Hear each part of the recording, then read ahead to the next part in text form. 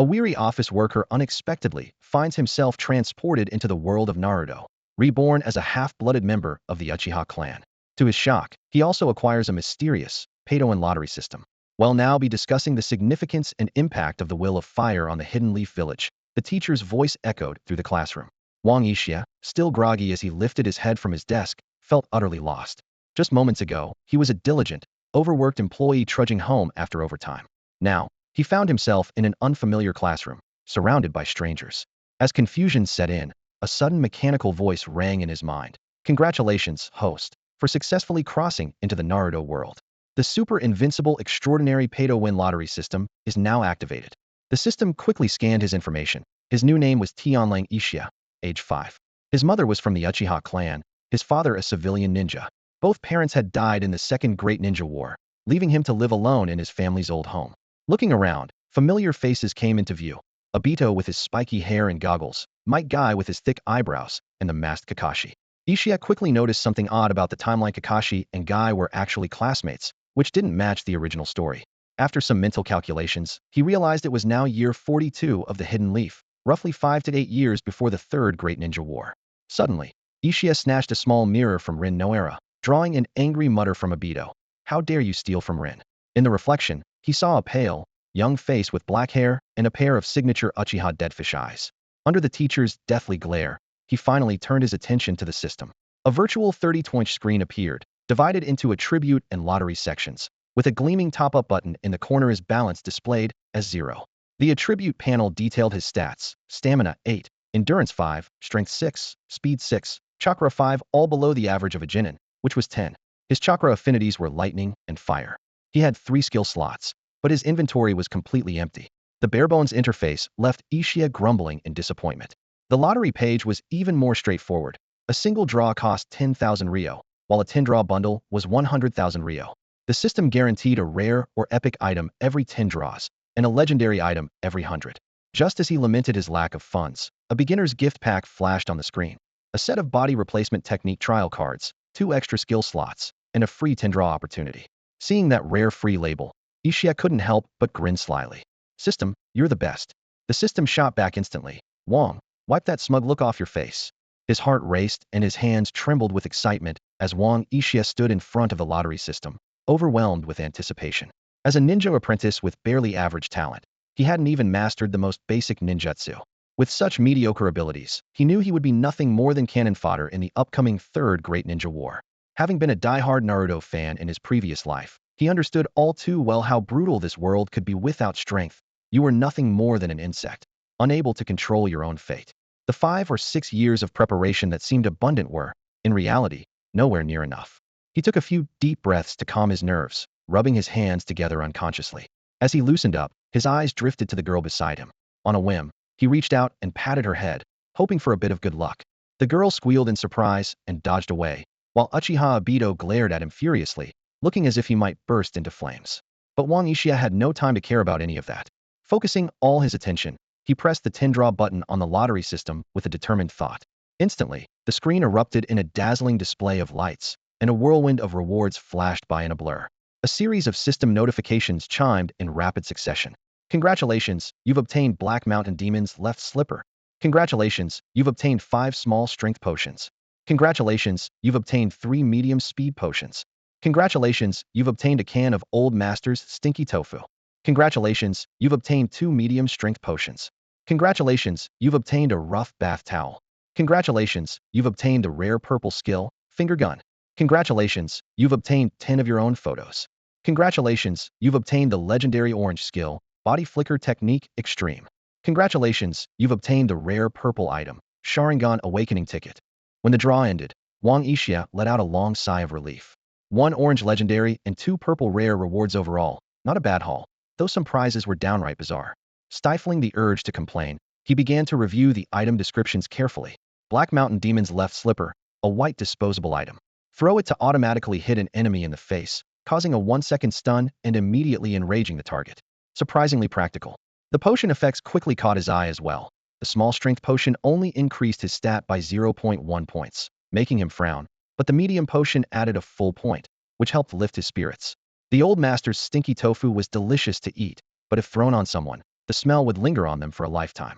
The rough bath towel was as simple as it sounded painful to use, but it left your skin whiter. As for the 10 selfies, the system's only comment was, nothing to say except, you're handsome.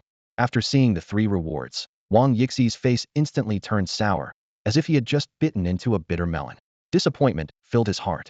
Aside from the photo, which barely had any collectible value, the other 2 items were practically worthless. Doubted he could even get 10 taels of silver for them at a shop, and the seller would probably try to haggle him down even more. Still, there were 3 purple tire rewards waiting for him, and a glimmer of hope sparked in his chest.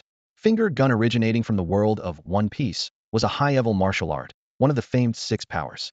It was said to deliver a blow as powerful as a bullet.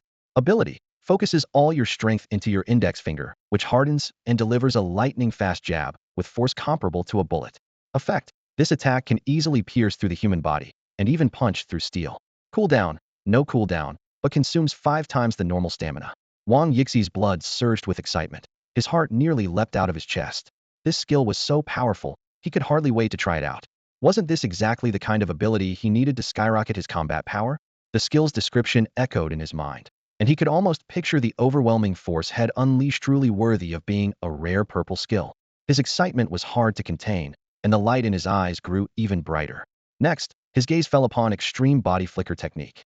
From the world of Naruto, the body flicker was one of the 3 basic techniques, but this version had been specially enhanced by the system, making it even more formidable, practically unbeatable in terms of speed. Ability forms a single-handed seal to instantly teleport anywhere within 10 meters, as long as it's within his line of sight. Cooldown: 5 seconds. Cost: 5,666 chakra.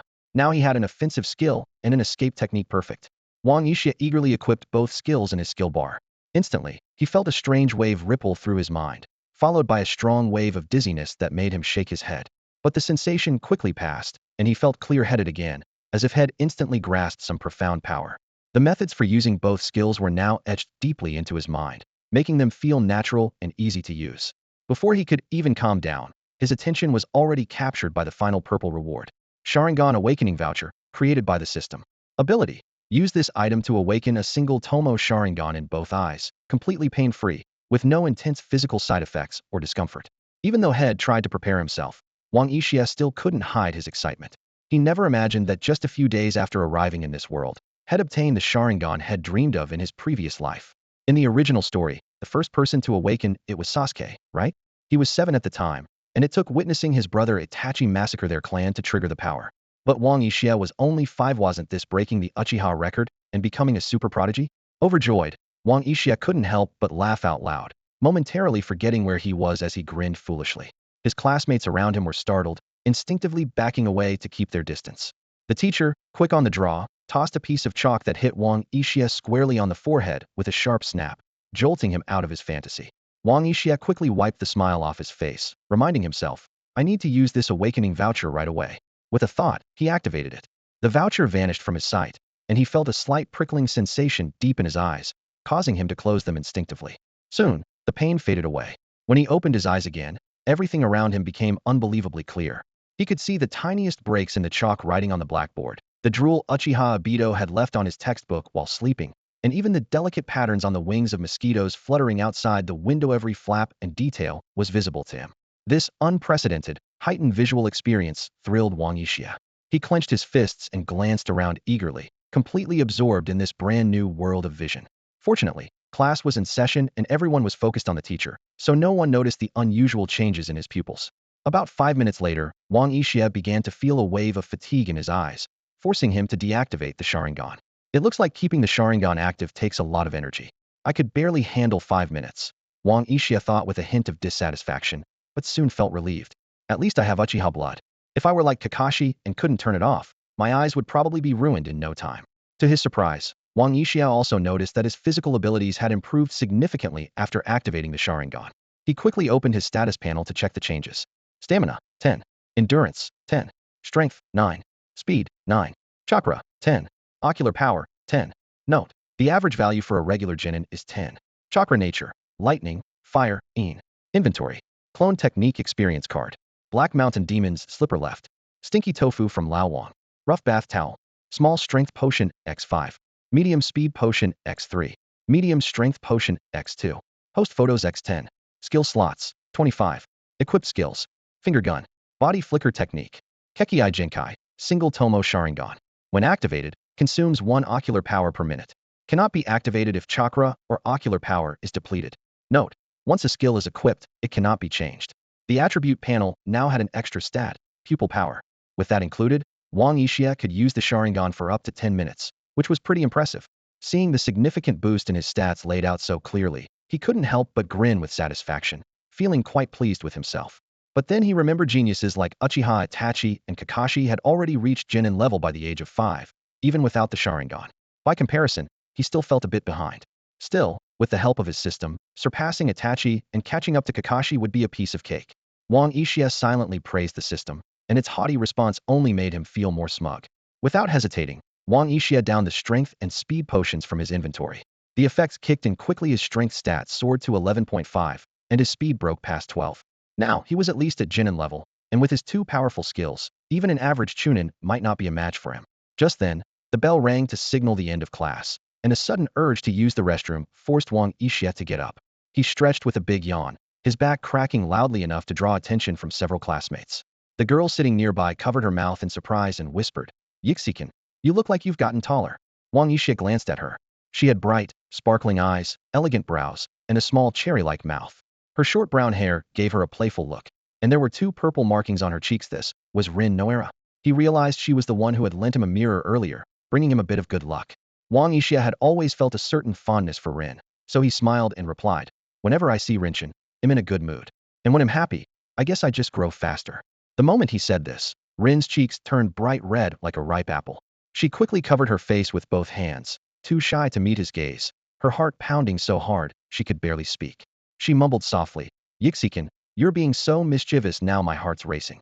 Just then, Rin's desk mate, Mike Guy, suddenly leaped up like an angry rooster, landing right in front of Wang Yixia and shouting, "Tianlang Yixia, how dare you tease Rinchin? I challenge you to a duel." At the same time, another boy in green jumped up and pointed at Kakashi, yelling, "Hey Kakashi, let's have a showdown for the sake of youth." Almost in unison, both Wang Yixia and Kakashi replied, Actually, I really need to use the restroom right now. Maybe next time, sorry." They both froze, glancing at each other with surprise and a hint of sympathy, maybe even a subtle sense of camaraderie. Kakashi was the first to look away, ignoring the indignant Might Guy, and headed out of the classroom. Wang Yixia, equally unfazed by Obito's furious glare, strolled after Kakashi. He didn't have any particular reason to follow him, just transmigrated, and honestly couldn't remember where the restroom was, so he figured he might as well tag along since Kakashi was headed the same way. Kakashi strolled toward the restroom with his hands in his pockets, moving at a relaxed pace. Despite his laid-back manner, his eyes casually swept behind him, clearly aware that someone was following. When he glanced back, he saw it was Wang Yixia, but he didn't seem to care and continued on his way. As he reached the corner near the men's restroom, Kakashi suddenly stopped and stepped back without warning. Thud! A fist-sized rock crashed to the ground less than a meter in front of him, kicking up a cloud of dust. Kakashi looked up to see 2 teenagers in Uchiha clan attire standing at the end of the narrow alley. He recognized the one in front, Uchiha Foam, a senior student, who was tossing a rock in his hand and watching him with a half-smile. Seeing Kakashi easily dodge the attack, Uchiha Foam wasn't surprised. Instead, he smirked provocatively. "White-haired kid from the Hatake family, I heard you taught my younger cousin a lesson yesterday." Kakashi scratched his head as if trying to recall, then shrugged. "Now that you mention it, I think that did happen." He pointed lazily at the boy behind Uchiha Foam. He introduced himself at the time, right? Wasn't he called Uchiha Sure or something? Idiot. "My name's Uchiha Chi." The boy exploded in anger. "Oh, sorry about that," Kakashi replied with an indifferent grin. "There are so many people like you jumping out to challenge me every day. I must have mixed up the names. But hey, it's all the same. Don't take it personally." He waved dismissively and turned to leave. "You bastard," Uchiha Chi shouted, trembling with rage. He drew a kunai and lunged at Kakashi. Uchiha Foam quickly stopped him, his expression dark as he glared at Kakashi. "No outsider gets to discipline someone from the Uchiha clan. You've crossed the line, Hatake." Kakashi sighed impatiently. "Trying to make an example out of me, huh? What? You want to teach me a lesson?" "Exactly," Uchiha Foam replied. As soon as he finished speaking, he pushed off the ground and shot toward Kakashi like an arrow. Seeing how fast and aggressive Foam was, Kakashi finally dropped his nonchalant attitude. His eyes turned cold as he took a defensive stance, ready to face the challenge. At that moment, they blocked the way to the restroom. Wang Yixia, desperate to relieve himself, just wanted to squeeze past Kakashi and get inside. But as he stepped in front of Kakashi, someone suddenly rushed at him, cutting off his path. Uchiha Foam, focused on his attack, didn't even notice Wang Yixia. As he barreled forward, He realized the person in front looked familiar, but couldn't place him. Without slowing down, he shouted, "Move." Startled, Wang Yixia saw Feng charging at him, barely half a meter away. Panic set in, and he instinctively raised his right hand, delivering a loud slap straight to Feng's cheek. The blow landed hard. Feng's face hit the ground with a thud, and his body jerked uncontrollably.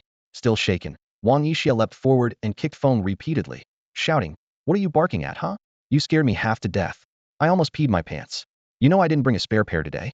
Uchiha Chi hesitated, wanting to help, but Wang Yixi's fierce glare froze him in place. After about a minute of kicking, Wang Yixia finally calmed down. Realizing a crowd had gathered to watch his outburst, he felt a little awkward. He cleared his throat, brushed the dust off his clothes, and strode into the restroom as if nothing had happened. Kakashi glanced at Feng, still twitching on the ground, then at Wang Yixia, who had already regained his composure, and walked away. A flicker of surprise crossed his eyes before he followed after him. Men's restroom. Wang Yixia stood in front of the urinal, relieving himself while wondering where the original owner of his body had stashed all his savings. If he wanted to get stronger, he'd have to keep drawing prizes, and that meant spending money in endless pit. Still, if he wanted to survive, he had no choice but to grit his teeth and dive in. As he was lost in thought, someone stepped up beside him. Wang Yixia glanced over and, to his surprise, saw Kakashi. Seriously? Even now, people can't keep a space between urinals? How rude. Wang Yixia grumbled inwardly, scooting a bit further away with a look of annoyance. Kakashi paused, clearly sensing the rejection, though he couldn't quite figure out why. He felt a bit lost after all. As a kid, it was usually others who wanted to get closer to him. This time, he had tried to start a conversation and ended up getting brushed off. It stung a little, and the words he'd meant to say got stuck in his throat. In the end, he just looked down and finished his business in silence. It wasn't until Wang Yixia was done that Kakashi managed to pull himself together and awkwardly said, Tianlang, about earlier, sorry about that. I didn't expect you to get dragged into it."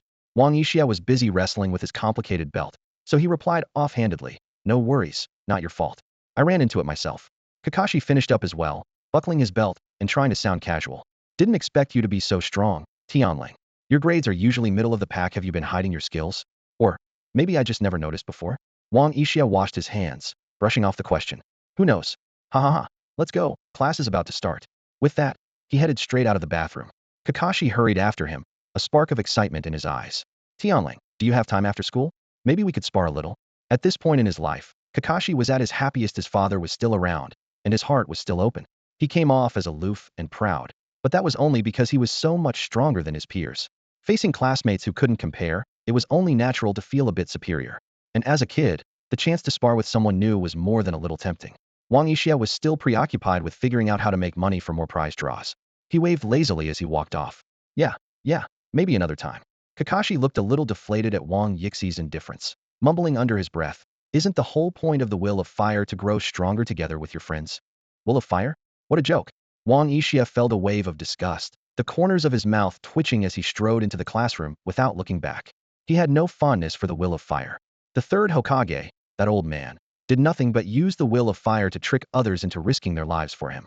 He was useless. Konoha was a mess under his watch, yet he still had the nerve to call himself the strongest Hokage. Honestly, calling him useless was already giving him too much credit. Kakashi stood there in a daze, staring at Tianlang's face, clearly confused by the strong look of disgust he saw. Was that disgust directed at him, or at the will of fire itself?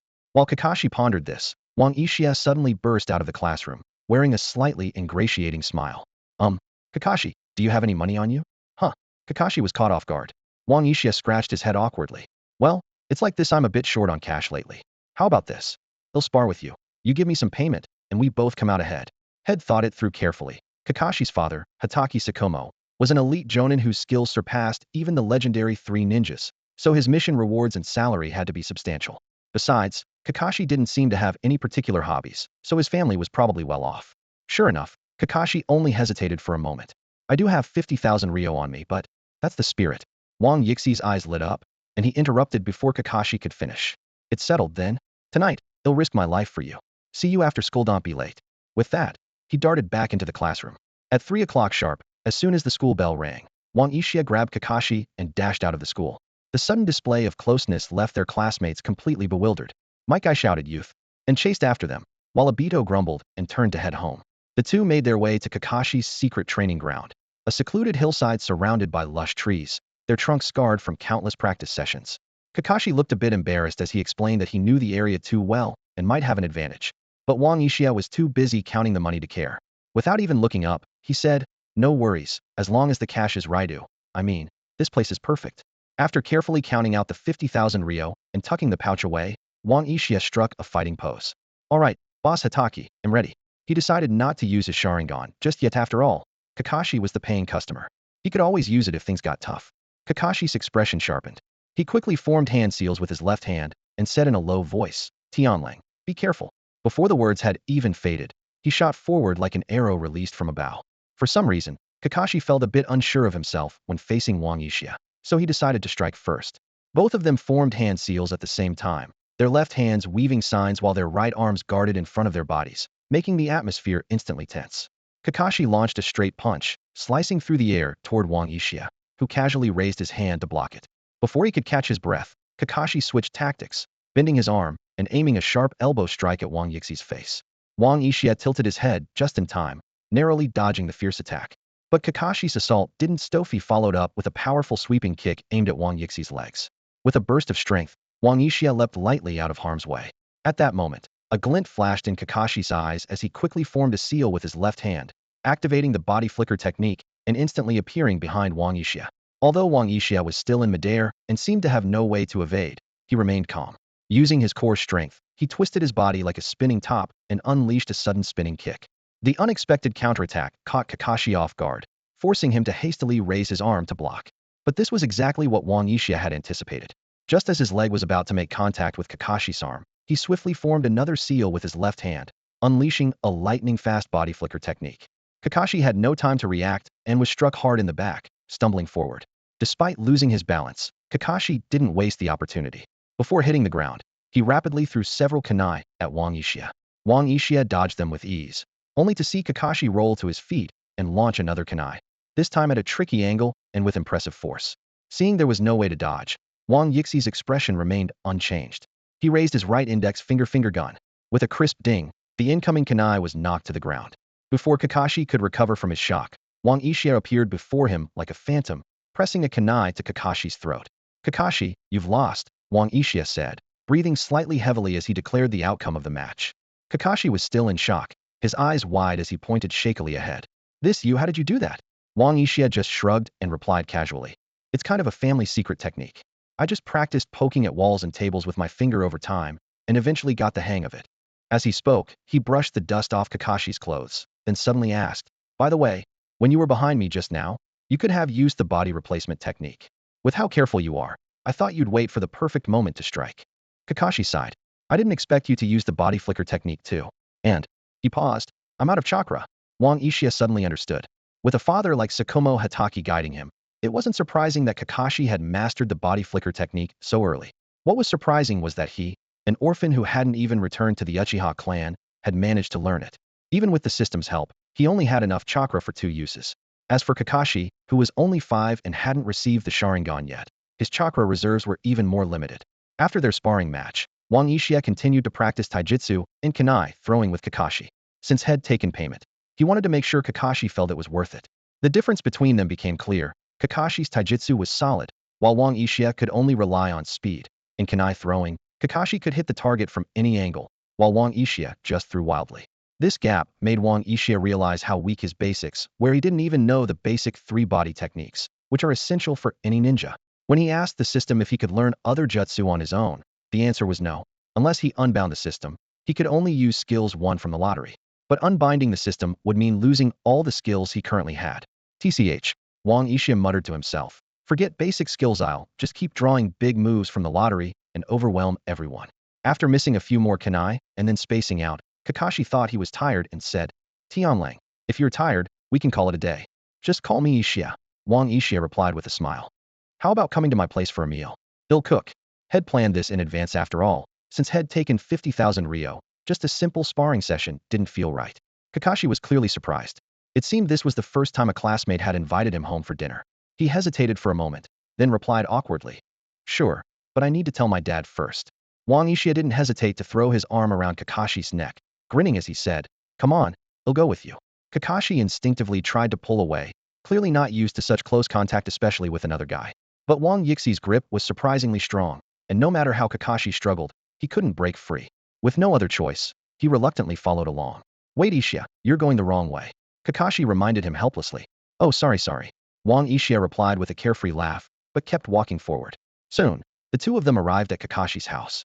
Wang Ishia immediately let go of Kakashi's shoulder, straightened his clothes, spat into his palm, and carefully smoothed his hair until it was neat. He looked meticulous and well put together.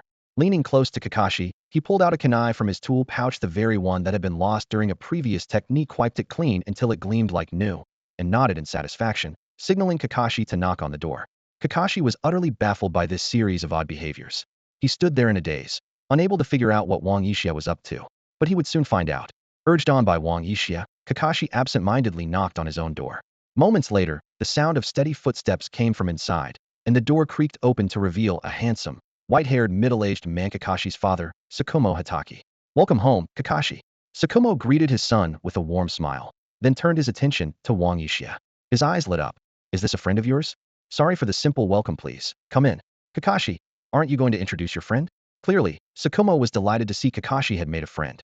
By now, Wang Ishia had transformed into the picture of politeness, his face beaming with a charming smile. In a gentle voice, he said, Hello, Mr. Hatake. My name is Tianlang Ishia. I'm Kakashi's classmate and close friend. I hope I'm not imposing by coming over today. Please forgive the sudden visit. As he spoke, Wang Ishia presented the kunai had taken from Kakashi's belt to Tsukumo, looking a bit embarrassed. I've often heard Kakashi speak of your heroic deeds, and I've admired you for a long time. Meeting you today, I can see you're every bit as impressive as the stories say, talented, upright, and truly remarkable. I'm an orphan and don't have much, but this is the best gift I can offer. It's not much, but I hope you'll accept it. Tsukumo was genuinely touched, almost to the point of tears. He took the kunai and replied warmly, Thank you, my boy. This is the most precious gift I've ever received. I truly appreciate it. Please keep spending time with Kakashi and share your kindness, resilience, and character with him. I'm counting on you. Wang Ishia looked deeply moved, his voice trembling slightly. Sir, I never expected you to be so gracious and generous. I'm really touched. Please, you must come to my place to chat sometime. Kakashi stared at Wang Ishia in utter confusion, having no idea what he was up to. What was even stranger was that his father seemed to be completely taken in by Wang Yixi's words. In the end, though, Kakashi didn't expose Wang Ishia. It wasn't out of kindness, just didn't want his dad to think he had bad judgment in friends. When Kakashi told Tsukumo he'd be going to Wang Yixi's house for dinner that night, Tsukumo's heart practically melted. What a good kid. Not only does he spar with you, he's even inviting you over for dinner after. Kakashi, you're lucky to have such a friend. Yixi's life is already tough enough. How can we let him treat you? With that, Tsukumo pulled out a thick wad of cash, at least 70 or 80,000 taels, and stuffed it into Wang Yixi's hands. He spoke gently. Ishia, I'm entrusting Kakashi to you. Take this as a thank you gift from me, or just use it for dinner tonight. Please accept it. Wang Ishia was so moved, he could barely speak. Sir, I never imagined you'd be so generous and kind. You're so polite and sincere. I'm really touched. Please come visit me and chat with my family often. I'd love to sit and talk with you right now. Huh. Kakashi, why are you pulling me away? Sir, I don't want to leave. Wang Ishia protested as Kakashi dragged him out the door.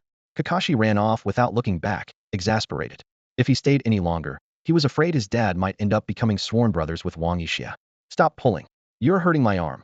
Wang Ishia finally managed to break free from Kakashi after being dragged for several hundred meters, bending over to catch his breath while rubbing his reddened wrist. He complained, What's your rush, anyway? Kakashi shot him a sideways glance, sounding annoyed. If we'd stayed any longer, I might have died from embarrassment. Tianlang, how did you get such thick skin? Kakashi, Wang Ishia immediately straightened up, putting on a patient, instructive air. Making your father happy is the secret to a great father-son relationship. It brings you closer, puts him in a good mood, and makes your bond stronger. Don't you get that? He added, feigning hurt. I was thinking of you, you know. How can you blame me? Don't you have a conscience? With that, Wang Ishia shoved his hands in his pockets and strolled ahead, trying to look cool. Kakashi was left speechless by his twisted logic and could only mutter, You're really good at making excuses. He put his hands behind his head and followed at a leisurely pace. As his gaze drifted to Wang Yixi's back, he thought to himself, Friends, huh? It's not so bad. With the money given by Hatake Tsukumo, Wang Ishia dragged Kakashi straight to the market. The moment they arrived, he started buying meat in bulk from the butcher's stall. After all, if he'd taken the money, he had to make sure it was worth it. Once they finished shopping, Wang Ishia led Kakashi back to his Placia two-bedroom apartment with a small courtyard in the city center. It was perfect for a family of 3, and even with an extra person, it didn't feel crowded. But now that Wang Ishia lived alone, the place felt a bit empty. It was Kakashi's first time visiting someone else's home, so he was noticeably awkward. Wang Ishia laughed and pushed him down onto the tatami mat. Make yourself at home. There's hot water in the kettle. Help yourself. He'll cook and call you when it's ready. With that, he took the groceries into the kitchen. The kitchen was fully equipped, showing just how comfortable his parents' life had been. Drawing on the cooking skills Head honed living alone in his previous life, Wang Yixia got to work right away. The clatter of pots and pans mixed with his casual humming filled the air. Listening to the sounds from the kitchen and Wang Yixi's scattered singing, Kakashi gradually relaxed. It was a new experience. His father often cooked for him, but having a friend in the kitchen felt completely different. For a moment, he wanted to join Wang Yixia and cook together, but in the end, he held himself back. Perhaps he was worried that it might seem impolite, or maybe he just didn't want to spoil the cozy atmosphere. Kakashi told himself quietly, next time. He'll definitely do it next time. Before long, the dining table was covered with a feast of colorful, aromatic, and delicious Chinese dishes. The braised pork ribs gleamed with a rich, glossy sheen, filling the air with a mouth-watering aroma. The steamed salmon was tender and moist, topped with vibrant green scallions. The sweet and sour shrimp balls were crystal clear, with a perfectly balanced tangy sauce. The cumin lamb was fragrant and savory, its distinctive spice instantly awakening the senses. There was also a pot of bok choy and beef meatball soup, with a rich broth and springy, flavorful meatballs. For dishes and one soup simple homestyle fare, yet in the world of Naruto, they felt especially unique. The enticing smells instantly awakened Kakashi's taste buds, which had long grown accustomed to bland meals, leaving him genuinely moved. Compared to his usual food, these Chinese dishes were nothing short of exquisite, a testament to the renowned artistry of Chinese cuisine. Watching Kakashi practically drooling, Wang Yixia couldn't help but feel a surge of pride. My cooking just keeps getting better. Look at Kakashi, he's nearly drooling. I can't imagine what kind of junk he usually eats. After silently mourning for Kakashi for 3 seconds, Wang Yixia waved his hand and, catching the eager look in Kakashi's eyes, couldn't help but laugh. Let's eat. Kakashi had no time for manners. He grabbed a piece of braised pork rib and stuffed it into his mouth, savoring the rich, meaty flavor as it melted away almost instantly. Even though it was so hot it made him wince, he couldn't bear to spit it out. While Wang Yixia was still serving the rice, the plate of braised ribs was already empty. Annoyed, Wang Yixia reached over and gave Kakashi a light smack on the head, exclaiming, "Hey, save some for me, you glutton." Kakashi didn't mind at all, completely lost in the world of delicious food. With his left hand, he kept popping ribs into his mouth, while his right hand deftly picked up 3 shrimp balls. Chewing and mumbling through a full mouth, he said, so good. MMPH, I can't believe how tasty this is. MMPH. By the end of the meal, Wang Yixia had only managed to snag a single fish head Kakashi ate, so quickly, he barely stood a chance. After dinner, Kakashi insisted on cleaning up the dishes. Though his mask hid his expression, the faint blush on his cheeks betrayed his embarrassment clearly. Even he felt awkward about how ravenously he had eaten. Once the table was cleared, the two climbed up to the rooftop, resting their hands behind their heads as they lay back and gazed at the stars. Wang Yixia had suggested a walk to help digest the meal, but Kakashi was so stuffed he said he could barely move, earning himself a look of mock disdain from Wang Yixia. Still, lying under the night sky of the Naruto world had a charm all its own. Compared to his previous life, the stars here shone even brighter. The cool evening breeze gently swept away the noise and restlessness of the day, quietly drifting into Wang Yixi's heart and easing the confusion and uncertainty he had felt since arriving in this new world. Another shooting star streaked across the night sky, leaving a silver trail in the darkness.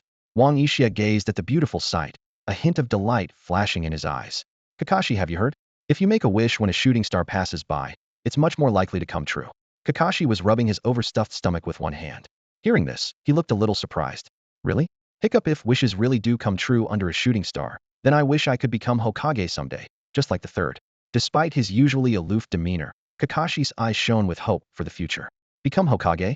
Wang Yixia leaned lazily against the tree trunk, a faint, knowing smile on his lips. I'm rooting for you. But that old fox, the third I'd advise you not to follow in his footsteps. Kakashi, still hiccuping, looked at Wang Yixia in confusion. Yixia, hiccup, you don't sound very respectful toward the third Hokage. Is there some kind of misunderstanding here? Misunderstanding?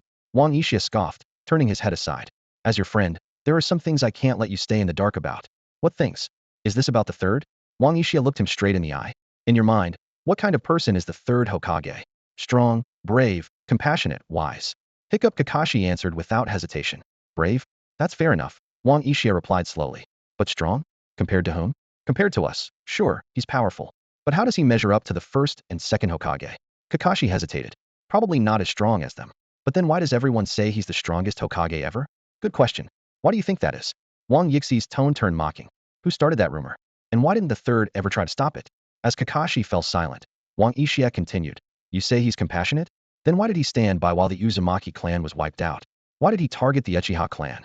Of course, I'm not speaking up for the Uchiha. I don't know much about what happened to the Uzumaki. Hiccup, maybe the village was short on manpower.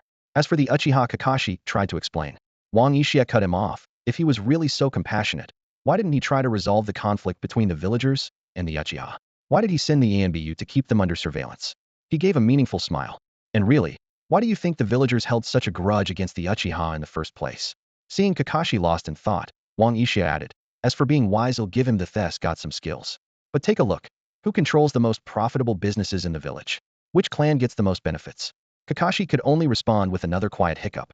At this point in time, the third Hokage hadn't yet done anything particularly controversial on the surface. However, relying on his deeper understanding of certain events, Wang Yixia tried to help Kakashi see the third Hokage's true nature. After all, having traveled to the world of Naruto and become friends with Kakashi, Wang Yixia didn't want to stand by and watch the same unresolved tragedies from his previous life play out again.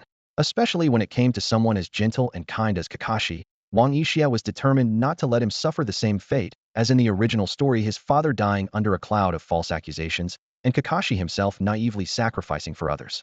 Even though Kakashi might not fully believe what Wang Yixia said right now, a seed of doubt had already been planted in his heart. From now on, if the third Hokage ever did anything questionable, Kakashi would inevitably think twice about it. Kakashi returned home in a daze. When Tsukumo Hatake opened the door for him, he was so lost in thought that he even forgot his usual greeting. His mind was filled with Wang Yixi's meaningful words. Tsukumo had never seen his son like this before and called out with concern, Kakashi, what's wrong? Snapping back to reality, Kakashi hesitated for a moment before saying, Oh, I'm home, Dad. Hiccup. Tsukumo looked at him worriedly. Kakashi, did something happen? Was the food Uchiha made not to your liking? Or, did you two have a fight? Tsukumo was full of speculation. Deep down, he was genuinely happy that Kakashi had finally made a friend. What's more, he liked Wang Yixia. Lothi was sweet-talking and knew how to make people happy. Tsukumo just worried that Kakashi's stubbornness would ruin their friendship. Thinking back to the delicious food from dinner, Kakashi couldn't help but swallow hard before answering seriously, No, father. Hiccup. Actually, Yixi's cooking was amazing, better than anything I've ever eaten. Hiccup. And we didn't have a fight. Tsukumo was surprised. What? Not only is Uchiha good-looking and has a pleasant voice, but he's also a great cook? Next time, do you think you could bring me along to, taste his cooking? He'll bring the ingredients. Kakashi hesitated. Father, actually, Uchiha talked to me about something today. Oh. Tsukumo paused. What was it? Kakashi hesitated for a moment, but in the end, he shook his head. It's nothing. After thinking it over, he decided not to tell Tsukumo what Wang Yixia had said. He could sense that Wang Yixia was trusting him deeply by sharing those things, and although he didn't know where that trust came from, he instinctively felt that betraying it would mean losing something incredibly important. Tsukumo felt both proud and a little sad, proud that his son was growing up and developing his own opinions, but sad that he was starting to have secrets of his own. He patted Kakashi on the shoulder and said sincerely, Kakashi, you did well. Loyalty to your friends is the mark of a true man. Kakashi, with his usual indifferent expression and deadfish eyes, replied, I'm going to my room to sleep. Tsukumo quickly added, Don't forget to find a chance to invite me for a meal. Kakashi sighed. You're not even pretending anymore, are you? Meanwhile, after seeing Kakashi off, Wang Yixia hurried back to his room, eager to tally up what he had gained today. Before his training match with Kakashi, Wang Yixia had nearly 100,000 taels in savings, more precisely, 90,200 taels, all hidden in a secret compartment in his bedroom wardrobe. Staring at the neatly stacked bills, he couldn't help but feel surprised. Although the village provided a basic monthly subsidy for war orphans, it was clear that most of this money was an inheritance left by his parents. This unexpected windfall soon grew even larger. First, Kakashi paid him 50,000 taels, followed by a generous gift of 80,000 taels from Tsukumo Hatake. Although he spent 19,000 taels on meals with Kakashi and groceries, that was more than enough for two 5-year-old kids. After a quick calculation, 200 plus 50,000 plus 61, 000 Wang Yixia now had a total of 201,200 taels on hand. That's enough for two tenfold draws, he thought, grinning foolishly at the thick stack of bills in front of him. Transcendent system, I want to top up. Wang Yixia called out excitedly. The system's prompt sounded immediately. Do. Master, I'm here. The recharge page is now open for you. Please enter the amount you wish to top up. Without hesitation, Wang Yixia entered 200,000 and confirmed. In an instant, 200,000 taels vanished from the pile. Do. Congratulations, you have successfully recharged 200,000 taels and received an exclusive first top-up gift pack. Huh, there's a bonus for the first top-up? Why didn't you mention this before? Wang Yixia was a little surprised. You were going to recharge sooner or later anyway, so what difference does it make? The system replied indifferently. And what happened to calling me master? Where's your manners? Do you have any money left? Wang Yixia silently returned to the main page and found the barely noticeable gift pack button. He tapped it with his mind, and the screen instantly burst into dazzling effects. Glitter, streamers, and fireworks filled the display. Clearly, recharging came with special treatment. The system began announcing his rewards. Congratulations. You have received the legendary skill Flash, Wind Attribute Chakra, 20 customizable attribute potions, and 3 skill upgrade cards. Wang Yixia immediately checked the details of the Flash skill. Instant teleportation within a 100-meter radius, usable 10 times per day, with no cost. This is even better than Flying Thunder God, he exclaimed, equipping the skill right away. As for the other rewards, the Wind Attribute Chakra fused automatically, and he decided to save the attribute potions for later. But the skill upgrade cards caught his attention. Without hesitation, he used one card to upgrade Flash. The results were immediate. The teleportation range doubled to 200 meters, and the number of daily uses increased to 20. Eager to upgrade further, Wang Yixia tried again, only to be met with a system prompt. Upgrading Legendary Skill Flash 2.0 requires 5 skill upgrade cards. Wang Yixia decided to hold on to the remaining 2 skill upgrade cards for now, planning to make a decision after the lottery was over. His finger glided lightly across the screen as he tapped into the lottery page, his fingertips trembling slightly, fists unconsciously clenched. 10 draws go. The cursor flashed across the screen like a gust of wind, disappearing in an instant. System notifications chimed one after another. Congratulations. You've received 3 Sharingan upgrade cards. 1 strength potion, 1 speed potion. Improved watermelon seeds, the invincible giant banana. Skills, heavenly net, shave. And the legendary golden skill, illusion immunity. Wang Yixi's eyes lit up instantly. 3 Sharingan upgrade cards meant he was one step closer to the Mangekyo Sharingan he had dreamed of, not to mention that legendary skill. His finger was already itching to press the 10 draw button again. The cursor flashed once more, bringing a fresh wave of rewards. Congratulations.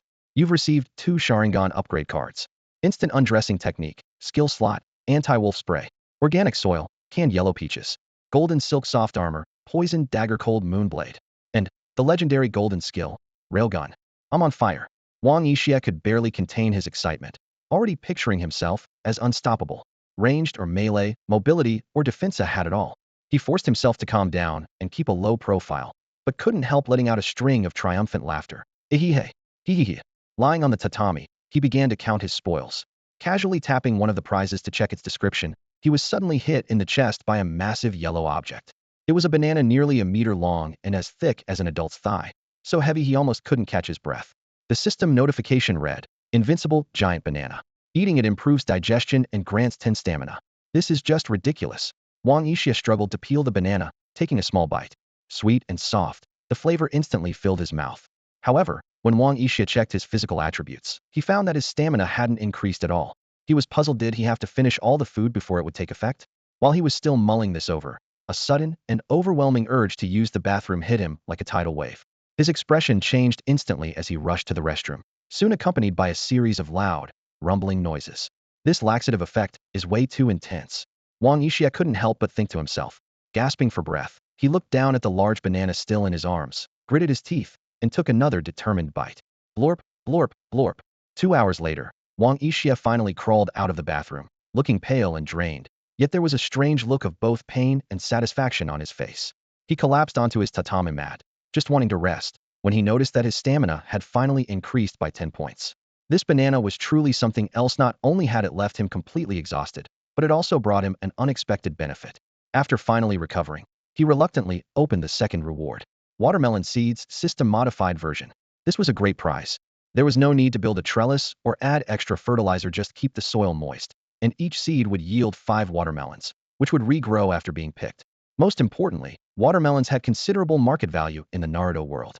This meant that once they matured, he could sell them for money and keep drawing more rewards. Excited, Wang Yixia put the seeds away and moved on to the next prize. Organic Soil 1000 kg. This soil was packed with nutrients and could double the growth rate of any plant. Just imagining the effect of growing watermelons in this soil made him feel delighted. It was a perfect combination. The next prize, however, was a bit awkward. Rong Mama's embroidery needle. It was a needle for sewing or embroidery, but it could also be used as a weapon. Wang Yixia raised an eyebrow and casually clicked on the next reward. Heavenly Net Trap Technique. This skill, surprisingly, came from Ipartment and was rumored to have been created by Hattori Hanzo. It involved making a trap with a basket, a stick, and a long rope, and would guarantee catching a fox within 5 minutes. Wang Yixia couldn't help but laugh. What use could he possibly have for this? He scrolled on. Instant undressing technique. This skill, from Crayon Shinchan, allowed him to instantly remove his clothes without damaging them. Wang Yixia rubbed his forehead, deciding not to think too much about its practical uses. Pepper spray. This was a blend of spicy substances like chili and mustard, refined and mixed together. When sprayed in an enemy's face, it would make their eyes burn and water, cause uncontrollable coughing and sneezing, and set their airways on fire. This was definitely an effective way to subdue enemies without causing real harm or legal trouble. Nodding in satisfaction, Wang Yixia moved on to the next item, canned yellow peaches. This can was packed with vitamin C, fiber, and carotene. Eating a single peach slice would instantly restore 10 points of stamina and 10 points of chakra, and drinking the syrup could cure any kind of poisoning. This was practically an essential item for survival. With 2 powerful items in hand, Wang Yixia was in great spirits. Next, he planned to check out the top-tier rewards. By his estimate, this wave of prizes would at least double his strength, maybe even more. However, as soon as he checked the first top-tier reward, he was almost scared out of his wits. Sharingan Upgrade Card 11. He had expected a Mangekyo Sharingan reward, but instead found upgrade cards for the Sharingan. Using these cards, he could upgrade a single Tomo Sharingan to a double Tomo Sharingan, but it actually required 10 cards just to reach the double Tomo stage. Wang Yixia exploded. What the hell? Where's my Mangekyo? He couldn't help but curse. Stupid system. You must have been made by Penguin. The system coolly replied, that's slander. You're slandering me. Wang Yixia was even more frustrated, but he still had to deal with the rest of the rewards. Wang Yixia was seething with anger, cursing nonstop for quite a while. He took a deep breath to calm himself down. Fine, a Tutomo Sharingan it is. He'll just earn more money, top up, and keep drawing. Sooner or later he'll get the Mangekyo. Now that's what I call teachable. The system suddenly chimed in. Wang Yixia couldn't be bothered to respond to the system's mocking tone. He simply clicked to use the Sharingan upgrade card. The now familiar sting returned, but compared to the pain he felt when he first awakened his eyes, this time it was much milder. When he opened his eyes again, a new, elegant Tomo had appeared in his crimson pupils, and he could feel every attribute in his body increase by 5 points. He took a moment to savor his sharper vision after the upgrade, then slowly deactivated his Sharingan. Glancing at the last upgrade card in the system's interface, he tried to use it. Beep. To advance your Sharingan to 3 Tomo, you need to use 100 Sharingan upgrade cards. This damned system. Wang Yixia gritted his teeth.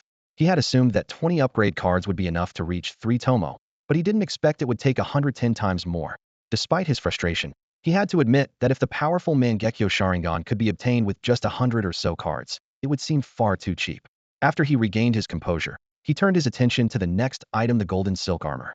This treasure, originating from the deer and the cauldron, was something Wei Xiaobao took from Oh Boy's home. It was known for being impervious to blades and bullets, and keeping its wearer warm in winter and cool in summer. Overjoyed, Wang Yixia quickly put on the golden silk armor, which fit him perfectly. In a world where ninjas typically had high attack but low defense, this armor would at least help protect him from sneak attacks. Even though he might outgrow it as he got taller, by then he'd likely be strong enough to defend himself. Next, he took out the poison dagger, Hanwha blade. This legendary weapon, forged by Lady Su during the Warring States period and later used by Jing Ku in his assassination attempt on the Qin Emperor, was about a foot long. Its dark green blade glimmered under the light, elegantly curved yet deadly. The blade was laced with a potent poison and emitted an intense chill. Anyone wounded by it would have their blood frozen and meridians shattered. He gripped the hilt and gave it a few experimental swings, finding the balance and feel exceptional. Channeling chakra into the blade was smooth and effortless. No wonder it's a treasure passed down from our ancestors, he thought to himself. He briefly considered giving it to Kakashi, but quickly dismissed the idea someone of Kakashi's status surely wouldn't care about such a token from him. After putting away the Hanwha blade, Wang Yixia moved on to the last item, high-level martial art from the world of One Piece. Soru, one of the 6 powers. Wang Yixia carefully examined the details of his newly acquired skills. The first one, called Instant Step, allowed him to stomp the ground at high speed dozens of times within 0.36 seconds, using explosive reactive force to dash up to 10 meters in an instant. This skill had no cooldown and only required 5 stamina points per use. Another mobility skill, not bad. Wang Yixia nodded with satisfaction and moved on to the next one.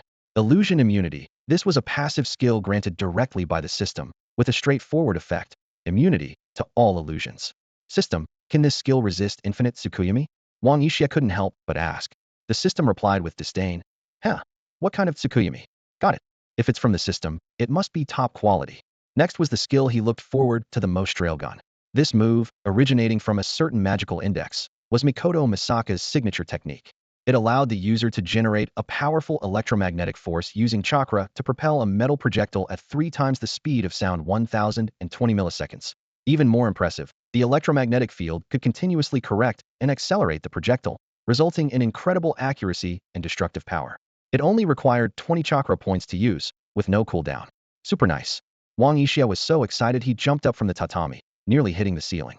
He immediately decided to use his last 2 skill upgrade cards on his gold tier skills. The system quickly chimed in. Beep, congratulations, host.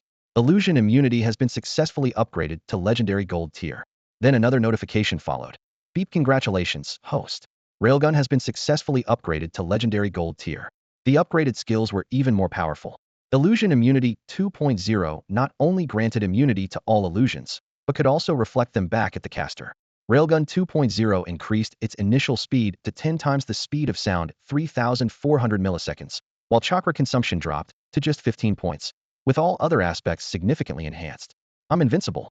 Absolutely unstoppable. With these skills, even if I face the Hokage, I do have the confidence to take him down. Wang Yixia bounced around the room in excitement. After calming down, he realized a problem. Despite possessing such powerful skills, his own attributes limited him could barely use these skills once or twice before exhausting himself. In particular, with his current stats, he couldn't even use Railgun a single time. Fortunately, he still had a good stock of attribute potions, 20 bottles of customizable potions, plus 1 strength potion and 2 speed potions from the lottery. After thinking it over, he decided to use 10 of the customizable potions to boost his chakra, preparing himself to use Railgun. This stingy system really holds back. Up to now, it's only ever given me medium-sized potions. Who knows how much a large one would add? Wang Yixia muttered to himself, eyeing the remaining 10 customizable potions and the other attribute potions.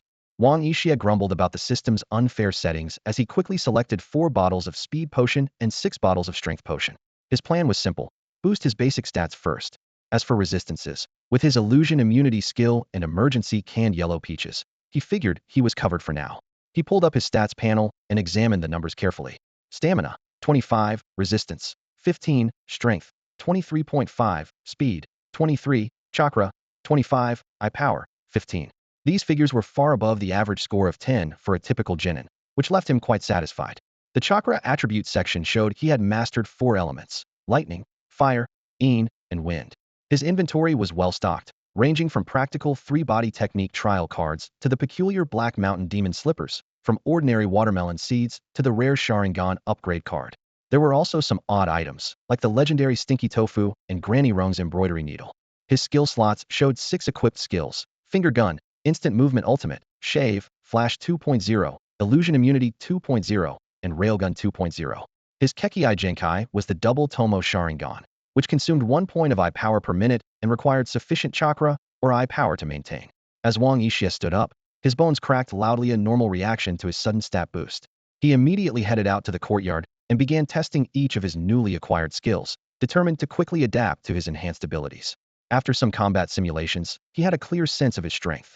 Even without using any skills, he could hold his own against an average chunin for several rounds. With his skills, he could take on 1 or 2 elite chunin. With the help of various items, he might even have a shot against a jonin.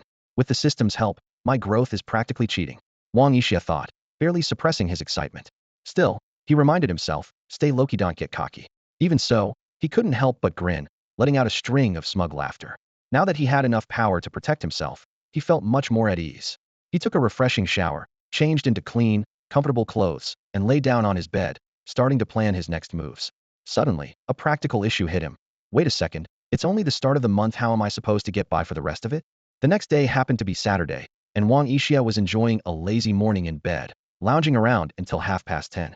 Eventually, his growling stomach got the better of his laziness and forced him to crawl reluctantly out from under his warm covers.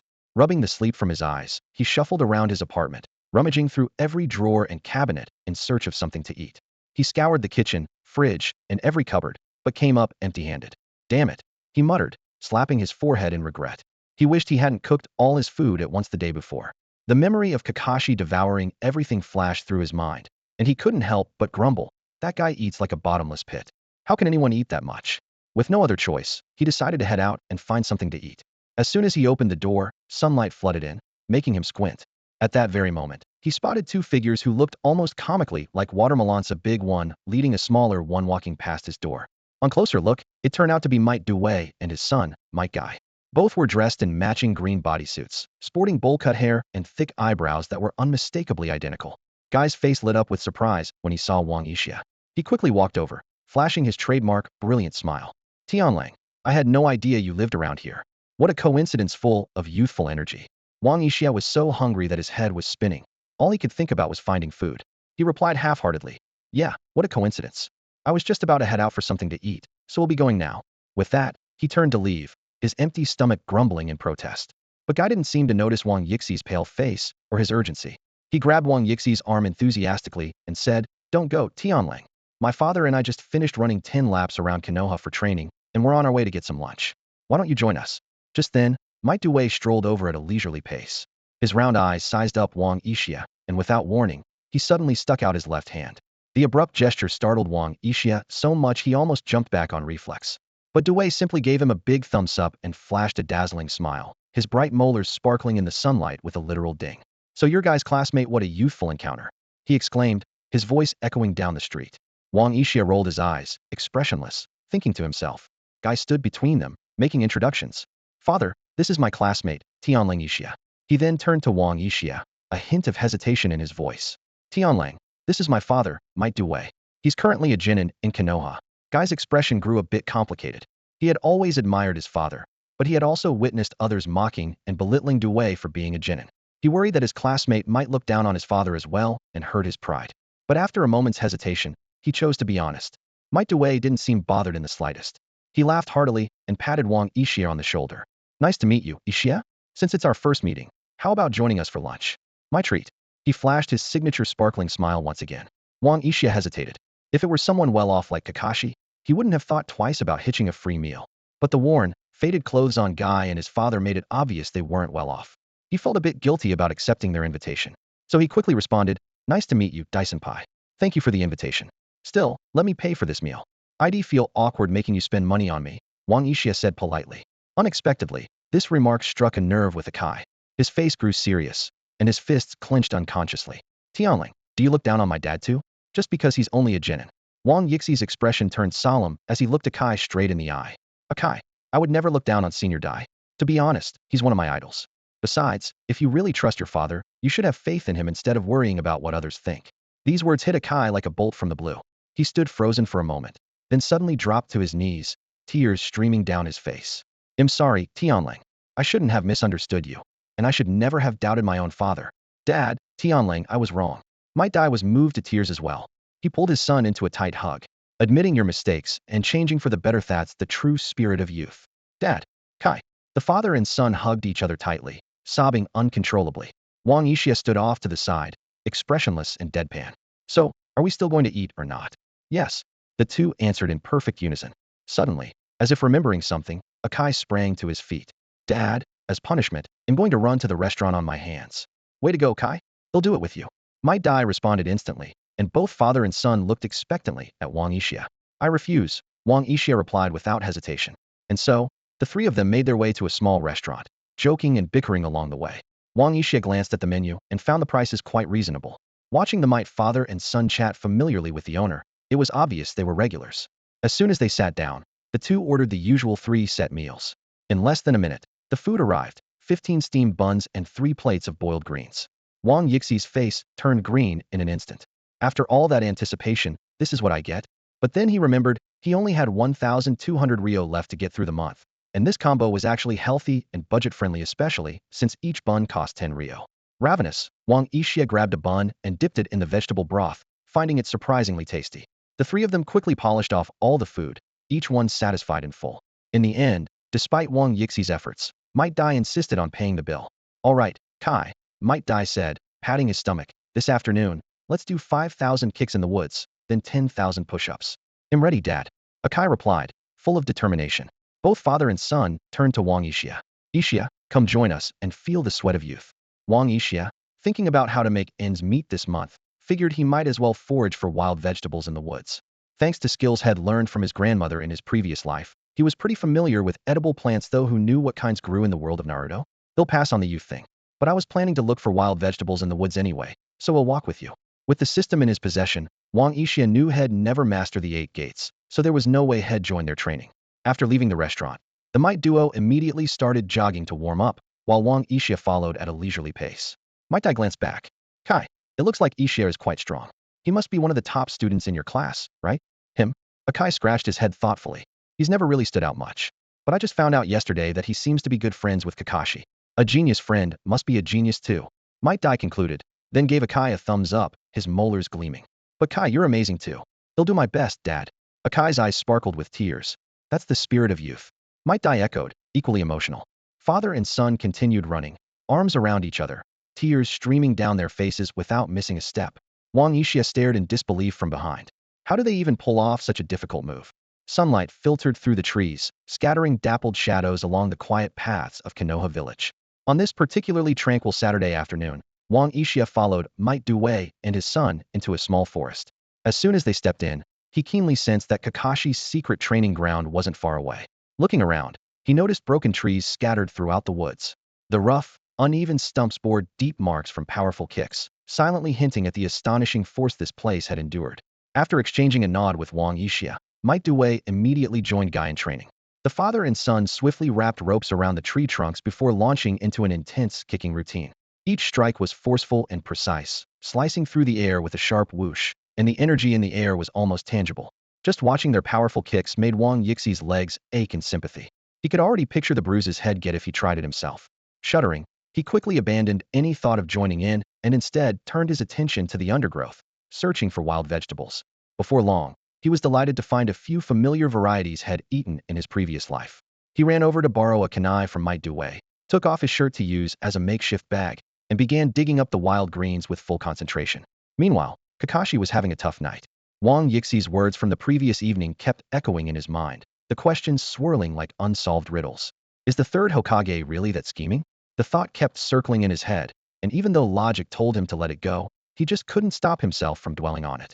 After a sleepless night, Kakashi appeared distracted the next day. Even when Tsukumo Hatake urged him to start training, his performance was lackluster. Tsukumo trained with him all morning, patiently pointing out flaws in his technique, and only paused at noon to prepare a simple lunch for the two of them. Watching his son's absent-minded expression, Tsukumo couldn't help but wonder, was it something Isshin said yesterday? Or does he just prefer Yixi's cooking over mine? He glanced at Kakashi from time to time, but never asked directly. After lunch, Kakashi stood up, ready to head out. The unanswered questions still nagged at him, urging him to find Wang Yixia again. Even though he already had a vague answer in his heart, he still wanted to hear it from Yixi's own mouth. Even Kakashi himself found his behavior a bit odd, but he just couldn't help it. As he saw Kakashi getting ready to leave, Tsukumo Hatake hurriedly called out, Kakashi, are you going to see Isshin? I have something I want to ask him. Kakashi replied lazily, yeah, something like that. Oh, then could you ask him if he'd like to come over for dinner tonight? Consider it a small token of thanks from us. Tsukumo shamelessly made the request, trying to sound serious, though he couldn't help thinking to himself. Ishia's cooking is so good, maybe I can score another delicious meal tonight. Kakashi rolled his eyes and complained, Dad, could you not be so shameless? Tsukumo pretended not to hear him. As he wiped his short blade, he deliberately raised his voice. What did you say just now? Kakashi sighed in resignation. I said I'll ask him. Kakashi walked to Ishia's house and knocked on the door, but there was no answer. Peeking through the crack, he confirmed that nobody was inside and couldn't help feeling a little disappointed. After a moment's thought, he decided to head to the training grounds to practice for a while and check back later. However, as he approached the training grounds, he suddenly spotted 3 figures in the woods ahead. Looking closer, he saw 2 ninjas in green jumpsuits training intently, while a third person dressed in black seemed to be foraging for wild vegetables. That person looked just like Isshin. Kakashi narrowed his eyes to confirm, then blurted out, Are you kidding me? Isn't that Isshin? I've been looking for you everywhere, and here you are digging up wild greens. After his initial shock, Kakashi suddenly realized Isshin was actually foraging for food. Kakashi felt a pang in his chest, his eyes growing damp as his thoughts tumbled. So Isshin is this frugal, only willing to eat wild vegetables most of the time. Yet yesterday, he didn't hesitate to treat me to such a big meal. Sure, Kakashi had given Isshin 50,000 ryo, and Tsukumo had chipped in quite a bit for groceries too, but Kakashi conveniently forgot all that at this moment. In his mind, Isshin had become a poor orphan, scrimping and saving every coin to buy training supplies. After all, he knew ninja equipment could be outrageously expensive. A single explosive tag cost 2,000 ryo. At that moment, Isshin was completely absorbed in gathering wild vegetables, unaware that Kakashi was approaching. Suddenly, a pair of legs appeared in his line of sight. He instinctively looked up and found himself staring into Kakashi's slightly teary eyes. Issei jumped in surprise and quickly stood up, asking with concern, "Kakashi, what's wrong? Did Sakimo-senpai hit you, or something?" Realizing how he must look, Kakashi awkwardly rubbed his eyes and forced a smile. "It's nothing, just got some dust in my eye." But inside, he couldn't help thinking, "What's wrong with me? Why am I getting so emotional?" Just then, Guy noticed Kakashi's arrival. Like a leopard, he bounded over energetically and exclaimed, "Kakashi, what brings you here? Are you here for a youthful, passionate showdown? Let's sweat it out in the forest and show the true spirit of ninjas." Kakashi rolled his eyes and replied helplessly, "Don't get ahead of yourself. I just came to talk to Issei." Might Due also strolled over with a kindly smile. "Hello, Kakashi. I often hear Guy mention you. Thank you for looking out for him." Kakashi felt a little embarrassed by the praise and scratched his head, thinking, "I don't recall ever looking out for Guy. If anything, not beating him up is probably the nicest thing I've done for him. If he ever heard me say that, would he go all out against me?" Sensing Kakashi's discomfort, Issei quickly caught on and pulled him aside, saying to the might father and son, "Dai-senpai, I'll chat with Kakashi over there for a bit, so we won't interrupt your training." Wang Issei pulled Kakashi aside to a relatively quiet spot, his hands still busy cleaning the wild vegetables he had just dug up. Without looking up, he casually asked, "How did you know I was here?" Kakashi stood nearby, his eyes falling on Wang Issei's dirt-covered, yet nimble hands. Watching the practiced way he handled the vegetables, Kakashi became even more convinced that Wang Issei was used to working hard to support himself. His nose tingled, and he almost lost control of his emotions again. He sniffled softly, his voice carrying a barely noticeable nasal tone. "I went to your house to look for you, but you weren't there. I thought I'd go train for a bit, and I just happened to run into you here." Noticing that Kakashi seemed off today, Wang Issei set down the vegetables and gave him a curious once-over. His gaze finally settled on Kakashi's nose, and he frowned. "What's up with your nose? You keep sniffing." Caught off guard by the direct question, Kakashi grew flustered and quickly rubbed his nose with the back of his hand, forcing a weak smile. "It's nothing. Maybe I just caught a bit of a draft." Wang Issei rolled his eyes expressionlessly and replied in a deadpan tone, "But you're wearing a mask. How would a breeze get through just to hit your nose?" "There's just a lot of wind on the road of life," Kakashi answered seriously, his eyes crinkling into crescent moons. "Maybe you're just walking down the wrong road." Wang Issei shot back mercilessly. He stood up, brushing the dirt from his hands. "Kakashi, how come I never noticed you had this much nonsense to say before? So, what do you want from me?" Faced with Wang Issei's straightforward question, Kakashi hesitated, his gaze flickering as he slowly spoke. "Actually, it's still about what you said last night. There are some things I just can't wrap my head around. For example, is the third Hokage really like you said, with so many hidden sides? You didn't ask Shuameo-senpai?" Wang Issei was a little surprised, pausing in his work. With his experience, he might give you a different perspective. Kakashi shook his head, his silver hair glinting in the sunlight. "I didn't bring it up with my father. Since you were the one who told me these things, I want to hear the answer from you." Wang Issei felt a small wave of emotion. Honestly, even if Kakashi had discussed it with Tsukumo Hatake, it wouldn't have bothered him, since everything he said was based on facts. He put down the vegetables and patted Kakashi on the shoulder, a fond, almost fatherly smile appearing on his face. "Kakashi, you've really grown up. You know how to think for yourself and keep a secret for a friend." Kakashi dodged Wang Yixie's dirt-stained hand in disgust, muttering, "It's bad enough your hands are dirty, does your mind have to be too?" Wang Issei didn't get angry. Instead, he narrowed his eyes with a sly smile. "There are plenty of people with dirtier minds than mine. You'll see for yourself one day. The waters run deep in this village." Kakashi frowned, clearly dissatisfied with the vague answer. "What do you mean? Stop being so mysterious and only telling me half the story. It's normal for you not to understand right now," Wang Issei said calmly as he squatted back down to sort the vegetables. "After all, it hasn't happened to you, so it's hard to really relate. Some things you just have to experience for yourself, or at least observe and think more about, before you understand what's really going on." Kakashi, perceptive as ever, picked up on something in Wang Yixie's words. He stared intently at Wang Yixie's profile and pressed. "Are you saying something bad is going to happen to me? Do you know something?" Wang Issei paused for a moment, considering. Maybe a little hint would help Kakashi. He looked up, meeting Kakashi's gaze, and said meaningfully, "If I'm not mistaken, doesn't Shoma-senpai own a Hokage half-sleeve?" Kakashi was caught off guard by the sudden topic, his brows knitting together slightly. "Yeah, there is such a thing," he replied softly. "It was a reward my father received for completing an important mission. He always treasured it." He paused for a moment. "But what does that have to do with what you're saying?" Wang Issei narrowed his eyes and leaned in slightly.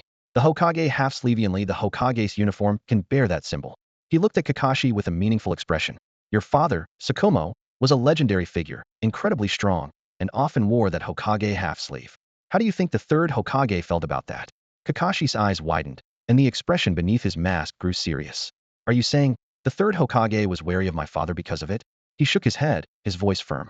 Impossible. My father never wanted to compete for the position of Hokage. Everyone knows his loyalty was always to Konoha. That's what people say. Wang Yixia stood up, hands in his pockets. But in the whirlpool of power, the truth on the surface is just the tip of the iceberg. The third was always obsessed with power. He turned and met Kakashi's gaze. Tsukumo had enormous prestige in the village. His strength and achievements were obvious to all. Add in that half sleeve, a symbol of the Hokage, and even if he had no interest in the position, it was bound to cause speculation. Do you really think the third Hokage wouldn't have felt threatened, even a little? Seeing Kakashi lost in thought, Wang Yixia walked over and patted him on the shoulder. Don't worry too much, Kakashi. Things might not be as bad as I'm making them out to be. I just wanted you to be prepared. He gave a gentle smile. Remember, whatever happens, I'll always be on your side. No one had ever promised Kakashi something like that before. A trace of warmth stirred in his heart, though he still retorted, yeah, right. You always come up with stuff that gives me a headache. Oh, Wang Yixia raised an eyebrow, grinning. I'm just helping you see reality clearly, so you can avoid trouble down the road. If something does happen, you'll thank me. Humph. Kakashi gave a dismissive snort. Maybe you're just trying to scare me, so you can show off how insightful you are. Wang Yixia put on a look of mock injury. Hey, I'm just looking out for you. If I hadn't said anything, you'd still be in the dark. Fine, fine. You're amazing, Kakashi said helplessly. But why is your head always full of these strange ideas? That's called thinking ahead. Wang Yixia said proudly, lifting his chin. With a brain as sharp as mine, I think of all sorts of things. You, on the other hand, Kakashi, shouldn't be so cold all the time. Learn from a life's much more interesting that way. Kakashi scoffed. I could never act as shameless as you do, always joking around. You don't look like a ninja at all. Hey, Wang Yixia raised his voice, pretending to be offended. You just don't get it. Even ninjas need to know how to enjoy life. Otherwise, it'd be pretty boring just fighting and killing all day. Take me. For example, I work hard to get stronger, but I also make time to forage for wild vegetables and improve my meals. Life's about balance, right? As soon as Wang Yixia finished speaking, Kakashi couldn't help but snort and said, You, living the good life? I caught you digging for wild greens, remember? Then, almost as an afterthought, he added, and I recall you splurging on a mountain of meat yesterday. Wang Yixia didn't look the least bit embarrassed. He replied confidently, that was to treat you properly. Today, I'm just being frugal and responsible. You get it, don't you? He looked so self-assured that even he found it a bit ridiculous. Kakashi was left speechless, his cheeks flushing just a little. He couldn't find any words to argue with Wang Yixi's frugal persona. Seeing this, Wang Yixia ignored him, picked up the wild vegetables head gathered, and headed toward Might Due and his son, muttering under his breath, honestly, eat your fill, and then complain about the cook never seen anyone so unreasonable. Watching Wang Yixia stomp off in a huff, Kakashi couldn't help but laugh. He called out, Hey, don't be so petty. My dad's inviting you over for dinner tonight, so don't forget to wear something clean. Without even turning around, Wang Yixia waved him off and replied casually, yeah, I got it. He'll be there later. But then Kakashi seemed to remember something, hesitating before shouting, Aishia, my dad heard you're a great cook, so he's hoping you'll make dinner tonight. Wang Yixia nearly tripped over himself in surprise. What kind of nonsense was this? Inviting someone over for dinner and then making the guest cook? Even if the Hatake family had strange traditions, this was a bit much. He was about to turn around and argue, but Kakashi had already vanished without a trace, clearly too embarrassed to stick around. Wang Yixia could only sigh in exasperation, telling himself that at least he'd get a good meal out of it. Ignoring Kakashi, Wang Yixia walked over to Might Due and his son. He took some of the freshly dug wild vegetables and placed them in Guy's hands. Senior Due, thank you for inviting me to lunch today. These are a small token of my appreciation. Please don't refuse. He pointed to the different plants and explained to Might Due, these are Aralia sprouts, which help dispel dampness, promote blood circulation, and strengthen the muscles and bones. These red Eleutherococcus have similar effects good for the joints and against rheumatism. And these dandelions can clear heat, detoxify, and reduce swelling. Wang Yixi's voice was steady and sincere, his eyes focused. He never hesitated to show genuine kindness to those who treated him well. The expressions of Might Due and his son gradually brightened, clearly touched by his sincerity. Might Due accepted the wild vegetables, a grateful smile spreading across his face. Thank you, Uchiha. This gift is exactly what we need. I really appreciate it. Guy straightened his back, placed his right fist to his chest, and his eyes sparkled with enthusiasm. Tianlang, you're someone worthy of respect. I'm proud to call you my friend. Can I call you by your name from now on? Of course, Wang Yixia replied with a warm smile and a nod. Suddenly, Might Due placed a hand on his son's shoulder, his voice trembling with emotion. Guy, this is what youth is all about. It's not just about persistence and hard work, but also about having companions and true friends. Dad, Guy called out, his eyes brimming with tears. Guy? Might Due replied, equally moved. Father and son hugged each other, crying openly, both tears and snot running down their faces. It was a moving scene, though a bit over the top. Wang Yixia stood off to the side, the corner of his mouth twitching. After saying goodbye to Might Due and Guy, Wang Yixia headed straight home. He took off his sweat and mud-stained clothes and enjoyed a refreshing shower. The warm water washed over him, clearing his mind. Once dry, he changed into clean clothes and leisurely made his way to Kakashi's house. All the way there, his mind was occupied with his plan to grow and sell watermelons. Wang Yixia knew that doing it all alone would be tough. He thought it through. First, there was the planting issue. His yard wasn't big, about 60 square meters, but the packet had 200 seeds, just enough to fill the space. Planting them alone was possible, but it would be exhausting, and Wang Yixia wasn't interested in making things harder for himself. Then there was the selling problem. With 200 seeds, and if each plant produced 5 watermelons as the system claimed, that would be 1,000 watermelons. Transport and sales would be a major headache. There didn't seem to be tricycles in the world of Naruto had never seen Oniso had have to rely on carrying them by hand. Buying a horse just to sell watermelons seemed ridiculous. And with school, he wouldn't have enough time to sell them all. If things followed the original story, Kakashi might graduate early in 3 months. Maybe he should apply for early graduation too, just to focus on selling watermelons? As he mulled over the problem, an idea suddenly struck Wang Yixia. 2 familiar figures in green flashed through his mind. He slapped his right fist into his left palm, a grin spreading across his face. That should do it. I really am a genius. With his plan sorted out, Wang Yixia felt great, and his steps grew lighter. Before long, he arrived at Kakashi's door. Straightening his clothes, he stepped forward and knocked 3 times. The door quickly opened. Tsukumo Hatake stood there in simple home clothes, a gentle smile on his face. Yixia, you're finally here. Wang Yixia quickly bowed politely, his face beaming with a smile. Senior Shuomao, it's so good to see you again. You're as handsome and spirited as ever, and your warmth and kindness always make me feel at home. He took out a neatly wrapped bundle of wild vegetables from his cloak and offered it with both hands. I'm sorry for disturbing you today. I dug up these wild greens especially for you. They're great for your health. Please, don't refuse them. Shuomo's hands trembled slightly as he accepted the vegetables, his eyes growing misty. Yixia, that's so thoughtful of you. I'm really touched, thank you. Standing off to the side, Kakashi couldn't help but get goosebumps. He quickly rushed over, grabbed Wang Yixia by the arm, and hurried him inside, slamming the door behind them with a loud bang, as if afraid the awkward scene would be seen by passers-by. Although the house looked a bit old from the outside, the inside was spacious and spotless. Shuomao personally poured Wang Yixia a cup of hot tea, which he accepted with both hands, his every gesture showing the utmost respect for his elder. Shuomao watched him, his eyes full of approval. After a few rounds of tea, Shuomao spoke up a bit sheepishly. Yixia, I have to admit, it's a bit embarrassing, but I'm afraid I'll have to trouble you to cook tonight. Neither Kakashi nor I are very skilled in the kitchen, and I doubt our cooking would suit your taste. Dad, that's the worst excuse ever. Kakashi rolled his eyes. Shuomao coughed lightly to cover his embarrassment. Don't worry about the ingredients, though I've already prepared everything. Kakashi, take Yixia to the kitchen and show him around. It's my honor to cook for you, Wang Yixia replied, standing up and bowing. Rest assured, I'll do my best to make a delicious dinner for everyone. Seeing his father on the verge of tears, Kakashi hurriedly dragged Wang Yixia into the kitchen. But as soon as they stepped inside, Wang Yixia dropped his polite demeanor, grabbed Kakashi, who was trying to sneak away. Don't even think about running off. You're staying to help me. He quickly checked the ingredients and began barking out orders. Wash the vegetables, clean the fish, devein the shrimp, mince the pork, chop the ribs, cut the chicken into chunks, and slice the beef against the grain. Hey, you're not holding back at all, are you? The chicken needs to be cut into chunks, not slices. Yeah, I got it. Slice the beef against the grain, or it'll be tough. All right. I told you to devein the shrimp, not pull off their heads. Don't you know how to do this? So picky. Talking back, are you? You're so annoying. Meanwhile, in the living room, Shuomao sipped his tea, listening to the bickering coming from the kitchen. A gentle smile spread across his face.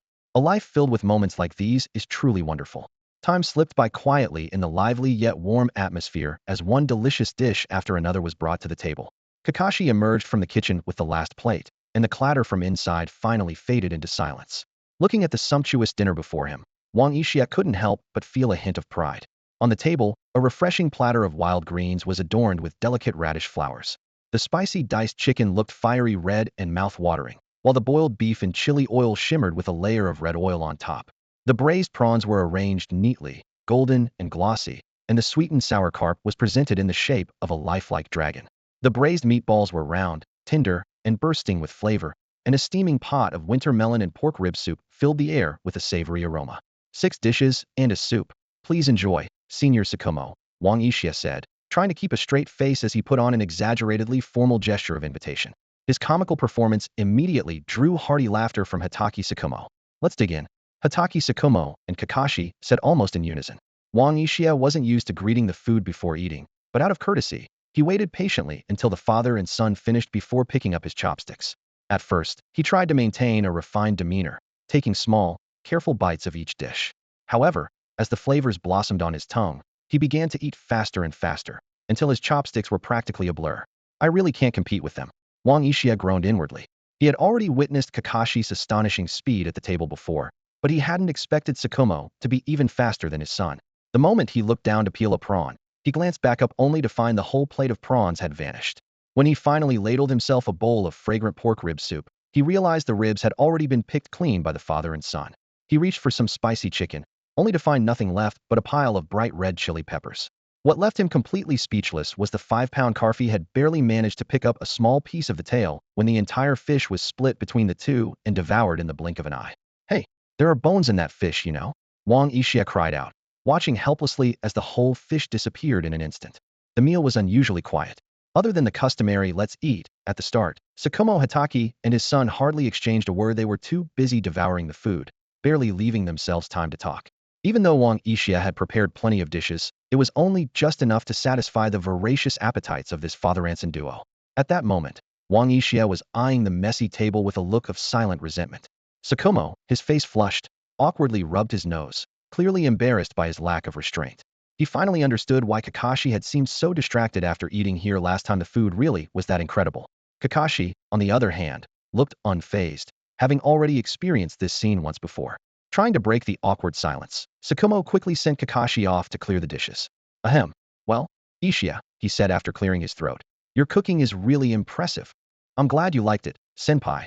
Wang Uchiha replied, expressionless. Tsukumo hesitated for a moment, then grew serious. Uchiha, there's something I'd like to ask of you. Wang Uchiha immediately dropped his playful demeanor. Please, go ahead.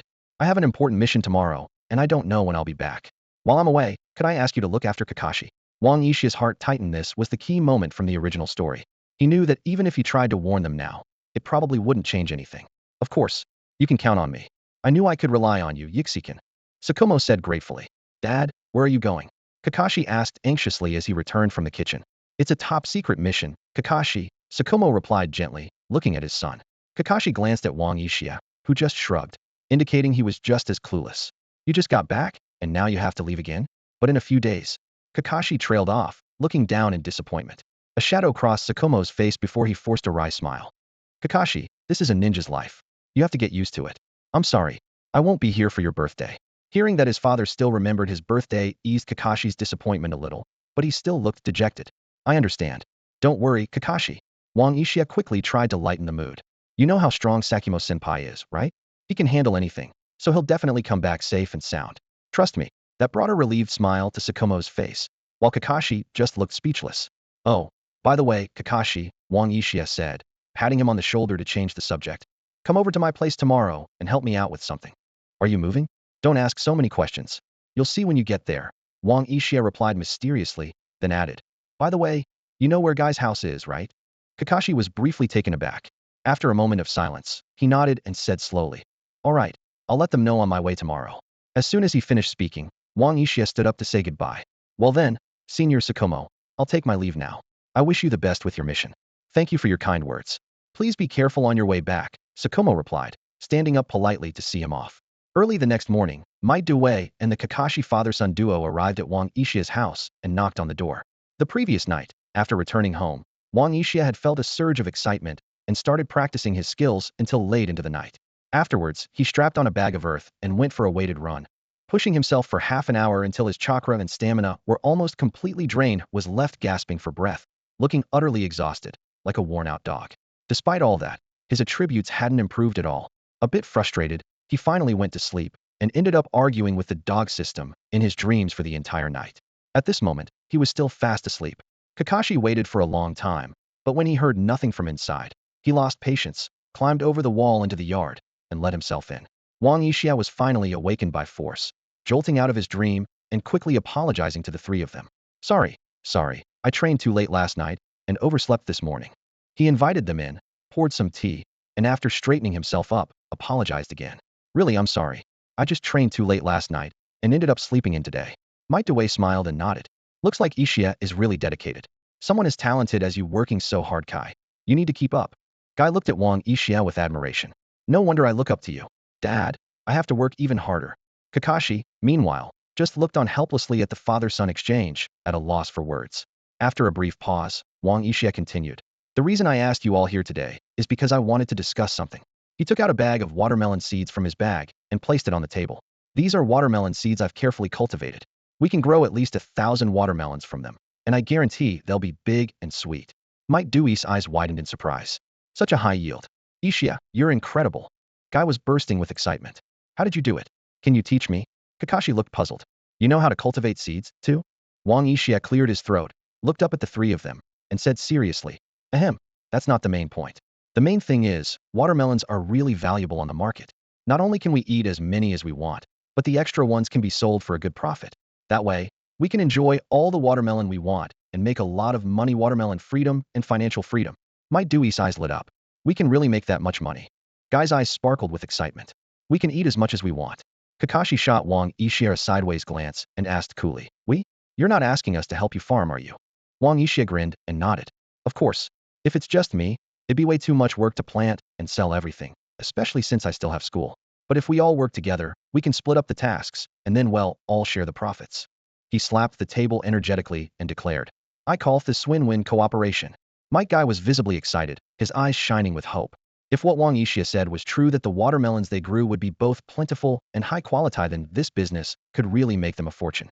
He subconsciously touched his nearly empty ninja tool pouch. As someone who rarely even got drank missions, being broke was a daily reality for him. Even if the money had to be split 4 ways, it was still enough to change his life. Standing nearby, Guy could barely contain his excitement, almost bouncing in place. Had seen those legendary, juicy, ruby-red fruits at the market countless times, but their high price meant had never tasted one. The thought of not only making money but also enjoying as many watermelons as he wanted made him swallow hard. A little drool, even escaping the corner of his mouth, making his greedy anticipation all the more comical. Kakashi stood a bit further off, frowning slightly, looking conflicted. Had come at Wang Yixi's invitation to help out, but now he was being told he'd get a share of the profits, and it sounded substantial. He tapped his thigh thoughtfully. If everyone else took a share and he refused, it would seem aloof and unfriendly. But if he accepted, he'd feel guilty. After all, he hadn't invested anything, and helping out a friend shouldn't be about getting paid. Sensing everyone's interest, Wang Uchiha smiled confidently and continued painting the tempting picture. Let me break it down for you. Right now, a regular watermelon at the village market sells for about 800 taels. The watermelons we grow will be better in both quality and size. Even if we sell them at the same price, 800 taels each one, 000 watermelons would bring in 800,000 taels. 800,000 taels. The three of them stared, eyes wide and jaws dropped in shock. Even Kakashi, who came from a well-off family, had rarely seen that much money, let alone Mike Guy and Guy. Seeing their reaction, Wang Uchiha pressed on, his face full of confidence. And hey Race, another bit of good news. I've developed a high-yield soil. With this soil, watermelons will be ready to harvest in just a month and a half, and after picking, they'll keep growing. The three were stunned into silence, frozen in place. A harvest every month and a half meant a steady stream of income. They looked at Wang Uchiha with newfound respect, amazed that their seemingly ordinary teammate had managed to develop such miraculous seeds and soil. They'll provide the seeds, the land, and the soil. As for the labor, we all pitch in. When it comes to the profits, they'll take 50%, and the rest you can split among yourselves. What do you think of that arrangement? Wang Uchiha finished, his gaze sweeping across their faces. No way. At the mention of the split, Mike Guy jumped to his feet, waving his hands emphatically. Uchiha, that's way too unfair to you. For this kind of labor, just pay us the minimum for a drank mission. That's more than enough. We can't take any more than that. Guy bounced up as well, his face resolute. Dad's right. We're friends. Would help even if there was no money involved. We can't just take that much for free. Of course, if I can eat my fill of watermelon when they're ripe, that'd be even better. Kakashi spread his hands, sighing. It's all yours. We're just here to lend a hand. If you insist on paying, then just give Senior Dai the reward for a drank mission. Wang Uchiha looked at the three sincere faces before him, feeling a warm surge of emotion. He tapped the table lightly, a sly smile appearing on his face. I make the calls here. As the majority shareholder, I decide how we split the profits. If you disagree, he paused deliberately. Then he'll go to the mission hall and post a designated task, offering 50% of this income to hire Senior Dai. Might Dai opened his mouth, but couldn't find the words to argue. Kakashi was just about to speak when Wang Uchiha immediately raised his hand to interrupt. Quiet. Say another word and you can forget about your birthday present. You got me a birthday present? Kakashi froze, a hint of surprise and delight in his eyes. It was the first time he had ever received a birthday gift from a friend. I'm looking forward to it. With Kakashi silenced, Wang Uchiha turned to Might Dai, his gaze full of sincerity. Senior Dai, Kai, I know you don't want to take advantage of me, and that's exactly why I trust you. So please, stay and help me out with this. I'm counting on you. Kai glanced at his father. Might Dai's thick eyebrows drew together in contemplation. After a long moment, he suddenly knelt down and bowed deeply. Uchiha, thank you for your trust and help. I'm truly grateful. If you ever need anything, just say the word. Kai followed his father's lead, bowing with both hands on the ground and echoing loudly. Just say the word. Wang Uchiha was startled by their sudden formality, really wasn't used to being treated so seriously. He quickly stepped forward to help them up, saying helplessly, please, you're going to embarrass me. Get up, it's not that big of a deal. Didn't we agree this is a win-win for all of us? Meanwhile, Kakashi was rubbing his hands together in excitement. Yes, I'm finally getting a birthday present. Who would have thought that just discussing how to split the reward would be so complicated? The funniest part was that everyone wasn't fighting for a bigger share, but rather felt they were getting too much. It was almost absurd, but it also showed their genuine character. Wang Uchiha truly admired their integrity. Looking at his three sincere companions, Wang Uchiha was filled with emotion. He cleared his throat and said, since everyone's agreed, let's get ready for the farming tools. But before that, how about we warm up at the training grounds? ITLL get us ready for the work ahead. Might Dai's eyes lit up instantly. Great idea, Uchiha. Training is key to keeping us in top shape, especially before an important task. Right, Kai? Kai clenched his fists, full of energy. Absolutely, Dad. I can't wait to break a sweat and embrace the spirit of youth. Kakashi, though not as fired up as the father and son, nodded in agreement. Sure, ITLL be good to stretch our legs. So the four of them headed toward the woods. Along the way, Kai chattered excitedly about his dreams of growing watermelons and imagined everyone feasting together when they were ripe, making the others laugh. Once they reached the woods, Might Dai immediately began warming up, stretching as he spoke. Don't underestimate the importance of warming up. It's essential for preventing injuries during training. Kai mimicked his father's movements, adding a few flashy poses for flair. Kakashi quietly stretched on the side. Only Wang Uchiha stood there stiffly, watching them twist and turn. After all, for someone like him who relied on data, warming up only served to deplete his energy bar. When the three finished warming up, Wang Uchiha suddenly spoke. Since we're all here, why don't we have a sparring match? Kai's eyes lit up with excitement. Great idea, Uchiha. Let's see what you've got. I've been wanting to test myself against you and feel the clash of youth. Kakashi smirked, a hint of interest in his eyes. Count me in. Let's see if you've improved lately. Might Dai smiled and nodded. A little friendly sparring is good, but remember, stay safe and don't go overboard. Wang Uchiha stepped forward and beckoned to the other two with a challenging gesture. Don't say I'm picking on you. Come on, both of you at once. Akai couldn't hold back any longer. Was the first to charge forward, moving with the speed and agility of a leopard as he lunged at Wang Uchiha. But Wang Uchiha was ready. His sharp eyes tracked Akai's movements, and he quickly sidestepped the attack. With a swift motion, he countered with a knife hand strike aimed at Akai's shoulder, slicing through the air with a faint whoosh. Akai twisted his body just enough, muscles tensed, easily dodging Wang Yixi's counter. He immediately spun around, launching a powerful roundhouse kick toward Wang Yixi's waist. Wang Uchiha smirked, hopping back half a step. As Akai's kick missed and his momentum threw him off balance for a split second, Wang Uchiha closed in, landing a precise elbow strike to Akai's chest. Akai grunted in pain, stumbling back a few steps. Just as Wang Uchiha was about to press his advantage, he caught a sudden shadow out of the corner of his eye, a sure sign that Kakashi had joined the fight. With ghost-like speed, Kakashi appeared behind Wang Uchiha, both hands shaped like blades, aiming straight for Wang Yixi's vital points with relentless precision. Wang Yixi's pupils narrowed, his entire body tensing in an instant. He twisted at an almost impossible angle, and Kakashi's attack barely grazed his clothes, stirring up a sharp gust of wind. Not bad, Kakashi said with a hint of approval in his eyes and a slight smile. You're not bad yourself, Wang Uchiha replied, still breathing steadily. Hey, Akai, Kakashi called to Akai, who was rubbing his chest on the side. Don't let your guard down. Uchiha isn't easy to handle. If we want to beat him, we'll have to work together. Huh, Yixi's really that strong? Akai exclaimed, eyes wide. No wonder you and Uchiha get along so well, you're both geniuses.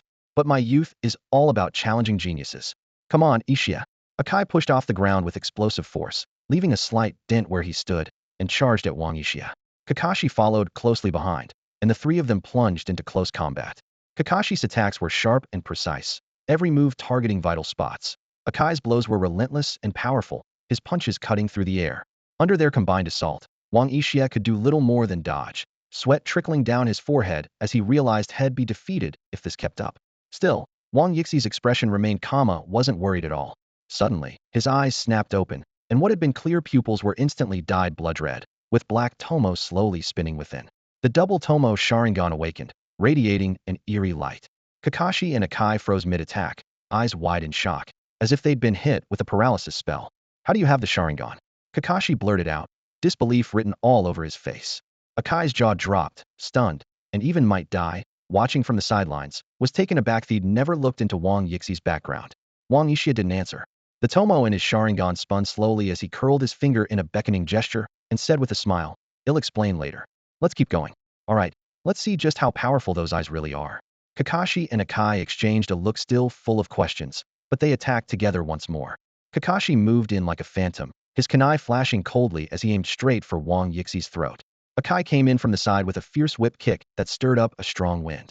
Wang Yixie's gaze stayed cool, his sharingan tracking their every move as if everything was under his control. He angled his body, easily dodging Kakashi's kunai, then blocked Akai's kick with a bent arm before using an elbow strike to force Akai back. Kakashi quickly formed hand seals, his fingers moving with lightning speed. In an instant, he used the body flicker technique to appear behind Wang Yixia, throwing a punch at the back of his neck. But Wang Yixia remained composed flash and vanished from his spot, only to reappear behind Kakashi and land a kick squarely on his backside. Kakashi had nowhere to dodge and was sent tumbling across the ground by a powerful kick. He rolled several times before finally coming to a stop. Seeing this, Guy immediately closed in, but Wang Yixie's figure suddenly vanished in impressive use of the body flicker technique. With a loud thud, Guy received a solid kick to his backside and fell flat on the ground. Wang Yixia steadied himself, slowly deactivated his sharingan, and let out a deep breath. Though he looked exhausted, a faint, triumphant smile played on his lips. "Thanks for the match." Might Dewey, who had been watching from the sidelines, was thoroughly entertained and nodded approvingly. "Excellent. Everyone did great. That's what youth is all about." "That was amazing," Guy exclaimed, wiping sweat from his forehead. Kakashi, still catching his breath, agreed. "Yeah, it's been a long time since I've had such a satisfying fight." Brushing the dust from his clothes, Guy stood up, curiosity gleaming in his eyes. "Ishia, what's the deal with your sharingan? I've never heard of you having that ability." As Wang Yixie's closest friend, Kakashi also looked at him, his gaze filled with both concern and confusion. Wang Yixia sighed and briefly explained his family background. Only then did the other two finally understand. "My goodness, Ishia, I never imagined you had Uchiha blood." Guy's eyes widened in shock, leaving him momentarily speechless. Kakashi nodded slightly, a mix of respect and sympathy in his eyes. "The Uchiha clan's sharingan has always been powerful. My father once told me that those who awaken it before age 10 are true prodigies. It usually takes some kind of intense emotional event to trigger it." "Sounds like you've had a rough time, Ishia, for you to become such a skilled ninja despite all the hardships you've faced. That's the power of youth," Might Dewey said earnestly, full of admiration. "All right, enough talk about this," Wang Yixia said with a smile, steering the conversation away. "Please keep the sharingan thing a secret for now. We're all worn out, so let's skip training today. Besides, we need to get some farming tools ready tomorrow. We start our watermelon project." Everyone agreed, and after tidying up, they set off together to buy farming tools in the village, chatting and laughing along the way. The next morning, Might Dewey and his son got up early, did a few warm-up exercises, and met up with a bleary-eyed Kakashi. Dark circles hung under Kakashi's eyes. She clearly hadn't slept, too curious about Wang Yixie's birthday gift. Each carrying a hoe, the three of them arrived at Wang Yixie's house. Guy spent the walk excitedly talking about watermelons, occasionally throwing his arms around his father in a burst of emotion. They knocked for quite a while before a sleepy Wang Yixia finally answered the door. "You're up early," Wang Yixia yawned as he opened the door. Kakashi handed over breakfast with a scowl. "You were the one who called us here, but you were the last to wake up." Wang Yixie's eyes lit up, and he quickly took the food. "Thanks, this is a huge help. I'm starving." After Wang Yixia wolfed down his breakfast, he pretended to fetch something from the kitchen, then brought out the organic soil he'd gotten from the system. The four of them headed into the overgrown yard. "Guy, farming is a kind of training too.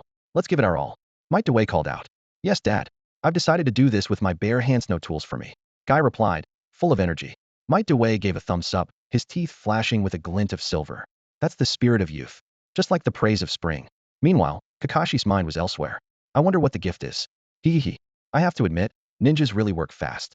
With their impressive stamina and skills, their efficiency is off the charts." Before the sun had even reached its peak, the yard was already lined with 200 watermelon seeds, each one carefully planted in the moist soil, perfectly spaced to fill the entire garden. Wang Yixia wiped the sweat from his brow and looked at the neatly arranged plot in front of him, a satisfied smile appearing on his lips. This melon field was his future fortune. He pulled 3 brand new keys from his pocket and handed them over to Might Dai, Kakashi, and Guy with a serious expression. Mr. Dai, this is the key to my house. The melon patch needs to stay properly watered, and since the 3 of us have school during the day, I'm counting on you to handle irrigation when we're gone. Then, turning to Kakashi and Guy, he continued, if Mr. Dai has a mission, whichever one of us is free can take over, so keep your keys with you. The 3 of them accepted the keys solemnly, nodding in silent agreement, each determined to take good care of the melon field. They had lunch at Wang Yixi's house. He had spent almost all his savings to buy a bag of premium flour and fresh eggs, then cooked up a huge pot of fragrant jajang noodles himself. The rich aroma filled the entire room, and everyone's eyes were drawn to the steaming pot of noodles. Guy's eyes grew wide as saucers, his Adam's apple bobbing as he stared hungrily at the noodles. Even Might Dai looked expectant, his eyes shining compared to their usual meals of plain buns and pickles. This was an unimaginable treat for the father and son. Him digging in. Guy couldn't wait any longer and piled his bowl high, the noodles covered with a thick layer of golden egg sauce, the smell mouth-watering. He took a deep breath before picking up the noodles and slurping them down. The moment he tasted the first bite, his eyes lit up. Surprise quickly turned to emotion, and tears welled up uncontrollably. This is amazing, Dad. I've never tasted anything so good. He choked out between sobs, wolfing down the food as if he couldn't get enough. Might Dai was just as won over by the meal, his eyes red with happiness as he beamed. Uchiha, your cooking is incredible. This flavor could drive away all my fatigue and worries. It's full of youthful energy. With that, he dug in enthusiastically. Kakashi was shoveling noodles into his mouth just as quickly, trying to sound indifferent. You guys act like you've never seen food before. It's just jajang noodles. There are places in the village that sell it. You know, I've had better. But before he finished speaking, his bowl was empty, and he quickly helped himself to a second serving. Might Dai and Guy were too engrossed in eating to bother with his tough talk, but Wang Yixian slammed the table in mock annoyance. Kakashi, you jerk. Slow down, or you'll choke. Save some for me. After seeing off his 3 hungry friends, Wang Yixian let out a long breath and, feeling a bit tired, went back to his bedroom. He planned to use the rare free afternoon to finally organize the chaotic mess of items in his system inventory. After all, Kakashi's birthday was only 2 days away, so Wang Yixian had to think carefully about what kind of gift would be appropriate. A rough bath towel seemed too shabby, better forget it. He scrolled through his inventory and saw a pile of items, which made him wonder, could any of these be suitable as a gift? 10 photos. That could be meaningful, and with a signature, it might even be collectible. Granny Rong's embroidery needle? Might as well just toss that. Pepper spray for self-defense. Kakashi probably wouldn't need it. Better keep it for himself, since, after all, he considered himself even more handsome than Kakashi. The heaven and earth net technique and the instant disrobing technique scrolls looked promising. Gifting a ninjutsu scroll seemed quite fitting. The poison dagger, Cold Moon Bloody, was reluctant to part with that. Better hang on to it for now, in case it could fetch a good price someday. Suddenly, a question popped into Wang Yixi's mind, so he asked the system, hey, Super Dog System, can I give away the rewards I get from the lottery to someone else? As you wish, the system replied in its usual indifferent tone. This lousy system always has such a bad attitude when it broke, Wang Yixian muttered, though he was already used to it. After sorting through his things, he walked out into the yard, pretending to start his training. In reality, he simply went through each of the skills head mastered, using the time to deepen his understanding of them. Anyway, his training didn't really make much difference, so he just went through the motions. Feeling relaxed, he soon lay down and decided to take it easy. Warm sunlight bathed his body, a gentle breeze brushed past, bringing a sense of comfort. He lay there in the yard for a long time, and before he knew it, dusk had begun to fall. Wang Yixian got up at a leisurely pace and went into the kitchen. Using the leftover flour, he made some hand-pulled noodles for dinner, pairing them with wild greens. The next morning, as the sky turned pale with the first light of dawn, a soft glow quietly spread over the land. Wang Yixian got up early, grabbed a sturdy bag, and headed cheerfully toward the woods. In the forest, he skillfully foraged for various edible wild plants, quickly filling his bag to the brim. Then, humming a tuneless song, he made his way toward the school, feeling especially lighthearted. As soon as he reached the school gate, 3 figures suddenly appeared in front of him, blocking his path. Leading them was Uchiha Fugaku, who was usually imposing, but now wore a serious expression. Behind him stood Uchiha Fong, who had been thoroughly taught a lesson by Wang Yixian last time, and Uchiha Chi, who had been dealt with by Kakashi. Wang Yixian had sensed them coming. He glanced over at them, still looking unhurried. One hand was in his pocket, the other holding the bag, a faint, knowing smile on his lips as he greeted them. Well, if it isn't young clan leader Fugaku. You're always so busy. What brings you personally to the Ninja Academy today? Uchiha Fugaku kept a stern face and replied seriously, I heard there was some unpleasantness between you and the younger members of my clan. Today, I've brought them here to apologize to you personally. I hope you won't hold any grudges. Wang Yixia was a little surprised. He hadn't expected Fugaku, the young clan leader, to come to the school gate himself to apologize, and in such a sincere manner. After a brief moment of thought, the smile on his face grew wider as he replied, "You're too kind, young clan leader Fugaku. It was never a big deal to begin with, and I haven't given it a second thought." Uchiha Kid stood off to the side, silently cursing to himself. He instinctively touched his still sore cheek, thinking, "Of course you don't care, him the one who got beaten up and left looking like a pig's head." But when he caught sight of Fugaku's imposing figure, he could only swallow his resentment and keep it buried deep inside. Uchiha Fugaku gave a slight nod, his gaze softening in a rare moment of kindness. "Ishijuan, even though you don't live within the clan grounds, I've always considered you one of us. If you ever run into trouble, don't hesitate to come to me. I'll do everything I can to help." He meant every word. Although Wang Yixia didn't reside in the Uchiha compound, the clan had always treated him with respect. The Uchiha blood running through his veins was more than enough for this proud family to see him differently. Still, Wang Yixia knew the real reason Fugaku had come in person to apologize was likely because of the strength he'd shown earlier. With Fugaku's status, most clan members wouldn't even be worthy of his attention. Understanding this, Wang Yixia offered a measured smile. "I appreciate your sincerity, young clan leader. After all, Uchiha blood runs in my veins. How could I hold a grudge over something so trivial?" Fugaku nodded in satisfaction. "Good. Then I'll take my leave." With that, he turned, ready to leave with Uchiha Kid and Uchiha Chi. Just then, Uchiha Kid stepped forward, his face set with stubbornness and frustration. "Tianlang Yixia, I may be apologizing to you today on the young clan leader's orders, but I don't accept this loss. I challenge you to a fair rematch. Name the time and place.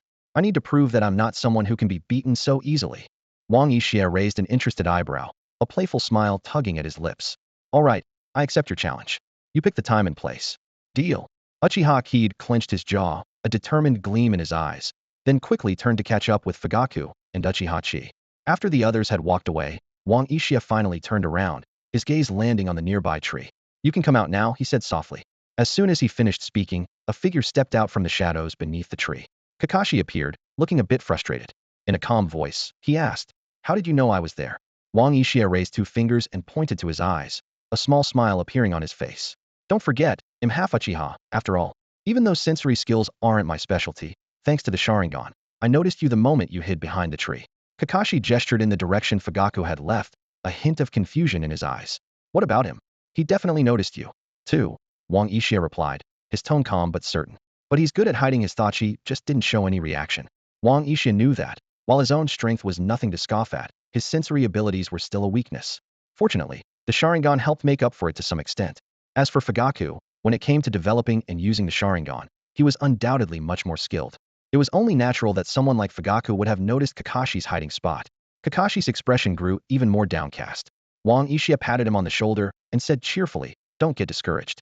He's almost 20 years older than you. With your talent and hard work, give it a few more years and you might just surpass him." With that, Wang Yixia pulled out two scrolls from his pocket and handed them to Kakashi. He ran early birthday present. Two powerful jutsu to start things off. Tomorrow, your real birthday gift will be even better. Kakashi's eyes lit up instantly as he took the scrolls, excitement clear in his voice. "Are these really for me? Powerful jutsu? Don't tell me these are shrank." He quickly unrolled one of the scrolls, unable to contain his curiosity. After all, at just 5 years old, he was endlessly fascinated by new jutsu. But the moment he saw what was written on the scroll, his smile vanished. "Instant disrobing technique? You're calling this a jutsu?" Kakashi's face fell. The scroll didn't explain exactly what the technique did, but just from the name, he could tell it was anything but serious. Wang Yixia spread his hands, laughing helplessly. "I told you, it's just an appetizer. Don't worry, check the other one." Still holding on to a shred of hope, Kakashi opened the second scroll. He nodded slightly at the name. "Celestial Net Technique? At least this one sounds a bit more legitimate. It's got to be better than the last one." Wang Yixia sighed to himself, thinking, "I just hope Kakashi won't be shocked when he finds out what this jutsu actually does." After that, Wang Yixia and Kakashi headed into the classroom together. As soon as they walked in, several girls flocked around them like a group of lively birds, all trying to greet them at once, nearly pushing Guy under the table in the process. Kakashi was still sulking over that so-called powerful jutsu, maintaining his cool, indifferent expression and ignoring everyone. Wang Yixia, on the other hand, greeted the girls with a bright smile, responding warmly to each of them. As they walked to their seats, Rin Noera greeted them with a bright smile and said cheerfully, "Good morning, Kakashi, Tianlang." Kakashi just waved casually and went straight to his seat. Wang Yixia, on the other hand, grinned mischievously and said, "Good morning, Rinshin. We haven't seen each other for 2 days, and you look even prettier than before." Rin's face turned red instantly. She instinctively covered her face with her hands, but couldn't help peeking through her fingers in Kakashi's direction. At that moment, Rin noticed the bulging bag of wild vegetables in Wang Yixi's hand and asked curiously, "Tianlang, why did you bring so many wild greens to school?" Wang Yixia sighed and explained, "That's my lunch. I've spent almost all my money lately trying to get stronger, so I have to make do with this." In his mind, spending money on draws was the same as training, so he considered it part of his cultivation. Rin's eyes filled with concern as she said gently, "You're really working hard, Tianlang. How about we have lunch together? I brought plenty of food today, so I can share some with you. Our Rinshin isn't just beautiful, she's also so kind-hearted." Wang Yixia replied happily, "He'll gladly accept, then. Thanks a lot, Rinshin." Rin blushed even more at his sweet words, but felt secretly delighted. Tianling really knows how to make people happy. Meanwhile, Abito was still rushing to school. During class, the teacher was lecturing about the will of fire. To Wang Yixia, this kind of repetitive preaching felt like brainwashing. He made no effort to hide his boredom, lying sprawled on his desk and sleeping through the entire morning, until Rin gently woke him up. What surprised Wang Yixia was how many people gathered for lunch, not just Rin, but also the elegant Kurenai Yuhi, the lively Anko Mitarashi, and even the late arriving Abito, who claimed he was late because he helped an old lady cross the street. However, with all the bruises on his face, no one could guess what kind of ferocious grandma had run into. But the most eye-catching was Kakashi's unusual behavior. Since morning, he had been absorbed in studying 2 skill scrolls. Wang Yixia knew exactly what those skills did, and secretly worried. If Kakashi suddenly decided to test them in class, the spiderweb jutsu would be manageable, but if he tried the instant disrobing jutsu, things could get really awkward. Wang Yixia wanted to invite Kakashi to join them for lunch, but as soon as Kakashi saw so many girls gathered together, he slipped away without hesitation. Never liked being surrounded by chatty girls. Wang Yixia, on the other hand, didn't mind at all. Instead, he enthusiastically took out the wild vegetables he had gathered that morning and said with a bright smile, "I got up early to pick these wild greens. They're really good for your health. Help yourselves, everyone. Let's try them together." Hong, Hongdo, and Lin all agreed almost in unison. They didn't mind having lunch with Wang Yixia at all. Up until now, Wang Yixia had always kept to himself, seemed a bit aloof, and, despite his good looks, hadn't really gotten close to anyone. Now, his sudden change to being cheerful and outgoing caught them completely off guard. Only Daido looked reluctant, sitting off to the side and muttering under his breath, "What's so great about wild greens anyway? He's just broke and can't afford lunch, yet he's got the nerve to come and mooch off us." His voice was low, but the words were sharp enough to sting. Lin's expression changed as soon as she heard him, and she hurried to explain for Wang Yixia, "Daido, how can you say that? Wild greens are actually really good for you. And besides, Wang Yixia got up early to pick these fresh from the mountains, just for us." Then she turned to Wang Yixia, her voice apologetic, "I'm so sorry, Yixia. Please don't mind him. Daido just likes to talk. He didn't mean anything by it." Wang Yixia just smiled easily and waved it off. "It's fine, really. Daido isn't wrong. Lin only invited me because she felt sorry for me. Don't worry, I've got thick skin, so you don't have to stand on ceremony with me." With that light-hearted joke, the awkwardness in the air disappeared, and everyone seemed to relax a little. Hong and Hongdo exchanged a glance, both breaking into smiles. Their impression of Wang Yixia quietly improved after all. Who wouldn't like a handsome guy who also knows how to lighten the mood? Lin let out a discreet sigh of relief, the tension in her chest finally easing. Wang Yixia grinned and added, "Besides, having lunch with 3 beautiful classmates and bringing nothing myself is pretty rude. Tell you what, when my stipend comes in, I'll cook a meal myself and invite you all over to my place. That way I can make up for crashing your lunch today. How does that sound?" His tone was playful, but his gaze was open and sincere. Wow, not only is he good-looking and charming, but he can cook too. The 3 girls practically squealed in their hearts, their eyes lighting up as they looked at Wang Yixia. How had they never noticed how adorable he was before? They were totally smitten. Only Daidu still looked annoyed, scoffing with a dismissive snort. "Yeah, right. Who cares? All talk and showing off." Wang Yixia didn't bother to reply, treating him like he was invisible. After all, bantering with this fool was nowhere near as fun as chatting with the girls. As everyone finished lunch, the barriers between them seemed to melt away without anyone noticing. Wang Yixia chatted with the girls, his fingers gesturing animatedly, his gaze sincere and attentive. He showered them with compliments, making them beam with delight. At the same time, he didn't hold back from enjoying the delicious food in front of him, his chopsticks moving swiftly as he polished off everything the girls had brought. Watching him eat with such gusto, the girls looked at him with admiration in their eyes. To them, this boy was genuine and unpretentious. Whether he was taking big bites or joking around, he was always relaxed and approachable, never putting on airs. They couldn't help but regret not befriending Wang Yixia sooner. Meanwhile, Daitu sat alone off to the side, looking lost and awkward. He tried several times to join the conversation but couldn't find the right moment. his mouth opening and closing as he hesitated, making him seem even more pitiful. Lunch ended amid laughter and cheerful chatter, leaving a lively atmosphere lingering in the classroom. Wang Yixia stretched lazily, completely ignoring Daida's frustration and the resentful stares from the other boys. Their glares were sharp as knives, but they didn't faze Wang Yixia in the slightest. He strolled out of the classroom, planning to take a walk and digest his meal. But just as he reached the door, someone suddenly blocked his way. The person stood there with arms crossed, eyes cold, and said stiffly, "Tianlang Yixia, come with me to the rooftop." Wang Yixia paused, frowning slightly as he took a closer look. The guy was of average height, with an ordinary face and little presence. Wang Yixia quickly searched his memory and confirmed nope, he didn't know him. Just some nobody who couldn't even land a background role. With a friendly smile that didn't reach his eyes, Wang Yixia asked, "And who the hell are you?" The guy was clearly caught off guard by Wang Yixi's boldness, leaning back in surprise. After a brief pause, his face flushed with anger as he snapped, "Just do as you're told. Don't make things harder for yourself."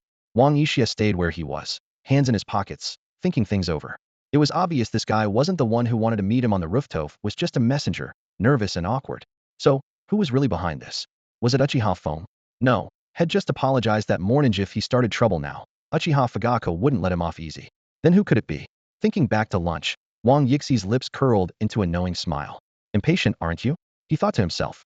Aloud, he said, "All right, lead the way. I'd like to meet your boss." Hearing the word boss only made the guy angrier. His fists clenched so tightly his knuckles turned white, barely restraining himself from lashing out. He turned and stomped toward the rooftop, his steps heavy and hurried, plotting how he'd teach Wang Yixia a lesson once they got there. Just as Wang Yixia was about to follow, someone tugged at his sleeve. A loud voice rang out behind him.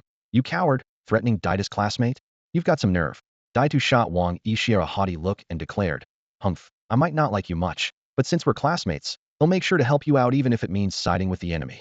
Wang Yixia raised an eyebrow and interrupted, I think you mean lend a hand there." Daitu waved dismissively. "Heh, real champions don't fuss over details like that." Wang Yixia just shook his head helplessly. "Do you even hear yourself? You've still got a black eye from this morning's fight, don't you?" With all the commotion, the rest of the class crowded around the door to watch. Among them, Yi Yuanlin looked especially worried. Her clear eyes filled with anxiety as she bit her lip and nervously gripped the hem of her shirt, her gaze never leaving Wang Yixia for a second.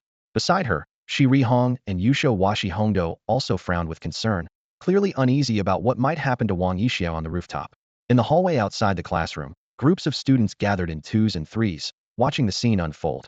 Most of them didn't know Wang Yixia very well, some looked on out of curiosity, while others secretly enjoyed the spectacle. Wang Yixia glanced around calmly and said, "No need to worry, everyone. It's just a small misunderstanding.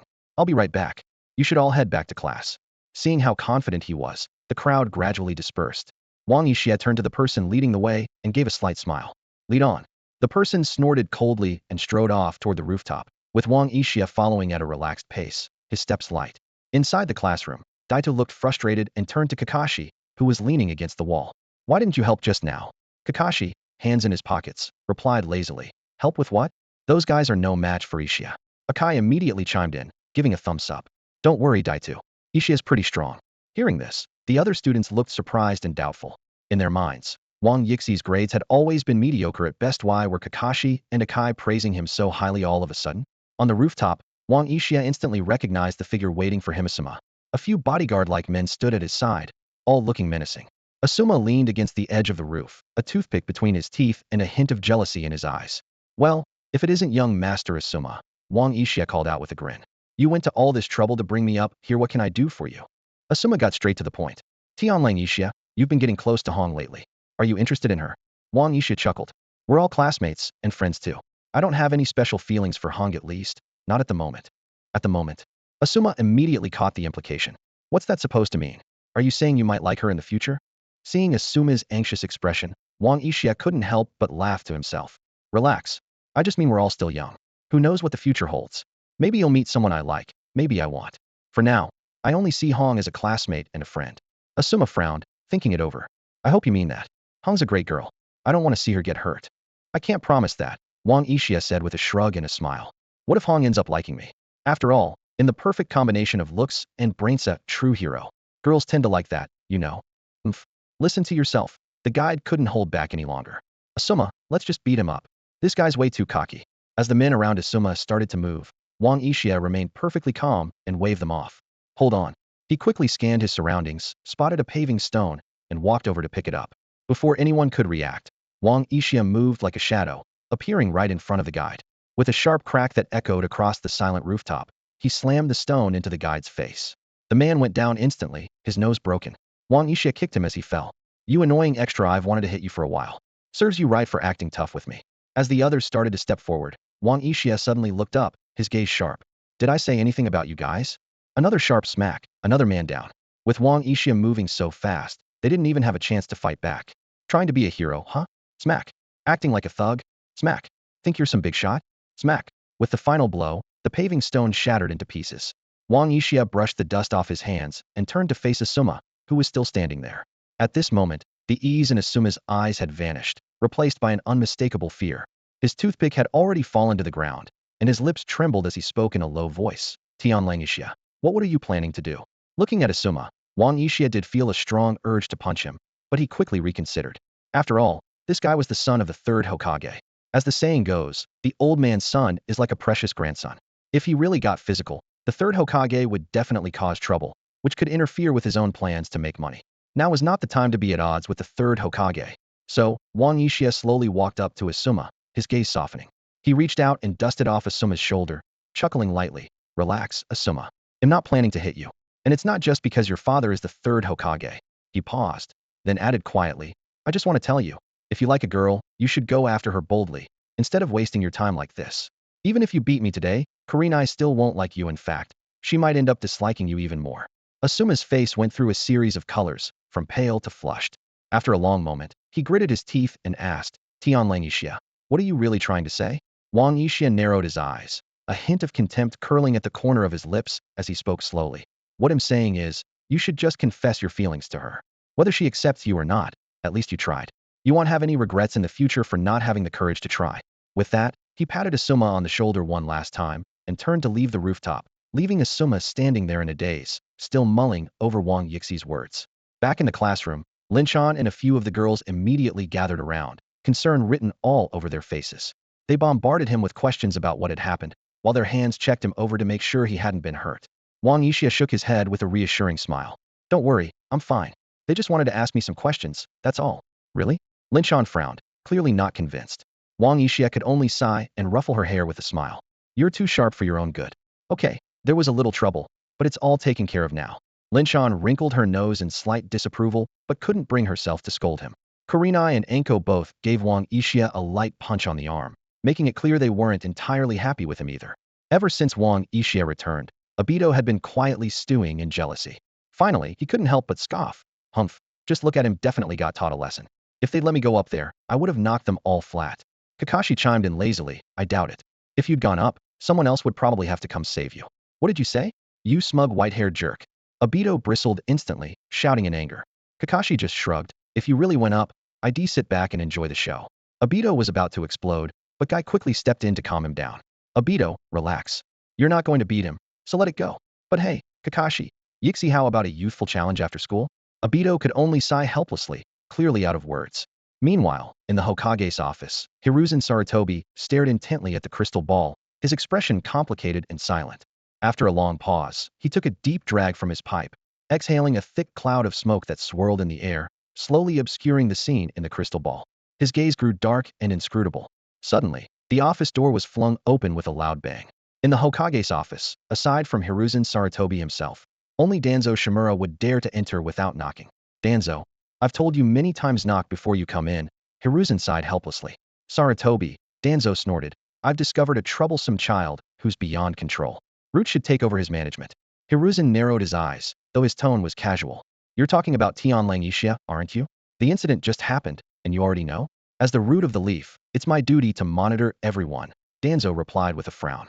"Besides, he has Uchiha blood in him, half, at least. He nearly hurt Asuma, just now." "It was just a scuffle between kids," Hiruzen replied with a meaningful smile. "And in the end, he didn't actually do anything. Besides, he doesn't even bear the Uchiha name. Let's keep watching for now, Danzo." Danzo took a deep breath, then turned to leave. As he stepped over the threshold, he tossed out his signature line. "You'll regret this, Sarutobi." Once Danzo's figure had completely disappeared, Hiruzen took a gentle puff of his pipe and murmured, "In the Hokage, Danzo." The next day, Kakashi's long-awaited birthday finally arrived. Usually reserved and aloof, Today he broke character and invited Might Due and his son Guy over for dinner.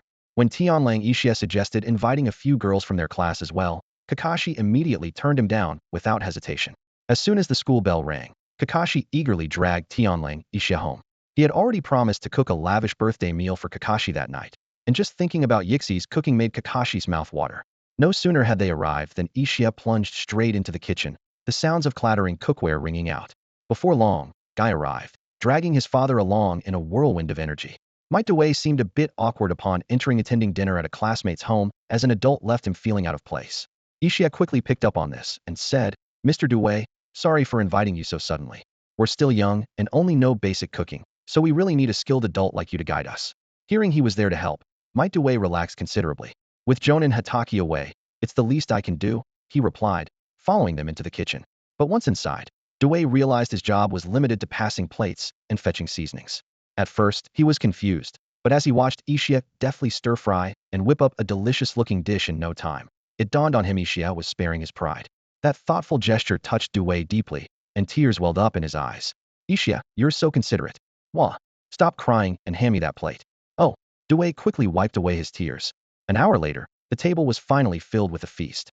The crispy fried pork was golden and crunchy on the outside, tender inside. The roasted fish with garlic filled the air with a tempting aroma, its flesh fresh and juicy. The sweet and sour ribs struck the perfect balance, each piece coated in rich, flavorful sauce. The caramelized pork was crisp outside and tender within, offering a satisfying bite.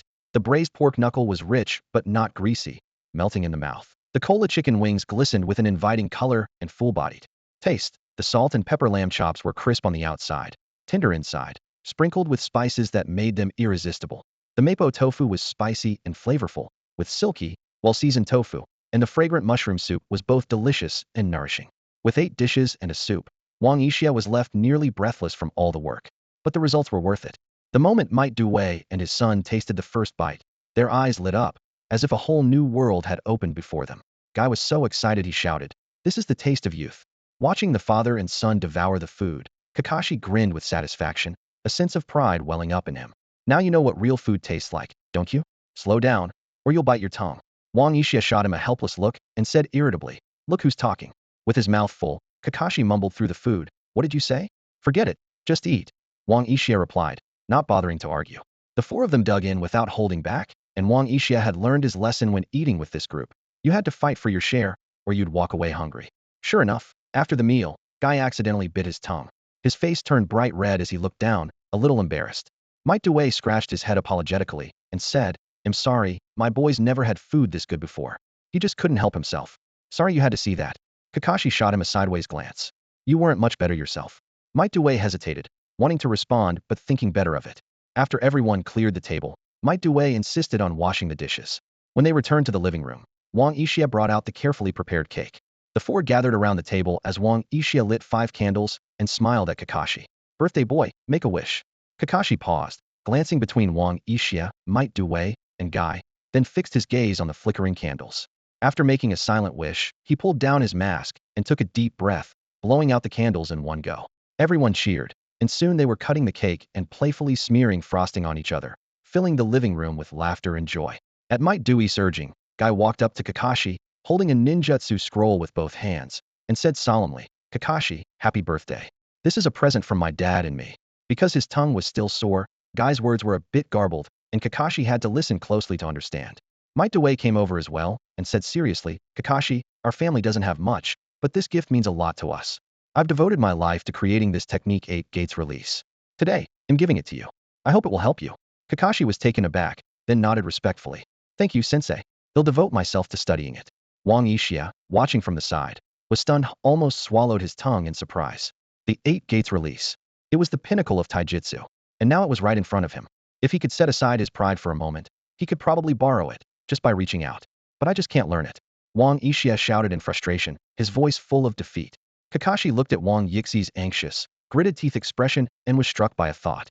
He turned to Might Dai and asked hesitantly, "Master Dai, is it possible for me to learn this technique as well?" Might Dai nodded cheerfully.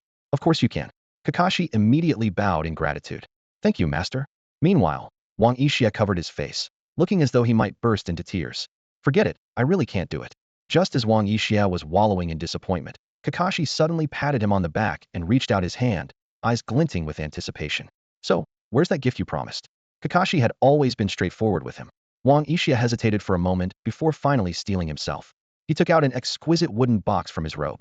Although he was reluctant to part with it, he couldn't bring himself to offer something ordinary after Might Dai had generously shared the secrets of the 8 gates. Kakashi snatched the box eagerly and shot Wang Yixia a sideways glance. It's not another one of those weird jutsu scrolls, is it? Like the instant dressing technique? I really don't want to learn anything that's strange again. But as he slowly lifted the lid, a cold gleam flashed in his eyes, illuminating his astonished face. Inside the box lay the Hanyu blade, its edge so sharp that everyone present held their breath. Might Dai and his son leaned in for a closer look, marveling, what a blade. Yixia, I never imagined you'd have such a treasure. Wang Yixia raised his eyebrows with pride. Well, is this gift good enough for you? As the son of Tsukumo Hatake, a legendary sword master, Kakashi had a natural sensitivity for fine weapons. He carefully took the Hanyu blade from the box and gave it a few experimental swings. The blade felt light, perfectly balanced for his grip. When he channeled chakra into it, the conduction was even better than his father's famed White Fang short blade. He pulled out a kunai for comparison and tapped it gently against the Hanyu blade. The kunai instantly cracked. With a bit more force, it snapped in two, while the Hanyu blade remained flawless. Kakashi ran his fingers lovingly along the blade, but his expression turned conflicted. Yixia, this is too valuable. I can't accept it. Yet even as he spoke, his hand refused to let go of the hilt. Seeing his hesitation, Wang Yixia explained, this is the Hanyu blade, a legendary weapon passed down from ancient China. Its edge is laced with poison, and its power is immense. I want you to inherit it, to let it shine in your hands and surpass your father's legacy. Kakashi gazed deeply at the Hanyu blade, and finally replied softly, thank you, Yixia. I promise I won't let you down. Time flowed quietly by, passing as gently as a murmuring stream. During this period, Kakashi's life underwent a dramatic transformation. With the acquisition of 3 powerful Jutsu 8 gates, Heaven's Net, and the instant disrobing technique along with a treasured blade he could hardly put down, this young ninja felt as if a whole new world had opened up to him. He devoted himself entirely to training, so much so that gripping his sword with both hands became second nature even in his sleep. He would unconsciously practice his moves. The only break he allowed himself was during mealtimes, when he savored the dishes Wang Yixia prepared with great care. Every other moment was spent sweating and striving for greater strength. Wang Yixia, meanwhile, led a rather interesting life of his own. Each morning found him in the kitchen, facing a few hardened steamed buns and a handful of wild greens, forced to make do with simple fare due to his tight budget. By lunchtime, however, this clever young man always managed to appear right beside his female classmates Hanjiang, Linjiang, and Hong Dujing, putting his social skills to good use. Your lunch looks delicious today. Compliments like this never failed to earn him a tasty meal. When evening fell, he would inevitably show up at Kakashi's dinner table, becoming something of a regular, if uninvited, guest.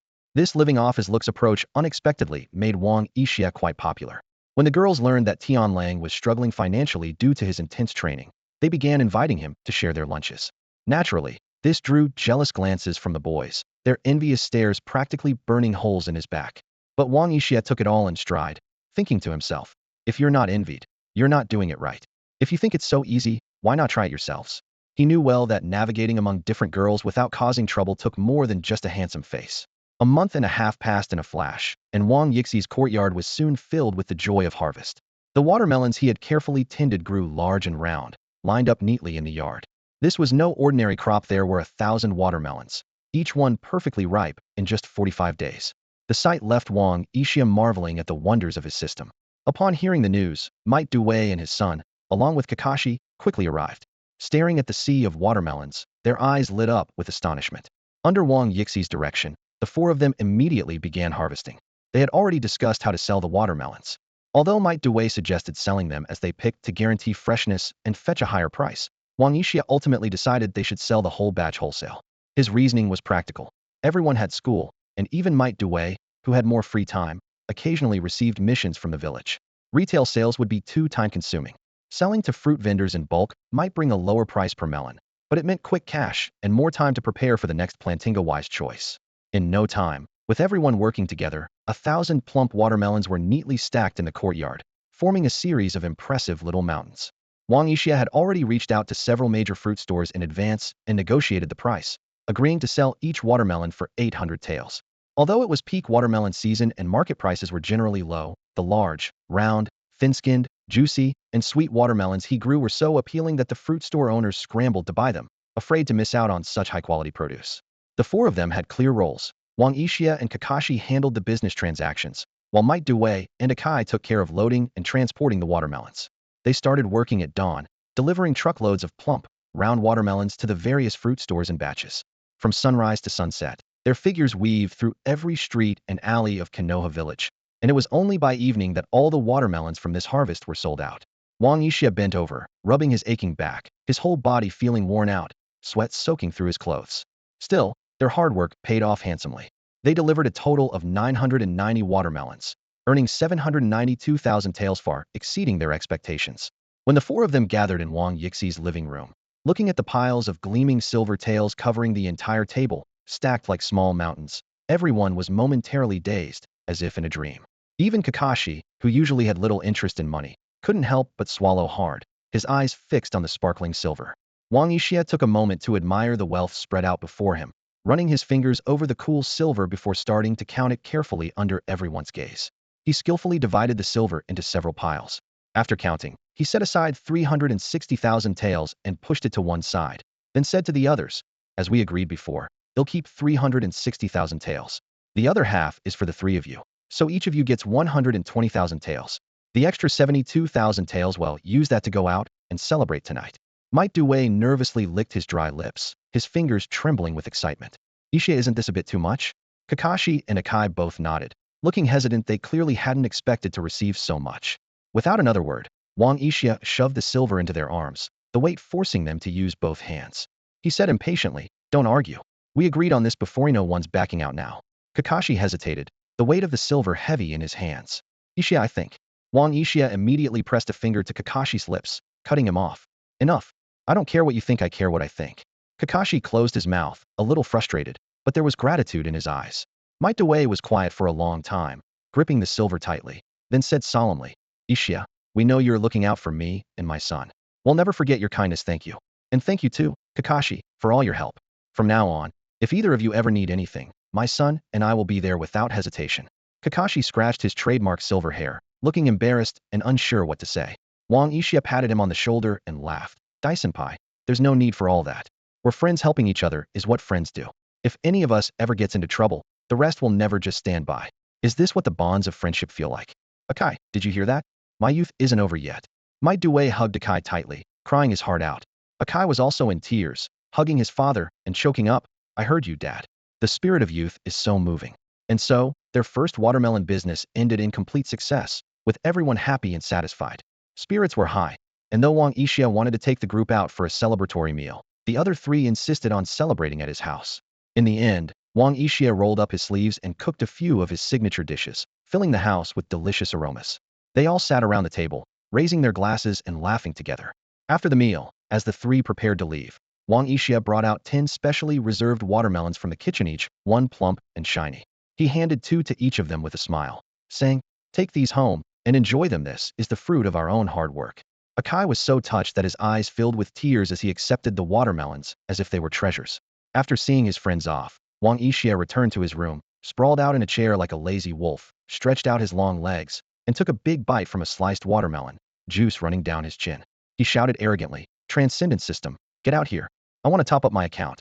Right away. I've been waiting for your orders." The recharge page is now open. Just enter the amount you want to add, and let those lucky fingers of yours get to work. The familiar, slightly sycophantic voice of the system rang out. Wang Yixia grinned. "I love how shameless you are." He set down the watermelon, wiped his hands, and started calculating his earnings. 360,000 taels from watermelons, 20,000 taels from the village's monthly subsidy, and 72,000 taels set aside for the celebration, of which only 58,000 had been spent since they ate at home. Altogether, he had 394,000 taels. After a moment's thought, Wang Yixia entered 300,000 taels and tapped the recharge button. Beep. The system notification chimed pleasantly. "Congratulations, host. You've successfully recharged 300,000 taels." Wang Yixia watched helplessly as the money on the table vanished in an instant. His whole body tensed with heartache, and he gritted his teeth. This damn system sure takes money fast. Just then, another message popped up. "To thank our loyal customers, the system is now offering a premium lottery. The prizes in this pool are of higher quality, with a greater chance of drawing top-tier rewards." Wang Yixi's attention was immediately drawn to the new golden page on the interface. Next to the 10 draw button, it read, "Premium Lottery, 30,000 taels per draw. They're not just trying to scam me, are they? He muttered suspiciously. The system replied coldly, draw if you want. For broke hosts, the system's service quality drops dramatically. Damn it. Wang Yixia took a deep breath, psyching himself up. Kids don't cry every day, and gamblers don't lose every time. He'll give it a shot. With a determined look, he declared, System Daddy, Premium 10 draw, give me something good.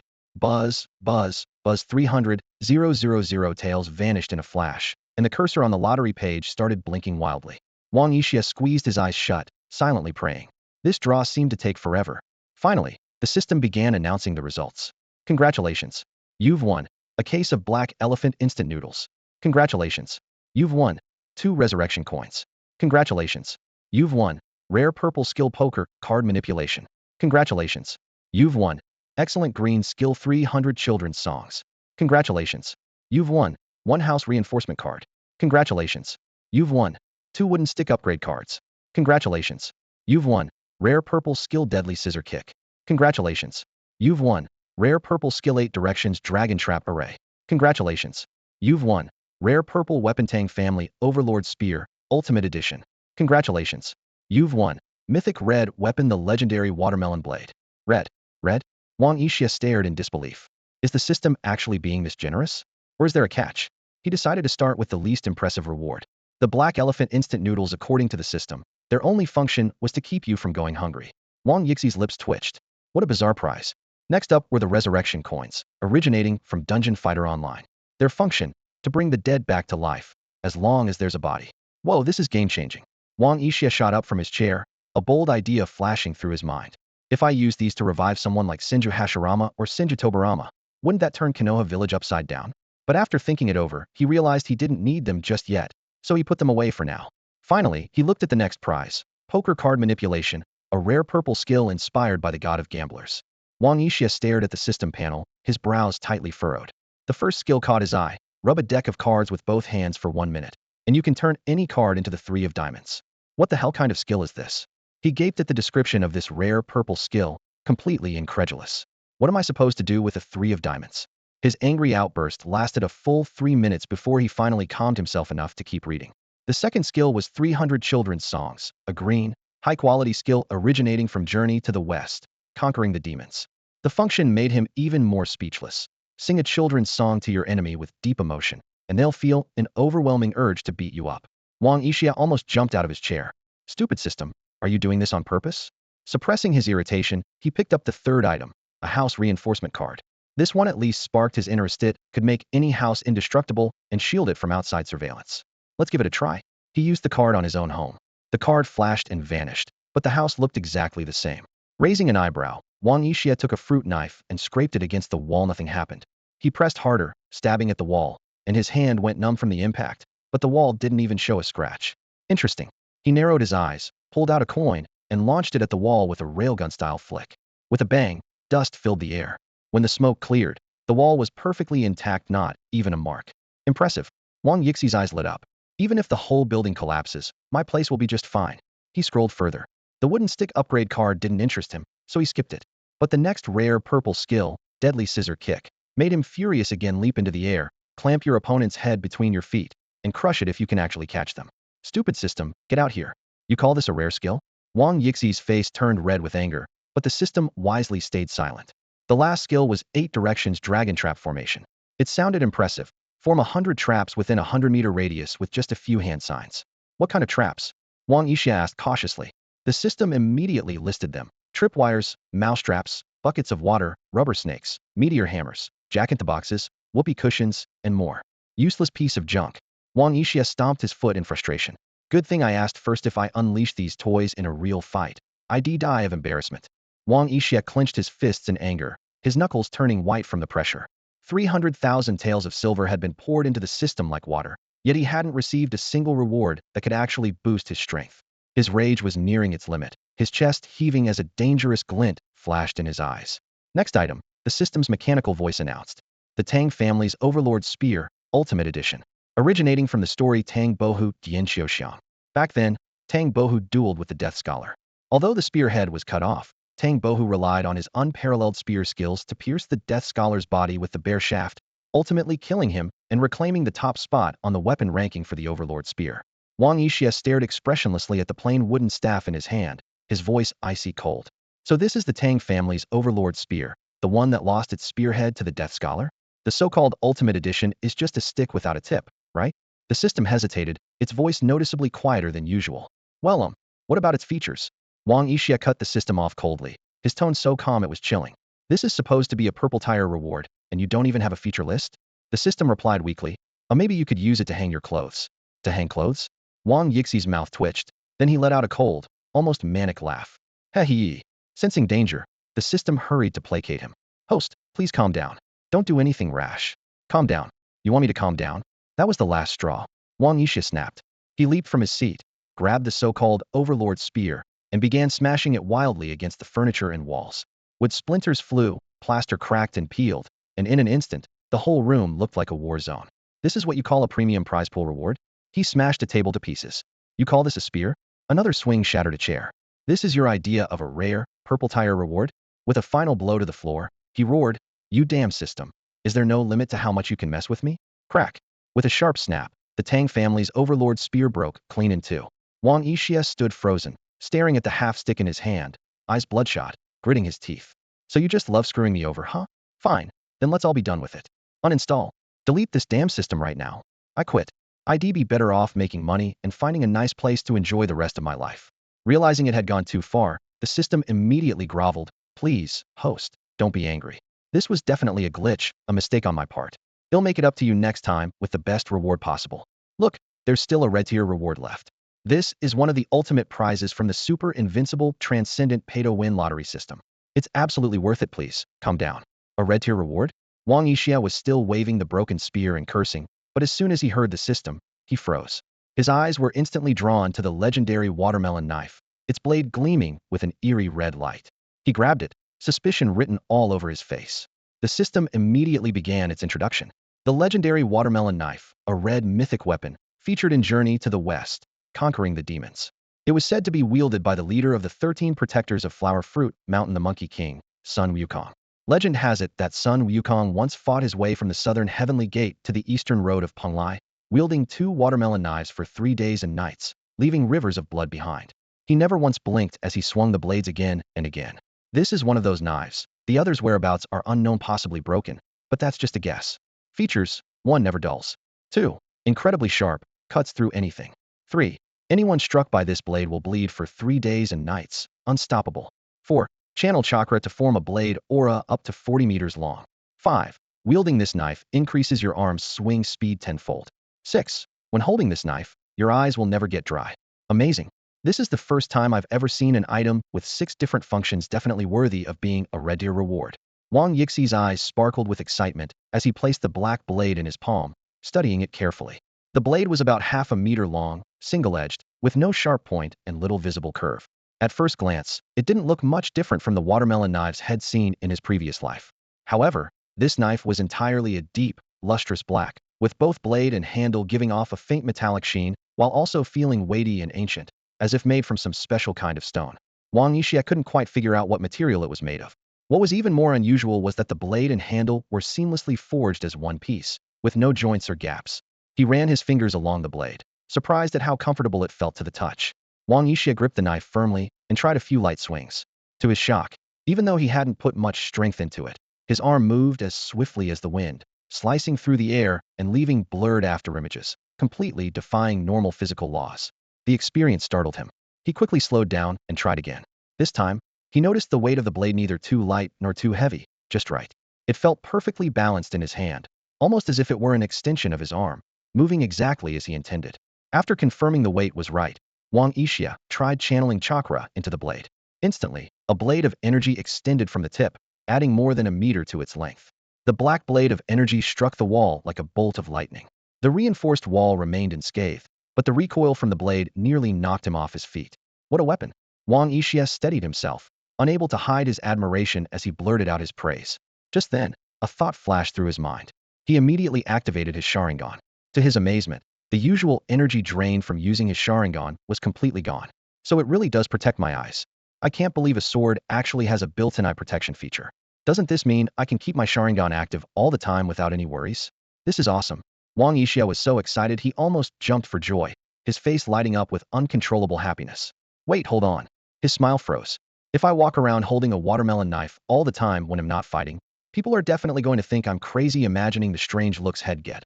Wang Yixia quickly deactivated his sharingan. The next day, his relaxing holiday finally came to an end. Wang Yixia was in high spirits she wouldn't have to mooch meals anymore. He reached into his pocket and counted his money. To his surprise, he had 94,000 taels. This is great. I can finally have whatever I want for breakfast. Life is good. He muttered to himself, a satisfied smile on his face. He bought a few steaming meat buns and a hot cup of soy milk, then happily made his way to school. Once in the classroom, Wang Yixia enjoyed his breakfast while chatting cheerfully with the adorable Linchan and Hongchan. Just before class was about to start, Wang Yixia noticed that Kakashi, who usually arrived at the last minute, was nowhere to be seen today. He frowned slightly, his gaze drifting repeatedly to the classroom door, his mind swirling with questions. Could Kakashi have gone off to help an old lady cross the street, just like Obito did? The clock ticked steadily forward, and the noise in the classroom gradually died down. Sunlight crept across the desks, and even Obito, who was notorious for being late and making excuses, was already seated, a fresh bruise from yesterday's scuffle coloring his face. Yet, that familiar head of silver hair was still missing from the doorway. An uneasy feeling began to creep into Wang Yixi's heart. By noon, the sun was blazing. Might Guy hurried down the hallway, beads of sweat forming on his forehead. He quickly spotted Wang Yixia eating in a corner of the cafeteria, worry written all over his face. Yixia, Kakashi didn't come to school today. Do you know what's going on? Guy's voice was edged with concern. His question immediately drew the attention of several girls nearby. They gathered around, voices overlapping as they peppered him with questions, their eyes full of concern for the school's star, Kakashi. Wang Yixia set down his chopsticks and gently shook his head. I'm not sure. I haven't seen him since you all left last night. Just then, Obito wandered over, his injuries even more noticeable in the sunlight. He curled his lip, a hint of disdain in his tone. That arrogant guy with the white hair, something happened at his house, I think. Rin's eyebrows shot up, a flash of anger in her eyes. Obito, don't talk about Kakashi like that. Her voice was sharp with reproach. Wang Yixia seized on the information and leaned forward slightly. Obito, can you tell us a bit more? Obito shrugged, spreading his hands. I just overheard something this morning while I was helping an old lady cross the street. Apparently, his father failed a mission or something. It sounds pretty serious. Wang Yixia nodded thoughtfully, a flicker of insight in his eyes. I see. Thanks, Obito. Obito's lips curled into a brief smirk before he quickly returned to his usual haughty expression, snorting. Humph, I only heard about it by chance. It's not like I care about him.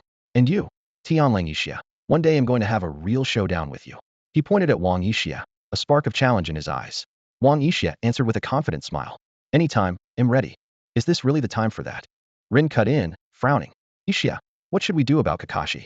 Guy and the other students all looked to Wang Yixia, their eyes full of hope, as if he were the one who could solve any problem. Only Obito stood off to the side, sulking, clearly unhappy to see Rin so worried about Kakashi. Wang Yixia paused, then offered a reassuring smile. Don't worry, everyone. Kakashi's father, Tsukumo Hatake, is a hero of the village with countless achievements. It's just one failed mission. I'm sure he'll sort things out soon. After school, they'll go to his house and check in. I'll let you all know what I find out tomorrow. His words soothed everyone's nerves, and the group gradually dispersed, leaving only a few students in the classroom. Guy, however, lingered. He waited until the others had left before approaching Wang Yixia, lowering his voice. Yixia, I'm still worried. How about I ask my dad to come with us tonight? Wang Yixi's expression turned serious as he shook his head. Guy, you and your father should stay out of this for now. Guy was caught off guard, a look of confusion in his eyes. Is there something I shouldn't know about? Wang Yixia patted Guy's shoulder gently and sighed, his gaze calm and mature beyond his years. Guy, you and your father are kind-hearted and tend to trust people easily. That's both a strength and a weakness. I'm not hiding anything from you, nor do I distrust you. I just don't want you to jump to conclusions. Remember, Guy, never judge people or situations by appearances alone. Only by carefully observing the details and analyzing things thoroughly can you make the right decision for yourself. That way, you won't end up with regrets. So, Guy, wait until you fully understand what's going on before you decide whose side you're on. With those words, Wang Yixia gave Guy a meaningful look, then turned and walked away with steady, resolute steps. Guy stood there in the sunlight streaming through the window, a trace of confusion in his eyes, unable to shake off the feeling of uncertainty. After school, Wang Yixia stood at the entrance of the Kakashi residence, carefully surveying his surroundings. A few small groups of onlookers were scattered around the front door, whispering to each other and occasionally gesturing toward the house. The atmosphere was tense, but things hadn't spiraled out of control. Narrowing his eyes, Wang Yixia didn't approach the house right away. Instead, he turned and walked away. He knew clearly that the commotion was just beginning, and letting it escalate a bit more might actually work in his favor. The next day in class, there was a strange tension in the air. Students kept glancing at Wang Yixia, making it obvious that news about Hatake's Shimao had already made its way around from their families. The stares became even more intense as Wang Yixia entered the classroom. After all, he was known to be close with the Hatake family. Rin, Kurenai, and Anko were quick to gather around him, their eyes full of concern as they asked about the situation. Even Mike Guy, who was usually lively and outgoing, sat silently at his desk, looking uncharacteristically subdued. Wang Yixia offered a few reassuring words to the worried girls before returning to his seat, maintaining his usual calm composure. Obito rushed in late, out of breath, and as soon as he sat down, he fidgeted restlessly like a squirrel, constantly glancing over at Wang Yixia. The moment the bell rang, he hurried over, still panting. Wang Yixia, things have gotten even worse. Now everyone's saying that Senior Shomao caused huge losses to the village after failing his mission. There's a big crowd outside their house. The news immediately caught Rin and the others' attention. They gathered around eagerly, looking at Wang Yixia, waiting for his response. After a moment's thought, Wang Yixia gave them a confident smile. I'm aware of what's going on. Things are a bit serious, but with Senior Shuomo's experience and ability, I'm sure he'll handle it soon. There's no need to worry too much. Seeing that the girls were still anxious, Wang Yixia gently patted their heads and spoke softly. Go on now. There's nothing we can do to help at the moment. Trusting Senior Shomao is the best support we can offer. Blushing slightly, the girls nodded and left quietly. As school let out, Wang Yixia had just stepped out of the gate when someone suddenly blocked his path. Looking up, he saw Kakashi. A teasing smile appeared on Wang Yixi's lips. Well, if it isn't Kakashi. What's up? You vanished for 2 days right after getting your bonus. Were you off somewhere having a good time? When Kakashi saw Wang Yixi's relaxed, carefree demeanor, he couldn't help but feel some of his own tension melt away. Still, his expression grew serious as he said, Yixia, my father, he's run into some serious trouble. I think we need your help right now. No sooner had he finished speaking than a green blur shot past like lightning. With a series of acrobatic flips, Guy landed steadily in front of Wang Yixia. Standing tall and brimming with energy, he declared, Yixia, I'm sorry, I didn't fully understand everything you said yesterday, but I could truly feel your sincerity toward me. Kakashi was dumbfounded, his face a picture of pure confusion. What? Sincerity? Yixia, what exactly did you say to him yesterday? Wang Yixia could only shake his head helplessly. Guy, could you please not say things like that? Completely ignoring Wang Yixi's protest, Guy continued passionately. My father once told me, once you've set your sights on a goal, you must charge forward without hesitation, even if it means getting battered and bruised. Never turn back. Now, I'm sure of it. Standing by my friends and fighting alongside them is my goal. So please, trust me. I have no regrets about my youth. Kakashi, watching Guy's impassioned display, couldn't help but think, this guy can actually be pretty impressive when he gets serious. Wang Yixia nodded in agreement. Absolutely. Guy is just like his father's, a friend you can always count on. After a moment, Wang Yixia turned to Kakashi. Kakashi, why don't you head home first and bring Master Shimo over to my place? He'll cook a few of my best dishes, and we can talk things over while we eat. Kakashi nodded slightly, a look of gratitude flickering in his eyes before he turned and hurried off.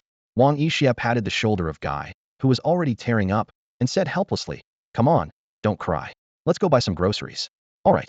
Guy wiped away his tears and replied with renewed spirit. After picking up ingredients at the market, the two of them headed back to Wang Yixi's house. As they approached the door, they saw Might Due waiting anxiously outside. Clearly, had heard about Tsukumo Hatake's situation and had come by to find out what was happening.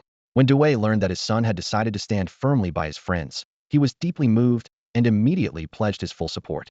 Overcome with emotion, the father and son hugged tightly, both in tears. Wang Yixia stood to the side, awkwardly silent. Faced with such an intense outpouring of emotion, he couldn't quite relate and could only sigh inwardly. Soon after, everyone went inside, and Wang Yixia began preparing dinner. With Due and Guy lending a hand, the table quickly filled with a spread of delicious homemade Chinese dishes. Just then, Tsukumo Hatake and Kakashi arrived together. Wang Yixia hurried to the door to greet them, his face bright with a welcoming smile. Master Shimo, it's been a while. You haven't changed a bit. Tsukumo looked weary and worn out, and could only respond with a wry smile. Yixia, don't tease me. Wang Yixia shook his head sincerely. Not at all, master. Even the strongest winds can't topple a mountain of resolve. Tsukumo paused, a thoughtful look flashing in his eyes before he fell into silence. Wang Yixia led him into the living room, where Guy immediately stood to greet him respectfully. Master Shimo, it's been a long time. Due also stepped forward and bowed slightly. Lord Hatake, I apologize for coming uninvited with my son. I hope you don't mind. Tsukumo quickly waved his hand, gratitude showing on his face. Not at all. Really, I should be the one apologizing for troubling everyone. Wang Yixia grinned and motioned for everyone to sit. No need for formalities, you're all honored guests here. Come. Let's eat while it's hot. We can talk things over after dinner. Everyone at the table had already developed a silent understanding when it came to Wang Yixi's cooking. Almost no one spoke during the meal. The only sounds were the clinking of dishes and the lively scramble for the delicious food. Chopsticks darted between plates and bowls, and now and then someone would sigh in satisfaction, but no one wanted to waste time on conversation. After the meal, Kakashi and Guy stood up on their own initiative, efficiently helping Wang Yixia clear the table. Kakashi moved with practiced ease, while Guy was a bit clumsy but full of enthusiasm. Once everything was tidied up, everyone returned to the living room. Wang Yixia took out a delicate tea set from the cabinet and began making tea in a calm, unhurried manner. His movements were graceful and skilled, as if he had performed this ritual countless times before. Tsukumo Hatake sat to the side, his brow slightly furrowed and an unmistakable hint of guilt on his face. He cleared his throat, breaking the quiet in the room. To be honest, I shouldn't have come here today. Given the current rumors surrounding me, meeting with all of you might bring unnecessary trouble your way. Kakashi's fists clenched unconsciously at these words, his knuckles turning white. Clearly, this was something he hadn't considered before. A trace of worry flashed in his eyes as his body tensed. Wang Yixia, however, just waved it off with a carefree smile, swirling the tea in the pot. Sakimo-senpai, you're making it sound far too serious. What trouble could there be? Worst comes to worst. We'll flip the table and see who dares to cause more problems. Tsukumo looked puzzled, his frown deepening. Flip the table? What do you mean by that? Wang Yixia lifted his head, the corner of his mouth curling into a meaningful smile, his hand steady on the teapot. It's simple. If anyone tries to make trouble, we just deal with them. No trouble, no problem. Tsukumo's pupils shrank at these words, and he instinctively glanced around. Might Dewey sat silently, his thick brows furrowed as his sturdy fingers tapped lightly on his knee. Guy, meanwhile, sat there wide-eyed, apparently unsure if he understood what was being said. Tsukumo shook his head helplessly, managing a wry smile. Ishia, that's a bit too extreme, don't you think? It sounds dangerous. At that moment, Might Dewey suddenly straightened up, his eyes shining beneath his heavy brows. Sakimosen, I think there's more to Yixi's words. Let's hear him out. Wang Yixia immediately gave him a thumbs up. Daisenpai, you truly have a wise simplicity. I really admire that. Might Dewey froze, looking confused, his hand unconsciously rubbing his chin as he tried to figure out whether Yixia was complimenting him or making fun of him. Wang Yixia poured the freshly brewed tea into cups for everyone, the clear liquid releasing a faint, pleasant fragrance. He handed each cup out with precise, elegant movements. Then continued, Sakimo-senpai, have you ever thought carefully about why all of this happened in the first place? Tsukumo took his cup and let out a quiet sigh, a trace of sadness in his eyes as his shoulders slumped. Honestly, it's my fault. To infiltrate the enemy camp, I had a teammate act as bait to distract the enemy. But that put them in incredible danger. Wang Yixia raised a hand, cutting him off. I want to ask about the details of your mission. I just want to know if you were given another chance, or even 10 chances, could you guarantee that the mission would succeed? Tsukumo set down his cup, folding his hands before his chin and thinking for a moment before shaking his head slowly. Even though it was a top-secret mission, I didn't know all the specifics. I was simply ordered to lead a team to retrieve some confidential intel. Whether we could succeed or not, he honestly couldn't say. The enemy was strong and very well prepared. Unless his voice grew heavier. Unless I was willing to sacrifice my teammates' lives. Wang Yixia set his cup down and spread his hands, his gaze sharp. So, the problem is clear now. With your strength, Senior Shuomao, even you couldn't complete this mission. So how could anyone else possibly succeed? And the requirement for completing this mission was to sacrifice a teammate. So, I want to ask, which is more important, our teammate's life, or the mission itself? Of course, our teammate is more important. Everyone replied, almost in unison. Even Akai, who had been a little absent-minded, answered firmly and without hesitation. Wang Yixia looked around, a satisfied smile appearing on his face. That's right. This is exactly what the Great Will of Fire has taught us. But his expression quickly grew more serious as he continued. Since we all understand this, why can't the villagers see it? Why don't the higher-ups in the village understand? And even more, why doesn't our Hokage seem to understand? His words rippled through the room like a stone thrown into a still lake, leaving everyone deep in thought, their eyes turning distant. They all knew in their hearts that Tsukumo Hatake hadn't done anything wrong, so why hadn't anyone stepped up to defend him? Seeing the silence, Wang Yixia smiled faintly and decided to lay things out clearly. He pointed to the Hokage armband on Tsukumo's shoulder and said, actually, the answer is simple. It's right here, the Hokage armband. Everyone was taken aback. Kakashi's eyes widened in realization, and he slapped his forehead, muttering, no wonder. You mentioned this to me before. I should have paid more attention. Wang Yixia shook his head. Don't blame yourself. Even if you had warned Senior Shuomao, things probably would have turned out the same. The others looked even more confused, questions written all over their faces. Tsukumo asked urgently, Kakashi, are you saying Yixia saw this coming? Wang Yixia nodded gently. Back then, I just had a feeling that the Hokage armband might provoke certain people, so I mentioned it in passing. Tsukumo rubbed his forehead, fatigue and confusion in his eyes. Ishiya, my mind's a mess right now. You're always sharp, can you explain it to us clearly? Wang Ishiya took a deep breath, gathered his thoughts, and continued, let me break it down. Senior Shuomao, you're an outstanding ninja. You've made countless achievements on the battlefield, completed dozens of rank missions without a single failure. Because of your abilities, you were awarded the Hokage armband not just as recognition from the higher-ups, but as a sign of your comrades' trust and the villagers' admiration. But these very accomplishments have made some people wary of you.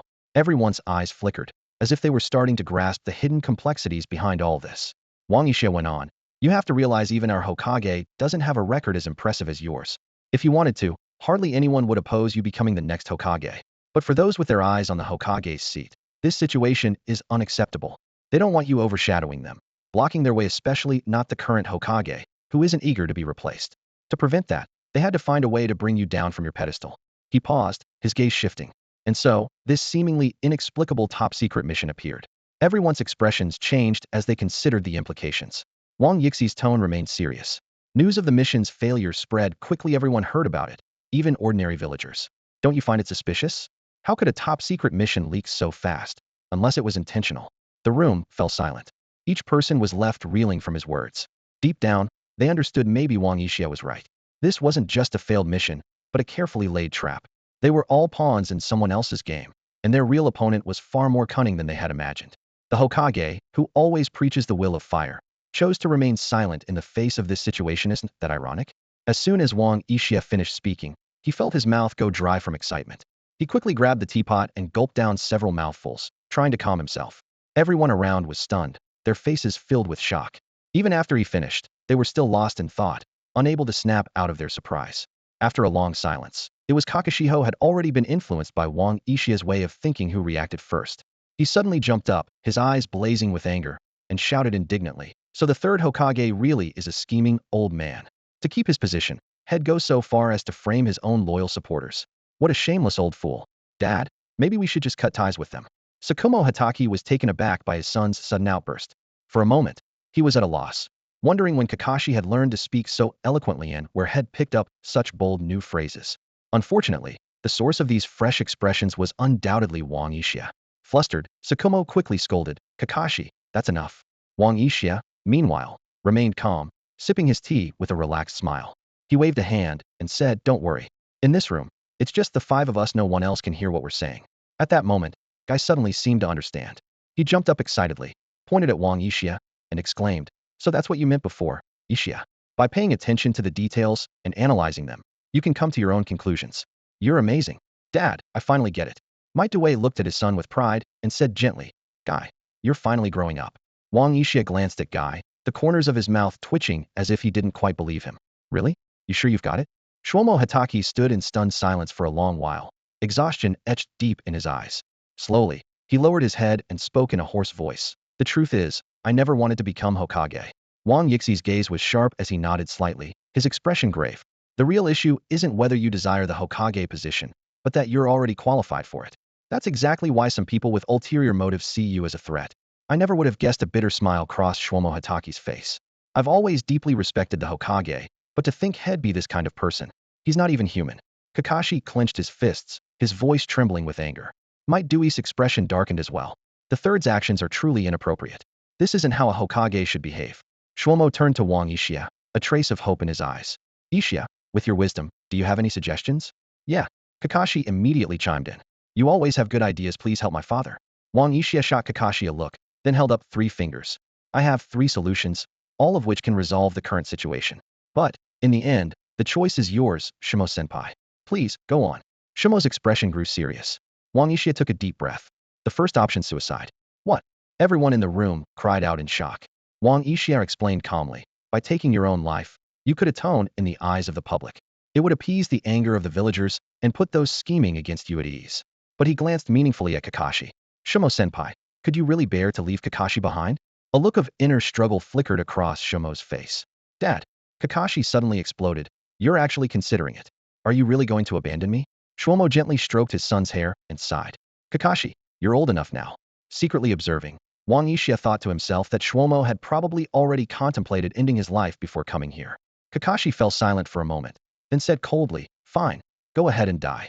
But I swear, one day, they'll burn Konoha to the ground." Shlomo was stunned into silence, and after a long pause, he finally said, "Kakashi, don't think that way. The village isn't at fault, it's those with ill intentions. I don't care." Kakashi's eyes flashed coldly. "If you die, they'll destroy Konoha. Enough." Might Dewey quickly tried to defuse the situation. Uchiha must have other solutions. Let's hear them all before making a decision. Everyone turned their eyes to Wang Uchiha, anticipation written across their faces. Wang Uchiha nodded and continued. "The second option is to get rid of the third Hokage, then expose all his dirty deeds to the public. After that, you can either defect and leave Konoha, or take his place and become the new Hokage. Both paths are open to you." Everyone was stunned by Wang Uchiha's words, their jaws nearly dropping in shock. The room fell silent, except for Kakashi, whose eyes lit up as he slapped his thigh and exclaimed excitedly, "That's a great idea. Dad, let's do it." Tsukumo Hatake frowned deeply, slowly shaking his head as he replied gravely, "Putting aside the damage this would cause to the village, the third Hokage himself, his strength is not something we can easily overcome. What's more, he's surrounded by many powerful protectors at all times." Wang Uchiha sneered, the corner of his mouth curling up in disdain. "First of all, that old man doesn't represent the village. Everything he does is just to satisfy his own desires. Second, among those of us in this room, at least two people have the ability to take him down." Everyone glanced at each other in confusion, unsure who else besides Tsukumo, known as the White Fang, could possibly match the Hokage in strength. Wang Uchiha had no intention of explaining further. He folded his hands on the table and continued, "Since you don't want to bring harm to Konoha, let me tell you the third option. It may mean some unfairness for you, Sakimo-senpai, but I promise you one day, I will clear your name and restore your honor." Tsukumo's eyes brightened and he leaned forward, replying with determination, "Uchiha, just tell me. For the peace of the village, for Kakashi's future, I can handle a little injustice." Wang Uchiha nodded, his tone calm. "In that case, Sakimo-senpai, you should apologize." Everyone was taken aback, the air seeming to freeze for a moment. Kakashi was the first to lose his composure, jumping to his feet with clenched fists and shouting, "Why? Dad, you didn't do anything wrong. Why should you apologize?" Tsukumo placed a reassuring hand on Kakashi's shoulder, signaling him to sit down, then turned to Wang Uchiha and asked in a serious tone, "Uchiha, tell me exactly what I need to do." Wang Uchiha spread his hands, speaking lightly, "It's simple. Take off your Hokage half-sleeve, bring it to the third Hokage, say something about how ashamed you feel, and resign from your position as Jonin. After that, just focus on taking care of your son at home." Kakashi's face flushed red, ready to protest again, but Tsukumo stopped him, a hint of resolve flashing in his eyes. "This will work. He'll go apologize to the third Hokage tonight." Kakashi anxiously grabbed his father's sleeve, his voice choked, "Dad, you." Tsukumo smiled gently, ruffling his son's hair. "Kakashi, I have to do something to resolve this. For you, a little injustice is nothing." Wang Uchiha looked seriously into Tsukumo's eyes and said, "Sakimo-senpai, as the saying goes, an old steed in the stable still aspires to gallop 1,000 miles. Please believe me, if you lie low for a few years and gather your strength, you'll rise again and become a hero of Konoha once more." Tsukumo gave a wry smile. "Uchiha, you always know what to say. He'll go get ready and sort this out as soon as possible." Wang Uchiha nodded. Now that a decision has been made, the sooner the better. If you wait any longer, who knows what underhanded tricks they might use against you. At this point, Tsukumo seemed to have let go of his worries and, with a trace of curiosity, asked, "Could they really come up with something even worse than this?" A cold smirk appeared at the corner of Wang Yixi's lips, and a hint of mockery flashed in his eyes. "Of course, those schemers are far more devious than you can imagine. They might even turn the teammates whose lives you once saved against you, pushing them to accuse and target you. They won't stop until you're completely defeated." Although Hatake Shwomo had mentally prepared himself, he was still stunned by these words.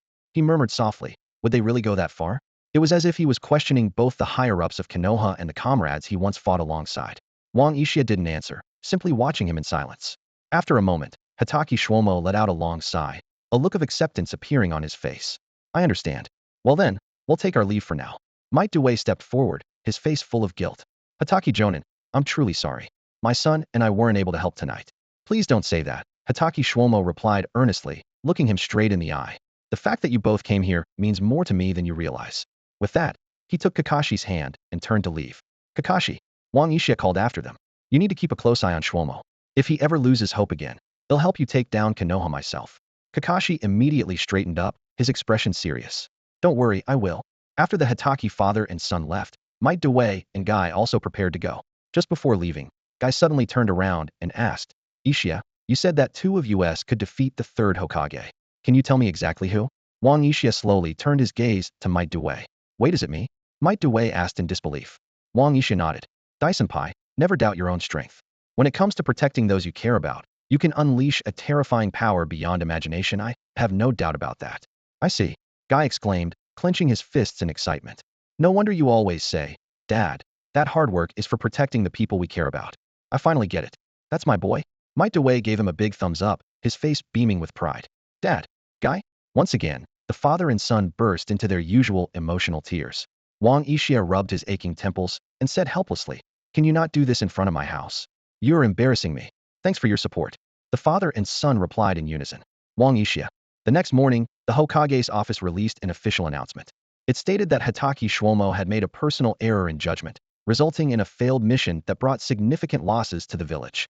After a review by the village leadership, and given that Hatake Shwomo had admitted his mistake, it was decided that he would be removed from all his positions as a warning to others. Wang Yixia strolled leisurely toward the school, biting into a steaming bun. Along the way, villagers on both sides of the street were all talking about Hatake Shwomo's situation.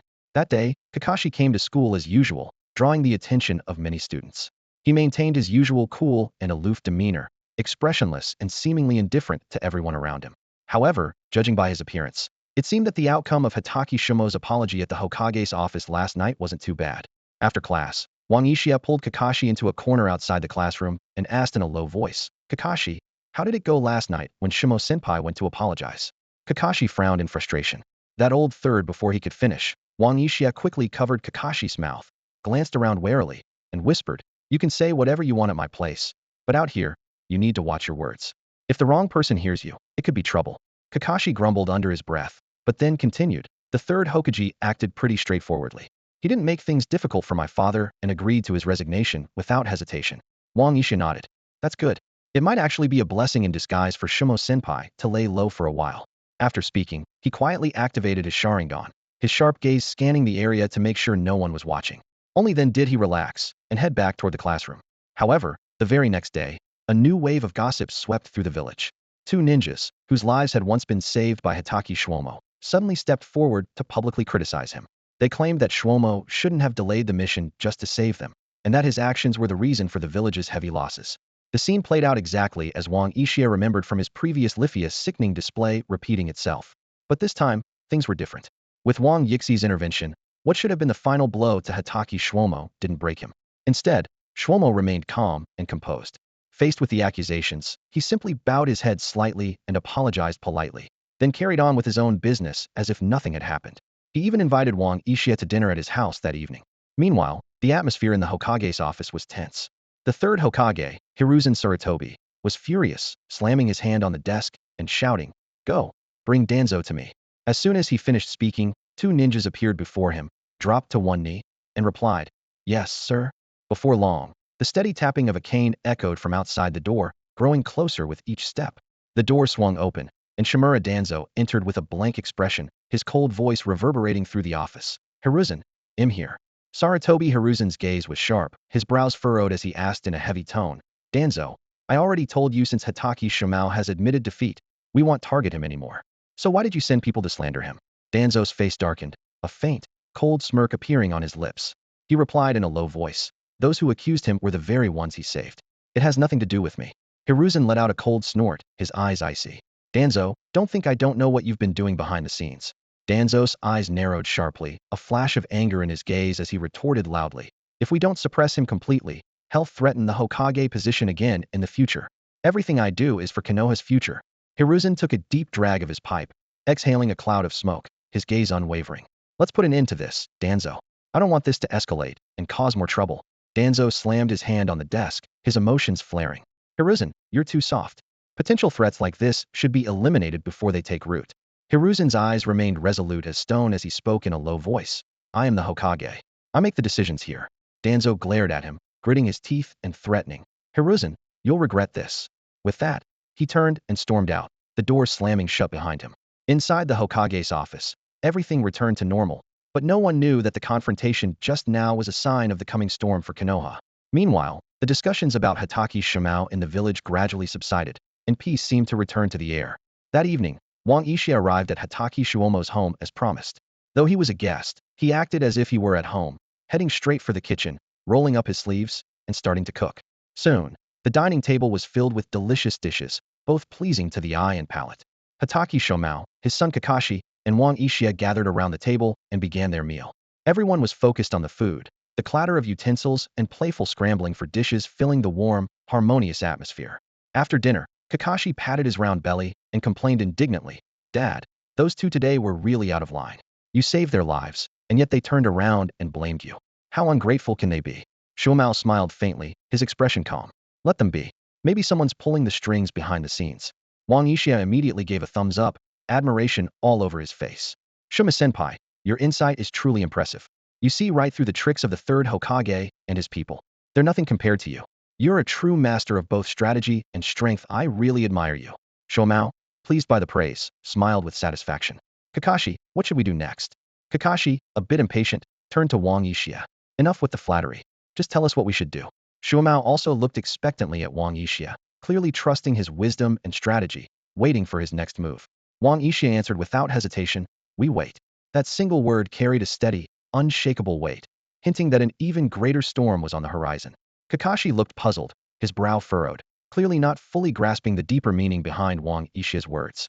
Noticing this, Wang Yixia leaned forward slightly, his tone softening as he patiently explained, "As I said before, what Senior Shimao needs most right now is to keep a low profile for a while and wait for the right moment before making any moves." A hint of urgency flashed in Kakashi's eyes. He unconsciously clenched his fists and pressed further. "But how long do we have to wait?"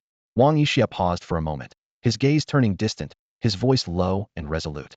"At the very least, until the next war breaks out or until the third Hokage steps down." His words landed like a heavy blow. Both Kakashi and Hatake Shomao frowned, worry written all over their faces. The atmosphere in the room instantly grew tense. Kakashi's brows knit together, his voice tinged with obvious concern. "If we have to wait for the third Hokage to step down, that might take a long time, right?" Hatake Shomao crossed his arms in front of his chin, his eyes filled with worry. "Do you really think there will be another war?" Wang Yixia let out a gentle sigh and nodded slowly, his tone carrying the weight of historical insight. "The tides of the world always rise and fall. Senior Shomao, with your wisdom, surely you understand this, don't you?" With that, Wang Yixia stood up and walked over to Kakashi. Placing a steady hand on Kakashi's shoulder, he spoke sincerely. "As for when the third Hokage will step down, to be honest, I can't say for sure. It could be 3 years, it could be 5. All we can do now is wait for an opportunity." Or his voice suddenly turned firm and determined. "Find a way to create one ourselves." The room fell silent for a long moment. At last, Hatake Shomao let out a deep sigh, his shoulders drooping slightly as he came to terms with reality. "If that's the case, I suppose I'll just lie low at home for now. Ixia, you gave Kakashi a remarkable sword before, and he showed it to me. It's a rare treasure, and we can't just accept it for nothing. On top of all the help you've given us this time, as your elder, I truly don't know how to repay you." With those words, Hatake Shomao pulled out a thick wad of cash from his coat and pressed it firmly into Wang Yixia's hand, his expression sincere and his tone earnest. "Please accept this as a small token of my appreciation for the precious gift you gave Kakashi. Don't refuse. As for everything you've done for us, consider it a debt I owe. If there's ever a chance in the future, I'll make sure to repay you properly." Wang Yixia's face broke into a wide, beaming smile, his eyes narrowing with delight. He gripped Hatake Shomao's hand tightly, his voice full of genuine admiration. "Senior Shomao, you're far too generous. People as righteous and honorable as you are becoming rare these days. I really hope to learn from you and keep improving myself, so that one day I can be a hero just like you." Hearing this, Hatake Shomao's face lit up with satisfaction, the wrinkles at the corners of his eyes smoothing out. "Well said, well said." Watching the scene unfold, Kakashi couldn't help but roll his eyes and sigh helplessly. "Come on, you too, that's enough already. I'm rich. I'm finally rich." Wang Yixia burst through the door, clutching the thick stack of bills given to him by Senior Shomao. He couldn't wait to spread them out on his bed. His hands trembled as he counted each note, mumbling under his breath. After counting once, he still felt uneasy, so he went through the stack 2 more times. At last, he was sure 1,000,000 taels, not a coin less. Excitement surged through him. Wang Yixia danced around the room, unable to hide the huge grin on his face. Once the initial thrill faded, he sat on the edge of his bed, propping his chin in his hand, lost in thought. With the watermelon knife, I don't have to worry about my attack power anymore, he calculated. All my skill slots are filled, and every ability is useful. I can't bear to swap out any of them. He opened his inventory to check. Only one Sharingan upgrade card remained. Wang Yixia frowned. "If I want to get stronger, my only options are boosting my stats or upgrading the Sharingan. If only I could pull more Sharingan upgrade cards. But the odds are just too low. Stupid system. He suddenly shouted in frustration. It takes 100 upgrade cards just to evolve to the 3-Demo Sharingan? That's daylight robbery. Just then, the system's robotic voice chimed in. Beep, the host can now choose the special draw, which allows you to specify the reward pool. Special draw? Specify the pool. Wang Yixi's eyes lit up. Tell me more. If I pick the equipment category, can I select red deer weapons? Beep, keep dreaming. For equipment, you can only choose between weapons or armor. I was just asking, no need to be rude. Wang Yixia pouted. Still, the special draw sounds good, but it's just so expensive. After some inner struggle, he finally decided to give the special draw a shot. He closed his eyes, focused his mind, and completed a top-up of 1 million taels. The system responded cheerfully. Congratulations, Master Host, on your successful deposit of 1 million taels. May all your wishes come true and wealth flow your way. Humph. The system only knows how to suck up at times like this. Wang Yixia grumbled, selecting the Sharingan upgrade card option under the card category, and, gritting his teeth, tapped the 10 draw button. In an instant, a dazzling array of colorful cards flashed before his eyes. The system's notification sounded. Beep, congratulations, host, you've obtained Sharingan upgrade card 5. Beep, congratulations, host, you've obtained Kunai upgrade card 1. Beep, congratulations, host, you've obtained food upgrade card 3.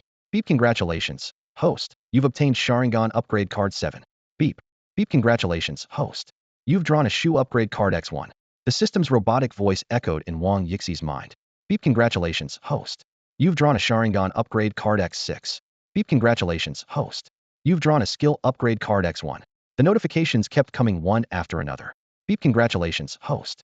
You've drawn a Sharingan upgrade card X3. Beep, congratulations, host. You've drawn a cleaning rag upgrade card X1. Beep, congratulations, host. You've drawn a Sharingan upgrade card X4. After the draw ended, Wang Yixia carefully counted the Sharingan upgrade cards in his hands, 25 in total. The corners of his mouth curled up with satisfaction as he nodded approvingly. Not a bad haul this time. Even though the system's ability to spit out the most bizarre items was as unpredictable as ever. Let's just use up these random upgrade cards first, Wang Yixia muttered to himself. He pulled out a kunai head swiped from Kakashi and used a kunai upgrade card on it. Beep, congratulations, host. Kunai successfully upgraded. Wang Yixia immediately checked the updated stats. Kunai 2.0. It started out as an ordinary kunai, but after the system's magical upgrade, it now holds a secret. Special. If you throw it and shout, "Mama mommy boom boom boom," it creates a massive explosion.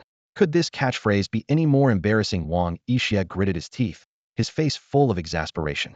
Next, he used the shoe upgrade card on his right shoe. Beep, congratulations, host. Right shoe successfully upgraded. Right shoe 2.0. A sturdy shoe.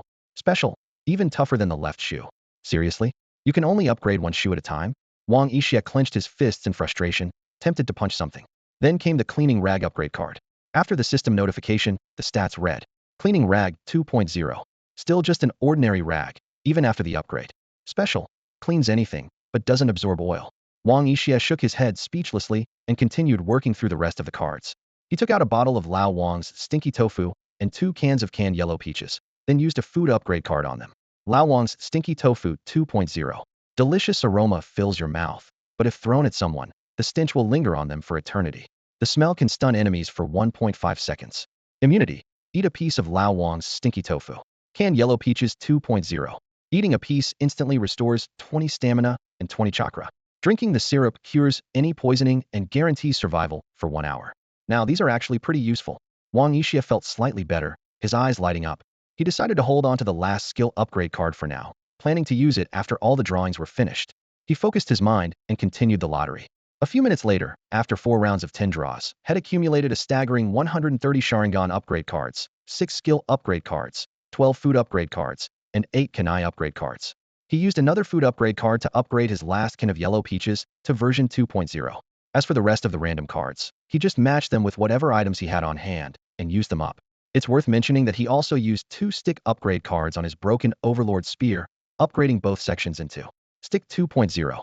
Exceptionally sturdy, and hits ridiculously hard.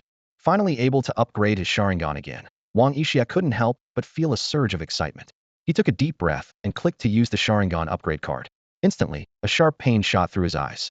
That familiar wave of dizziness swept over him, and after a few seconds, when he suddenly opened his eyes, 3 pitch-black tomo were slowly spinning in his pupils, radiating a mysterious glow. It worked. Wang Yixia broke into a wide grin, unable to hide his joy. Advancing from 2 tomo to 3 marked a new level for his visual prowess, and all of his attributes had risen accordingly. Still, his excitement was tinged with a bit of regret due to system restrictions. He couldn't learn any ninjutsu outside of the system, making the Sharingan signature copying ability essentially useless. To make matters worse, without any Jinjutsu skills, he couldn't tap into the Sharingan's legendary power in illusions. Shifting his focus to the skill upgrade cards in his hand, Wang Yixia began to weigh his options. He currently possessed 6 skills: Soru, Sharingan, Shunshinji, Blink, Jinjutsu Immunity, and Railgun. The last 3 were gold tier and had already been upgraded once, making them quite powerful. By comparison, Soru and Sharingan, both purple tier skills, seemed a bit underwhelming. After some thought, he decided to upgrade Soru first. The system immediately prompted, use 3 skill upgrade cards to elevate Soru to orange epic tier? Wang Yixia confirmed without hesitation. Without pausing, he used 3 more cards to boost Sharingan to orange quality as well, eliminating any obvious weaknesses in his skill set. The upgraded abilities were impressive. Soruji, one of the advanced Rokushiki techniques from the world of One Piece, optimized by the system. It allows the user to stomp the ground dozens of times in just 0.36 seconds, harnessing explosive recoil to dash up to 20 meters at high speed. There is no cooldown, and each use consumes 5 stamina points. Sharinganji, also a Rokushiki technique from One Piece, enhanced by the system. It lets the user concentrate their entire strength into the index finger, unleashing a bullet-like attack powerful enough to pierce both flesh and steel, and even strike enemies up to 5 meters away. There is no cooldown, with each use costing 5 stamina points. Wang Yixia noticed that each skill now had the G suffix, making him wonder if this was related to the system's upgrades. He opened his stats panel to check the boosts from his 3-mo Sharingan: stamina 35, resistance 30, strength 39, speed 39, chakra 40, and ocular power 30, all stats far above the average value of 10 for a typical genin. Time flew by in the blink of an eye, and before he knew it, a month had quietly passed. Wang Yixi's life had settled into a predictable routine: school, the training ground, and home. These 3 places had become the rhythm of his everyday existence. That afternoon, the Ninja Academy scheduled a free sparring class. The classroom buzzed with the sounds of students practicing against each other. Some were asking their teachers about the finer points of ninjutsu, while others had formed small groups to spar. But Wang Yixia had no interest in any of it. He knew all too well that his progress depended entirely on the system. These ordinary exercises meant nothing to him. After wandering around for a bit, he found a sturdy tree on campus. With a few quick moves, he climbed up onto a thick branch and stretched out comfortably. The breeze brushed against his face, and the distant sounds of classmates training faded into the background. He closed his eyes, savoring this rare moment of peace. Before long, Kakashi found him. Kakashi swiftly climbed up a nearby branch, and, copying Wang Yixia, lay down as well. The two of them stayed silent for a while, simply enjoying the gentle rustling of the leaves above. "Yixia, are you asleep?" Kakashi suddenly asked. "I'm asleep," Wang Yixia replied without opening his eyes. Kakashi was already used to Wang Yixi's odd sense of humor. He continued, "Good, because I wanted to talk to you about something." Wang Yixia sighed inwardly. Kakashi, who always seemed cold and aloof around others, turned into a chatterbox whenever he was with him, especially when he was trying to slack off. But since the moment was already interrupted, he could only accept it. "All right, what is it?" Kakashi turned to look at him, his expression serious. "I don't think we can really improve much more at the academy. I've been thinking maybe we should apply to graduate early. Then, we could team up and go on missions together." The suggestion made Wang Yixia pause. It was true, staying at school did feel like a waste of time, and after graduation, they could earn money by taking on missions. That was certainly appealing. Besides, in the original story, Kakashi graduated at 6. This would just be a year earlier. "All right," he agreed after a moment's thought. "You talk to Sakimo-senpai. If he's on board, we'll apply to the school." "Really? Dad will definitely agree." Kakashi's eyes lit up with excitement as he immediately started imagining all the missions they'd take on together. "Kakashi," Wang Yixia interrupted suddenly, "you should be prepared. Once we become ninjas, we'll have to kill a lot of people a lot." Kakashi was silent for a long time before finally giving a slight, proud smile. "How could a ninja not face killing? I promised my father I'd become an even better ninja than he is. Since you brought it up, let's just rack up a higher body count. But you don't slow me down." Wang Yixia raised an eyebrow and grinned. "Mission accomplished. I promise." Kakashi and Wang Yixia stood chatting at the edge of the schoolyard, the afternoon sun casting a warm glow over them. Suddenly, something important occurred to Kakashi. He turned and asked, "Yixia, missions for Genin require teams of 3. There are only 2 of us right now. Do you have anyone in mind to join us?" Wang Yixia furrowed his brow and thought for a moment. Then his eyes lit up. "If we're talking about Genin, I do know someone who'd be a good fit. However," he continued, changing the subject, "to form a complete team, we also need a Jonin leader. That's the tricky part. The village will assign a Jonin, right?" Kakashi scratched his silver hair, looking puzzled. "We don't have to worry about that. I'm just concerned the village might assign us a jonin who's hard to get along with. Wang Yixia sighed. Kakashi waved his hand, eager to get back on topic. Tell me about the genin you mentioned. Who is it? Do I know them? Of course you do, Wang Yixia replied with a slight smile. It's Senior Dai. What? Kakashi's eyes widened. Guy's father? But he's been a genin forever. He can't even handle drank missions, and nobody wants him on their team. Are you sure it's okay for him to join us? Wang Yixia looked at Kakashi with a meaningful expression. Has Senior Sakumo ever mentioned Senior Dai to you? Kakashi thought carefully. No, but my dad did say that guy might surpass me one day. A flicker of defiance crossed his face as he said this. Sakumo has a sharp eye, Wang Yixia reassured him. But with your talent, and my help, it'll be hard for Guy to outdo you. Arrogant, Kakashi muttered under his breath. Wang Yixia just smiled and continued. As for Senior Dai, just wait and see. His true abilities are nowhere near as simple as they seem. He's bound to surprise you. Just then, a commotion erupted on the schoolyard. The two turned to see Obito Uchiha facing off against a group of older students. Shimura Hayato, this is a ninja academidont, push your luck. Obito shouted, his face flushed with anger. Nearly 30 burly students stood opposite him, led by Shimura Hayato, who sneered. Uchiha's dead last. Haven't had enough beatings lately? Forget it. I'm here to find some girls from your class to help with training. If you know what's good for you, get lost. Obito's classmates behind him were all furious, but too intimidated to speak up. At that moment, Rin Noira mustered her courage and stepped forward. Shimura Hayato, if you try anything, they'll tell the teachers. The angry shouts from Shi Rihong and the other girls echoed one after another, but Hayato Shimura didn't care at all. Instead, he burst out laughing, his face full of arrogance. Teachers, go ahead and ask who in this school would dare meddle in the affairs of the Shimura family. Wang Yixia stood to the side, having understood the whole situation. He turned to Kakashi, a faint, mocking smile on his lips. Kakashi, have you ever been in a brawl before? Kakashi was briefly taken aback, but quickly caught on to Wang Yixia's meaning. The corners of his mouth lifted. Well, I'm in a good mood today. Might as well have some fun with them. Wang Yixia grinned, pulling 2 wooden sticks from his system space, handing one to Kakashi. Go easy on them, no need to get anyone killed. Cleaning up that mess would be a pain. Wait, where did you even pull out such a long stick from? Kakashi stared in disbelief. Doesn't matter. Let's go. Wang Yixia swung his stick casually and headed toward the field. Kakashi gave his stick a few experimental swings, found it comfortable, and followed closely behind. On the field, Obito was shouting indignantly, bastards. Don't you dare mess with my classmates. Hayato Shimura scoffed, you? Take a look in the mirror. The only one in your class with any real skill is that Kakashi kid. The rest of you aren't even worth my time. Before he could finish, 2 figures closed in. Wang Yixia walked forward, one hand in his pocket and the other resting his stick on his shoulder. Kakashi followed, dragging his stick, his face cold and serious. Well, if it isn't the genius of the Hatake family, Hayato sneered. And who's that with you? Oh right, Tenlang Yixia. I know you a half-blood Uchiha mutt. Think you can step up, loser? Bang. With a dull thud, Wang Yixia appeared in front of Hayato like a streak of black lightning, smashing the stick hard across his face. Hayato flew 5 meters through the air, 2 front teeth shattered, spitting blood as he hit the ground. Kakashi was right behind him, his movements a blur of white as he used the Hatake family's sword techniques. His stick drew sharp arcs through the air, knocking the upperclassmen left and right. As one student began to form hand seals for a jutsu, Wang Yixia flashed behind him and knocked him out with a single strike. I spotted him a while ago, Kakashi said without even turning his head. Suddenly, a loud voice rang out across the field. How could the blue beast of Konoha not join the fight? Might Guy reporting in. A figure in green burst into the fray. Asuma joined in right after. Anyone who dares lay a finger on Kurenai is going to answer to me. No one hurts Rin either. Obito shouted, jumping into the fight. With Hayato Shimura down, the upperclassmen quickly descended into chaos. One after another, they started to run. Wang Yixia led the chase, driving them all the way back into their classroom. Only then did the brawl finally come to an end. When Wang Yixia and his friends returned to the classroom, they were welcomed like heroes. The room instantly erupted with excitement as classmates crowded around them, faces beaming with admiration and excitement, making the atmosphere lively and electric. Lin Yuan squeezed to the front, her eyes sparkling like stars. She clapped her hands in excitement and exclaimed, Yixia, Kakashi, you both looked absolutely amazing during the fight.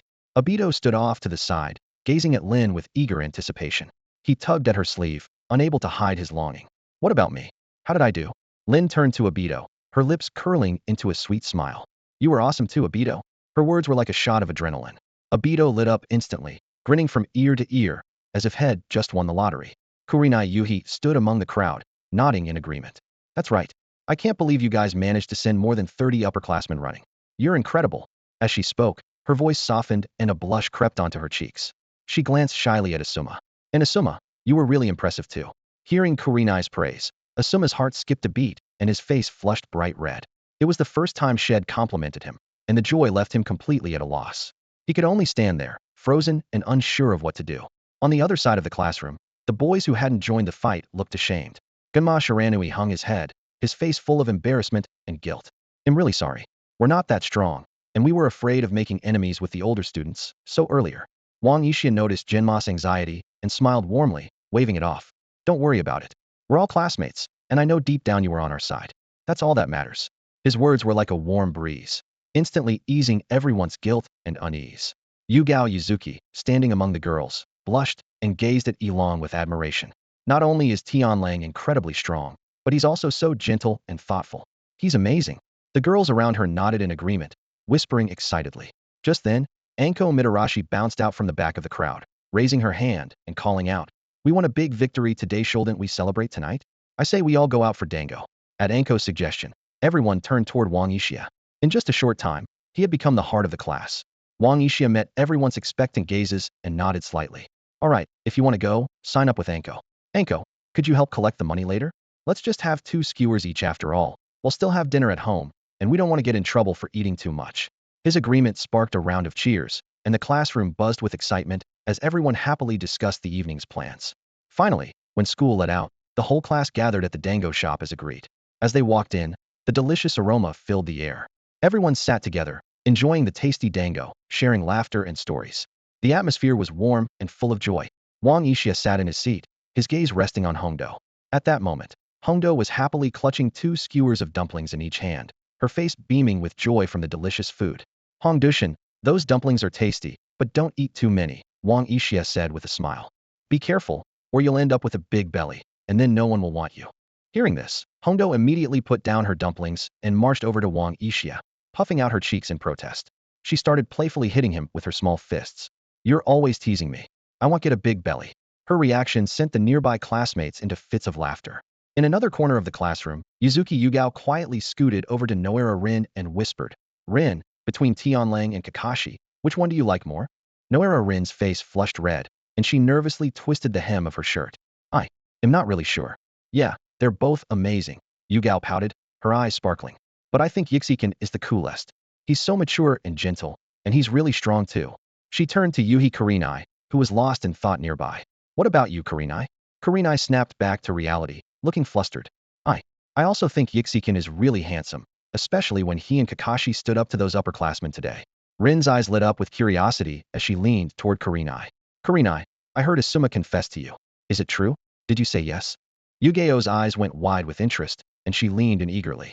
Kurinai's face turned bright red as she nodded slightly. "I haven't decided yet. Asuma really has changed a lot lately. He's become a good person, but I need some more time to think about it." "That's so sweet," Yugao said enviously. "Asuma used to hang out with all those delinquents, but he stopped seeing them. Turns out he's changing for you, Kurinai." "Looks like our Kurinai is quite the charmer," Rin teased, making Kurinai blush even more as the girls burst into playful laughter. On the other side of the classroom, the boys were just as lively. Kakashi stood alone in a corner, holding a skewer of dumplings, looking as aloof as ever. Obito and Guy were animatedly discussing the afternoon's battle, their excitement obvious as they waved their hands and talked over each other. Around them, classmates kept exclaiming things like, "That was amazing," and "That move was so cool." At that moment, Asuma made his way through the crowd to Wang Yixia, looking a bit nervous.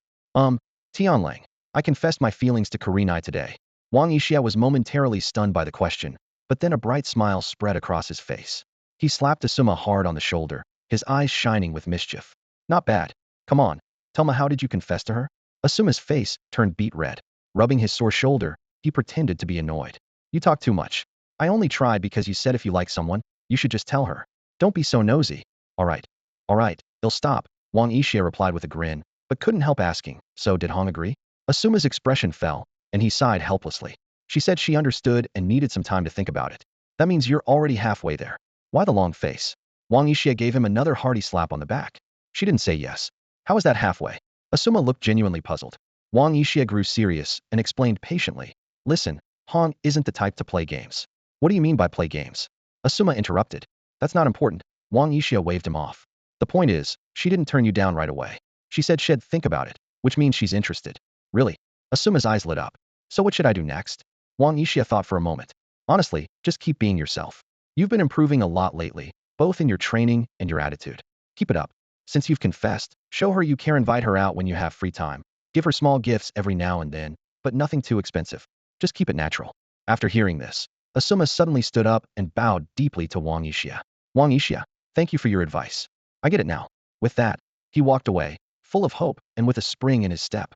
Wang Yixia watched Asuma go, an almost motherly smile unconsciously appearing on his face. Just then, Kakashi quietly appeared beside him and teased in a playful tone. Well, who would have thought you're such a love guru? Guess I couldn't hide it from you after all, Wang Yixia said leisurely, taking a bite of his rice ball. Kakashi leaned in, eyes gleaming with curiosity. So, tell me, oh love guru, who do you like? The gentle Lin? The adorable Hondo? The beautiful Xian?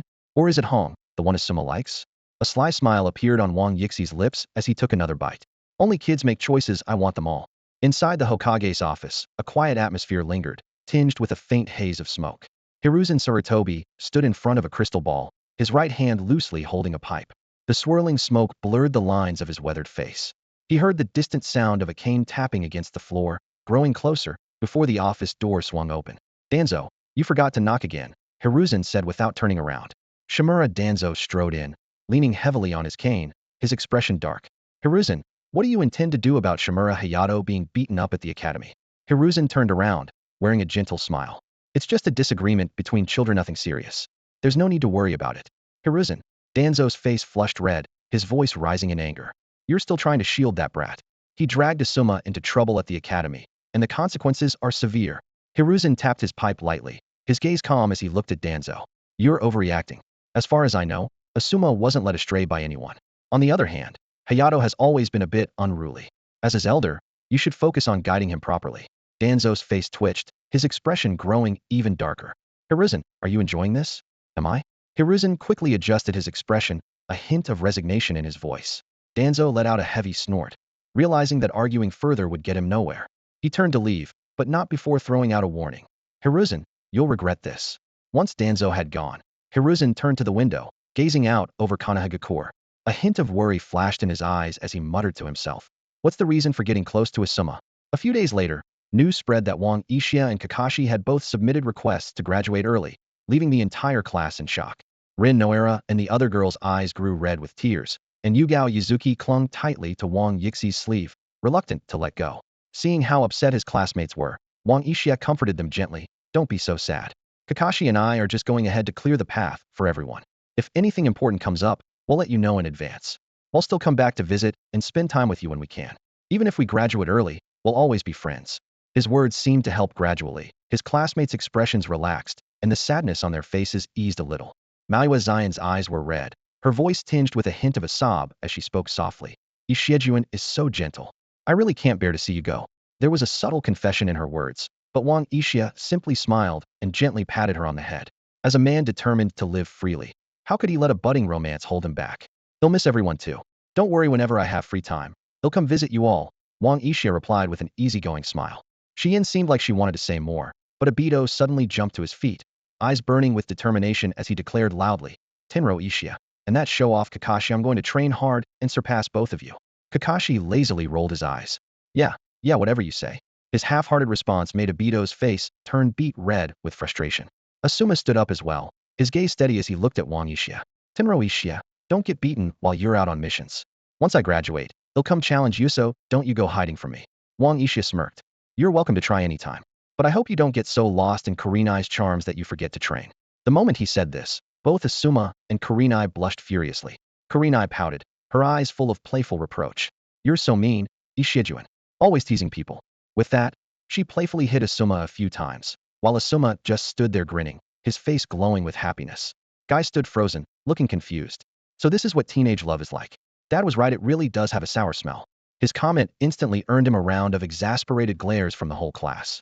The classroom was filled with warmth and energy as the friends joked and teased each other.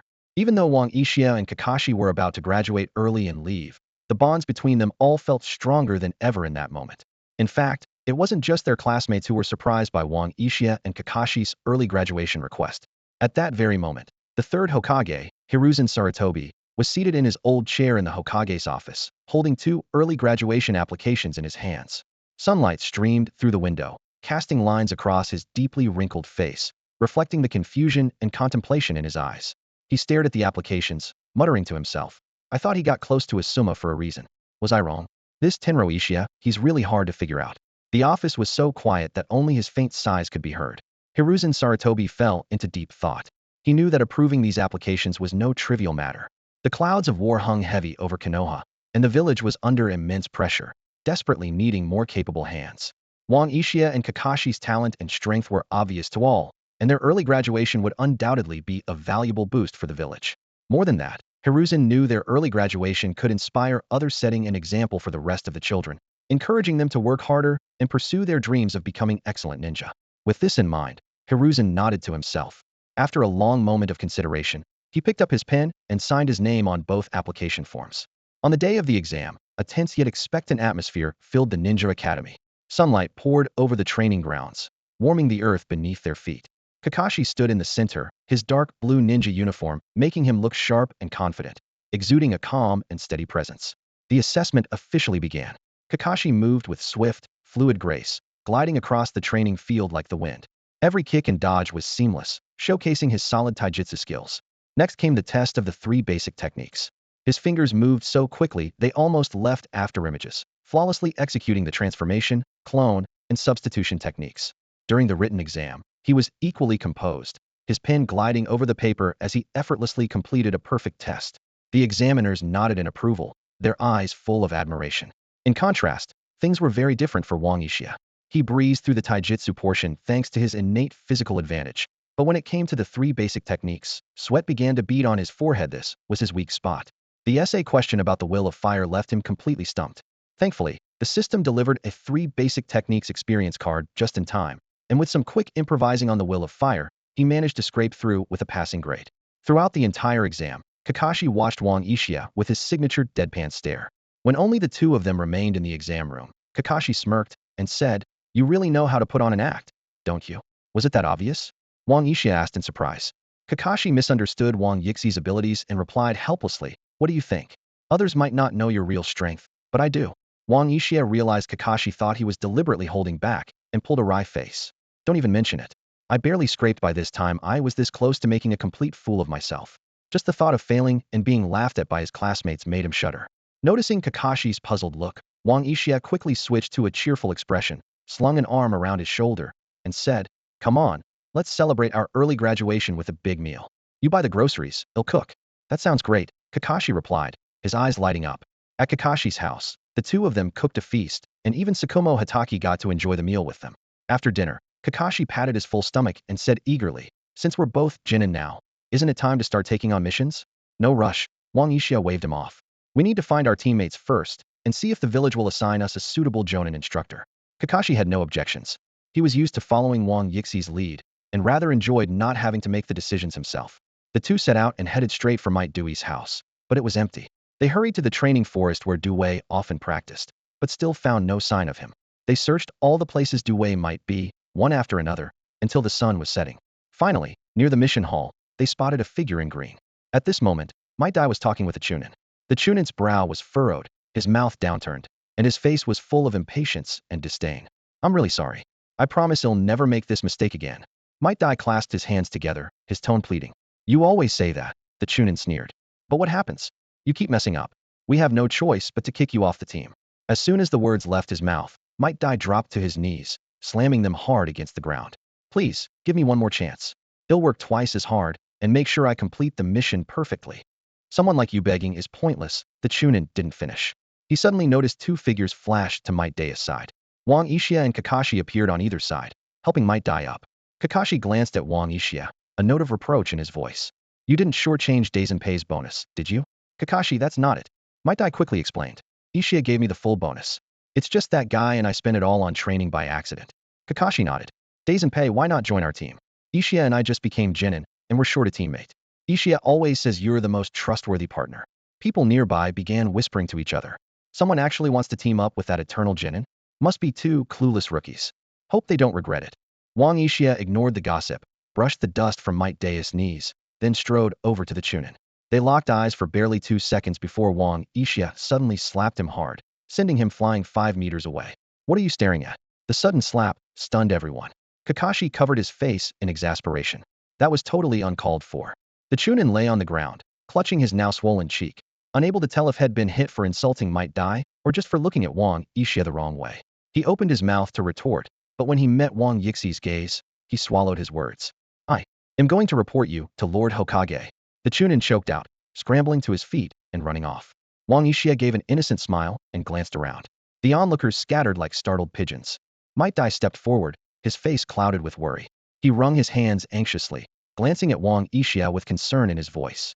Yixia, I really appreciate you guys letting me join the team, but he hesitated, sweeping his gaze around the group. If you start beating up your fellow villagers for no reason, it's bound to get you into trouble. Wang Yixia straightened up, hands on his hips, and replied confidently. How can you call that beating someone up for no reason? There was not a hint of remorse in his tone. Instead, he sounded completely justified. It was just a friendly spar with a teammate, though I admit, I didn't give him a heads up.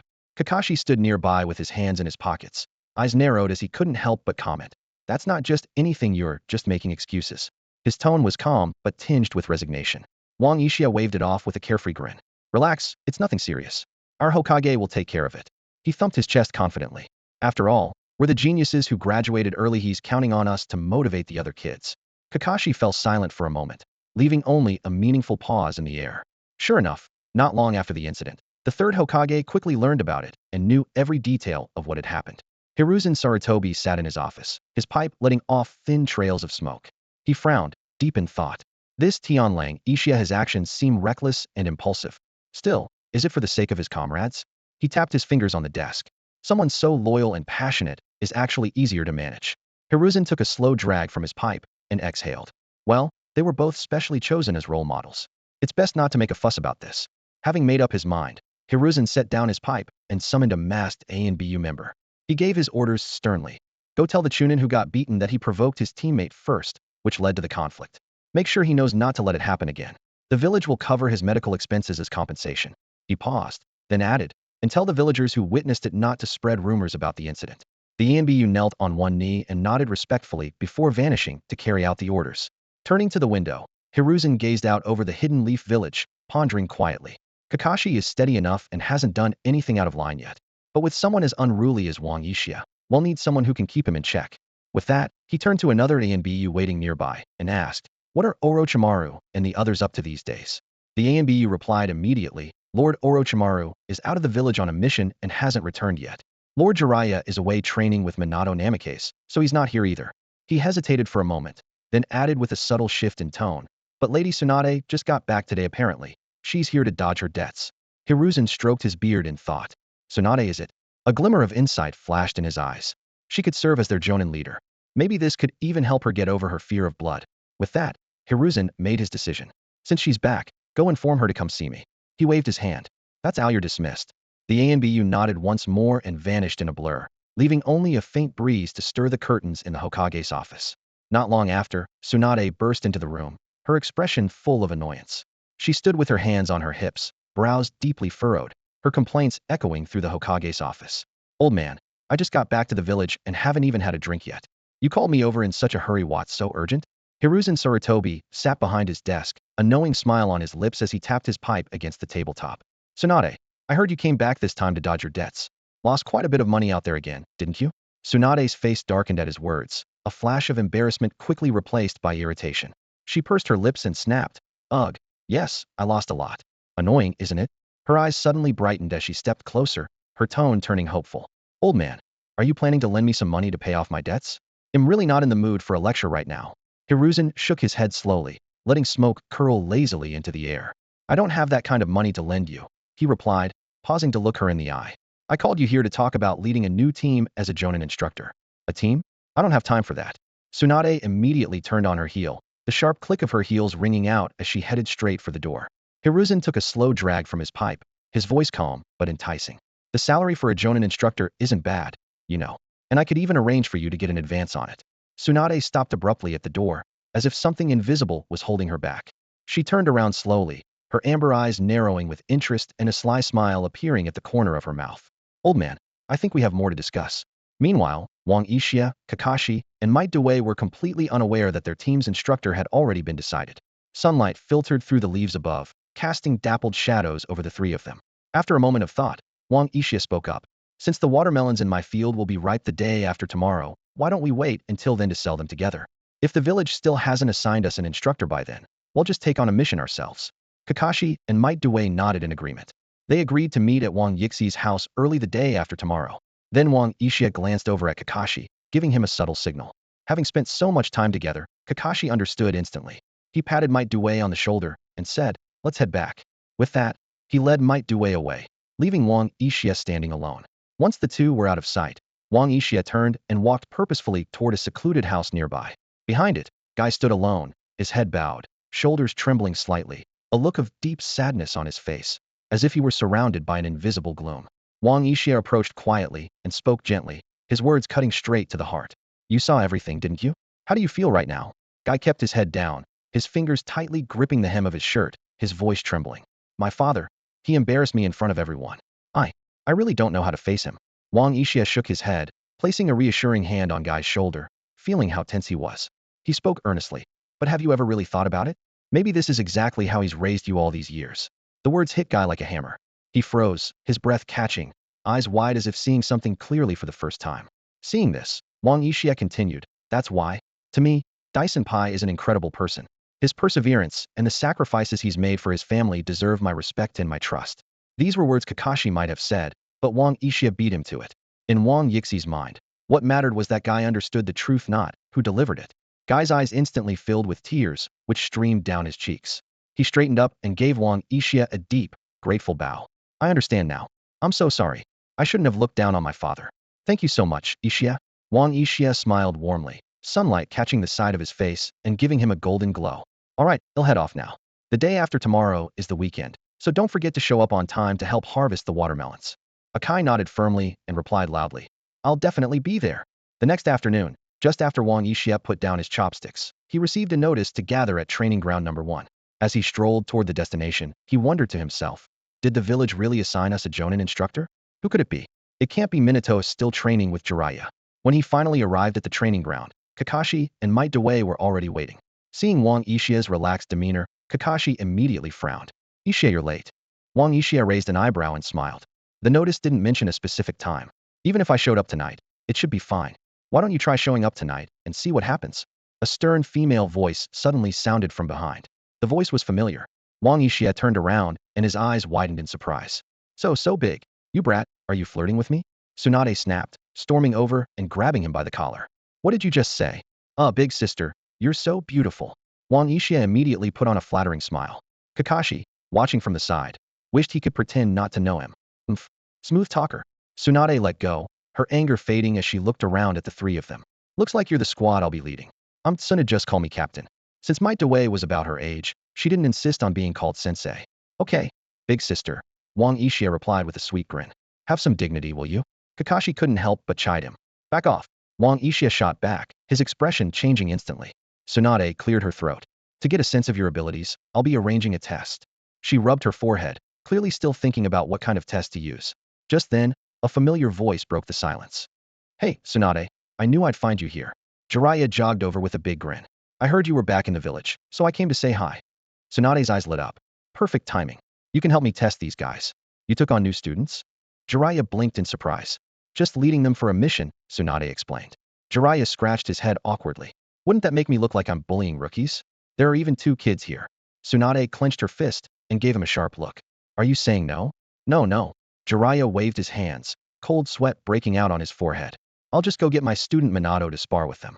Tsunade nodded after a moment's thought. "Fine, but hurry up. If you make me miss my drink, you'll regret it." Without another word, Jiraiya vanished from sight. Before long, Jiraiya came running over, dragging along a spiky-haired blonde boy, with Shizen following behind, cradling Taunton in her arms. As the three approached, Minato stepped forward with a warm smile and greeted, "Lady Tsunade, it's been a while." Tsunade nodded, gesturing toward Wang Yixia and the other 2. She said calmly, "These are my new subordinates. They'll have to trouble you to test their abilities." Minato readily agreed, then turned to Might Due with a friendly smile. "Hello, sir. I look forward to learning from you." He then faced Wang Yixia and Kakashi, his smile undiminished. "Hello to you both as well. Let's work together." Suddenly, Kakashi pulled Wang Yixia behind him and quickly said, "Let me do it. They'll handle this."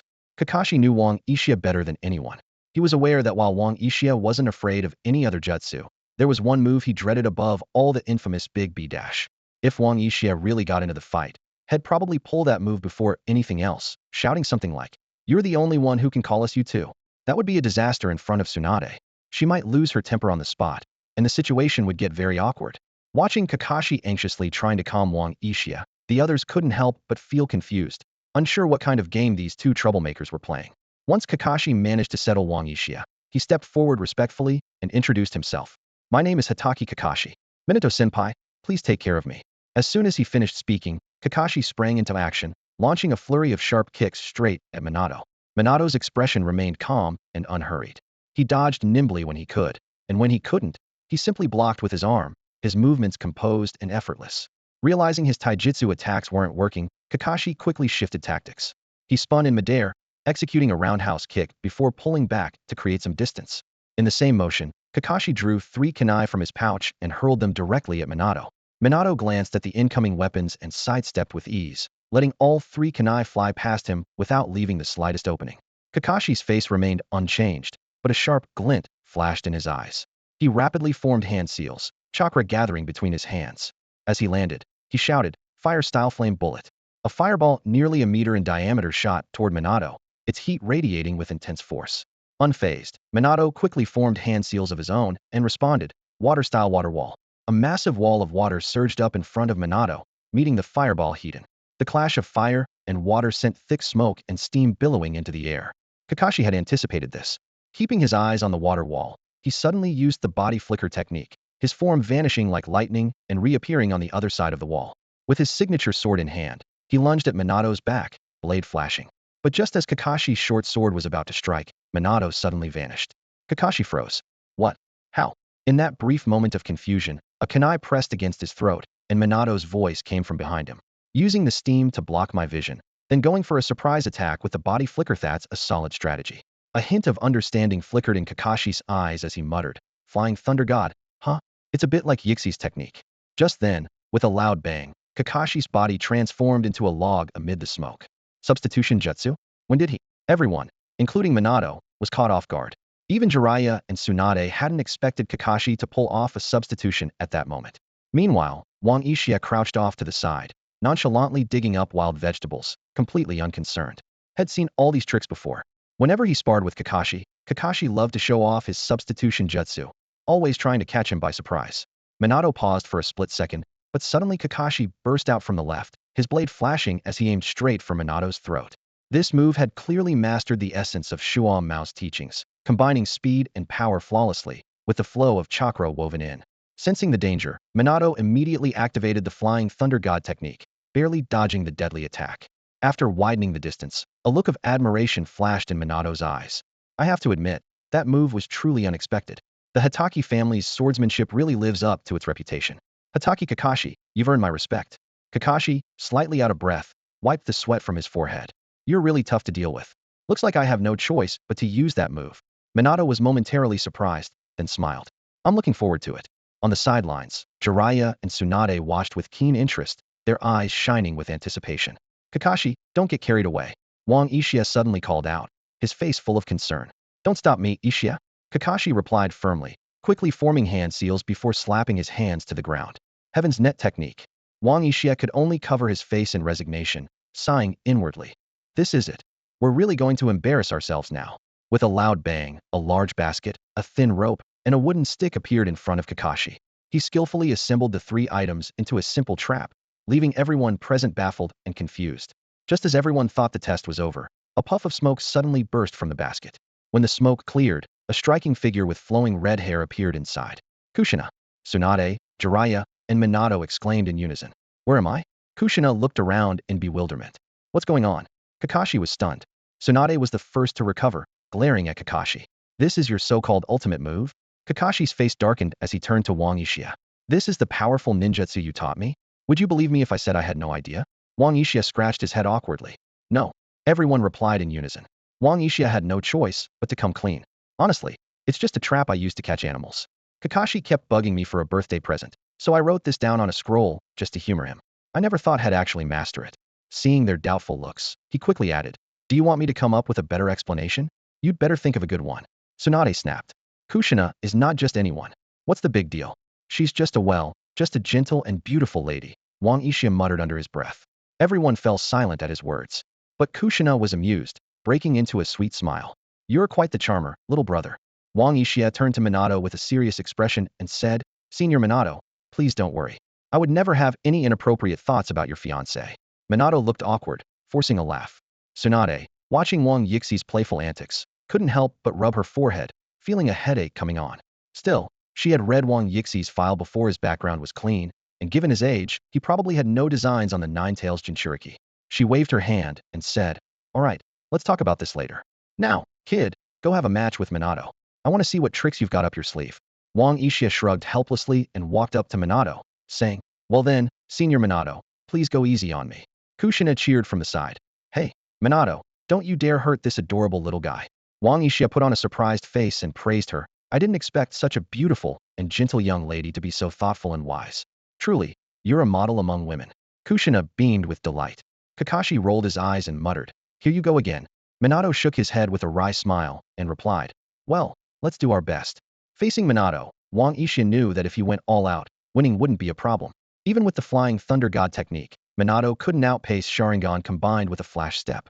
Still, Wang Yixia didn't want to embarrass Minato too much after all, had always liked this little son in his previous life. So he casually sparred with Minato, using basic shave and body flicker techniques, exchanging moves for a while. When he felt enough time had passed, he deliberately pulled back, pretending to be out of breath and exhausted. I can't go on. Let's call it a day. Kakashi, water, I need water. Kakashi looked at him with disdain, mercilessly exposing him. Could you be any more obvious with that act? Wang Yixia immediately snapped. Would it kill you not to call me out like that? Everyone fell silent again, watching the scene unfold. Tsunade felt another headache coming on. She lost count of how many times this had happened today. Rubbing her temples with a hint of resignation, she said softly, All right, that's enough for today. Die. I'm already familiar with your situation. There's no need for any more sparring. With a wave of her hand, she announced, That's it for now. Meet at the mission hall tomorrow morning. I'll take you all to pick up a mission. Wang Yixia immediately spoke up, Tomorrow won't work for me. I need to harvest watermelons. How about the day after? If that's all right, they'll treat you to some watermelon. Tsunade was already on her way out, but the mention of watermelon made her eyes light up. Watermelon was a treat, and not a cheap one. She hadn't tasted it in ages. Sensing her interest, Wang Yixia quickly added, I promise you'll get your fill. Without hesitation, Tsunade nodded. All right, we'll meet the day after tomorrow. Don't forget to bring the watermelon. She turned to leave, and Shizune, eyes sparkling with anticipation, cheered excitedly. Yay. Wang Yixia grinned and said, It's a bit of a hassle to bring the watermelons over. Why don't you all just come to my place tomorrow night? Tsunade narrowed her eyes, a hint of suspicion in her gaze. At night, Wang Yixia hurried to clarify, Don't get the wrong idea, everyone will be there. Tsunade snorted, Fine, it's settled then. At that moment, Kushina came over, smiling sweetly, and asked, Hey, handsome little brother, can I come along tomorrow too? Wang Yixia replied with a laugh, Of course. With a beautiful lady like you coming to my house, I couldn't be happier. You're more than welcome. Then, glancing at Minato, who looked a bit uncomfortable, he added, And of course, Minato, you're definitely invited too. A bright smile immediately appeared on Minato's face. Jiraiya, seeing this, joined in and pointed to himself. What about me? Wang Yixia shot him a deadpan look and replied, Yeah, you can come too. It's just one more mouth to feed, no big deal. Jiraiya was left speechless. The next day, the watermelons were ready for harvest. Wang Yixia got up early and, together with Kakashi and the others, picked all the watermelons before making deliveries throughout the day. It was a busy but fruitful day. He managed to sell 980 watermelons, earning a total of 784,000 ryo. Wang Yixia kept 350,000 for himself, while Kakashi, true to his style, only took 100,000, handing the remaining 250,000 to Might Dai. When Might Dai tried to refuse, Wang Yixia insisted, Dai, don't turn it down. They'll take another 84,000 to round it up to 100,000 for you both.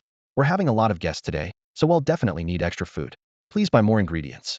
Though father and son still felt a bit uneasy about it, they finally agreed and went to the market to buy a huge amount of supplies. Wang Yixia could tell at a glance that they'd spent well over 100,000, though not by too much. Meanwhile, Kakashi lounged lazily on the tatami, not even bothering to lift his eyelids, making it clear he had no intention of helping. Soon after, Might Dai and his son returned with all the food.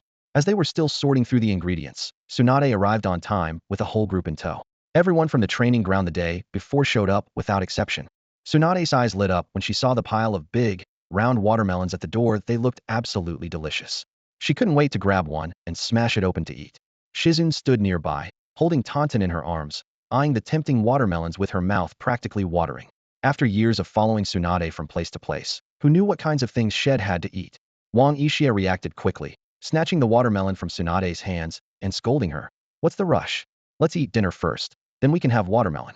Tsunade eyed him suspiciously and demanded, are you trying to fill us up so we'll eat less watermelon? Jiraiya chimed in from the side, exactly. You seem like a bit of a character, but I didn't expect you to be so stingy. Wang Yixia shoved the watermelon into Jiraiya's arms and shrugged, suit yourself, but don't say I didn't warn you. With that, he turned and headed into the kitchen to get to work. Jiraiya looked around and noticed everyone was watching him. Annoyed, he snapped, what are you all staring at? There's more over there, go get some if you want. Tsunade considered it for a moment, then decided to head to the living room, saying as she walked, all yours, no one's fighting you for it. Jiraiya didn't bother arguing with her. Instead, he cracked open the watermelon in his hands. The sweet, refreshing flavor exploded in his mouth, making him feel like he'd tasted pure happiness. Minato gave an awkward smile and said, watermelon is fruit, after all. It's better as a dessert. Let's go inside first. With that, he took Kushina's hand and led her into the living room. Shizune hesitated for a long time, holding Tauntaun, then finally stomped her foot and called out, excuse me, as if Shed made a big decision, and walked in as well. Since there were more guests than usual today, Wang Yixia had prepared several extra dishes. He worked in the kitchen for over an hour before finally finishing the meal. By this time, Jiraiya had devoured his watermelon and was sitting in the living room, animatedly describing how amazing it had tasted. He went on and on about how had never had anything so sweet in his life, and bragged that had eaten 2 whole watermelons by himself so much that his stomach was ready to burst. He even declared he'd have to write about these watermelons in his next best-selling book. Kakashi shot him a disdainful look and teased, you act like you've never seen real food before. Jiraiya was about to retort when the kitchen door opened and Guy and Might Due emerged, each carrying platters of mouth-watering dishes. One by one, they set the food on the table, filling the air with irresistible aromas that made everyone's mouths water. Jiraiya was stunned, staring at the feast before him. Tsunade and the others' eyes sparkled with anticipation. When Wang Yixia finally brought out the last dish and sat down, everyone shouted, let's eat, and immediately grabbed their bowls and chopsticks, diving in with enthusiasm. Tsunade didn't even bother with her usual drink. She grabbed a pair of chopsticks, spearing a giant meatball with one hand and a big pork knuckle with the other, eating with both hands and getting sauce all over her face. Shizune first served a bowl of food for Tauntaun, then started eating herself, tears streaming down her face, probably remembering all the hardships Shed endured following Tsunade all these years. Wang Yixia glanced at Shizune.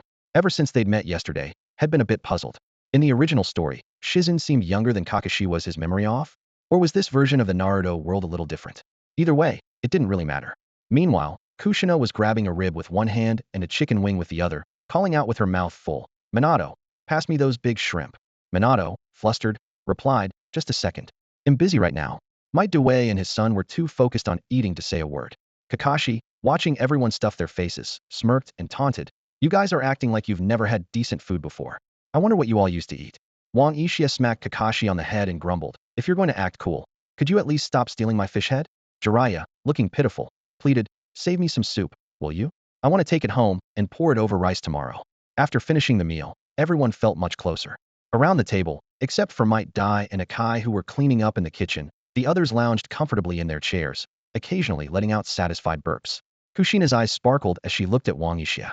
I never expected you'd not only be so handsome, but also such an amazing cook. Wang Yixia lowered his head slightly, a faint blush appearing on his face. Thank you for the compliment. If you enjoyed it, I'd be happy to cook for you again next time. As soon as he said this, Kakashi shot him a teasing look, while Minato looked genuinely surprised. Hey, could you teach me how to cook? Kushina clasped her hands together, her eyes full of anticipation. I want to make something special for Minato myself. Kakashi couldn't help but laugh. Ishia, looks like you read the situation wrong. Minato, however, looked serious. Please, you have to teach her. I'm begging you. There was a hint of past trauma in his voice. Wang Yixia nodded generously. No problem, but you'll have to get the ingredients yourself. My budget is a bit tight. Kushina waved it off without a second thought. Shizune, who had been quiet, spoke up shyly. Can I join too? I might not have money for ingredients. Though Tsunade shot her a disapproving look, but for once, Shizune ignored it. We can share ingredients. Kushina said enthusiastically. Wang Yixia chimed in with a smile. Of course you're welcome, Shizune. You're so sweet and charming. Shizune's face instantly turned bright red. Kushina pretended to be upset. Hey, didn't you say I was the prettiest? Wang Yixia handled it smoothly. Shizune has a gentle, graceful beauty, while you, Kushina, are lively and spirited. Both of you are stunning in your own unique ways. Shizen blushed even harder, while Kushina nodded in satisfaction. Good answer. Minato took the opportunity to lean in and whisper to Wang Yixia, you have to teach me how to make girls happy. Wang Yixia gave him an okay sign under the table, making Minato breathe a sigh of relief. Once everyone had digested a bit, Wang Yixia brought out some sliced watermelon, handing it out as he said, have a little now, and take 2 pieces home for later. Jiraiya smacked his forehead in frustration. How could I be so clueless really? Tsunade finished her watermelon, waved her hand, and said, all right, that's enough for today. Meet at the mission hall tomorrow morning. I've got some free time, so we'll take you on a few simple missions to start. Wang Yixia, however, remained calm and said, actually, I was hoping to discuss this with you, big sister. Tsunade frowned slightly, tapping her fingers on the table, signaling for him to go on. This afternoon, you mentioned that leading our team was only temporary, Wang Yixia said seriously, his eyes glinting with intelligence. I was wondering if there's a way for you to be our captain on a more permanent basis. I'm way too busy for that. Tsunade waved her hand impatiently. You are just busy gambling, and you never win anyway, Shizen muttered quietly from the side. Before she could finish, Tsunade shot her a sharp glare, making her fall silent immediately. In that case, Wang Yixia smiled confidently, I have an idea. Hear me out. Seeing Tsunade nod slightly, he continued, I'm confident in our team's abilities. You could accompany us on a few missions first. If you think we're up to it, then you wouldn't have to come along every time. You'd just use your status to accept missions for us, and we'd take care of the rest. We'll split the rewards the usual way. Tsunade's eyes lit up. So you want to take on higher level missions and earn more money using my name? Exactly. Wang Yixia admitted without hesitation. Isn't that kind of bending the rules? Jiraiya couldn't help but interject, but Tsunade cut him off with a sharp yell. You keep quiet. He immediately shrank back in his seat. Tsunade considered for a moment and said, let's see how you perform in action before I decide. Wang Yixia was ready for this. He took a scroll from his ninja pouch. Thank you, big sister. Heira's a ninjutsu scroll I came across by chance. It's perfect for you, think of it as a gift from our team. You're so thoughtful, Yixia? Shizen exclaimed, clutching her hands to her chest with emotion. First a delicious meal, then watermelon, and now a present. Jiraiya nudged Minato and whispered, now that's impressive. Minato could only shrug awkwardly. Tsunade took the scroll and unrolled it, mumbling to herself, a technique suited for me? Is it medical ninjutsu? Wang Yixia just smiled, saying nothing. The scroll actually contained the rare purple skill poker card transformation. As soon as Tsunade saw what was inside, her eyes sparkled with excitement. With a snap, she closed the scroll and said with satisfaction, I really like this technique. You've put some thought into this. It's settled, then see you at the mission hall tomorrow. With that, she left with Shizen, taking all 4 watermelons with her. Minato took the hint and left with Kushina and Jiraiya. Once everyone else had gone, leaving only their team in the room, Wang Yixia clapped his hands together and said, hey, we did it.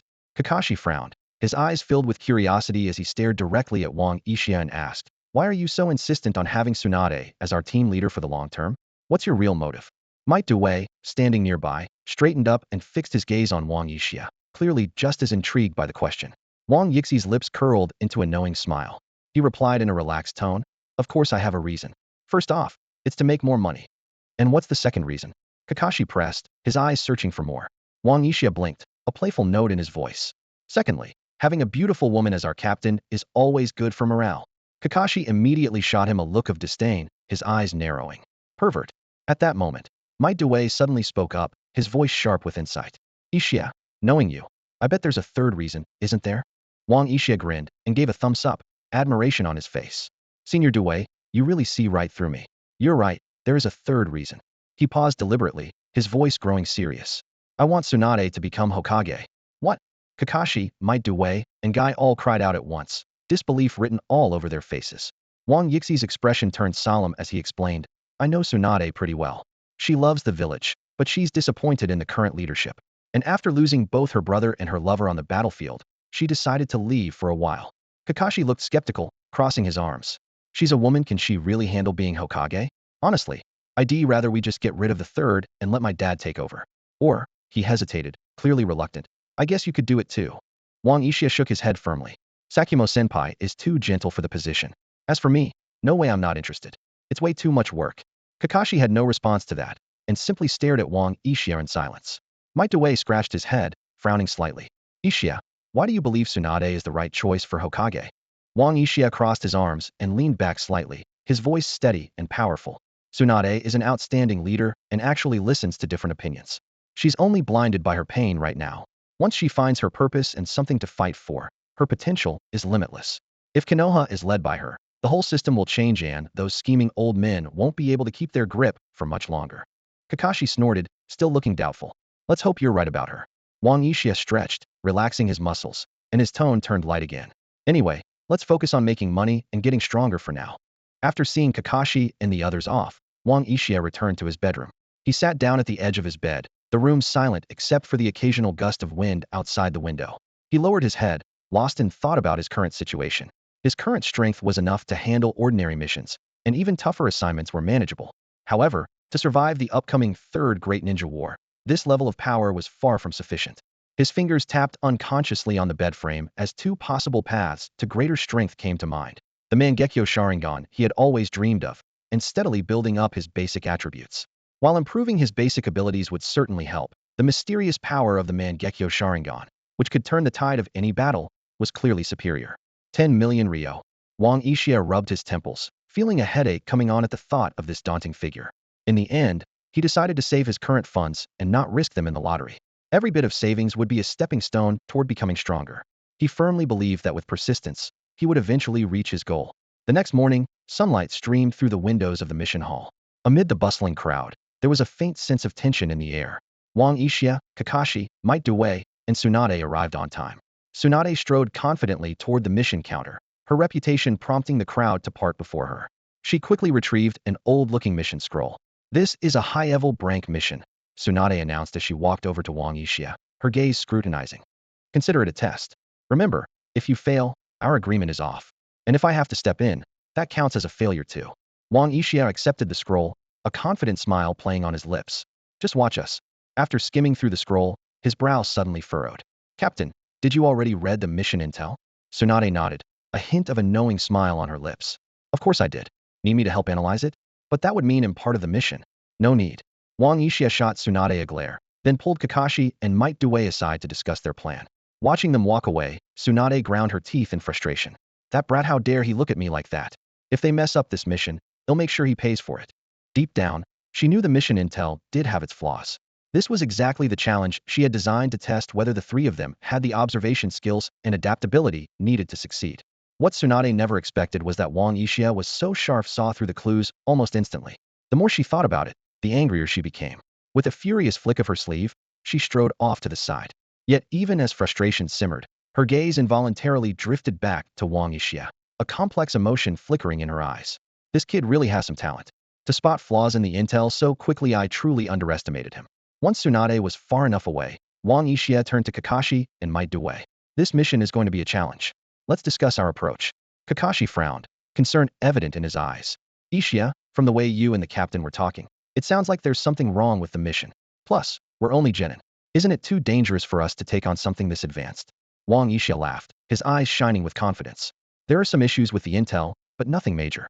As for danger, when is being a ninja ever safe? If you're not willing to take risks, you'll never achieve anything. Don't worry, so long as Daisenpai is with us, we'll be fine. From a distance, Tsunade watched the trio, one grinning, one looking troubled, and the last seemingly completely on edge. The scene was almost absurd.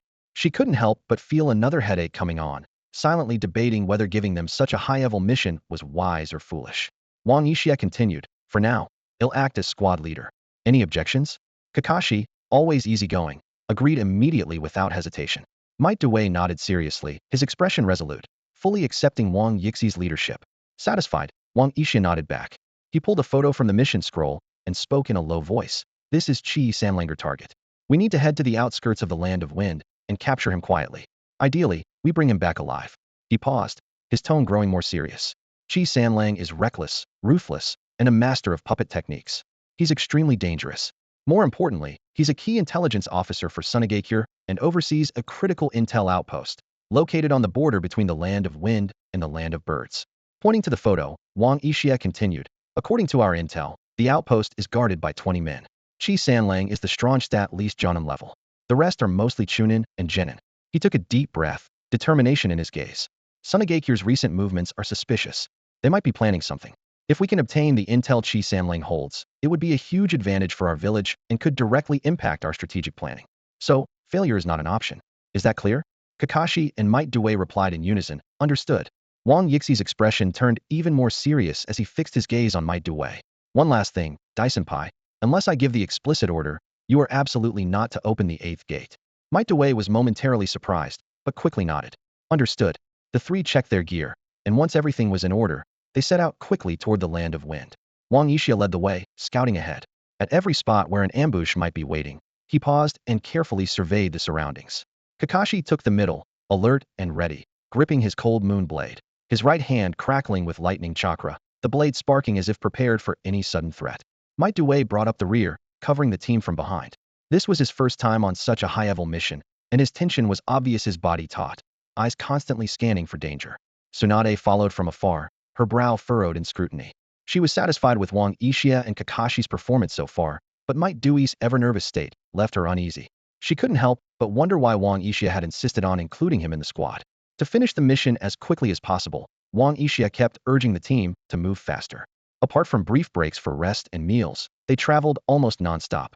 3 days later, after a long and arduous journey, the three of them finally crossed the border between the land of rain and the land of grass, arriving safely at their mission's destination. Upon arrival, Wang Yixia appeared unusually calm and composed. Instead of diving straight into the mission, he personally scouted out the enemy's stronghold. Afterwards, he led Kakashi and Might Dai to a well-hidden cave in the surrounding mountains. To everyone's surprise, Wang Yixia set up a campfire inside the cave and began preparing a meal. When Tsunade walked into the cave and saw the scene, she couldn't help but show a look of exasperation, her tone carrying a hint of reproach. "Did you rush all the way here just to have a picnic?" Wang Yixia smiled, brought over a plate of aromatic grilled meat, and handed it to Tsunade with a relaxed air. "Here, give it a try." Almost without thinking, Tsunade took the meat and took a bite. Her eyes lit up instantly, and she couldn't help but praise him. This is delicious. Give me another plate." But she quickly realized how out of place her reaction was, and her expression turned serious as she added, "I'm not here for a barbecue. Are you planning to get on with the mission or not?" Unbothered, Wang Yixia brought over another plate of grilled meat. This time, Tsunade hesitated for a moment, but ultimately accepted the plate and started eating. Watching her, Wang Yixia explained with a smile, "Captain Tsunade, completing a mission isn't just about brute force, it's about using your head. I've already scouted the enemy's stronghold thoroughly. There's no real threat inside, so relax and enjoy your meal." Tsunade huffed in response, but said nothing more. She simply sat quietly to the side, her gaze still alert. About 20 minutes later, Tsunade's expression suddenly shifted, her brows furrowed, and her eyes grew sharp, as if she had sensed something amiss. Seeing this, Wang Yixia shook his head and said quietly, "They're finally here. I knew they'd be cautious." With that, he activated his sharingan without hesitation, the three tomo spinning coldly in his eyes. Tsunade was taken aback, blurting out, "He's already awakened the three tomo sharingan at such a young age?" Wang Yixia flashed a mischievous smile and replied mysteriously, "That's our little secret, Tsunade." With that, he led the way out of the cave. Tsunade stood frozen for a moment before letting out a quiet sigh and following after him. Once outside, Wang Yixia took advantage of the fact that the enemy hadn't yet approached. In a swift, precise movement, he vanished into the distance, blending seamlessly with his surroundings and disappearing silently into the crowd. Tsunade was momentarily stunned, her expression growing even more serious. What a strange body flicker technique. I've never seen him use that before. He's been hiding his skills well. Meanwhile, Might Dai quickly found a concealed spot in the tall grass, crouching low with his body tense like a drawn bow, eyes sharp and alert, ready for any sign of the enemy.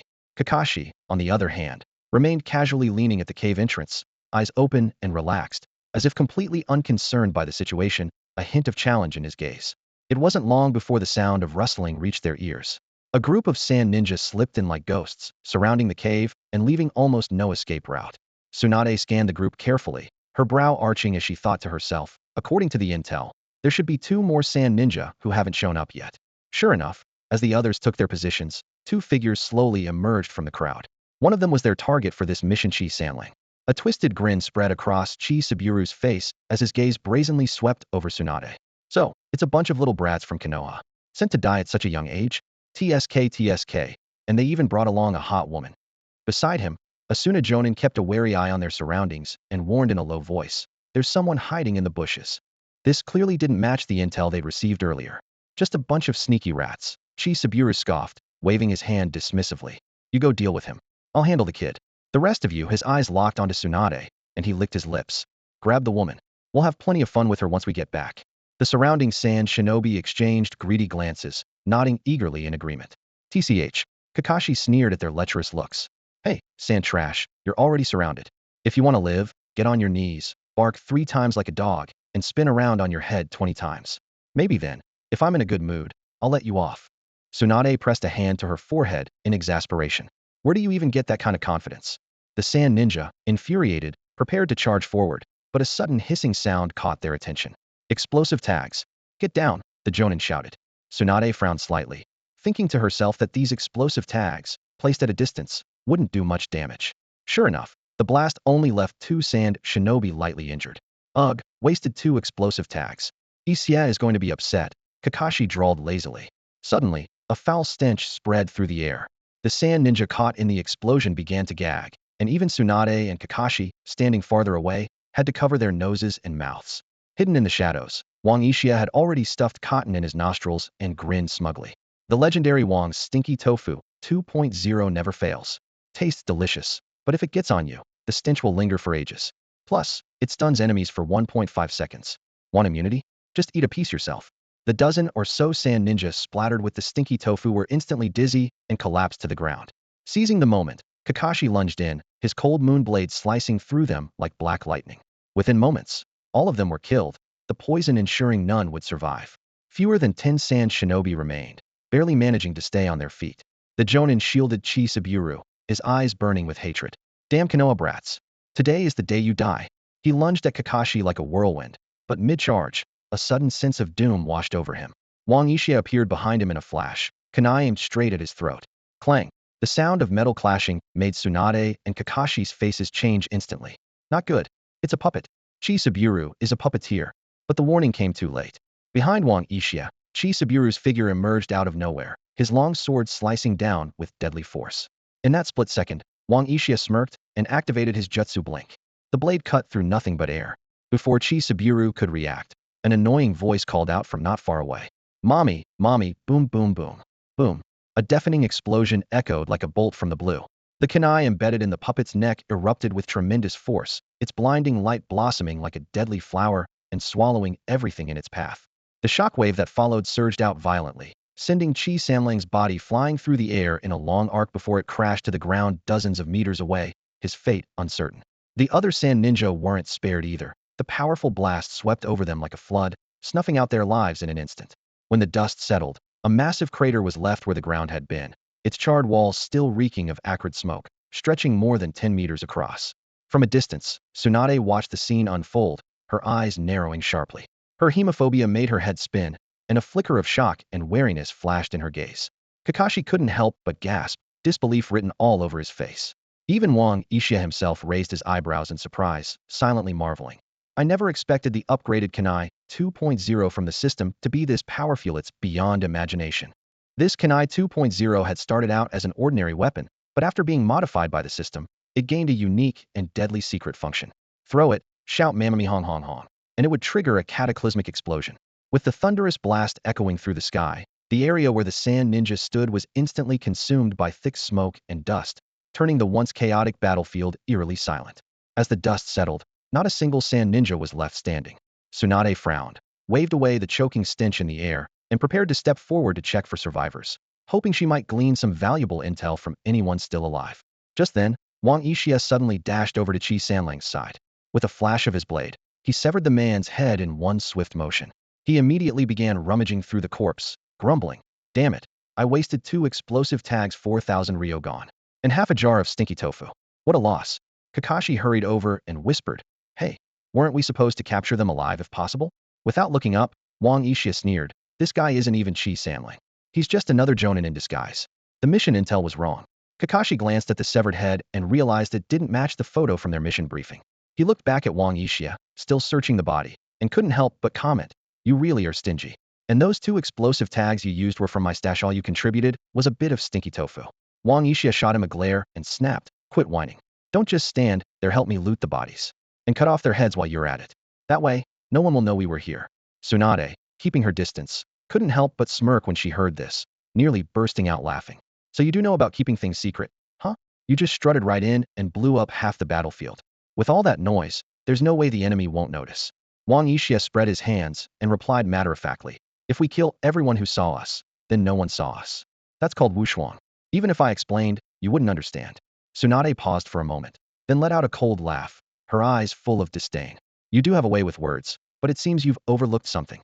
Since this Akasanro was a fake, and so much time has passed since the explosion, the real Akasanro should have escaped by now. Looks like your mission has failed. Her tone was confident, as if she already had the upper hand. Wang Yixi's lips curled into a mysterious smile. Without any rush, he raised his hand and pointed toward the bushes where Might Duwei had been hiding, his voice calm and assured. Don't be too quick to jump to conclusions. Things may not be as you think.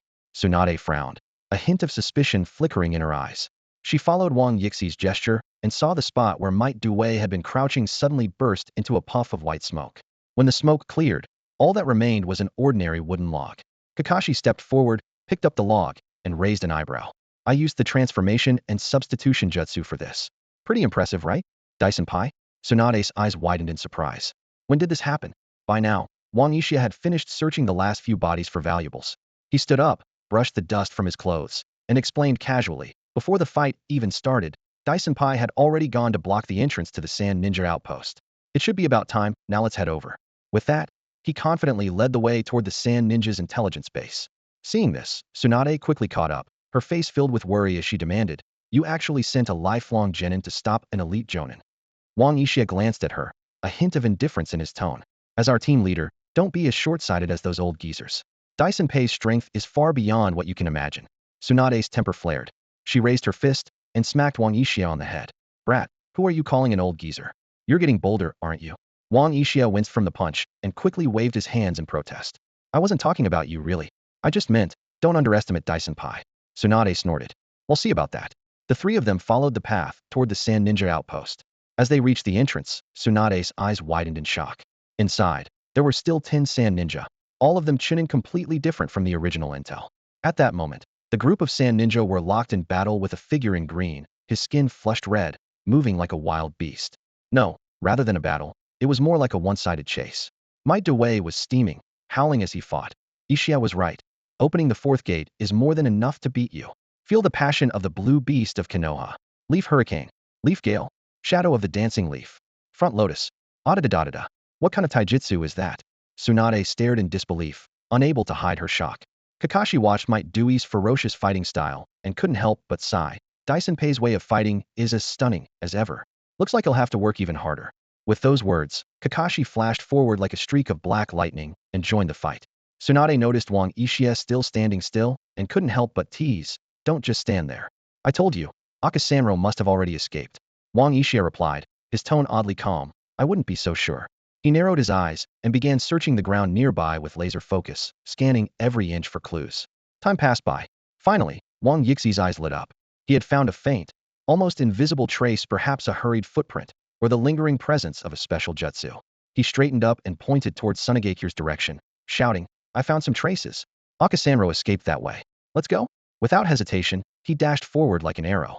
Kakashi and Might Duwei finished off the remaining Sand Ninja and, after a quick glance at each other, immediately followed.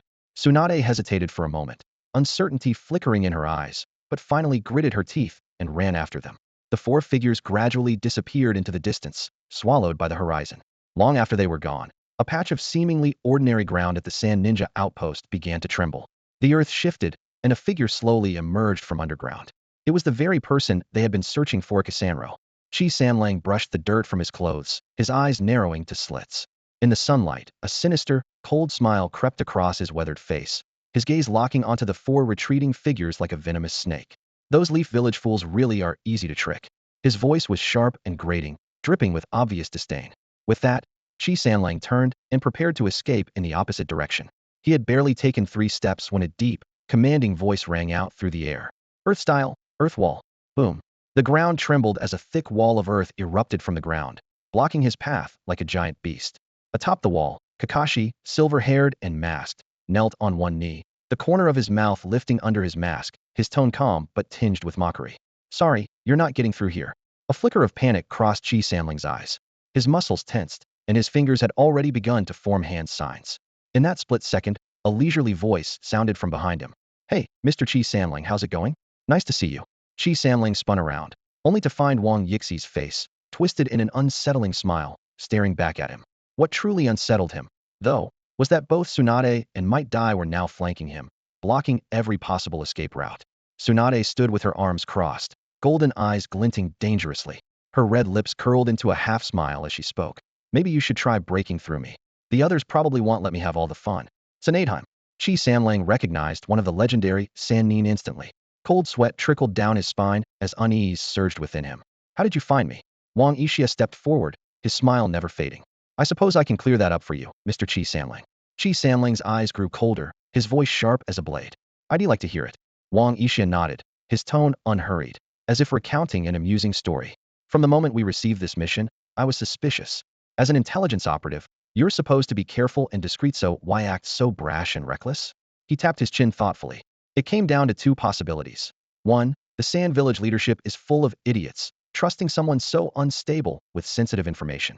Or two, our intelligence was wrong, and the arrogance was just an act. Wang Yixia fixed his gaze on Chi Samlang, his voice growing sharper. I quickly ruled out the first option. After all, Sand Village wouldn't hold its place in the ninja world if its leaders were fools. So, the only explanation was that our information was faulty.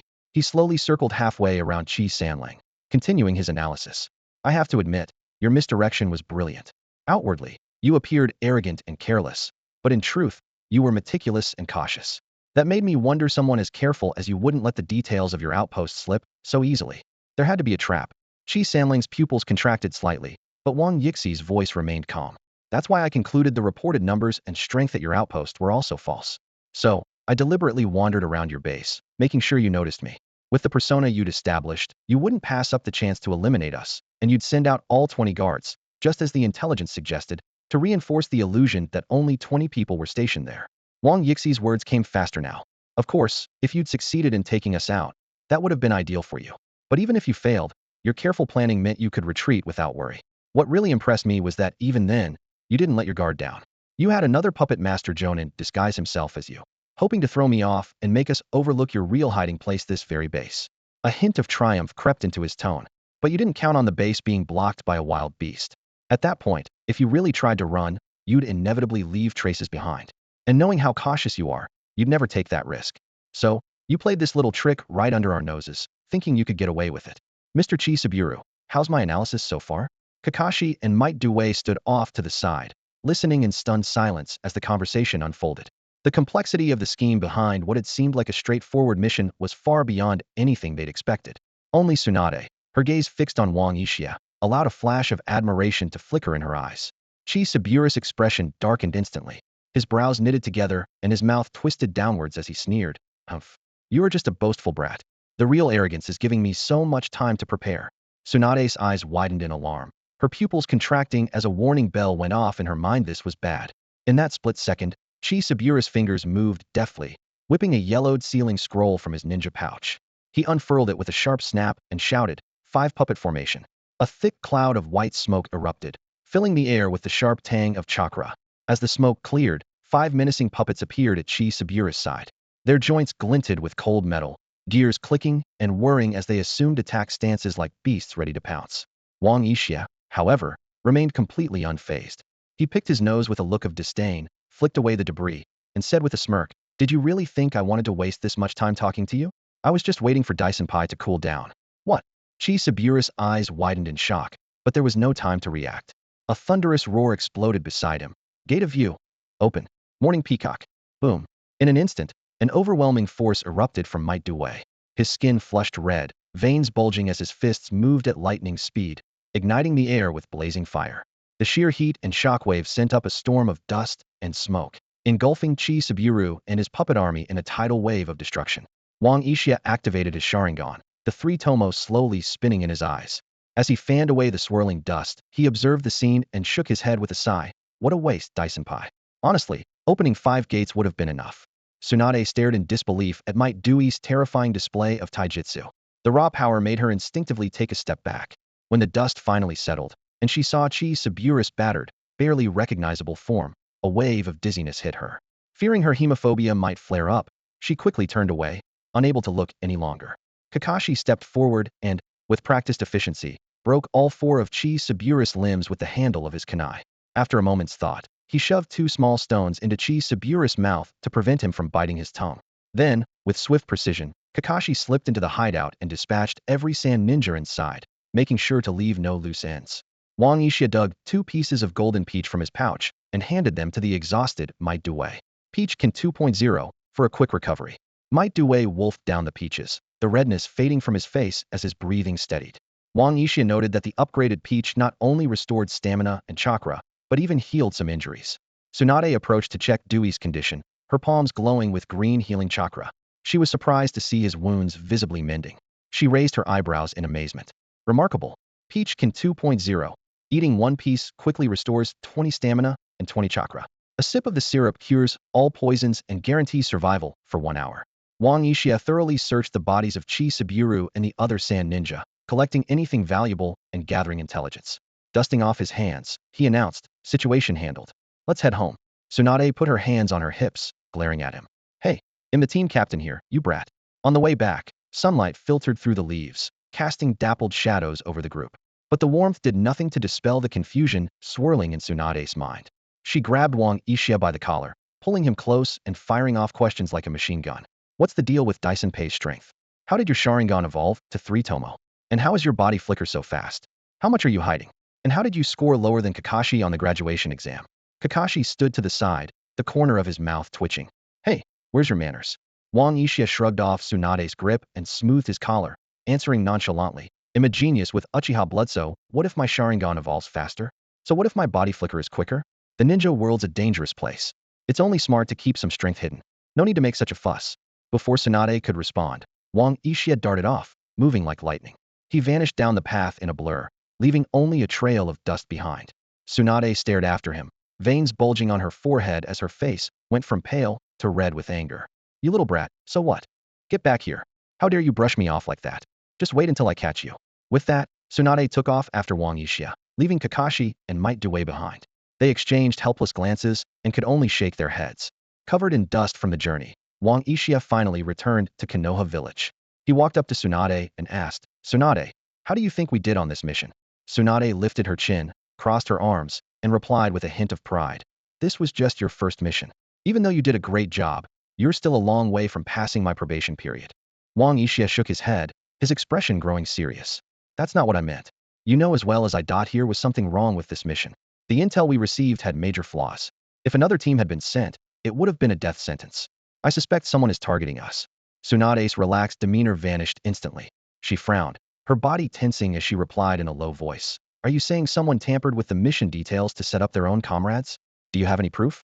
This is a serious accusation, so think before you speak." Wang Yixia looked her straight in the eyes and shot back, "Proof? Isn't it obvious enough? The mistakes were glaring. Wouldn't the intelligence division notice, analyze, or verify such errors?" His barrage of questions hit Tsunade hard, leaving her momentarily speechless. Her fingers trembled slightly, and her frown deepened. She hadn't dealt with these matters for a while, so she was a bit out of practice, but she was far from foolish. After a long silence, Tsunade slowly shook her head, her voice tinged with helplessness. "We don't have any solid evidence. In situations like this, no one would ever admit to betraying the village. Even if we bring this up to the third Hokage, he'll probably just smooth things over and downplay the issue." As she spoke, she clenched her fists so tightly her knuckles turned white, her gaze growing fierce. "But don't worry. I'll talk to him myself and make sure he understands how serious this is." Seeing Tsunade's determination, Wang Yixia couldn't help but smile. "Then he'll leave it all to our fearless captain. Also, he'll need to trouble you with turning in the mission and writing the report." Tsunade's eyebrows shot up. She put her hands on her hips and snapped, "Why do I have to do everything?" Wang Yixia raised an eyebrow. "Because he'll cook dinner for you tonight." Tsunade's face flushed, her eyes darting away as she huffed. "Then I want ribs, pork knuckle, grilled fish, meatballs." She started counting on her fingers, unable to hide her excitement. To be honest, after going on a mission with Wang Yixia, she had eaten so well that her tastes had become even pickier. Kakashi, who was standing nearby, couldn't help but tease, his silver hair swaying slightly. "Is it just me? Or does that sound a bit like flirting?" Tsunade instantly flew into a rage, landing a solid punch on Kakashi's head. "You brat! What nonsense are you spouting? Go buy groceries right now. If you slack off, you'll regret it." Dazed from the blow, Kakashi saw stars and barely managed to scramble away. Meanwhile, in the Hokage's office, warm sunlight streamed through the windows, illuminating the desk piled high with documents. Hiruzen Sarutobi was buried in paperwork, the soft scratching of his brush filling the room as he worked. Just then, an ANBU ninja wearing a mask slipped silently into the room, dropped to one knee, and reported respectfully, "Lord Hokage, Lady Tsunade has returned safely and is currently outside submitting her mission report." Hiruzen looked up slightly, about to respond, when the office door suddenly swung open with a bang. Tsunade strode in without hesitation, her face clearly showing her displeasure. She glanced at the AMBU ninja and said, "The mission report has been submitted. You can leave now. I have something to discuss with the old man." The AMBU's gaze lingered briefly between Hiruzen, Sarutobi, and Tsunade. After catching the Hokage's barely perceptible nod, he stood up. Moving as silently as a shadow, he slipped out of the office, his fingers lightly hooking the doorknob as he closed the heavy wooden door with a soft click. Tsunade let out a dissatisfied huff, the sound unusually sharp in the quiet office, almost stirring the still air. Hiruzen looked at the blonde kunoichi before him, feeling a headache coming on. His fingers tapped absent-mindedly on the desk as his thoughts wandered. It used to be only Danzo who barged in without knocking. Now there's Tsunade too. With a resigned sigh, he stood up, forcing a professional smile onto his face. "Tsunade, are you here to submit your mission report?" With her arms crossed and the ornament on her chest swaying slightly, Tsunade's tone was laced with obvious impatience. "Report? I don't have time for that sort of thing. Old man, there was a serious problem with this mission. I need an explanation." Hiruzen's brows immediately furrowed, the kindness in his eyes vanishing, replaced by worry. He slowly sat back down, leaning forward a little. "What happened? Tell me everything."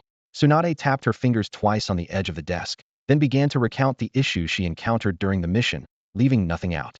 Her voice was calm and precise, detailing everything from the incorrect mission intel to the unexpected number and strength of the enemy at the outpost. Each fact was laid out as meticulously as a surgeon at work. Hiruzen listened in silence.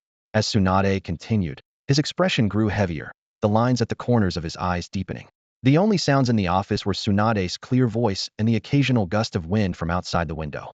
When Tsunade finished, the room was swallowed by a suffocating silence. Hiruzen clasped his hands under his chin, his gaze becoming deep and complicated. After a long pause, he finally spoke, his voice low and grave. "You're saying someone deliberately gave you false information, hoping your team would fail the mission?" Tsunade's eyes turned icy, and she stepped forward, bracing both hands on the Hokage's desk as she looked down at Hiruzen. "Old man, don't play dumb. There aren't many people in this village who could have tampered with the mission intel. And you know my situation very well." Her voice dropped to a near whisper, squeezed out through clenched teeth. "Should I take this to mean someone wanted me dead?" Hiruzen's eyes widened in shock and anger, his knuckles turning white as he clenched his fists. After all, he had personally assigned Tsunade to lead the team, and now such a grave problem had occurred right from the start. He felt a mix of guilt, fury, and a deep sense of the matter's seriousness. After a long silence, he met Tsunade's gaze, his eyes firm and sincere. "Tsunade, please believe me.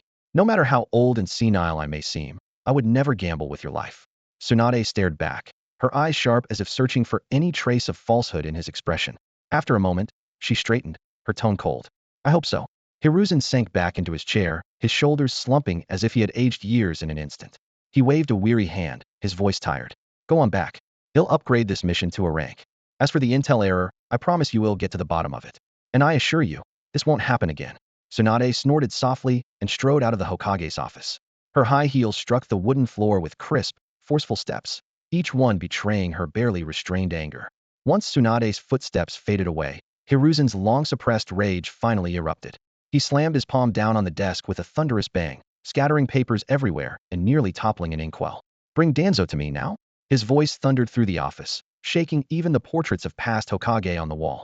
Meanwhile, Tsunade, already downstairs, twitched her ears slightly as a tiny slug crawled out, hovered in the air for a moment, then vanished in a wisp of smoke. Tsunade's eyes grew colder, her lips curling into a mocking smile as she muttered to herself. "Danzo, huh? Humph." There was quite a commotion in the Hokage's office today. The sound of shattering glass from the windows drew a lot of attention clearly. The Hokage and his advisor had gotten into a heated argument. But as night fell, the small courtyard of Wang Yixi's home was lively for a different reason. Moonlight bathed the courtyard, illuminating the smiling faces of distinguished guests as they arrived one after another. Tsunade showed up with Shizune, while Jiraiya brought along Minato and Kushina.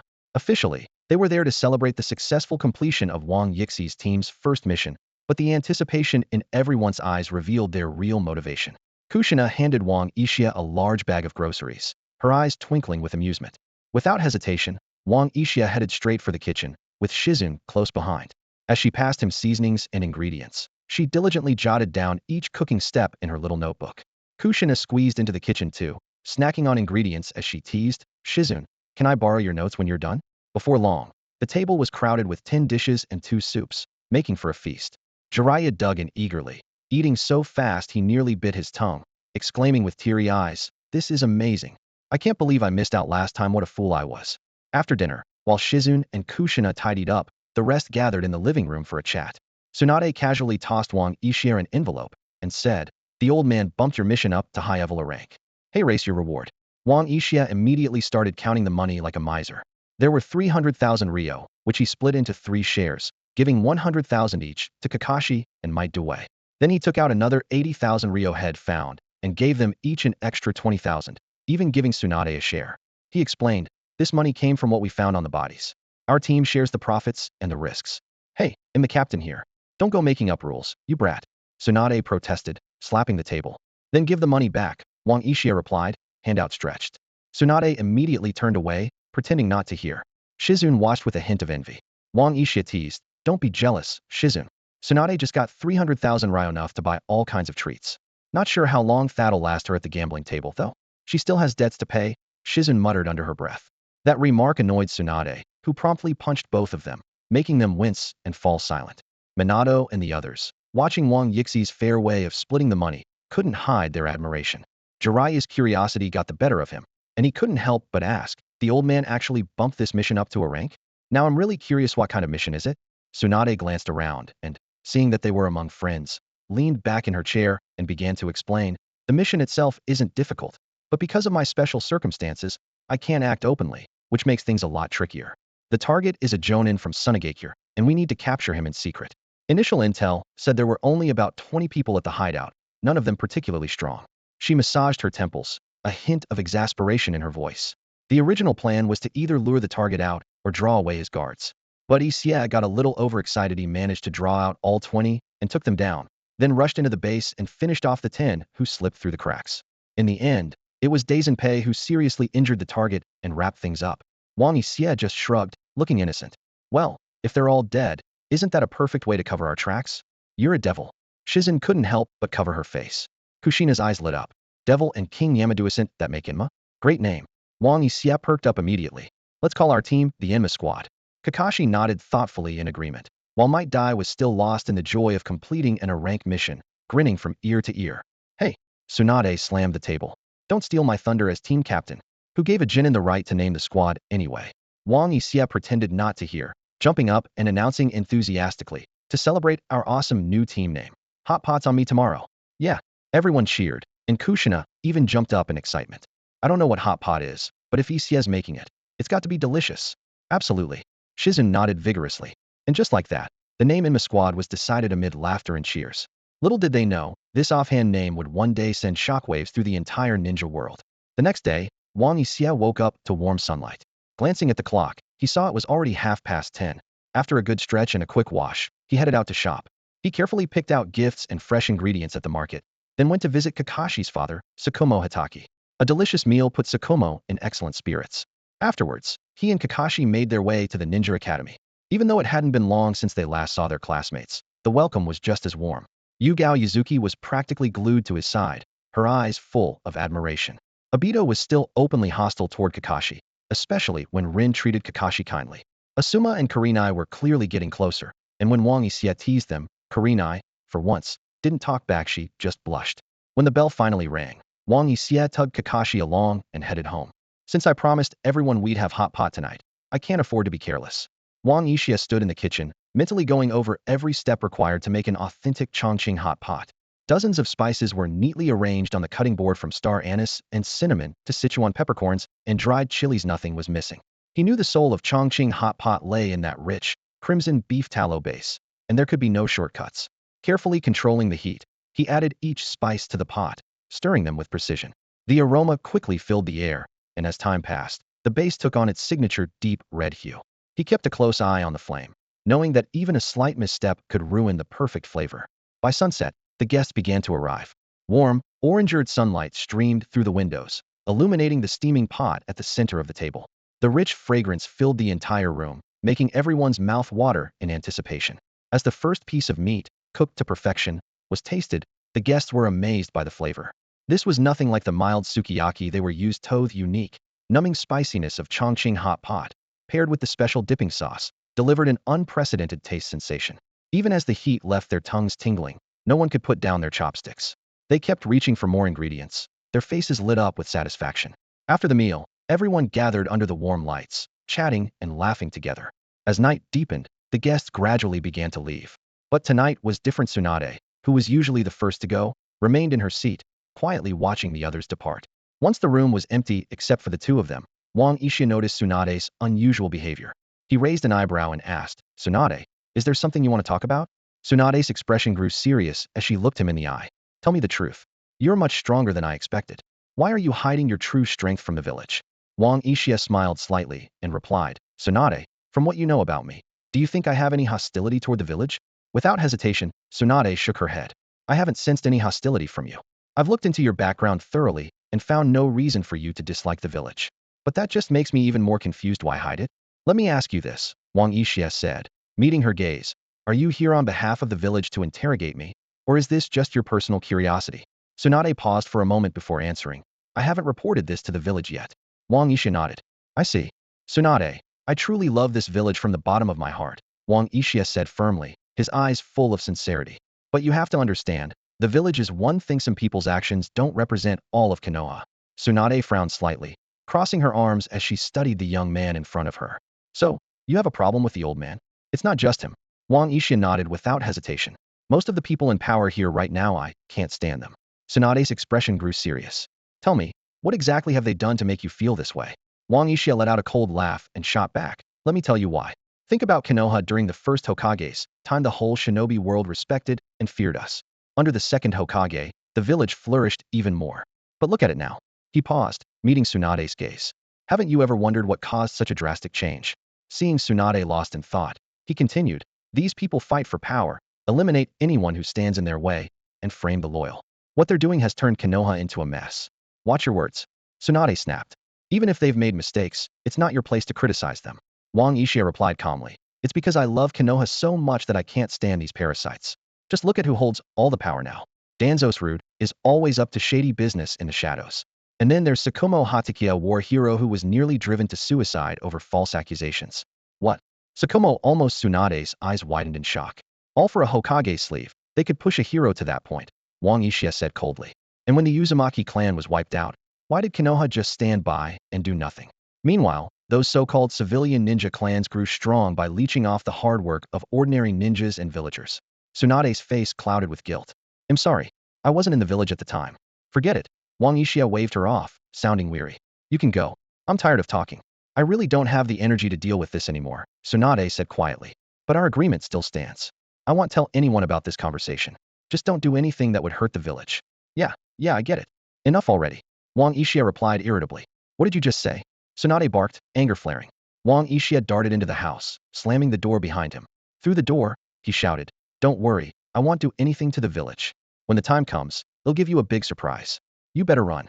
Tsunade huffed, annoyed, but as she walked away, she finally felt a weight lift from her heart. The Enma squad had barely enjoyed 2 rare days of rest at home before Tsunade urgently summoned them again. This time, the meeting was held at the old Senju clan residence. As they pushed open the heavy wooden doors, they were greeted by a courtyard that, while no longer as lively as it once was, still bore the marks of its former glory through its weathered walls and ancient trees. Once everyone had arrived, Tsunade picked up a mission scroll from the table and tossed it to Wang Yixia. Her expression was stern as she got straight to the point.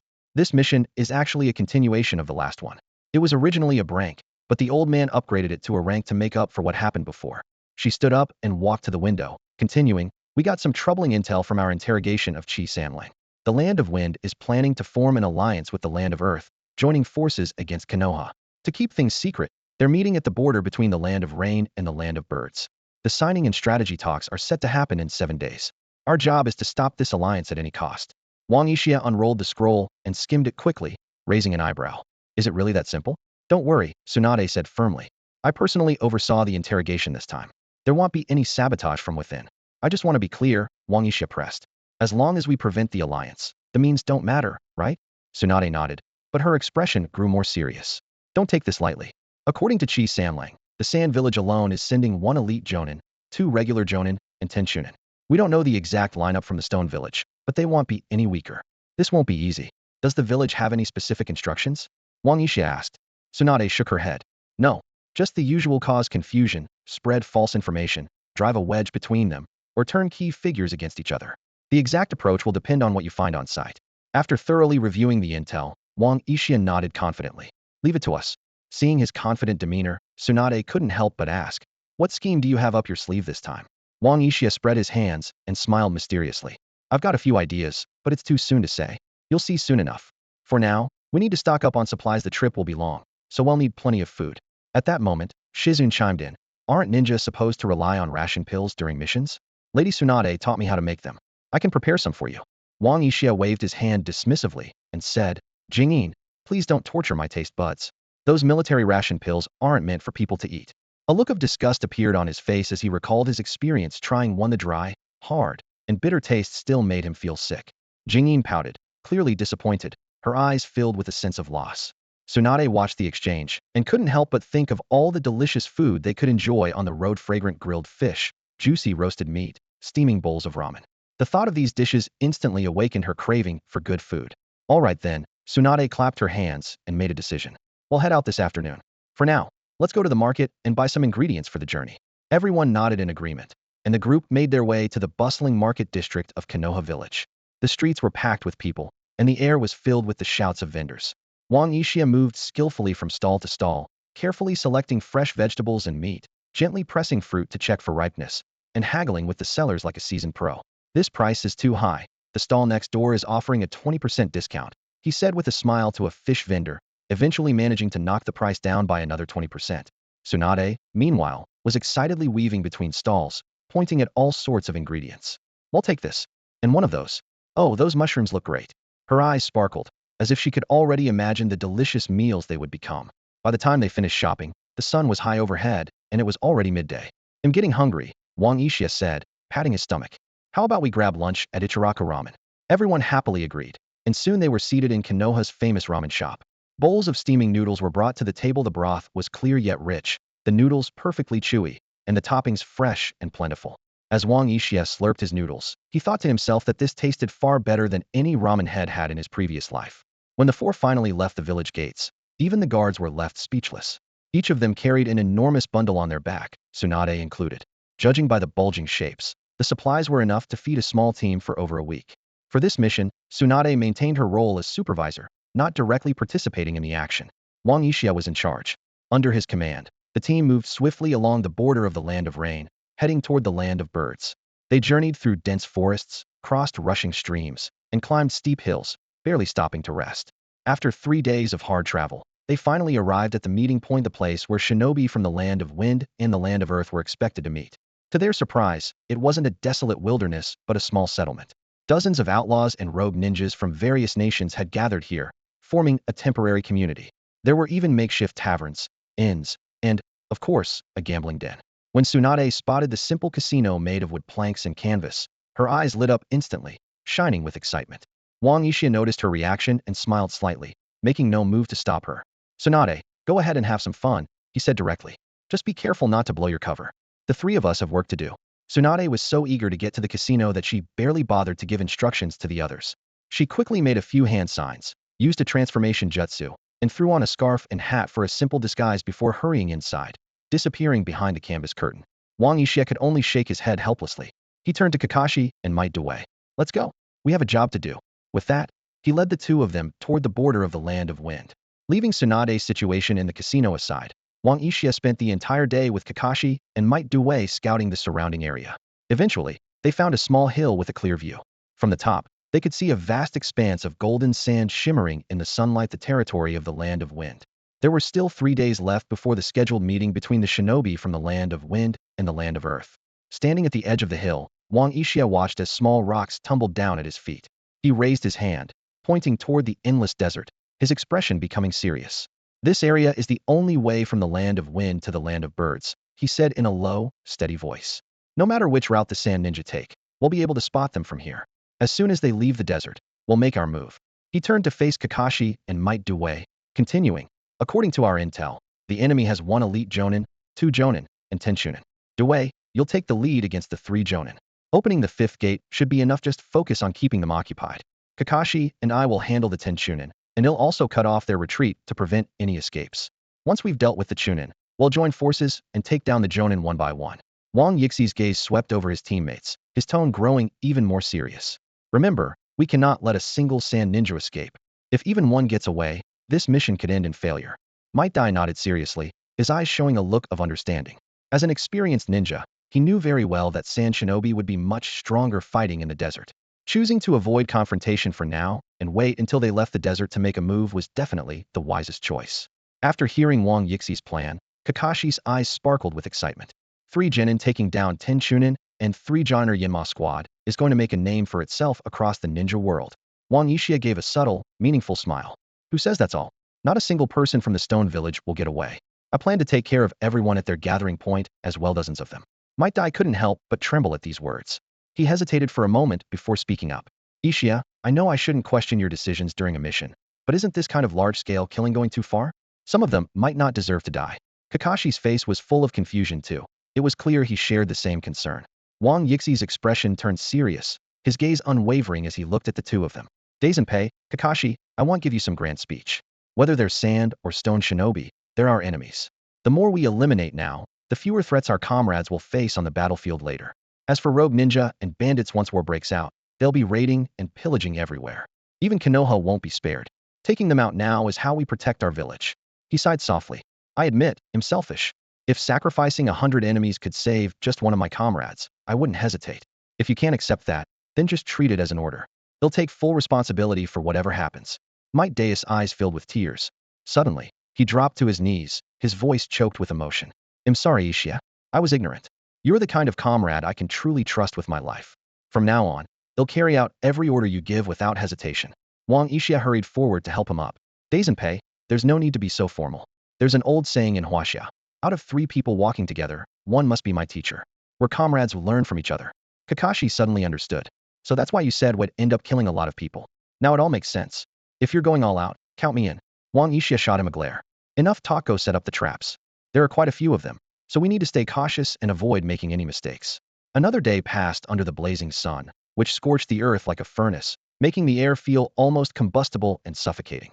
Wang Yixia and his teammates hid in the shade of a small hill, keeping a close watch on any movement in the distance. Finally, a squad of sand shinobi appeared on the horizon, 13 in total. Wang Yixia quickly activated his sharingan and scanned the group, noticing there were no puppets among them. He calculated swiftly, a barely noticeable smile tugging at the corner of his lips. As the sand shinobi stepped into the area where they had set their traps, Might Dai didn't hesitate. He opened the 5th gate, his chakra surging wildly around him. With a fierce shout, he charged forward, reaching 3 jonin in an instant and dragging them into the heart of the battle with incredible speed. The remaining chunin, seeing this, prepared to rush to their comrades' aid. But before they could, Kakashi rapidly formed hand seals and called out, Earth style, Earth wall. With his command, a thick wall of earth shot up from the ground, firmly blocking the chunin's path. Standing atop the wall, Kakashi said coldly, Your opponent is me.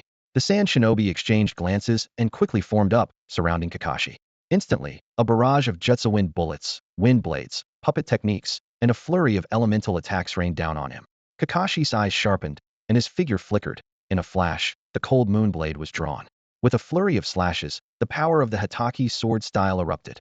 In just a few breaths, 3 sand shinobi were wounded. At the same time, the poison on the cold moon blade took effect within moments. The 3 dropped to the ground, convulsing, and died. The remaining sand shinobi grew increasingly desperate, launching more jutsu from all directions at Kakashi. Just then, Wang Yixia suddenly appeared on the battlefield, his watermelon blade creating a blur of afterimages as he swept through the enemy, killing 3 chunin in an instant. Seeing this, the remaining sand shinobi changed tactics without hesitation, focusing their attacks on Wang Yixia and Kakashi. A storm of jutsu poured down on the two. Kakashi remained calm, swiftly raising earth walls to defend against the onslaught. Wang Yixia, meanwhile, weaved through the battlefield like a phantom, using his body flicker, shave, and flash techniques to move unpredictably.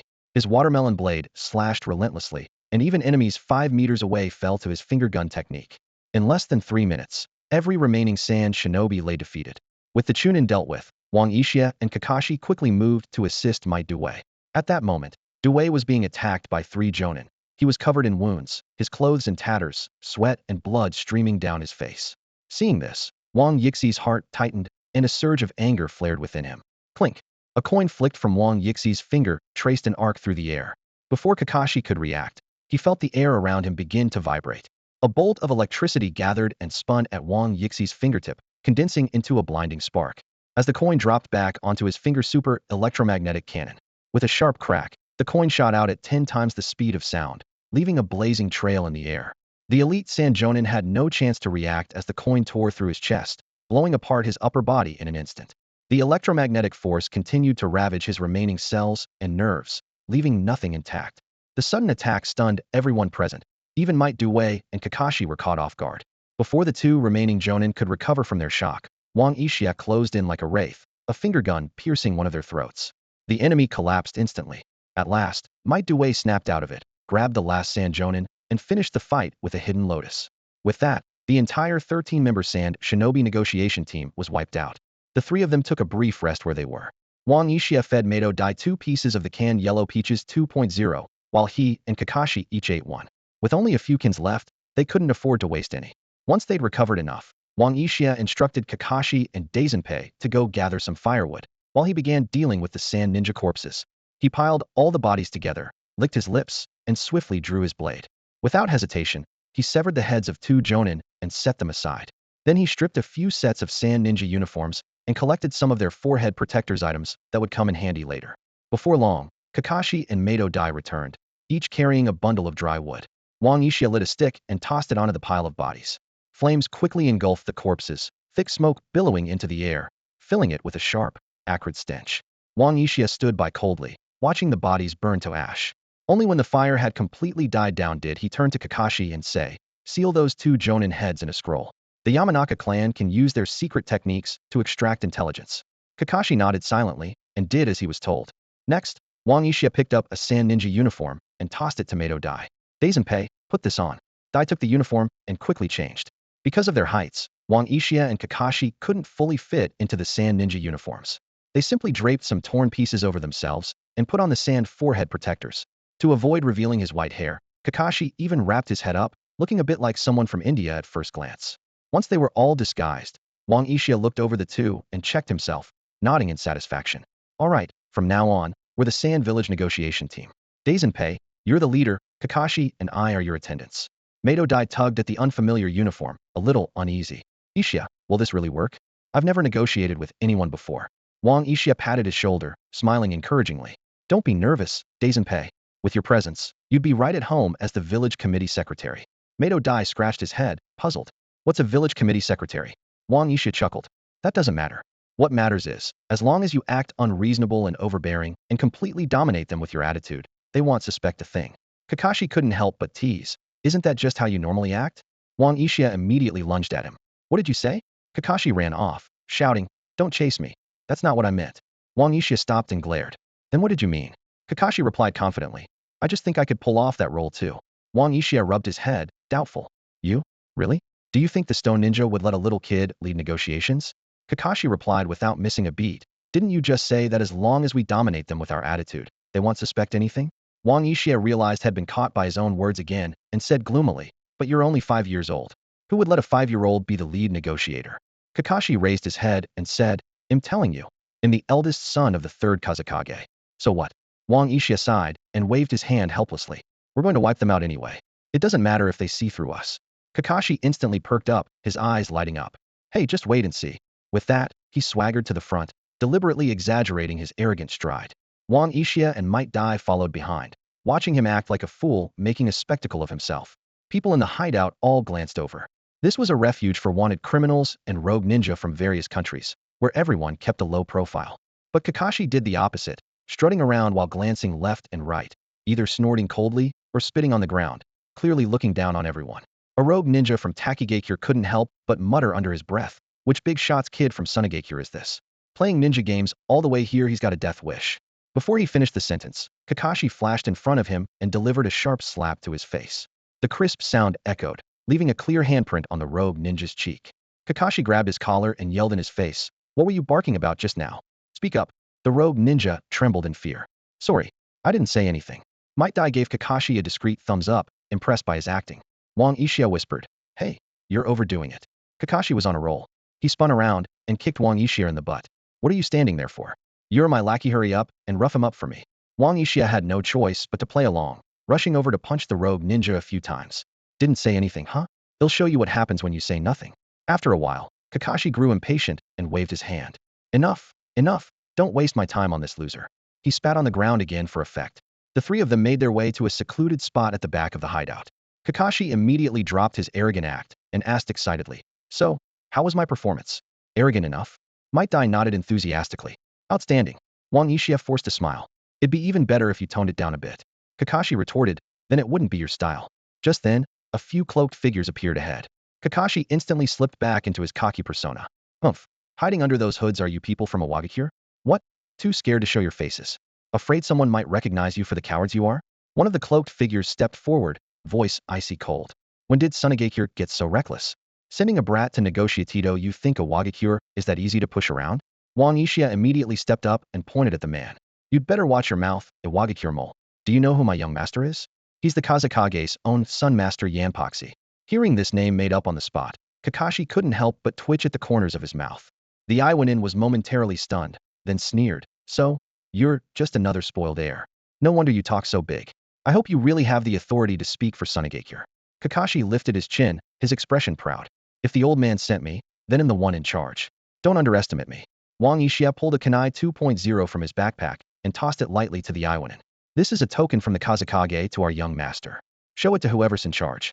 The Iwanin caught the kunai 2.0 steadily and examined it closely, his fingers tracing the intricate, ancient designs. It was clear this was no ordinary item. The craftsmanship was almost suspiciously fine. He started to believe more in Kakashi's identity and nodded, his tone a bit more respectful. "All right, they'll take you to see our leader." Kakashi and Might Dai exchanged glances, a hint of disdain in their eyes. They both knew full well that this seemingly ordinary kunai was deadly. If triggered, its destructive power would be immense. The three of them followed the Iwanin across a barren stretch of land until they reached a small, overgrown house. The place looked so dilapidated that, without a guide, no one would suspect it was being used. Inside, the dim light made the room feel even gloomier. Around a few low tables sat 7 or 8 Iwanin, with one in a Jonin's uniform at the head, exuding authority, clearly the chief negotiator from Awagakure. Kakashi took in the scene and smirked, mocking. "So this is supposed to be Iwagakure's negotiation team? Looks pretty pathetic to me." The Iwanin didn't react at first. The one who'd led them in stepped forward and respectfully handed the kunai 2.0 to the Jonin at the head, whispering quietly to explain Kakashi's identity.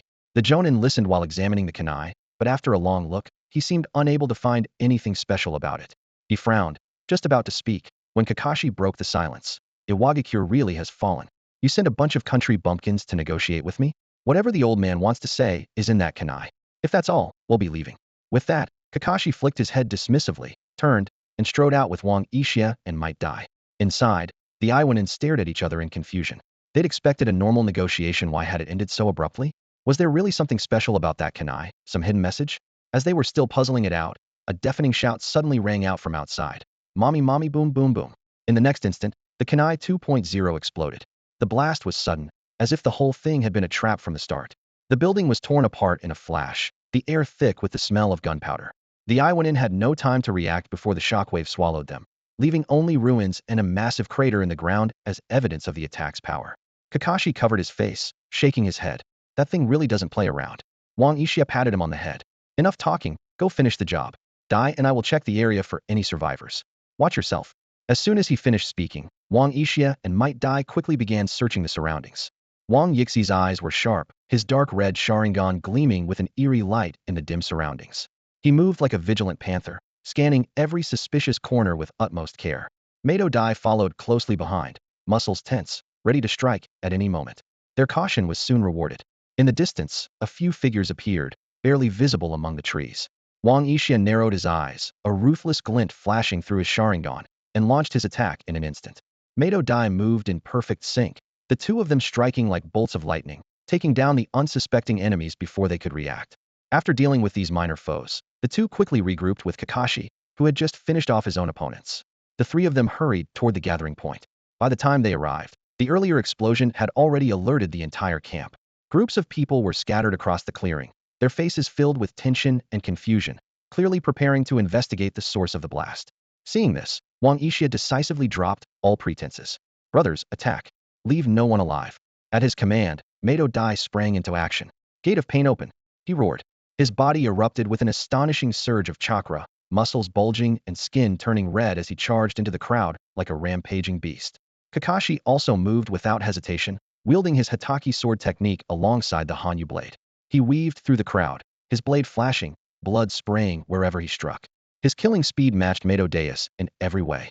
Wang Yixia activated his sharingan, using 3 powerful movement techniques to dart across the battlefield.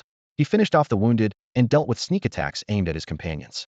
The sounds of battle instantly filled the camp, the 3 of them cutting through enemies like unsheathed blades, leaving corpses in their wake. Though the rogue ninja and bandits had numbers, they were nothing but a disorganized mob, powerless before the trio. Meanwhile, Tsunade was busy at the casino. She had brought 100,000 Ryo, but had already lost more than half over the past 2 days, even with the occasional help of her sleight-of-hand card tricks. After drowning her sorrows in alcohol the previous night, she was determined to win everything back today. Just as she was getting into the game, a loud explosion suddenly shook the building. The crowd inside the casino panicked and rushed for the exits. Tsunade immediately realized her 3 subordinates must be in action. Remembering how they'd left her waiting here for 3 days, she grew furious and stormed out with the crowd. But she hadn't gone far before she was stunned by the scene before her. Blood was everywhere, blooming in front of her eyes.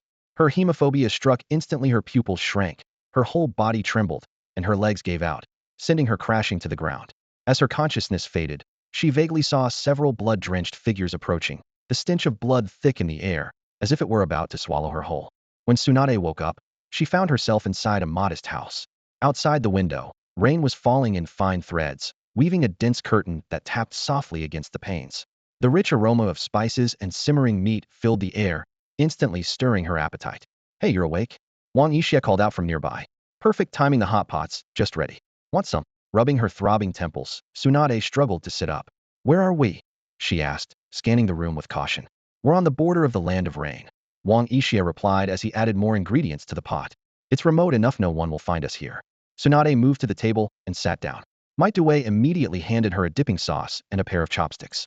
The beef tallow bubbled over the charcoal fire, and fresh slices of meat danced in the broth, blending with the sound of rain outside to create a peaceful atmosphere.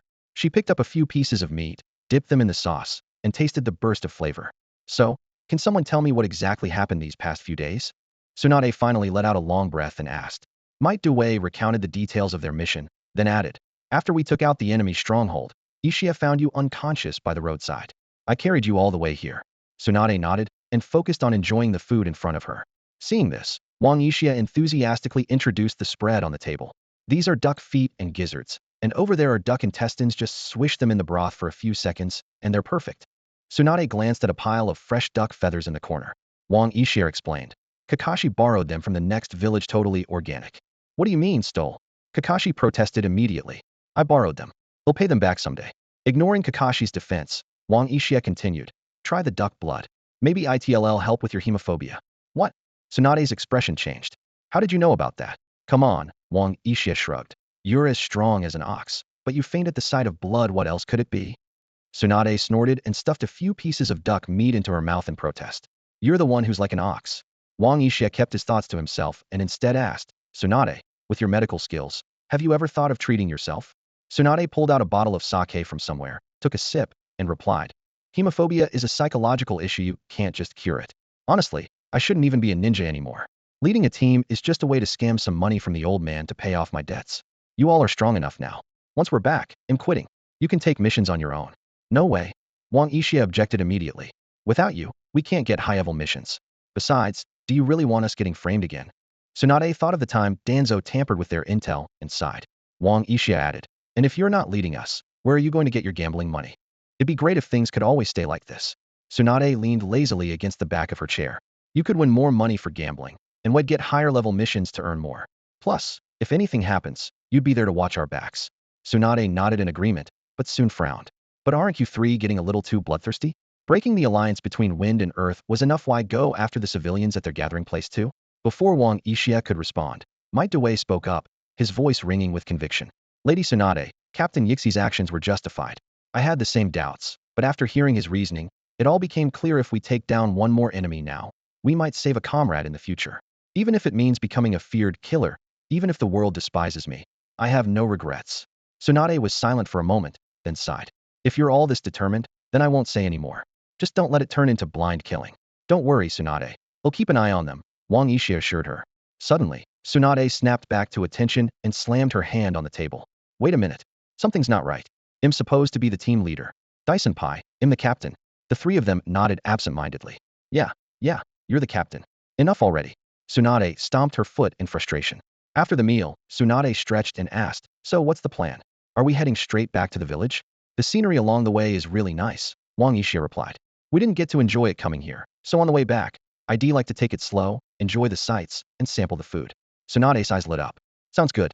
Imin. Lady Tsunade, don't you need to go back to file the mission report? Kakashi chimed in. Tsunade tapped him on the head. Don't be a smart aleck. They'll just have Katsuyu deliver my report to Shizune, and she'll hand it over to the old man. As she spoke, she formed a hand sign and summoned a meter-long slug, which made Wang Yixi's skin crawl. Katsuyu asked sweetly, Lady Tsunade, what can I do for you? Tsunade pulled out a blank scroll and wrote only 2 words, mission complete. Take this to Shizune for me. Katsuyu nodded and vanished. Kakashi stared in disbelief. That's your mission report? As long as they know it's done, I don't need to waste words with the old man. You're amazing. Kakashi gave her a thumbs up. For the next 10 days, the 4 of them toured the countryside, enjoying the scenery and sampling local delicacies. Thanks to Wang Yixi's cooking skills, every meal was delicious, and laughter filled their days. Tsunade seemed to leave all her worries behind. Even her hemophobia improved. She no longer trembled at the sight of a little blood. When they returned to Konoha, Tsunade went to file the mission report, while Wang Yixia took Kakashi to visit Tsukumo Hatake before heading to the Ninja Academy. On the training field, students were sparring freely. Asuma and Obito were locked in an intense match. Spurred on by Kakashi's progress, Obito had improved noticeably, while Asuma was struggling to keep up. As Wang Yixia and Kakashi approached from the edge of the field, someone suddenly spotted them. Look, it's Yixia and Kakashi. It really is them. They came to see us. In an instant, everyone rushed over, all talking at once and expressing how much they'd missed them. Even Asuma and Obito stopped their sparring and hurried to join the welcoming crowd. Wang Yixia greeted his classmates with a warm smile, while Kakashi stood nearby, maintaining his signature poker face and cool, indifferent attitude toward everyone. Obito, still basking in the joy of his recent victory over Asuma, couldn't resist taunting, Kakashi, do you dare to take me on? Just then, the instructor in charge of their sparring matches strolled over. His gaze lingered approvingly on Wang Yixia and Kakashi. You've both grown into outstanding ninjas since I last saw you. Now that you're back, how about helping guide your classmates? The students erupted in excitement, eager to witness the skills of the two. Wang Yixia smiled and replied, of course. Let's have Kakashi do it's always wanted to spar with everyone.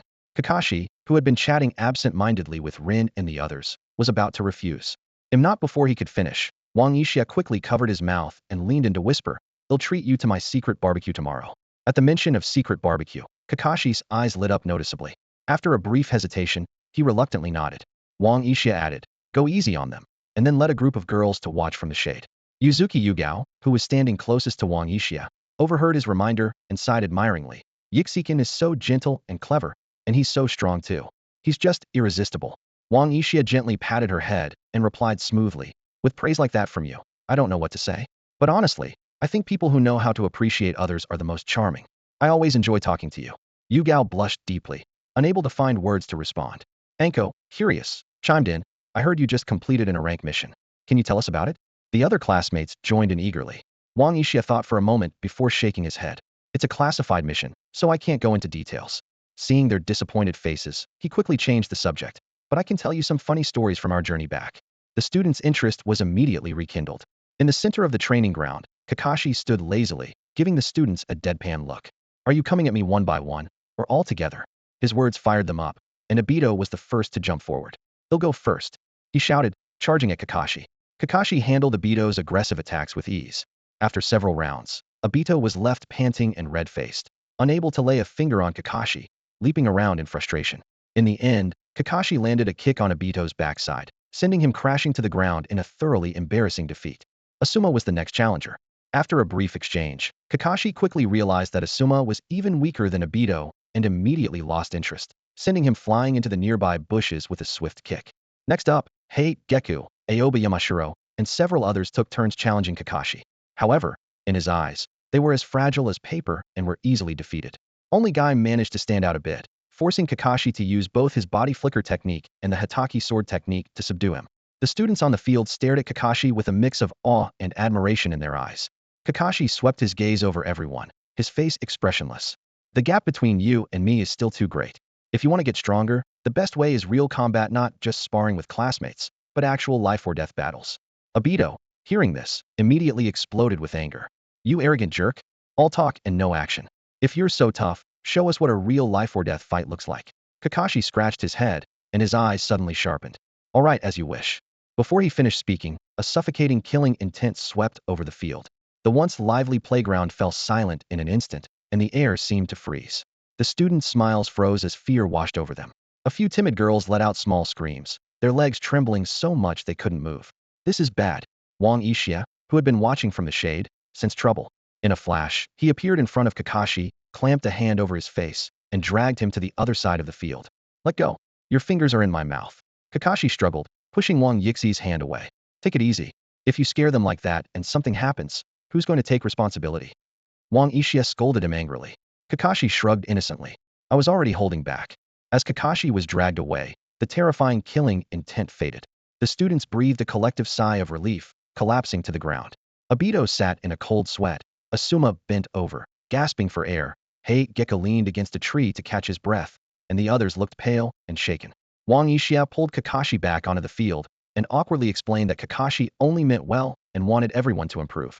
Kakashi apologized repeatedly, but when the girls swarmed around him, he used the body flicker technique to escape, leaving Wang Yixia to deal with the aftermath. The next day, Wang Yixia was up to his usual habit of sleeping in. Sunlight had already filled the entire room, but he was still buried under the covers. It wasn't until Kakashi climbed in through the window and gave the edge of the bed a nudge with his foot that Wang Yixia reluctantly opened his eyes. You're seriously lazy, you know that? Kakashi crossed his arms and looked down at the messy-haired Wang Yixia sprawled on the bed. Wang Yixia yawned, his eyes barely open, his voice thick with sleep. Why are you here so early? We're not grilling meat until tonight. Early? Kakashi pointed at the clock on the wall, exasperation clear in his voice. It's already noon. Wang Yixia yawned again and slowly dragged himself out of bed, running his fingers through his tangled hair and waving Kakashi off. Yeah, I heard you. Nag, nag, nag. He took his time getting dressed, moving so slowly it was like he was in slow motion. Kakashi leaned against the wall, tapping his foot impatiently on the floor. Finally, when Wang Yixia finished buttoning up his shirt, Kakashi grabbed his wrist and pulled him toward the door. Hey, it's almost 1 o'clock. At least let me grab something to eat first. Wang Yixia stumbled after him, his stomach growling right on cue. Kakashi didn't even look back as he kept moving. So you do know how to hurry. If we're any later, all the good meat will be gone. Despite all his grumbling, Kakashi still stopped at a street vendor and bought Wang Yixia 2 steaming hot meat buns.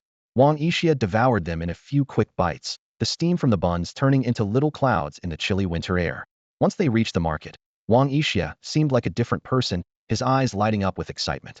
He bought over 20 pounds of beef in one go at the butcher's stall, then darted between vendors, picking out fresh ingredients and spices until his arms were loaded with bags. Kakashi stared at Wang Yixi's shopping list in disbelief and reached out to feel his forehead. Are you running a fever? How are the two of us supposed to eat all this? Wang Yixia shot him a glance, a sly smile on his lips. Who said it's just the two of us? Stop complaining and hurry up. I need to marinate this beef. You could have gotten up earlier, you know? Kakashi grumbled, but he still grabbed a few heavy bags and helped carry them. They jogged all the way to the Senju compound, where Wang Yixia knocked on Tsunade's door. After a moment, Shizun opened it with a welcoming smile and ushered them inside. Tsunade always dressed lightly at home. She was lounging lazily on the living room sofa in a loose robe, her chest half exposed, long legs casually crossed. When she saw them come in, she didn't even bother to sit up, just spoke lazily. What are you two doing here? Unless it's important, don't bother me while I'm resting. Kakashi stole a glance at Tsunade, his cheeks reddening as he quickly straightened up. Well, it was Yixi's idea. He wanted to come over for barbecue. Barbecue? Tsunade and Shizun's eyes lit up instantly, sparkling with excitement. Wang Yixia had already changed his shoes and walked straight into the kitchen like he owned the place. Soon, his voice rang out from inside. Kakashi, don't just stand there, get in here and help. Shizun, I could use an extra pair of hands too. Tsunade, you'd better stay out. You'll just make things harder. Tsunade shot up from the sofa, her robe slipping dangerously down her shoulders. Hey, this is my house, you know. Can't you show a little respect for your host? And what do you mean it'll just make things harder? Care to explain, you brat? The only response she got was the sound of clattering dishes and busy voices from the kitchen. Kakashi scratched his head awkwardly, sneaking another glance at Tsunade before making a quick escape into the kitchen. Shizun stuck out her tongue playfully and followed him. Fuming, Tsunade huffed and flopped back onto the sofa, but didn't protest any further. After all, someone was making barbecue for her, who was she to complain? The sounds of cooking filled the house for over half an hour, pots and pans clanging, water running, knives chopping, and Wang Yixia barking out instructions while Kakashi grumbled. Finally, Wang Yixia emerged from the kitchen carrying 3 large trays of marinated beef, setting them neatly on the coffee table in the living room. Tsunade eyed the beautifully seasoned, fragrant beef in front of her, unconsciously licking her lips and reaching out for a taste. Don't touch. Wang Yixia slapped her hand away. You can't eat it raw. Tsunade jumped to her feet, her robe slipping even further. What's that supposed to mean? You think I'd just eat raw meat? Wang Yixia started counting on his fingers, expressionless. 7 days ago, you ate a raw chicken leg and ended up puking everywhere. 5 days ago, you downed 3 raw eggs and spent the whole night in the bathroom. 3 days ago, before Wang Yixia could react, Tsunade suddenly covered his mouth, her face turning bright red as if she were trying to hide something. Shizun stared at Tsunade in surprise and mild reproach, standing there in shock for quite a while before finally speaking up. Tsunade awkwardly changed the subject, forcing a smile as she said, Hey, I was just wondering why did you buy so much meat? There's no way the few of us can finish it all. Wang Yixia pushed Tsunade's hand away with a look of annoyance and replied dismissively, I also invited Dazenpei, Guy, Minato-senpai, and Kushina-ni. Tsunade nodded, about to agree, when Wang Yixia added, Oh, and I invited our classmates too. There'll probably be over 20 people. My place isn't big enough, so I asked everyone to come here instead. Before Tsunade could respond, Kakashi interrupted, waving his hand and protesting. Hey, you said you'd treat me to barbecue. Why did you invite the whole class? Wang Yixia smacked Kakashi on the head and snapped, It's your fault. Yesterday, you nearly scared them to death. If they told their parents, you'd lose every window in your house. I'm going out of my way to smooth things over for you, and you're complaining? Kakashi was left speechless and could only lower his head. Tsunade chimed in with a forced smile, This is my house, you know. You invited so many people without asking the owner? Wang Yixia immediately stood at attention and saluted seriously. Understood. They'll set a special table for you, and you'll have all the meat you want. Tsunade nodded in satisfaction, gave a little huff, and went inside to change. Soon after, Might Dai and Guy arrived in their usual energetic style. Guy burst through the door, shouting, We heard there's barbecue, so Dad and I ran here on our hands. Might Dai grinned, showing off his bright white teeth. That's right. We've been looking forward to Wang Yixi's barbecue for a long time. Next, Minato and Kushina walked in hand. Minato greeted them with a gentle smile. Ishia, I heard you're treating everyone to barbecue. That's very generous of you. Kushina rubbed her hands together excitedly. It's been ages since I had barbecue. I'm going to eat my fill today. Shortly after, Wang Yixi's classmates started arriving one after another. He introduced Dai, Shizun, Minato, and Kushina to everyone. But with so many people, the classmates had to introduce themselves. When the classmates greeted the seniors together, Dai and the others felt a bit embarrassed and quickly invited everyone to sit down. Tsunade came out as well, and as soon as people saw her, they stood up, a little nervous but still greeting her in unison. Tsunade waved her hand casually and said, Since everyone's here, don't be so stiff. Ishia rarely treats us, let's make the most of it and eat our fill today. Agreed. Everyone responded in chorus. The barbecue party officially began. Obito's eyes sparkled as he looked at the huge bowls of beef. Wow, there's so much good food. We're in for a feast today? Kakashi scoffed from the side. You act like you've never seen real food before. Obito glared back, about to retort.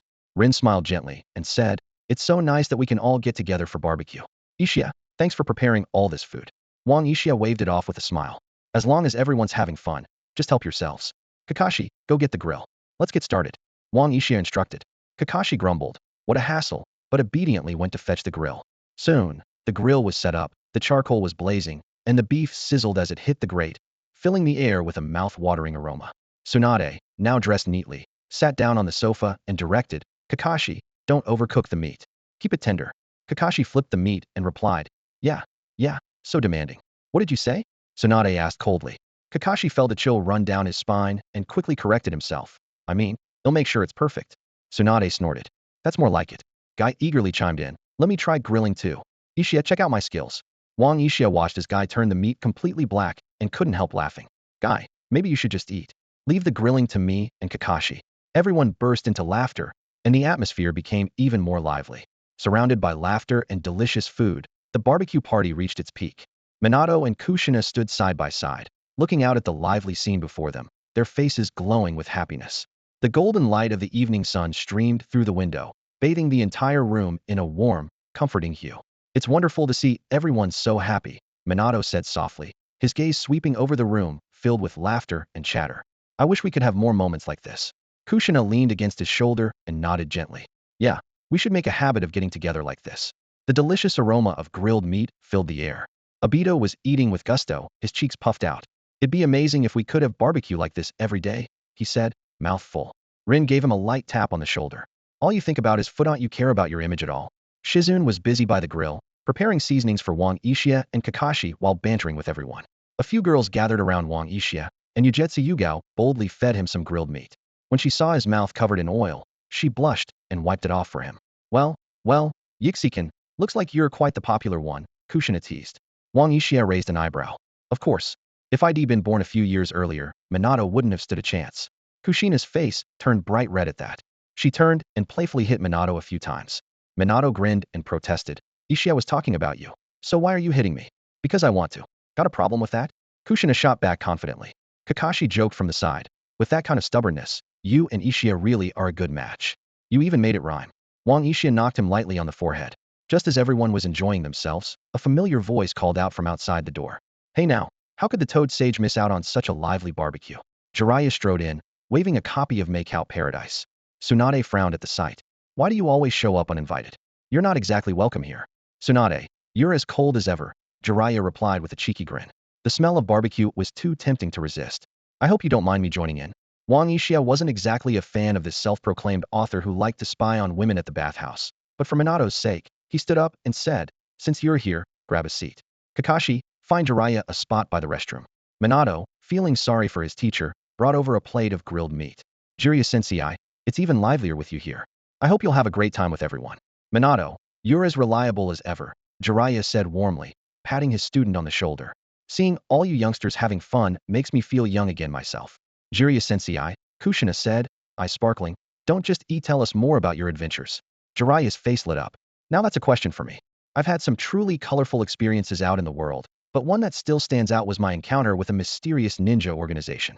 I have to say, Jiraiya really deserves his reputation as a best-selling author, tells stories with such vivid detail that everyone hangs on his every word, frequently breaking into laughter or gasps of surprise. The aroma of grilled meat filled the air, and the combination of laughter and lively conversation made the whole gathering feel warm and unforgettable. The room was filled with a cozy atmosphere, the scent of barbecue spreading like magic into every corner. As everyone ate and chatted, it felt like all our worries simply melted away. Tsunade sat quietly to one side, her gaze drifting absent-mindedly to the window as her thoughts wandered. She couldn't help but recall the last time the Senju clan's residence had been this lively. It must have been back when her grandfather was still alive. The party lasted until 10 at night, the charcoal gradually dying down as moonlight poured gently into the courtyard. Yet inside, the mood was still festive. Jiraiya, with his arm draped around Might Dewey's neck, rambled on about his adventures with the toads, drawing chuckles from everyone. Kushina, meanwhile, had dozed off on Minato's shoulder, her soft snores occasionally breaking through the noise. It's about time to wrap things up, Wang Yixia said, stretching as he popped the last piece of meat into his mouth, a satisfied smile on his face. Obito let out a burp and started helping clean up the mess scattered around. Rin carefully sorted the leftover ingredients, packing them neatly into containers. The others pitched in as well, and before long, the place was tidied up. One by one, people stood up to say their goodbyes. Kakashi, take out the trash, Wang Yixia said impatiently, nudging the bag at his feet. Why is it always me? Kakashi started to protest, but quickly fell silent when he saw Tsunade approaching with an envelope. He picked up the trash and headed for the door without another word. Tsunade slapped the envelope onto the coffee table and said coldly, the payment for this mission is the same as last time, 300,000 Rio. Wang Yixia picked up the envelope, swiftly counted the money, and divided it into 3 piles. Might Dewey, Kakashi 100,000 each. Wait a minute. Tsunade pressed his hand down, trying to skim a little off the top. Are you? Don't think I don't know you managed to collect quite a bit this time. I swear on my life. Wang Yixia protested, raising a hand. Just from looting the place, I got over 100,000, and another 100,000 came from the casino and bars. He pulled a wad of cash from his pocket like a magician. Shizen helped me count it. In total, it's 203,000. Shizen poked her head out of the kitchen and nodded. It's true, 203,000. So how do we split it? Tsunade's eyes sparkled with interest. Evenly, of course, Wang Yixia said cheerfully, dividing the money into 4 parts. Dewey, Kakashi, Tsunade, and me 50,000 each. Tsunade happily tucked her share into her blouse. Jiraiya watched with a goofy grin, only to get smacked on the head by Tsunade, which quickly wiped the smile off his face. At that moment, Kushina perked up and asked eagerly, Ishia, tell us how the mission went this time. Wang Yixia glanced at Tsunade, who nodded. He'll explain. Everyone knows what the mission was about. She turned to the group. Our goal was to sabotage the alliance between the land of wind and the land of earth. Kushina raised her hand and blurted out, I know. Usually, missions like this involve sowing discord, turning people against each other, or creating conflicts. She tugged on Minato's sleeve and asked in a low voice, what else could you do? Minato replied helplessly, you could also bribe key people on both sides, or create chaos whatever fits the situation. Kushina nodded thoughtfully, then asked Tsunade, so what did Team Enma do? Tsunade shook her head. None of those methods worked.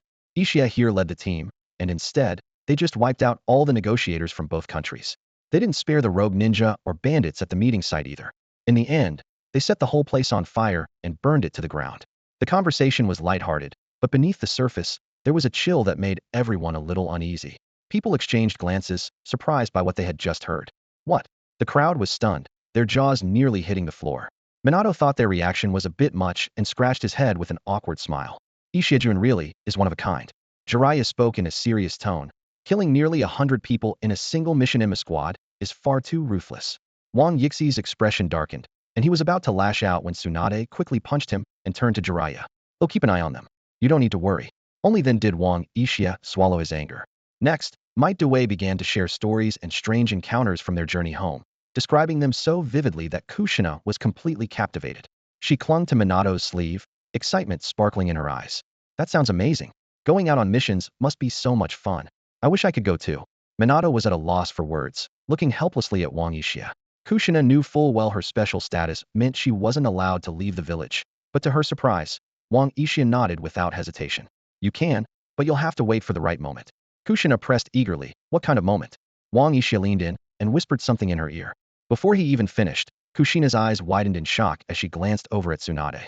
Sensing something was off, Tsunade narrowed her eyes and asked, you little brat, are you up to something? I'm warning you, Kushina's situation is special, so don't even think about dragging her into your plans. Immediately, Kushina lowered her head in disappointment. Wang Yixia muttered impatiently, yeah, I get it. Stop nagging. Tsunade promptly knocked him on the head, snorted, and stood up. All right, that's enough. Minato, take Kushina home. Jiraiya, go rest in the guest room. Shizune, get my bed ready. Kakashi pointed to himself and Wang Yixia. What about us? Tsunade yawned and said indifferently, you can sleep in the hallway or on the street for all I care, just be here for your assignments tomorrow. With that, she turned and headed back inside. In a shadowy root chamber, Danzo Shimura's withered fingers traced a scroll. The sleeve of a Hokage robe slipped down, revealing a faintly glowing sharingan. Beside him, a root ninja knelt on one knee, respectfully awaiting orders. After a moment, Danzo asked coldly, this is all the information you have? The ninja replied, based on our investigation, several charred bodies were found on the Wind Country border, identities unrecognizable, but likely members of their delegation. Every settlement in Bird Country was burned to the ground, no survivors found. We recovered what appeared to be bodies from the Earth Country's delegation, but again, identities couldn't be confirmed. That's where the trail ends. He added, there was a massive crater at the scene, likely caused by Tsunade's monstrous strength. Danzo paused, then shook his head slowly. It probably wasn't her. The ninja didn't question him and continued, in that case, it's likely the aftermath of some powerful explosive. Danzo nodded and said darkly, no matter what, that brat cannot be allowed to grow any stronger. With that, he tossed over a sealing scroll. Deliver this to the Tsuchikage and Kazekigethil, know what to do. The ninja took the scroll and vanished. After all, clipping an eagle's wings doesn't always require doing it yourself. Shimura Danzo muttered to himself, thinking that as long as the sky was filled with thunderclouds, as the aged reflection of circling crows flickered in his eyes, suspicion between nations would become shackles, and the blades of allies would turn into Niseshi's withered fingers suddenly crushed the crystal paperweight on his desk. This, he thought, was the most effective poison for killing off geniuses. Konoha Village, noon. Wang Yixia was rolling around in bed, still wrapped in his blanket, while the alarm clock beside him had already gone off 18 times. Suddenly, the sound of tiles breaking came from outside the window. Startled, he tumbled out of bed just in time to see Kakashi stepping onto the window ledge and leaping into the room. Can't you use the front door? Wang Yixia grumbled, rubbing the back of his head as he slowly got up. This way you don't have to answer it yourself, Kakashi replied, shaking the lunchbox in his hand, his tone relaxed. Lady Tsunade wants to see you. Be at the Senju compound in 10 minutes. Huh. Wang Yixia snatched the lunchbox. I haven't even had breakfast yet. You jerk. That's why you've got 10 minutes, Kakashi said as he jumped back out the window, leaving behind a warning. If you're late, she'll tear your house down. Let her try? Wang Yixia shouted after him, fuming. If she can, he'll admit defeat. At the Senju compound, Tsunade was sitting at home gnawing on a lamb chop, while Shizun tidied up the mess of clothes nearby. Wang Yixia burst in, catching Jiraiya in the act of slipping a love letter into Tsunade's blouse. Wang Yixia coughed awkwardly. Perfect timing. Tsunade tossed the lamb bone into the trash, her expression turning serious. I've got a prank mission for you. Who's the target? Wang Yixia slumped onto the sofa, looking uninterested. This time, It's a protection detail, Shizun said, handing over the mission scroll with a serious tone. The daimyo of the Land of Earth is signing a trade agreement with the Land of Fire. You'll be escorting the merchant caravan. Sounds boring, Kakashi muttered as he flipped through the scroll, his brow furrowing. The route goes from the Earth Country border through the Grass Country and back to Konoha? That feels a bit off to me. It's more than a bit off, Kakashi added. We just took out a dozen shinobi from the Stone Village, and now we're supposed to escort the Earth Country's caravan? Sounds like a setup. Tsunade frowned, her voice grave. Rumor has it that there's an Enma squad in Konoha, and they've killed dozens of sand shinobi in one strike. That squad also sabotaged the alliance between the Wind and Earth countries, wiping out nearly 100 people. Now that's interesting, Wang Yixia said with a smirk. Not many people know about classified intel like that. Tsunade, who do you think leaked it and why? Danzo's face flashed through Tsunade's mind. She replied in a low voice. I have a good idea who it might be, but this mission came directly from the daimyo's office. It shouldn't be connected to him. All right then. Wang Yixia clapped his hands. Since the mission's official, we don't really have a choice. We'll just have to deal with whatever comes our way. Several days later, at noon on the border of the Land of Earth, a dry wind swept yellow sand across the rocky hillside. Kakashi crouched in a dead poplar tree, chewing on half a chicken cutlet. In the distance, 30 gold-trimmed carriages rolled forward, their windmill-shaped shuriken glinting coldly in the sunlight. They're here, Kakashi said, jumping down and brushing the grass off his pants. Wang Yixi's sharingan reflected the approaching caravan 50 guards, with a jumble of chakra signatures. Looks like the Earth Daimyo isn't taking any chances, Tsunade mumbled around a chicken drumstick. The caravan drew closer as the Enma squad hid in the shadows, observing quietly. The guards were on high alert, clearly wary of this mission. Let's go. It's our turn, Tsunade said, waving her hand and leading the way toward the caravan. Wang Yixia, Kakashi, and Might Dai followed close behind. Their appearance immediately caught the guards' attention, and several quickly moved to block their path. Who are you? The lead guard demanded coldly. Tsunade produced the mission scroll and replied calmly. We're Konoha shinobi, assigned to escort the caravan. The guard examined the scroll carefully, then nodded. Please follow me. The overseer is waiting for you.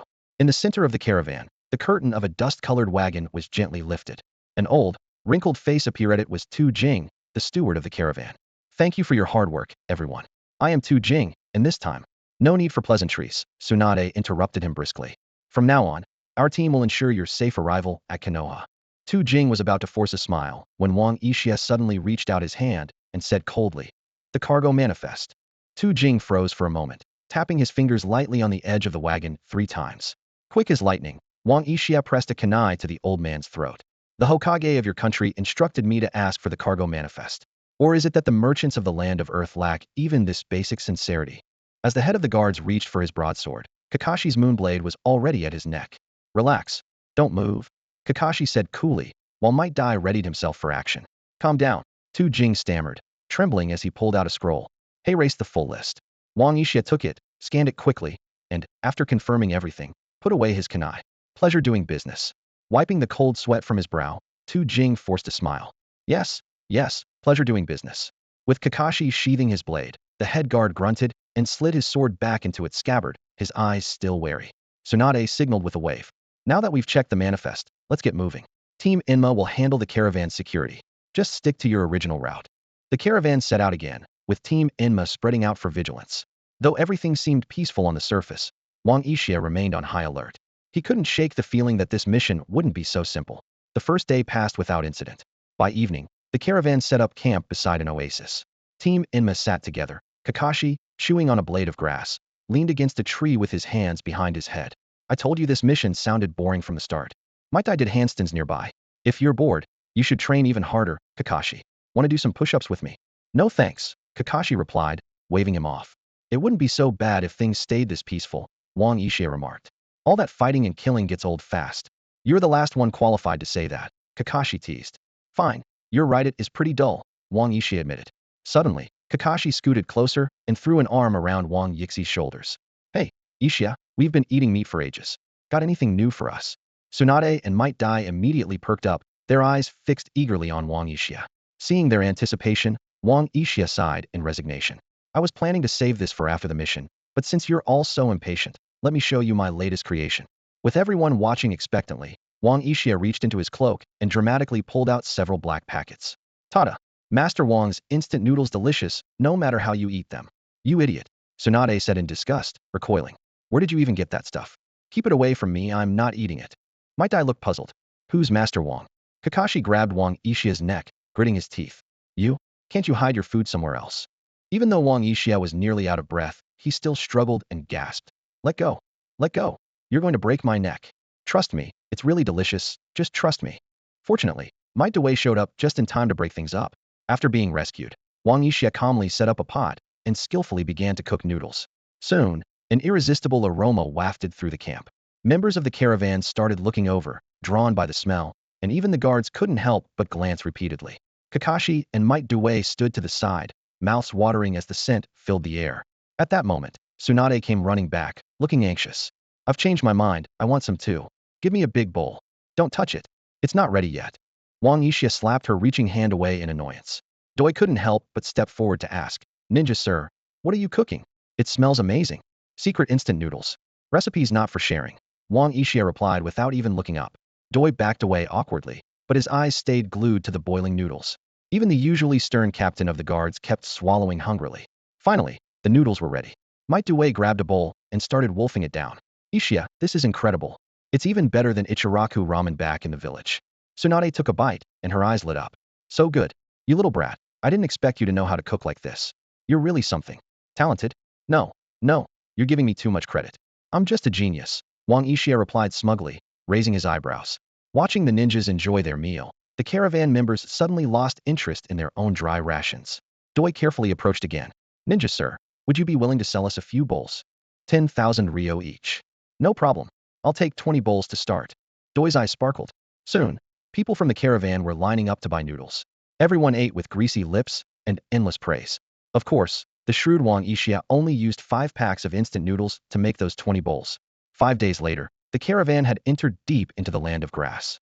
Apart from a few minor bandit attacks, the journey had been peaceful. These ragtag groups were easily repelled by the guards, and the Enma squad never even had to step in. Looks like the land of grass isn't exactly the safest place, Kakashi said lazily, leaning against the wagon with a blade of grass in his mouth. It is the borderland, so it's not surprising there are more bandits, Wang Yixia replied, pulling another pack of instant noodles from his waistband and starting to cook again. Might Dewey immediately came over. Ishia, are we having instant noodles again today? This morning Kakashi found a few bird eggs. They're the perfect addition to instant noodles. Tsunade couldn't take it anymore. She stood with her hands on her hips and complained. Hey, can't you all settle down for a minute? All you do is eat, eat, eat. Did you forget about our mission? Aren't things going smoothly? Kakashi shrugged. Besides, with us here, those bandits don't even dare come close. Tsunade could only huff in exasperation. Even though she liked to talk tough, she knew the Enma squad was more than capable of handling almost any unexpected situation. On the evening of the 5th day, the caravan arrived at a small village on the southern border of the land of grass. Though the village was tiny, it was nestled among lush trees, giving it a tranquil and secluded feel. The villagers came out to greet them warmly, their faces radiating simple, genuine smiles. Let's rest here for the night, Du Hang said, wiping sweat from his forehead.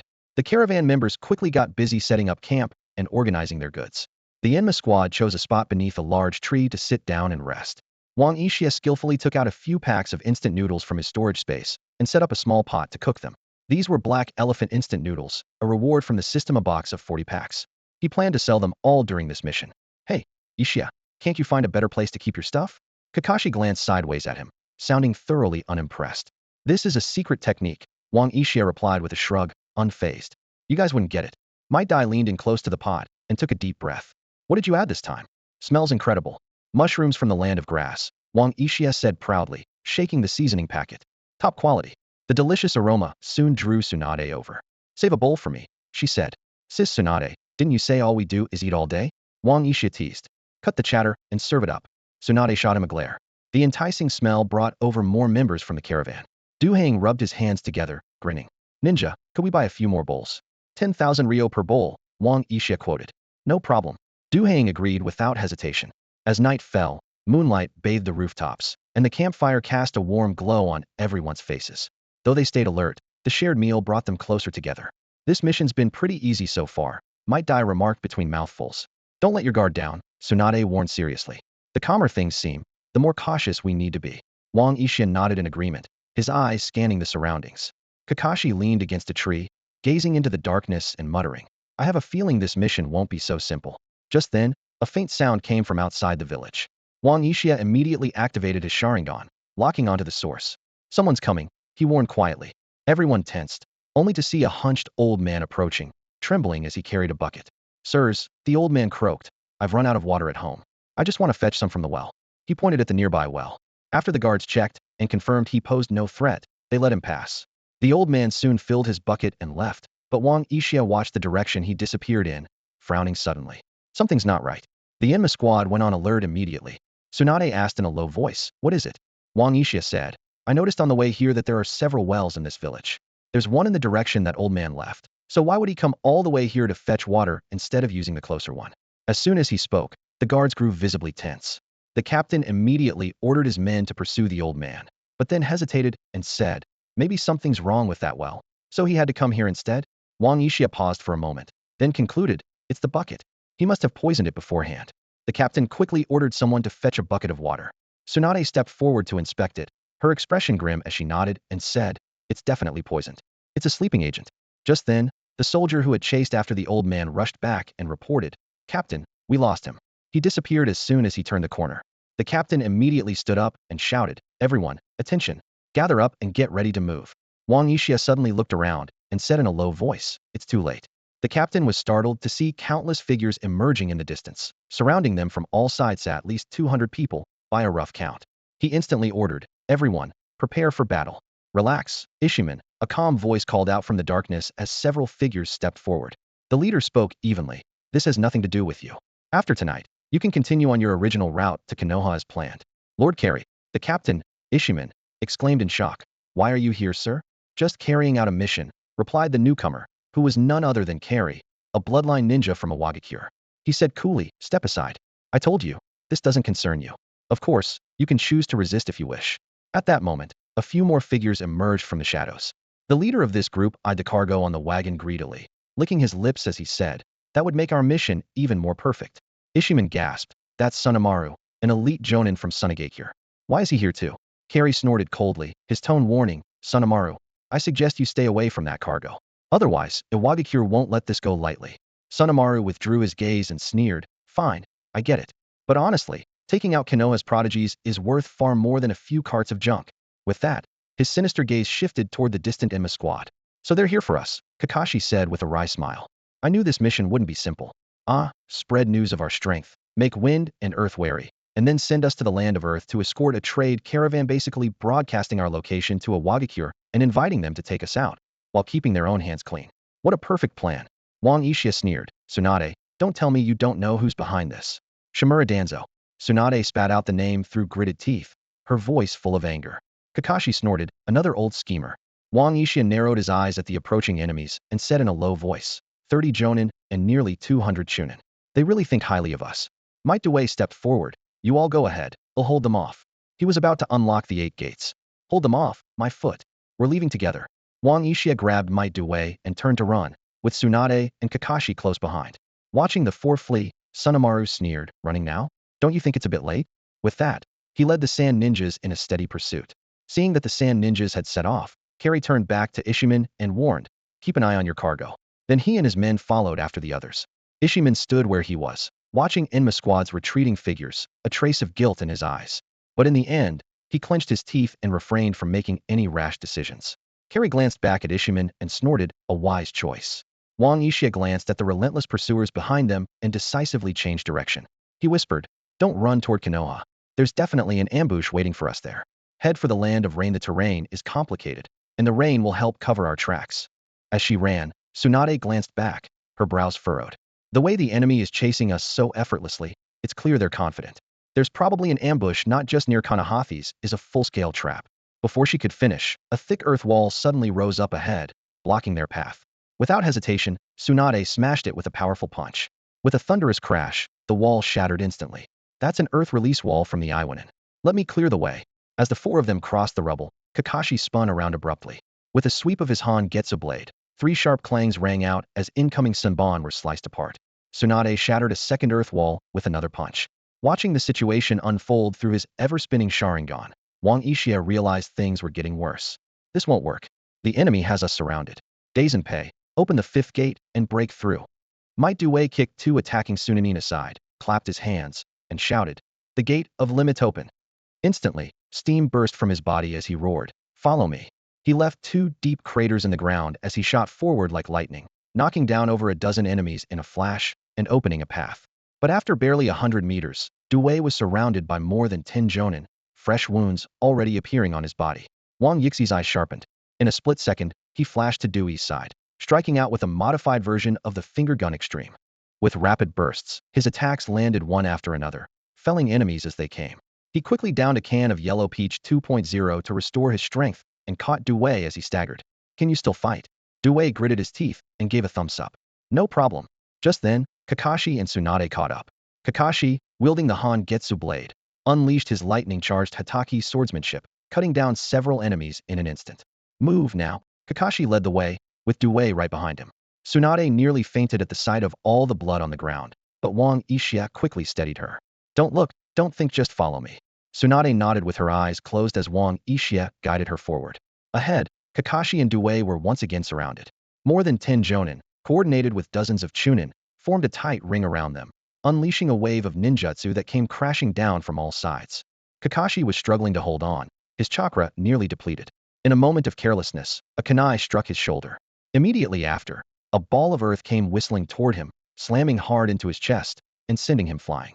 He tumbled across the ground and barely managed to prop himself up, his body swaying unsteadily.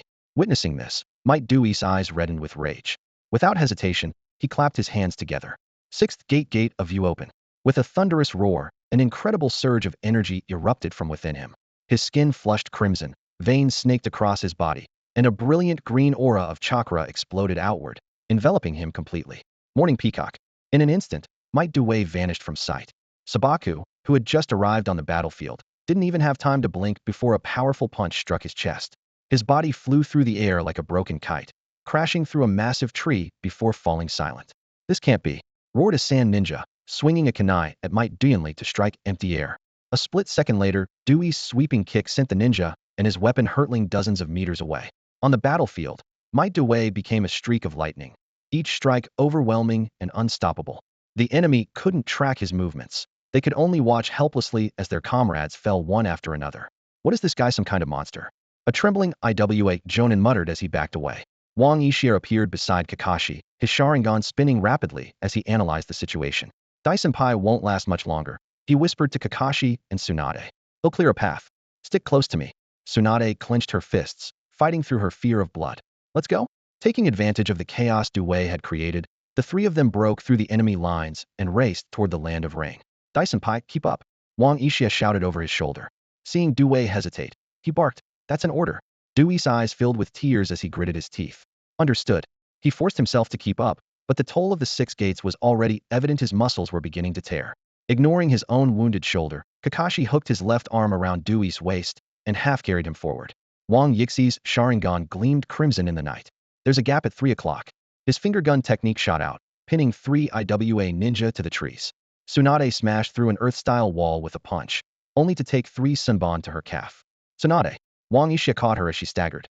Gritting her teeth, Tsunade yanked out the needles, suppressing her fear of blood. "Don't stop, head east. There's a cliff over there." A chilling laugh echoed from behind as Iwa chakra flared, weaving a deadly net. Suddenly, razor-sharp stone spikes erupted from the ground. Wang Yixian grabbed Tsunade and launched them both into the air, tossing out 3 kunai wrapped with explosive tags. The blasts scattered their pursuers and hurled the group toward the cliff's edge. "There's a river below rapids." Kakashi's voice was tight as he stared at the churning white water far below. Due struggled on his shoulder. "Put me down." "I can." "Shut up." Tsunade snapped, her bloody palm pressing against Kakashi's back as healing chakra surged wildly. "Jump in 3 seconds." "Ishia." Wang Yixi's sharingan spun wildly in the fine rain, catching every hand sign the Iwagakure ninja made. Just as Sho's earth style, earth and stone pillars was about to take shape, Wang Yixian flickered into the center of their formation. His finger gun pierced through the throats of 2 jonin like lightning, brutally cutting off their jutsu. Sho reacted instantly. The moment Wang Yixian appeared, his right hand exploded with blast release boom. Wang Yixian was blasted back to the cliff's edge in a cloud of smoke and blood, landing right in Tsunade's determined gaze. "Go." As the 4 of them leapt off the cliff, 20 earth dragon bullets shattered the rock where they'd just stood. The frigid river surged into their mouths and noses. Kakashi, running on his last reserves of chakra, clung tightly to the unconscious Might Dewey. Wang Yixi's movements slowed in the water, but he still desperately grabbed Tsunade's collar. Her golden hair fanned out around her like a dying flame. Surface there's a cave. Tsunade's eyes snapped open. Threads of medical chakra wrapped around them all. Wang Yixi's finger gun blasted open the rocks above, and the four of them tumbled into a pitch-black cavern. Footsteps echoed closer outside. Sho's furious roar reverberating against the stone. Bring them back dead or alive. Kakashi, shivering, struck a match. The flickering light revealed Tsunade's pale face as she tore open Might Dewey's scorched shirt. The recoil from the sixth gate had shredded his muscles like snapped strings. His organs were bleeding, and 3 bones were broken. Suddenly, Tsunade grabbed Wang Yixiya by the collar, her voice urgent. Do you still have any of that miracle canned food? 2 left. Wang Yixiya handed her a can of yellow peach 2.0. Deep in the cave, the river's murmur sounded like the footsteps of death drawing near. The syrup slid down Might Dewey's throat, soothing his cracked lips, while Tsunade's blood-stained fingers hovered over the wound in his chest, green chakra weaving a web to mend his shattered organs. Suddenly, Might Dewey coughed up a mouthful of black blood, and his bloodshot eyes snapped open. Dai-senpai? Wang Yixiya pressed him down gently. Save your strength, we're about to move. Stalactites dripped icy water from above. The sharingan swept the darkness, picking up a breeze at 3 o'clock, likely an exit. He paused, catching a drifting patch of moss. The change in wind meant open ground beyond the passage. Kakashi slumped against the wall, his left shoulder bandage soaked in blood. Let's hope their sense of smell isn't too sharp, he muttered. They'll carry Dai-senpai. Tsunade tried to stand, but staggered. Her calf wound from a sunburn had turned black. Might Dewey suddenly grabbed her wrist, his voice hoarse but firm. I can walk. It took 40 minutes to wind through the twisting caves. When Kakashi finally shoved aside the last rock, moonlight poured down like a silver waterfall. He barely poked his head out before the hairs on his neck stood up. Watch out. Wang Yixi's shout collided with Sho's cold laugh. The light from blast release. Landmine fist erupted behind Kakashi, and for a moment, time seemed to slow. Wang Yixi's flicker sent a gust that scattered 3 fallen leaves, his finger gun grazing Sho's temple and carving a deep groove into the rock wall. Kakashi crashed heavily into a pile of rubble 5 meters away, like a kite with its string cut. The gaping wound on his back exposed stark white bone. Each violent cough sent blood splattering through the air, pain mingling with the crimson spray. Struggling to stay upright, Kakashi could only support himself with his cold moonblade. Wang Yixiya knelt beside him, prying open Kakashi's jaw and forcing half a can of canned peaches into his mouth. Don't move. You jinx. Look, your spine is glowing. His voice was tight with urgency, his eyes filled with helpless worry.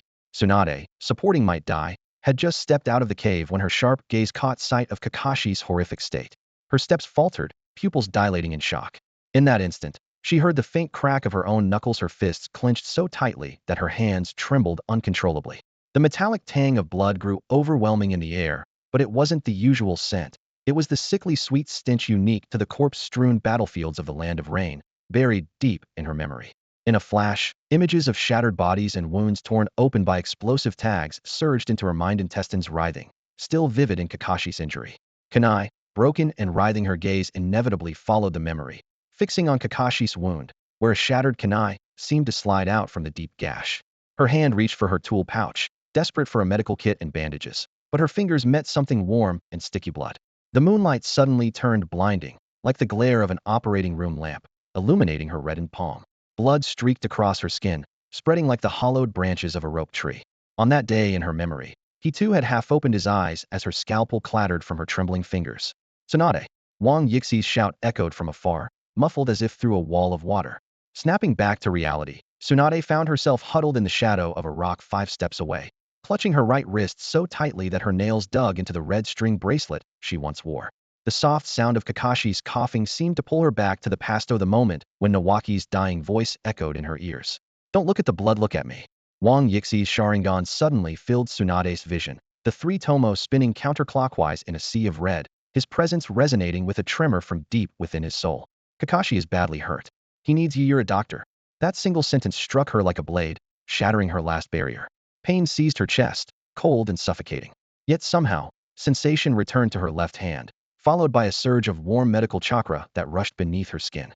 As the first faint strand of green chakra wrapped around Kakashi's wound, the hairs on Tsunade's arm stood on end. Every drop of blood in her vision seemed to swirl, as if Nawaki's bloodied fingers brushed her cheek with a haunting familiarity. In the distance, Sho toyed with a ball of explosive chakra at his fingertips, while the Sand and Stone Alliance quietly encircled him from behind. A cold smirk played on his lips. So that's it, great Tsunade. One of the Sannin can't stand the sight of blood? He deliberately kicked a bloodstained kunai at his feet, his gaze challenging as it landed near Tsunade. No wonder you fled the battlefield years ago. Shut up. Wang Yixi's roar exploded, thundering through the night, and sending the owls perched among the rocks scattering in fright.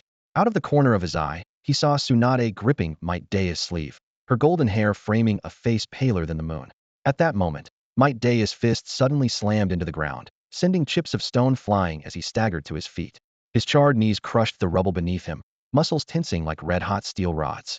Beads of blood seeped from his skin, rising with his surging chakra to form a crimson mist. Hurry up and get out of here, it'll hold them off. His hoarse voice was as sharp and grating as shattered glass, each word scraping the air like sandpaper. Blood-smeared hands struggled to form seals, veins bulging with effort. The blue beast of Konoha's youth's seventh gate. Shock gate. Open. Before the power fully erupted, Wang Yixian shot forward like a cannonball, slamming into his arms. With one hand, he clamped down hard on his wrist, stopping the hand sign. With the other, he grabbed his collar and drove him viciously into the rock wall. Stones tumbled from the cracks as, in an instant, the three-tomo sharingan locked onto Might Daya's bloodshot eyes, cold and furious. His low, guttural roar tore through the air. Who said you could give orders? Chakra surged violently inside, exploding between them and burning 5 charred lines into the ground. Wang Yixian was blasted backward by the surge, but he braced his knee hard against Might Daya's chest, teeth clenched as blood splattered from his mouth onto Daya's face. He sneered, voice dripping with mockery. "I'm the captain of Team Yama." Before he finished, his gaze snapped to the distance. The explosive chakra sphere, now the size of a house, was only 20 meters away and about to break loose. As long as I'm still breathing, none of you are allowed to die. Wang Yixi's shout cut through the thunder of chakra. He formed a seal with one hand, then slammed his palm into Daya's chest, forcibly breaking the 8 gates formation cycle. His expression was resolute. That's the rule of Team Yama. Suddenly, Tsunade's fist crashed into the rock wall with earth-shaking force, sending cracks spiderwebbing out beneath her knuckles. She staggered to her feet, golden hair whipping wildly around her in the surge of chakra, her voice blazing with fury. "Brat, who do you think you're talking to?"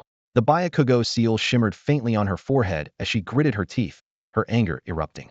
There's no such thing as letting the next generation take the hit in a Sanin's book. Without pausing, she spun around and barked at Wang Yixian, her presence overwhelming. "You sit down, too." Wang Yixi's sharingan narrowed sharply, the 3 tomos spinning like a blood-red moon. The ground cracked under his feet, his aura so intense Tsunade had to step back. "Look at Kakashi's spine," he snapped, pointing to where Kakashi's exposed, bleeding back glistened under the moonlight. "You have 30 seconds to reconnect his nerves, got it?" His words were razor-sharp, his cold gaze sweeping the battlefield. "If we make it out of this alive, Danzo is going to pay for this. If not, he'll turn Konoha upside down myself." 20 meters away, a swirling mass of crimson chakra gathered in Sho's palm, radiating explosive energy. Shattered rocks from the collapsing cliff face hung, suspended in midair, as if the air itself was roaring. His voice rumbled, low and menacing. "Kid, I'm going to hang your head above the gates of Awagakure." "Enough." Wang Yixi's sharingan flashed, and a kunai crackled with lightning in his hand. In a split second, arcs of electricity tore through the air. Railgun. A golden streak shot forward, colliding with the explosive chakra in Sho's hand. In a blinding flash, Sho's right arm was ripped apart in a spray of blood. His scream pierced the air, blending with the thunderous detonation, leaving everyone stunned. The allied sand and stone shinobi froze, watching in disbelief as their strongest Kekkei Jinkai user crumpled to his knees, defeated in an instant. "Medical team, treat Lord Sho now."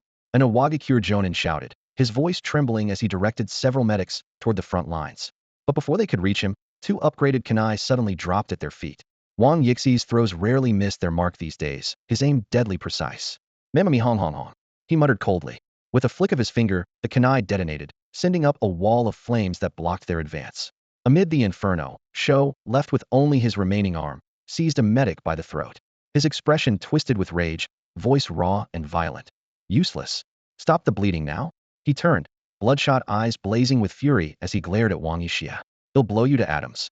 Before he could finish, 2 more kunai explosions buried over 30 enemy shinobi, sending the surviving alliance into high alert.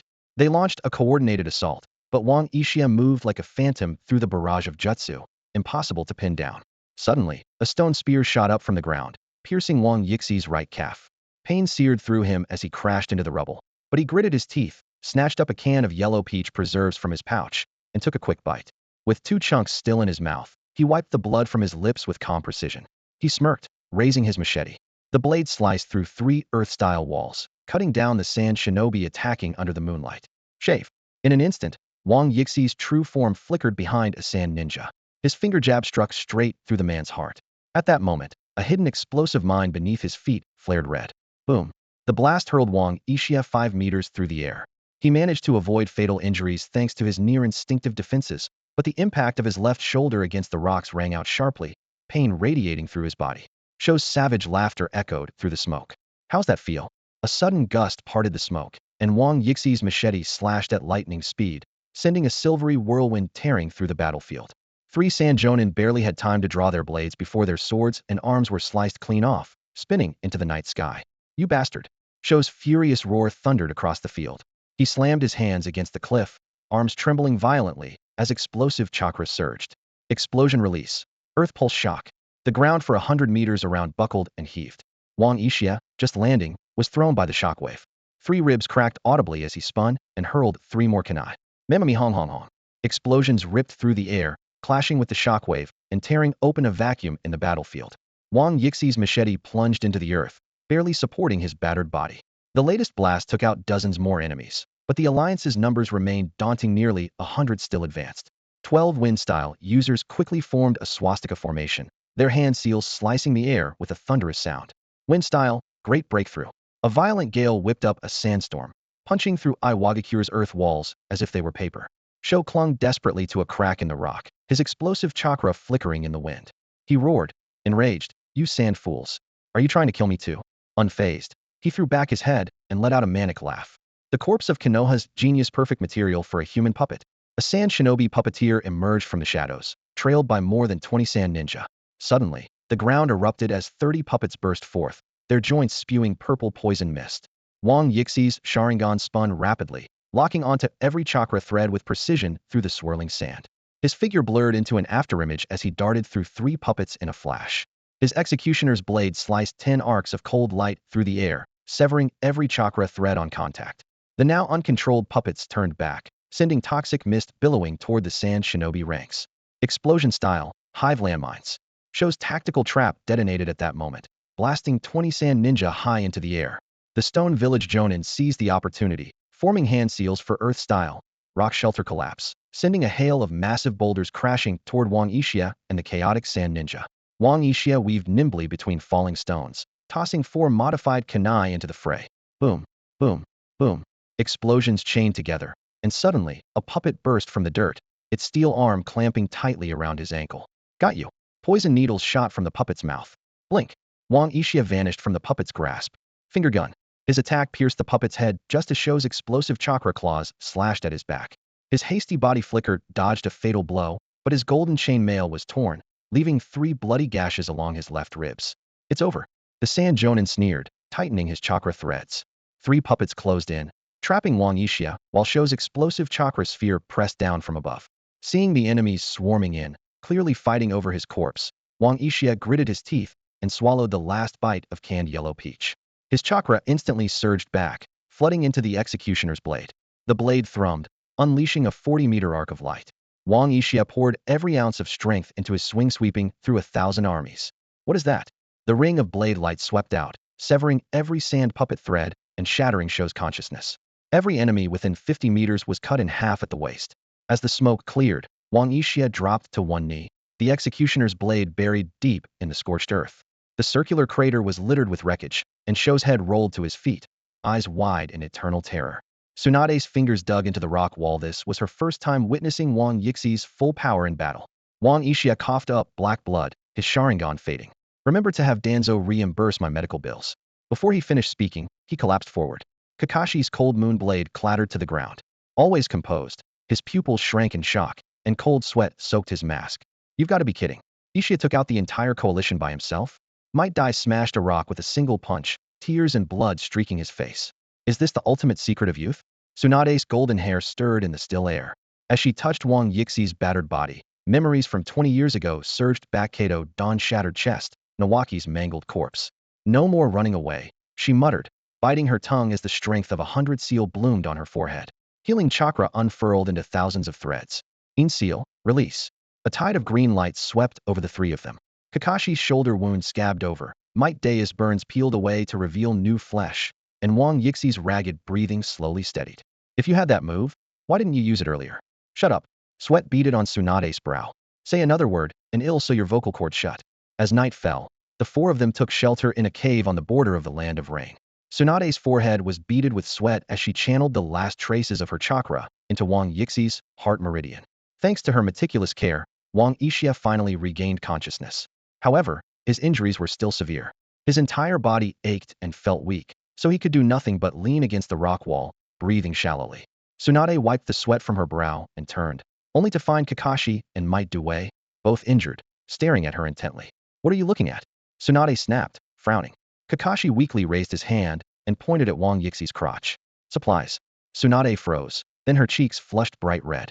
A dangerous glint flashed in her golden eyes as she glared at Kakashi. You want me to reach in there for something?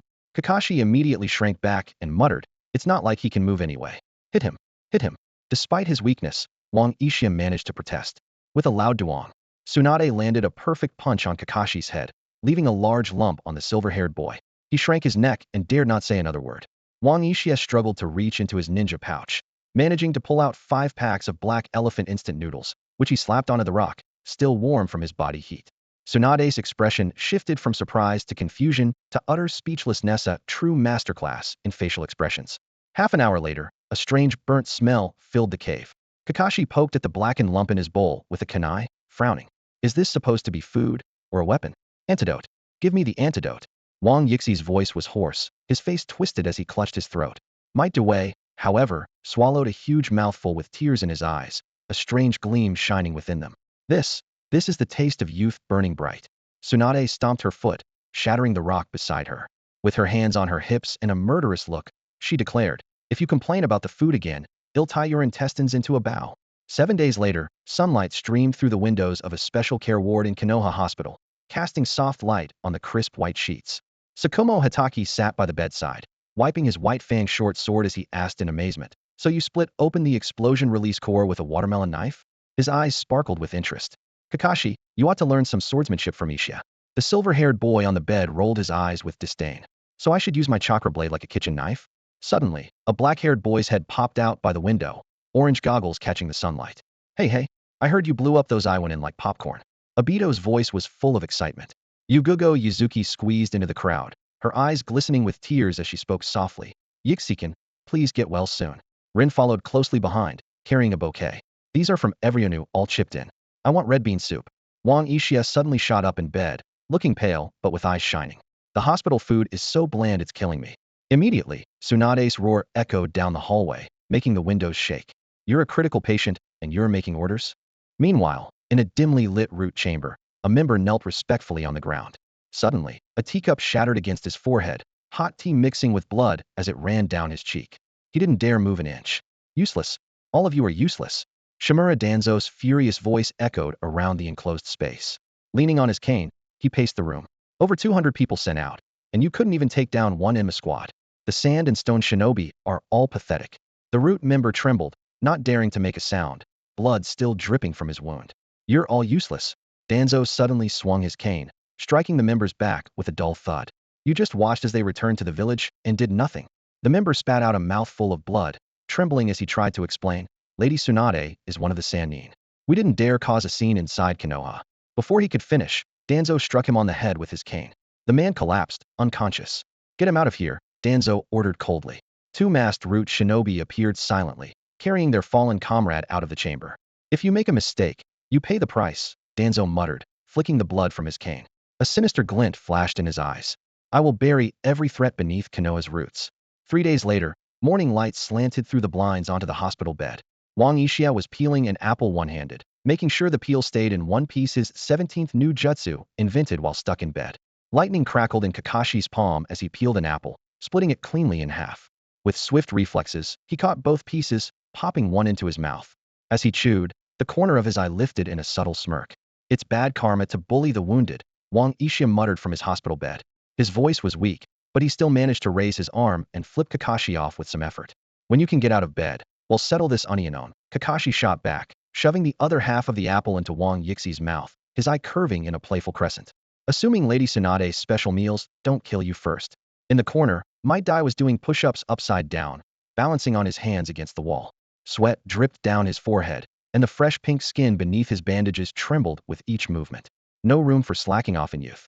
Uchiha, want to join me for some rehab training? He called out enthusiastically. No way. Wang Uchiha refused without hesitation. The crisp scent of apples was suddenly overpowered by the sharp tang of medicine. Shizun burst through the door, arms full of teetering documents that nearly spilled everywhere. Her face was tense as she glanced around urgently. Where's Lady Tsunade? At the Hokage Tower, Kakashi replied, tapping the wall with a kunai. Next door, working on some new poison. She's trying to improve a secret drug that'll rot the guts of stubborn old men, but won't let them die. Shizun's face went even paler than the bedsheets as she swallowed hard. Danzo just accused the Enma squad of sabotaging diplomacy at the High Council. Suna and IWA have both demanded we hand over her words cut off mid-sentence. A sudden surge of killing intent exploded from the hospital bed, cold as winter frost, freezing the sunlight in the room. Shizun's voice caught in her throat. She dared not continue. Wang Uchiha held half an apple core between his fingers and sneered. Did they forget who shoved that petition down their envoy's throat? Indeed, the day Enma squad returned to the village, envoys from Suna and IWA arrived, demanding the surrender of those who had supposedly destroyed the Alliance Enma squad. Instead, they'd ended up in Hiruzen Sarutobi's office, where Tsunade had knocked out all their teeth. Bang! Tsunade kicked the door open just then, sending a tray of medicine flying in a perfect arc. Purple goose stained her white coat, and she gripped a bloody scalpel, her eyes blazing with fury. Those old fools must have a death wish. She growled through clenched teeth. You three stay put. They'll go have a little chat with them. Wait. Kakashi yanked off his patient gown, revealing his shinobi uniform underneath, his eyes gleaming dangerously. If you're going to crash the meeting, I'm coming too. Count me in. Might Deus' bandages burst away like butterflies, revealing his solid muscles. Youthful justice demands to be heard. Shizun rolled her eyes, pulling back Kakashi's collar to reveal still bleeding bandages. Look at yourself. Kakashi brushed her hand away. Relax, I'm already healed. Tsunade stared at them for 3 seconds, then tossed a vial to Shizun. Give them triple the dose of painkillers. She tore off her lab coat, the bold kanji for gamble on her back. I want to see both of these cripples walk into that meeting room in 5 minutes. Wang Uchiha waved lazily from his bed. Don't forget to bring me back some souvenirs. When Tsunade kicked open the Hokage office doors, Danzo was in the middle of a heated speech denouncing Enma squad. Splinters flew like rain, one slashing his cheek and leaving a red streak on the bandage beneath his single eye. Hiruzen, this is what you've— Danzo roared in outrage. Kohara Yutate's scream was cut off as Tsunade threw a package onto the table.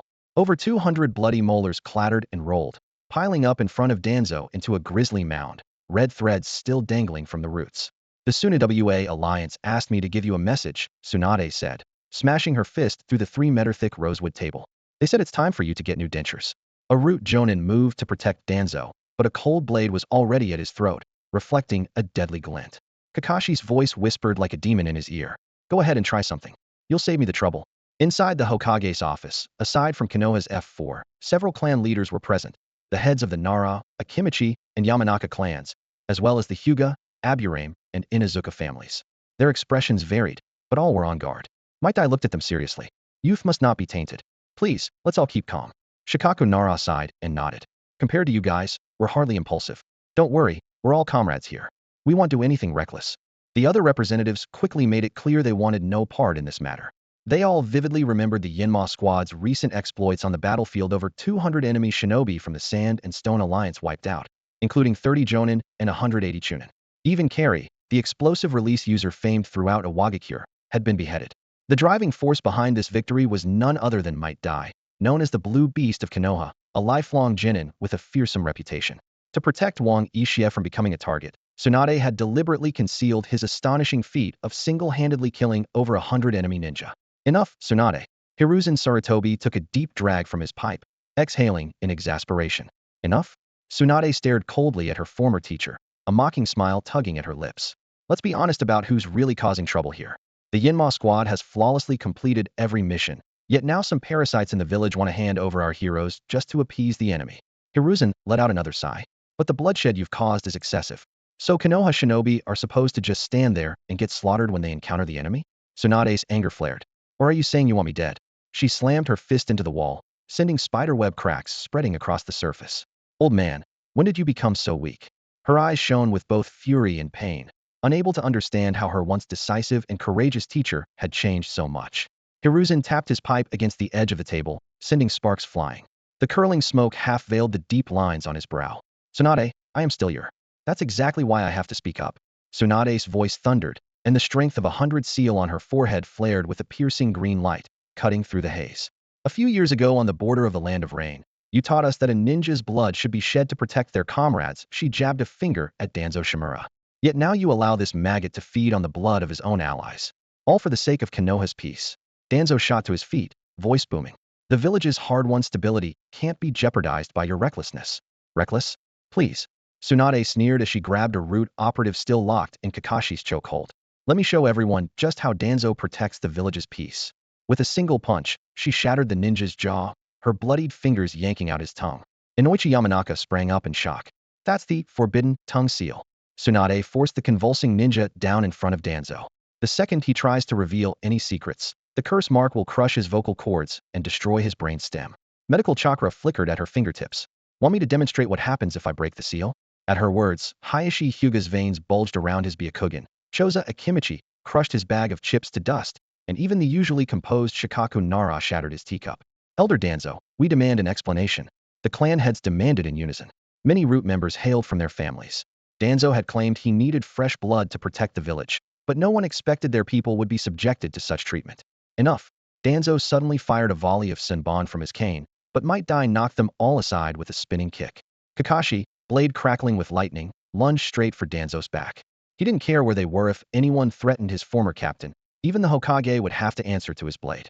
Danzo dodged in panic, while Hiruzen slammed his hand down, shattering the table and shouting, "That's enough." Kakashi, ignoring everything else, was about to give chase when Tsunade suddenly stepped in his way. Danzo Shimura took the opportunity to catch his breath and shouted angrily, "Everything I've done has been for Konoha. Their sacrifices have brought peace to the village." Tsunade clenched her fists and said coldly, "Isia is right. There's no point reasoning with an old dog like you." The heads of the major clans acted together, blocking all of Danzo's escape routes. "Hiruzen, do something," Kohara Udatane called out anxiously.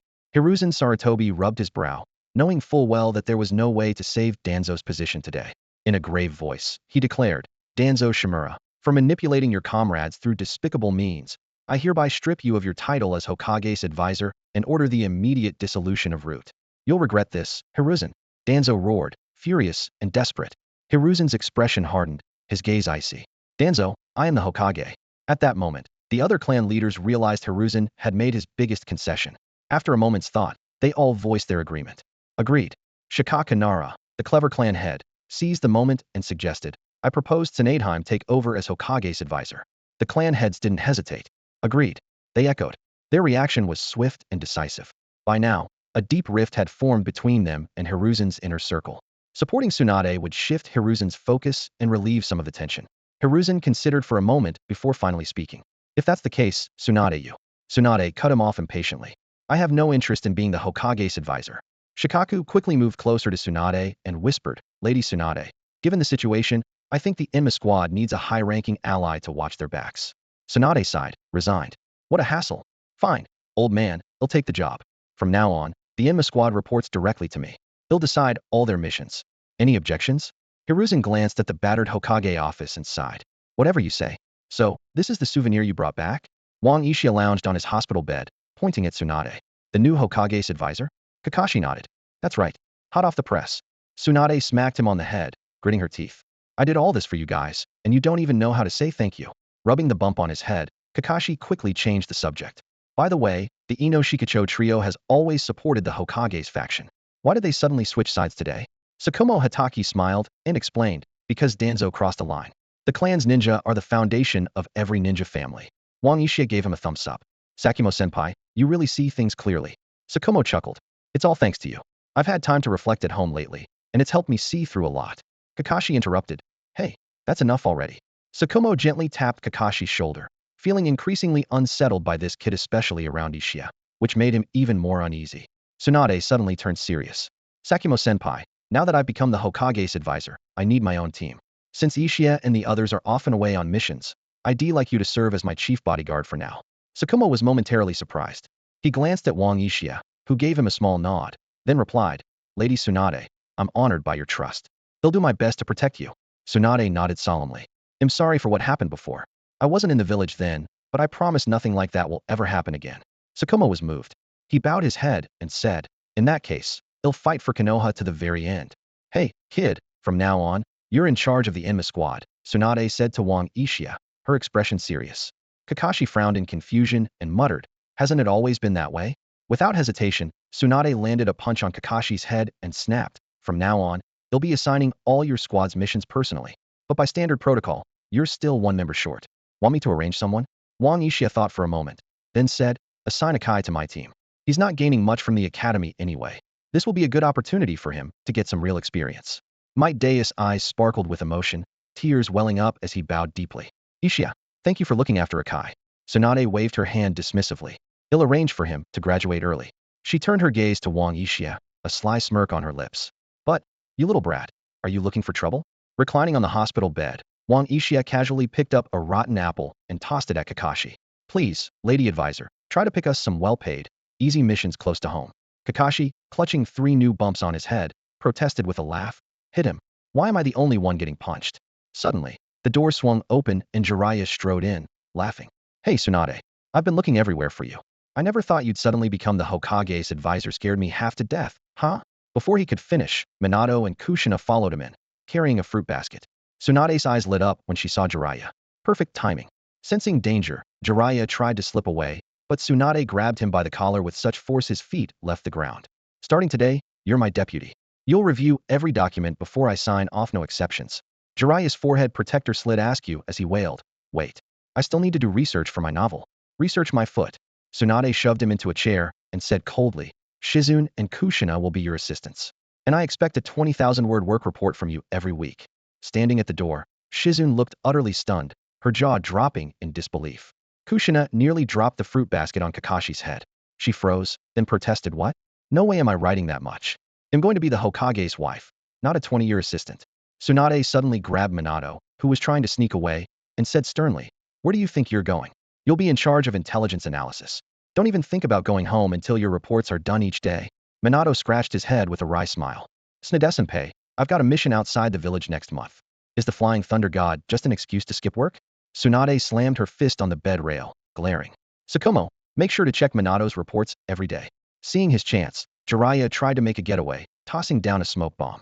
Suddenly remembered, I've got urgent business at Mount Myobo Kyriverse summoning, you know? No way. Tsunade replied coldly, tossing 3 manuscripts of Ika Paradise onto the table. From now on, all publications need Hokage Tower approval. Some of these indecent illustrations are just too much. Kushina grabbed the manuscripts, flipped through a couple of pages, and blushed furiously.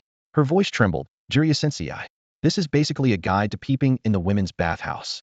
Please, have mercy. Jiraiya rubbed his nose awkwardly. That's artistic inspiration. The hospital room instantly descended into chaos. Tsunade held back the furious Kushina with one hand, then turned to Tsukumo and gave an apologetic smile. Sorry for the scene. This is our new Hokage advisor team. Wang Ishia silently pulled the blanket over his head, curling up on the hospital bed. His voice carried a hint of hope. Is it still possible for me to apply for retirement now? Too late.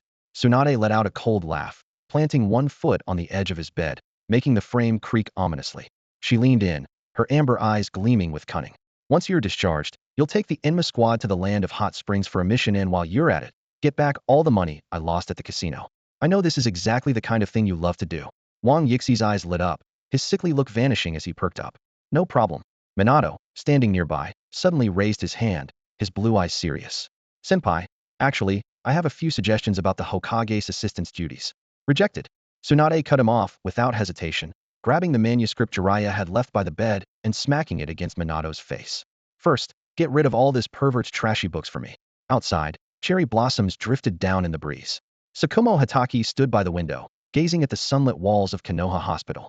Watching the scene, he suddenly said quietly to his son beside him, I feel like retiring again and staying home.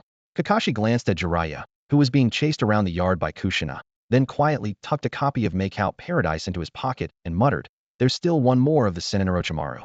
1 month later, in the Uchiha compound, Fugaku sat upright at the tea table, gently setting his teacup down with a crisp clink. He reached for the scroll Shursui handed him, slowly unrolling it and scanning the contents. Yesterday, the medical department was restructured and 12 corrupt officials were hung from the Hokage Rock. He finished reading aloud, then looked up and asked, Shursui, what do you think of Lady Tsunade taking up the position of Hokage's assistant? 3-year-old Shursui knelt properly on the cushion, his small hands resting on his knees as he replied in a child's voice. Young clan leader, The dismissed head of the medical department withheld compensation from 37 members of the Uchiha. I think Lady Tsunade did the right thing. Fugaku chuckled softly, reaching out to pat Shizui's head. That's a good answer, Shursui. But his voice dropped, almost to a whisper. I wonder what Lady Tsunade really thinks of the Uchiha. Our clan's situation. Shursui bit his fingernail, his brow furrowing in thought. After a moment, he said, maybe we could ask Uchiha from the Enma squad. We can't act rashly, Fugaku sighed, then gently reminded him, and Shursui, don't bite your nails. At the Hyuga training ground, the Bagua diagram gleamed silver in the moonlight. Hayashi Hyuga lowered his gentle fist stance, his breathing steady. Hizashi, what's your opinion on Lady Tsunade's actions?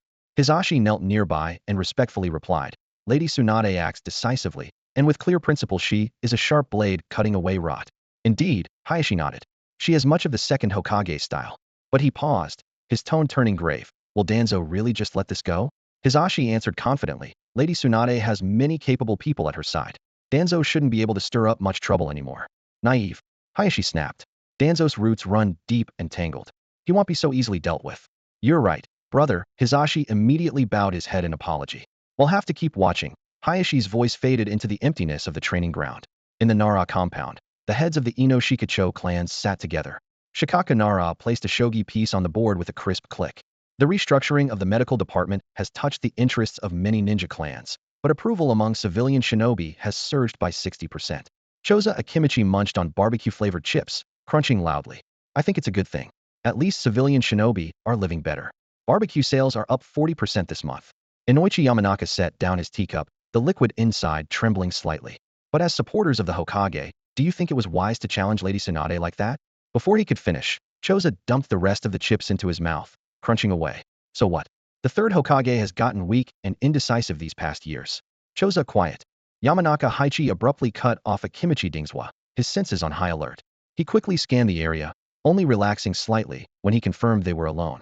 In a quiet, secluded courtyard somewhere in Konoha, the three of them sat around a chess table, discussing the recent turmoil in the village. It's not a big issue, Nara Shikaku said in a low voice as he contemplated his next move. Lady Tsunade is from the Hokage's lineage. Supporting her is only natural. Besides, Danzo really overstepped his bounds this time. Exactly. Akimichi Dingswa exclaimed excitedly, tearing open a new bag of tomato-flavored chips. If Lady Tsunade becomes Hokage, Dingswa, Nara Shikaku interrupted with a sigh. Why don't you just focus on your chips? Dingswa fell silent, sulking as he turned his attention back to his snack. Yamanaka Haichi shook his head, then changed the subject. Did you hear the news from last night? Someone attacked Lady Tsunade at an izakaya. 2 jonin and 6 chunin, but Kakashi Hatake took them all out by himself. Hatake's swordsmanship really lives up to its reputation, Shikaku said with admiration. Haichi nodded in agreement. We always thought Might Due was the only powerhouse in the Enma squad, but it turns out Kakashi Hatake is just as formidable. Speaking of Might Due, Dingswa chimed in, perking up mid-chew. I ran into him at Training Ground 7 the other day and sparred with him. Once he opened the 8 gates, it was unbelievable. I still don't get how he was ever called the Eternal Genin. Shikaku's eyes lingered on the chessboard before he suddenly spoke. You both seem to be forgetting someone. Who? Haichi and Dingswa asked in unison. Tianlang Uchiha, Shikaku said, picking up a chess piece and setting it down deliberately. That kid with half Uchiha blood. Haichi frowned, thinking it over. I've never seen him in action, and he doesn't have any impressive achievements. That's exactly what's so dangerous, Shikaku said, his tone grave as he placed his general in the center of the board. We know nothing about him, and he's the captain of the Enma squad. That night, Jiraiya hid in the corner behind the women's bathhouse wall, pulling out the latest manuscript of Makeout Paradise with a lecherous chuckle. But as soon as he opened the first page, he froze as if turned to stone bold. Blood-red words leapt out at him. Peeping again? Tomorrow, Kushina will be teaching you a lesson. At the same time, Minato was hard at work in the Hokage's assistant office, scribbling away at a mountain of intelligence reports. He bit his pen in frustration. Suddenly, Kushina burst in, bringing a homemade dinner, and Minato's expression grew even more pained. Behind the Hokage rock, 3 hospital executives plotted in the shadows. If she's going to ruin our profits, the leader said, crushing a poison capsule in his hand, his eyes cold. Let's make the new assistant taste Konoha Hospital's special medicine. The next morning, a dramatic scene unfolded on the hospital rooftop. Tsunade pinned a corrupt medical official to the ground with her foot as he tried to jump. Go ahead and jump, she said coldly. If you survive, you've got a hard head. A camera shutter clicked at just the right moment. Wang Uchiha, carrying breakfast, teased, the legendary healer. Using force, this headline's going to sell out. Write whatever you want, Tsunade replied coolly, tossing over a list of embezzlers. But make sure you include this effective immediately. All medical supply prices are cut by 50. Cheers erupted in the square. Mikoto Uchiha, returning from shopping, stopped on the street corner and looked down at the fever medicine shed bought for Itakai. The price tag really was half of yesterday's. 1-year-old Itachi, already able to speak, pointed in Tsunade's direction with his chubby hand and called out, "Mama, that lady is amazing." Mikoto looked toward the Hokage building, remembering her husband's words from the night before. Maybe change isn't such a bad thing, and couldn't help but smile. Inside the elders' council chamber, tensions ran high. Koharu slammed her third teacup to the floor. "She's digging up Konoha's roots. She's digging up poison," Tsunade declared, kicking open the door, radiating authority. "Should I start reading out the medical department's special expenses from the past 10 years? Koharu immediately fell silent. Shikaku Nara chuckled quietly while refilling Hayashi Hyuga's tea. Tsunade gave a cold snort and tossed down a blood-stained ledger. "Care to explain why the police department lost 6,000 kanai over 10 years? As far as I know, the Uchiha's throwing skills are always on target." Fugaku's eyes nearly bulged out. Tsunade continued, "Sorry, wrong file. This one's from the administrative department." Hamura Mitokado broke out in a cold sweat. She then threw a budget proposal in front of Fugaku. "Hey, raise your request for clan land expansion using Uchiha's private funds to subsidize the civilian relocation." "Very creative." Fugaku nodded awkwardly. "Well, I just thought." "Denied," Tsunade said crisply, stamping another file. "But the Uchiha clan will get a 1-year tax exemption." Staring at the bright red approved stamp, Fugaku suddenly stood and bowed deeply. "Starting tomorrow, the police department will implement rotating duty shift. Supervision from all clans is welcome." As night fell, Tsunade stood alone on the rooftop, gazing out over Konoha. Jiraiya appeared out of nowhere. "Aren't you worried you're pushing too many reforms at once?" "You know," Tsunade said, swirling her sake bottle, "yesterday, an Uchiha kid told me he wants to be a medical ninja when he grows up, not a police officer." In the moonlight, the report in her hand showed that 17 of new medical class volunteers that day were Uchiha record high. The night breeze rustled gently as the seeds of reform quietly took root in Konoha.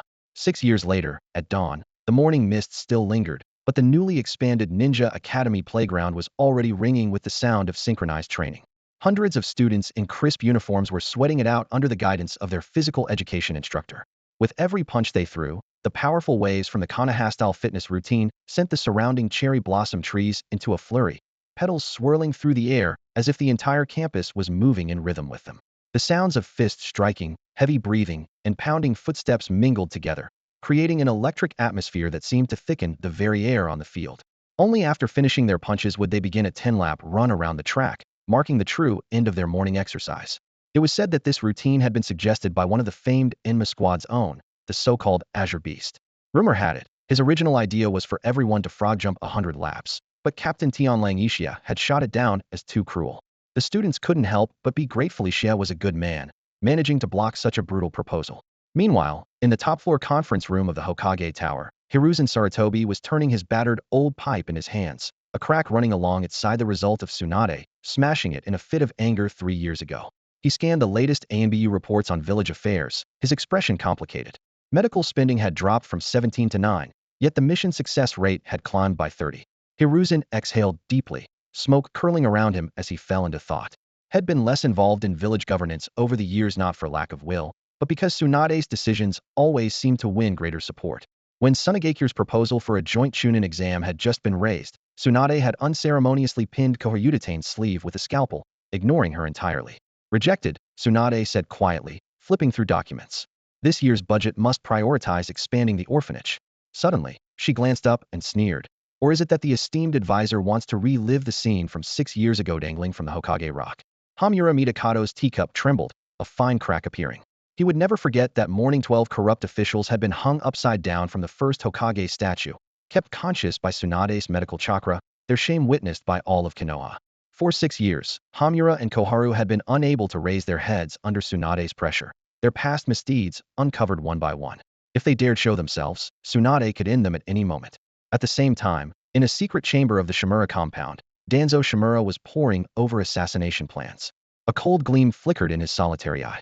The 49th attempt on Tsunade's life was already in the works. A former root ninja knelt before him, reporting that a rogue from Kirigakure would serve as the scapegoat. Over the years, Danzo had orchestrated 48 assassination attempts on Tsunade, all ending in failure. Hiruzen always managed to smooth things over, leaving Danzo unpunished. "Tsunade, you're ruthless," Danzo sneered, his grip tightening on the papers, his gaze as cold and venomous as a snake. A sinister idea flashed through his mind. Danzo suddenly looked up at the map of Konoha hanging on the wall, his eyes settling on the hospital. I heard there's a Uchiha woman due to give birth today? He muttered. Outside the maternity ward at Konoha Hospital, Uchiha Chi and his father, Uchiha Ji, waited anxiously. Suddenly, a woman's scream was cut off by the wail of a newborn. The head of obstetrics from the Hyuga clan rushed out, a swaddled infant in his arms, announcing, "It's a baby girl. Her chakra is incredibly pure." No sooner had he spoken than a crack appeared in the glass window along the corridor. Ji's sharingan activated instantly, locking onto the source of danger, saw his son Kai's hand tighten silently around his shuriken. Suddenly, the window shattered. An intruder wearing a snake-patterned mask lunged for the newborn. In a flash of golden light, a figure appeared on the rooftop, using the flying thunder god technique to whisk the baby to safety. Kushina's adamantine sealing chains. Minato followed close behind, 10 crimson chains pinning the intruder to the wall like a raging storm. Let me see which scum dares lay a hand on the Uchiha's child. Tsunade roared, charging around the corner. She tore off the intruder's mask to reveal an unfamiliar face, but in an instant, she recognized him as a rogue ninja from Kirigakure. Before she could speak, a sizzling sound came from inside his clothing. Explosive tags. Minato shouted. Tsunade, get back. Sakumo Hatake darted forward, kicking the intruder out the window before turning to shield Tsunade, his stance solid as a mountain. Boom. The explosion rocked the building, reducing the intruder to fragments. Tsunade let out a cold laugh. Pass on my order. Build a weapons factory right behind the Shimura compound, and make sure the noise never drops below 100 decibels. That evening, in the Yamanaka clan's tea room, Inoichi Yamanaka slid a sealed scroll towards Tsunade, speaking quietly. Lady Tsunade, these are the memory fragments we extracted from the intruder's mind. Tsunade unrolled the scroll, a flicker of annoyance in her eyes. This is all you got on Danzo. Inoichi could only nod helplessly. Tsunade closed the scroll with a cold smile. No matter. Sooner or later, I'll nail him to the Hokage rock. It was another cool morning. Outside the gates of Konoha, the metallic scent of blood lingered in the morning mist. 2 Chunin guards stared intently at 4 approaching figures on the horizon. The one in front, a young man, carried a massive, jet-black sword over his shoulder. Even from a distance, the blade's icy sheen made their eyes ache. Report. The Enma squad. The younger guard's trembling hand barely touched the alarm before the older guard smacked the back of his head. Shut up. You want those monsters to think we're on alert for them? Before he finished, the bloody wind had already reached them. Wang Yixi's sword sheath dangled with half a blood-stained Wagakure forehead protector. Might Dewey's bandages oozed a strange purple-black liquid, and Kakashi's mask was stained a deep, dark red with blood. Most terrifying of all was Guy's signature green jumpsuit was so soaked it had turned nearly black, making him look like a beast walking upright. Yo! The scent of youthful passion. Guy suddenly gave a thumbs up, flashing his dazzling white teeth.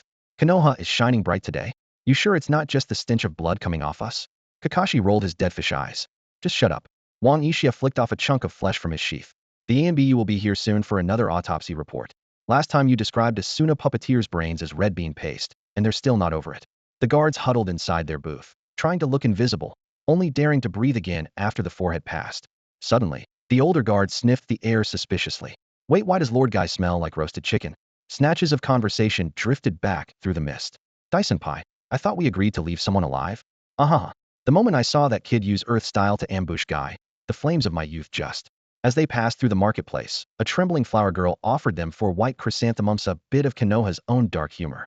Kakashi stuck his flower on a stray cat's grave by the roadside, earning a sharp, mournful yowl. Captain, Guy suddenly flipped into a handstand. I'm going to do 500 laps around the village upside down to burn off the killing intent. Burn off your head. Wang Yixia yanked him back by the waistband. Hospital first. You've still got shrapnel stuck in you. In the alley behind the Dango shop, Might Dewey squatted, picking bone fragments from under his nails with a kunai. Boss. The usual, 20 skewers. Mr. Dewey. The owner rolled out his cart, face ashen. This morning's special is the Enma edition. Please, at least take a shower next time before you come. Perched atop a utility pole, flipping through Ica Paradise, Kakashi nodded eastward. 3 AMBU squads incoming. I bet they want last 3 sentences. Sure enough, Tsunade's roar exploded from 3 streets away. Wang Yixia. Did you turn another Shrank mission into a massacre? The medical team is resuscitating clerks who fainted from shock. The watermelon blade rang out, clear and bright. Want me to help toughen them up a bit? As the 4 disappeared around the corner, the Dango shop owner wiped his brow and hung a close sign. There was no way anyone would buy food with the stench of blood hanging in the air. Are they really that scary? The younger guard edged closer to his senior. Last month, the Takigakure delegation caused trouble, the old guard said, lighting a cigarette. Lord Dewey just smiled and said, youth is about mutual understanding. Then he crushed a Takigakure official's arm with his bare hands. As the cigarette flared in the darkness, distant rumbles echoed from the Shimura clan district. A new weapons factory was under construction. It wouldn't be long now. Give me a little more time, and he'll become the Hokage of Konoha. Danzo stood by the window, glaring at the billowing clouds of smoke in the distance. Suddenly, his anger flared. Damn it! Blow up that damned factory for me. The noise is driving me crazy. At 3 in the morning, a fit of manic laughter erupted from an ordinary courtyard in the Konoha residential district. Inuzuka Joie, who was on night patrol, was startled by the unexpected sound and nearly stumbled into a roadside mud puddle. Her ninja dog, Kuramaru, barked furiously in the direction of the laughter. Once she realized it was coming from Wang Yixi's house, she quickly tugged Kuramaru and hurried away. Inside the house, Wang Yixia sat cross-legged on his bed, his eyes blazing as he stared at the neatly stacked bills before him. The savings of 6 years, a full 10 million ryo. He grabbed his thick mission logbook from the bedside and hurled it at the wall. The yellowed pages scattered in the moonlight, each one recording his blood and sweat. During the Blood Knight assassination in the Land of Rain, his watermelon blade split through layers of Earth-style walls, pinning in a Wagakure Jonin beneath the stormy sky. In the puppet graveyard of Sunegakure's desert, Kakashi's Chidori pierced the cores of a dozen puppets, while Might Dewey's spinning kick blasted a massive crater in the sand.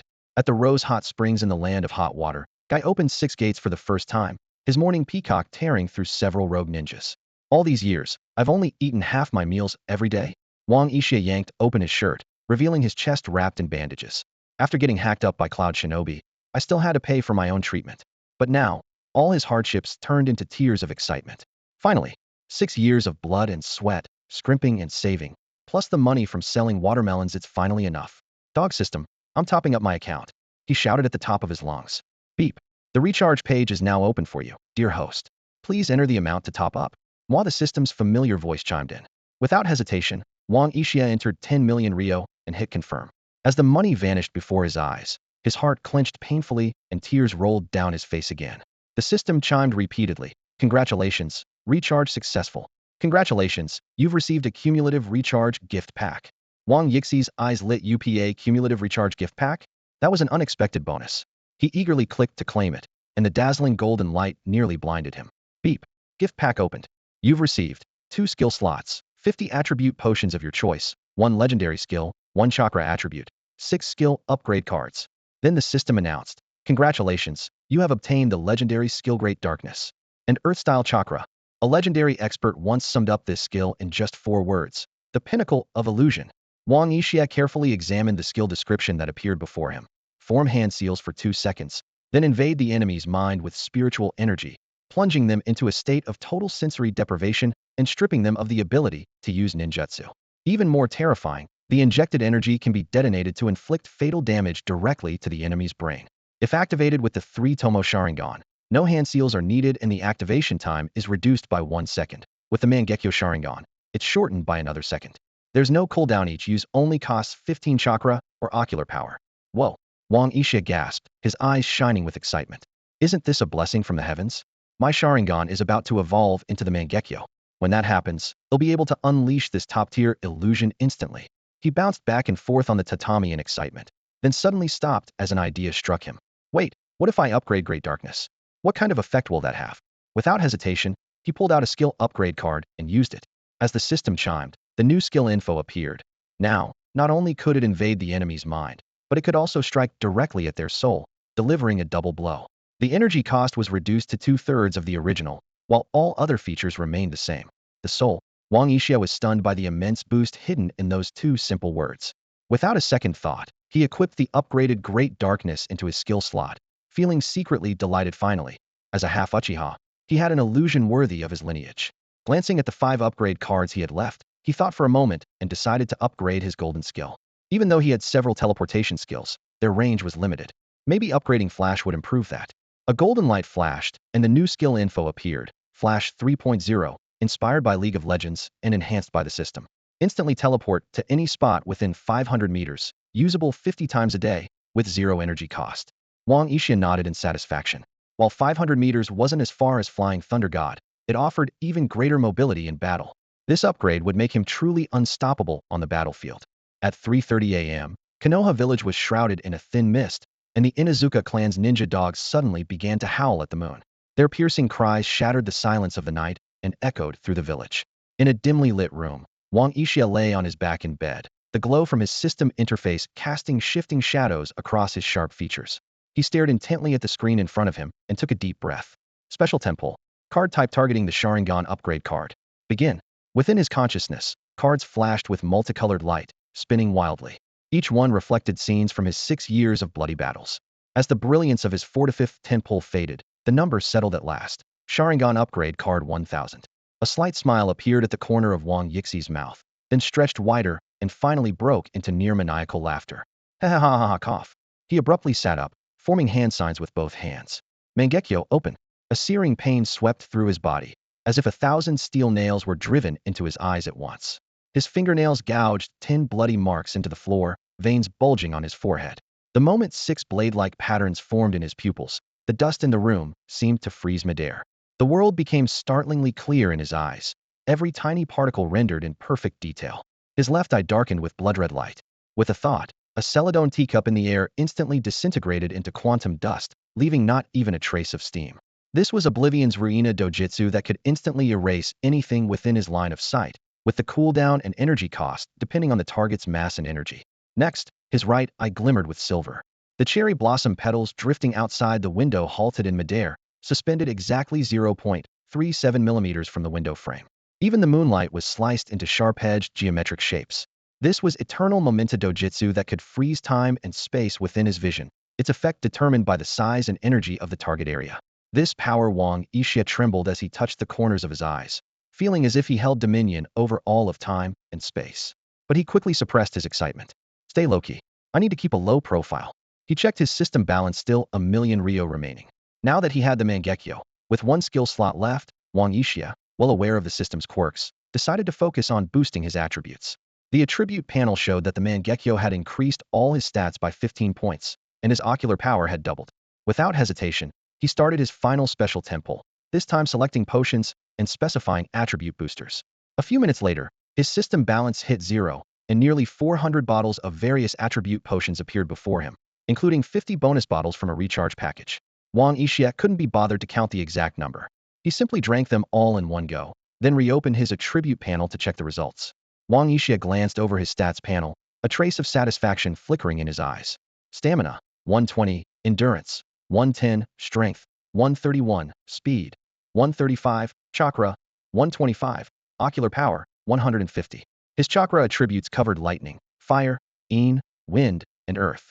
In his inventory lay the left slipper of the Black Mountain Demon, 10 photos of the host, 3 cans of Yellow Peach 2.0, 2 revival coins, a skill scroll of 300 children's songs, 648 food upgrade cards, 498 Kanai upgrade cards, for skill upgrade cards, and the legendary watermelon blade.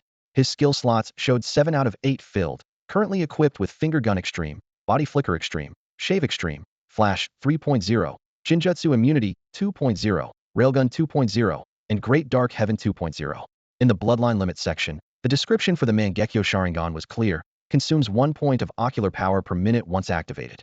Cannot be used if chakra or ocular power is depleted. The left eye's ability was Annihilation to the Void, the right eye's Eternal Instant. The system note reminded him, once a skill is equipped, it cannot be changed. System, can you tell me the base stats for each ninja rank? Wang Yixia asked in his mind. Beep. Mail sent. Please check for details. Wang Yixia curled his lip and swiped his finger through the air. Stupid system, only cares about you if you have money. He found a tiny envelope icon on the system page and, with a thought, opened the mail. Jinin, average stat value is 10. Chunin, average stat value is 30. Elite Chunin, average stat value is 50. Special Jonin, average stat value is 80, with 1 or 2 stats reaching 100. Jonin, average stat value is 100. Elite Jonin, average stat value is 130, with 1 or 2 stats reaching 150. Cage level, average stat value is 200. After reading the email, Wang Yixia stroked his chin thoughtfully. According to the system, my current stats put me at Elite Jonin level. With my skills, there shouldn't be anyone in the ninja world who can match me. But if I get surrounded, I could still be in danger. I can't get cocky, I need to keep playing it safe. He glanced at his stash of skill upgrade cards and frowned. Only 4 skill upgrade cards from this round of draws. I did 450 pulls and only got 4. Is this system skimming off the top? Beep. Skill upgrade cards are out of stock. The system is working on restocking. Fine, there's nothing I can do. For cards aren't enough to upgrade anything, so we'll just hang on to them for now. He quickly got rid of the random cards like rope upgrade cards and mask upgrade cards, as well as a pile of silly attribute potions, destroying them all. Then he checked his remaining living expenses and twitched his lips. Well, the good news is my strength has skyrocketed. The bad news is I'm still broke. The next day at noon, sunlight slanted through the window as Wang Yixia sprawled across his goose-down comforter. He didn't wake up until Tsunade's fist, carrying the freshness of morning dew, pounded on the door, sending dust fluttering down. The dull thuds startled the sparrows under the eaves and knocked over a half cup of leftover tea on his nightstand. Open up, brat. Tsunade's voice cut through the door. The hem of her deep red robe, embroidered with flames, swept over the threshold, and her jade bracelet clinked against the frame. Shizun followed close behind, clutching a scroll with the words urgent mission still glistening in wet ink. Wang Yixia, hair tousled, cracked the door open, letting the morning breeze ruffle his loose pajamas. He yawned and scratched his backside. What's the rush? Did the Hokage building collapse?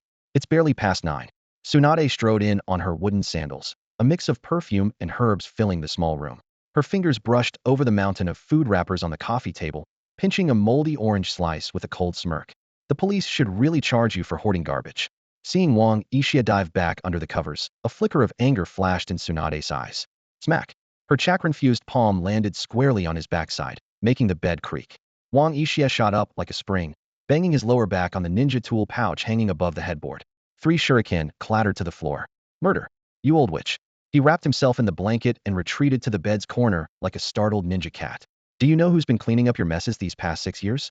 Sans poison mists, mist sleeper agents, cloud's lightning barrier. Don't bring up old scores with me.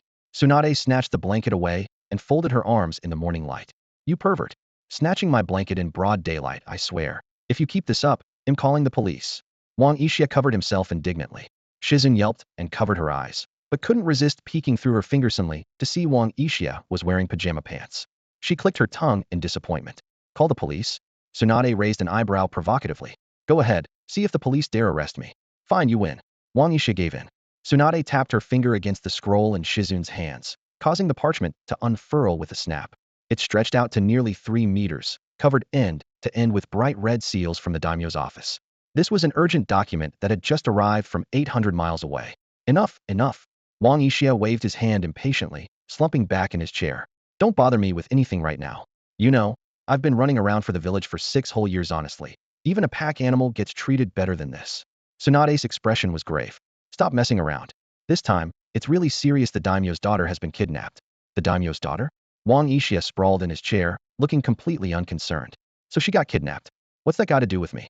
It's not directly your problem. Tsunade's voice dropped, suddenly serious. But she's my sister. Wang Yixia shot upright in his seat. Tsunade had a sister? Had never heard about that before, and it definitely wasn't in the original story. Did that mean the rumors online about Tsunade being the first Hokage's daughter and having family ties to the daimyo were actually true? As he got up to change, Wang Yixia probed. So, the rumor about the first Hokage marrying into the daimyo's family is real? When my grandfather arranged for my mother to marry into the daimyo's household, he never expected things would turn out like this, Tsunade said, her fingertips glowing with chakra as she reduced the mission scroll to ashes. Wang Yixia covered his face, shocked. None of this had happened in the original story. Not only was there no plot about the daimyo's daughter being kidnapped, but there was never even a mention of the daimyo having a daughter. Was this some kind of butterfly effect caused by his presence? Realizing he couldn't avoid it, whether for personal or professional reasons, Wang Yixia asked, tell me the details. Tsunade pulled a photo from her ninja tool pouch and handed it to him. Nakesuna, the daimyo's daughter. She's 9 years old. A month ago, she went with the daimyo to visit relatives in the land of rivers. On their way back last night, they were ambushed. The guards managed to get the daimyo to safety, but Nakesuna was taken in the chaos. Now the daimyo is furious and threatening to demand that Konoha declare war on the land of wind if anything happens to her. Wang Yixia studied the photo. A delicate little girl stared back at him. Understood. He'll go gather the team. No need, Tsunade shook her head. Before I came to find you, I already notified Dazenpei and Kakashi. They'll be here soon. As he packed his gear, Wang Yixia added, then let's talk about what happens next. What do you mean next? If a war actually breaks out, what do we do then? You really think this situation with Nakesuna could start a war? Tsunade frowned. Wang Yixia shook his head. Not necessarily. But even if we manage to rescue her this time, war might just be post-Panita year, maybe 2. Tsunade nodded in agreement. You're right. Tensions among the nations have been high lately, especially with the Sand Village causing trouble. War seems almost inevitable. But that's for the village leaders to worry about. We just follow orders. I knew you'd say that. Wang Yixia suddenly changed the subject. Tsunade, Do you remember 3 years ago when I promised you a big surprise? Tsunade's cheeks flushed slightly. I thought you meant your squad was going to win me some gambling money. Shizun chimed in at just the right moment. You actually did win quite a bit. Half the gambling debts are paid off now. No one asked for your opinion. Tsunade snapped, glaring at Shizun in embarrassment. Jingyin stood quietly to the side, watching as a sly smile curled at the corner of Wang Yishia's mouth. To be honest, calling it a surprise isn't quite right. It's more accurate to say it's a deal. Tsunade crossed her arms over her chest, studying the young man before her with interest. You want to make a deal with me? All right, let's hear it. What do you want? It's simple. Wang Yixia met her gaze directly. If war breaks out, I want you to secure a frontline commander position and lead our Inma squad into battle. Me? Tsunade frowned. I have no interest in being a commander. That's more Orochimaru's thing. If Orochimaru can do it, why can't you? That comment hit a nerve. Tsunade slammed her hand on the table. What do you mean I can't? I was on the battlefield before you were even born. A triumphant grin spread across Wang Yixi's face. Then why not take the commander's seat for a while? Tsunade narrowed her eyes, a dangerous glint flashing within them. What's your real motive? Taking the Inma squad to the front lines? Don't tell me it's just to protect me? In your dreams. Wang Yixia shot back without hesitation. I've got my own goals. I want our squad to rack up some military merits. I don't have time to babysit you. In my dreams. Tsunade's forehead veins bulged, her tone icy. Say that again, you brat. Wang Yixia quickly waved his hands. No, don't get mad. What I mean is if we earn enough merits, we could help you become Hokage. What? Tsunade and Jingyin exclaimed at the same time. Tsunade stared at him in disbelief.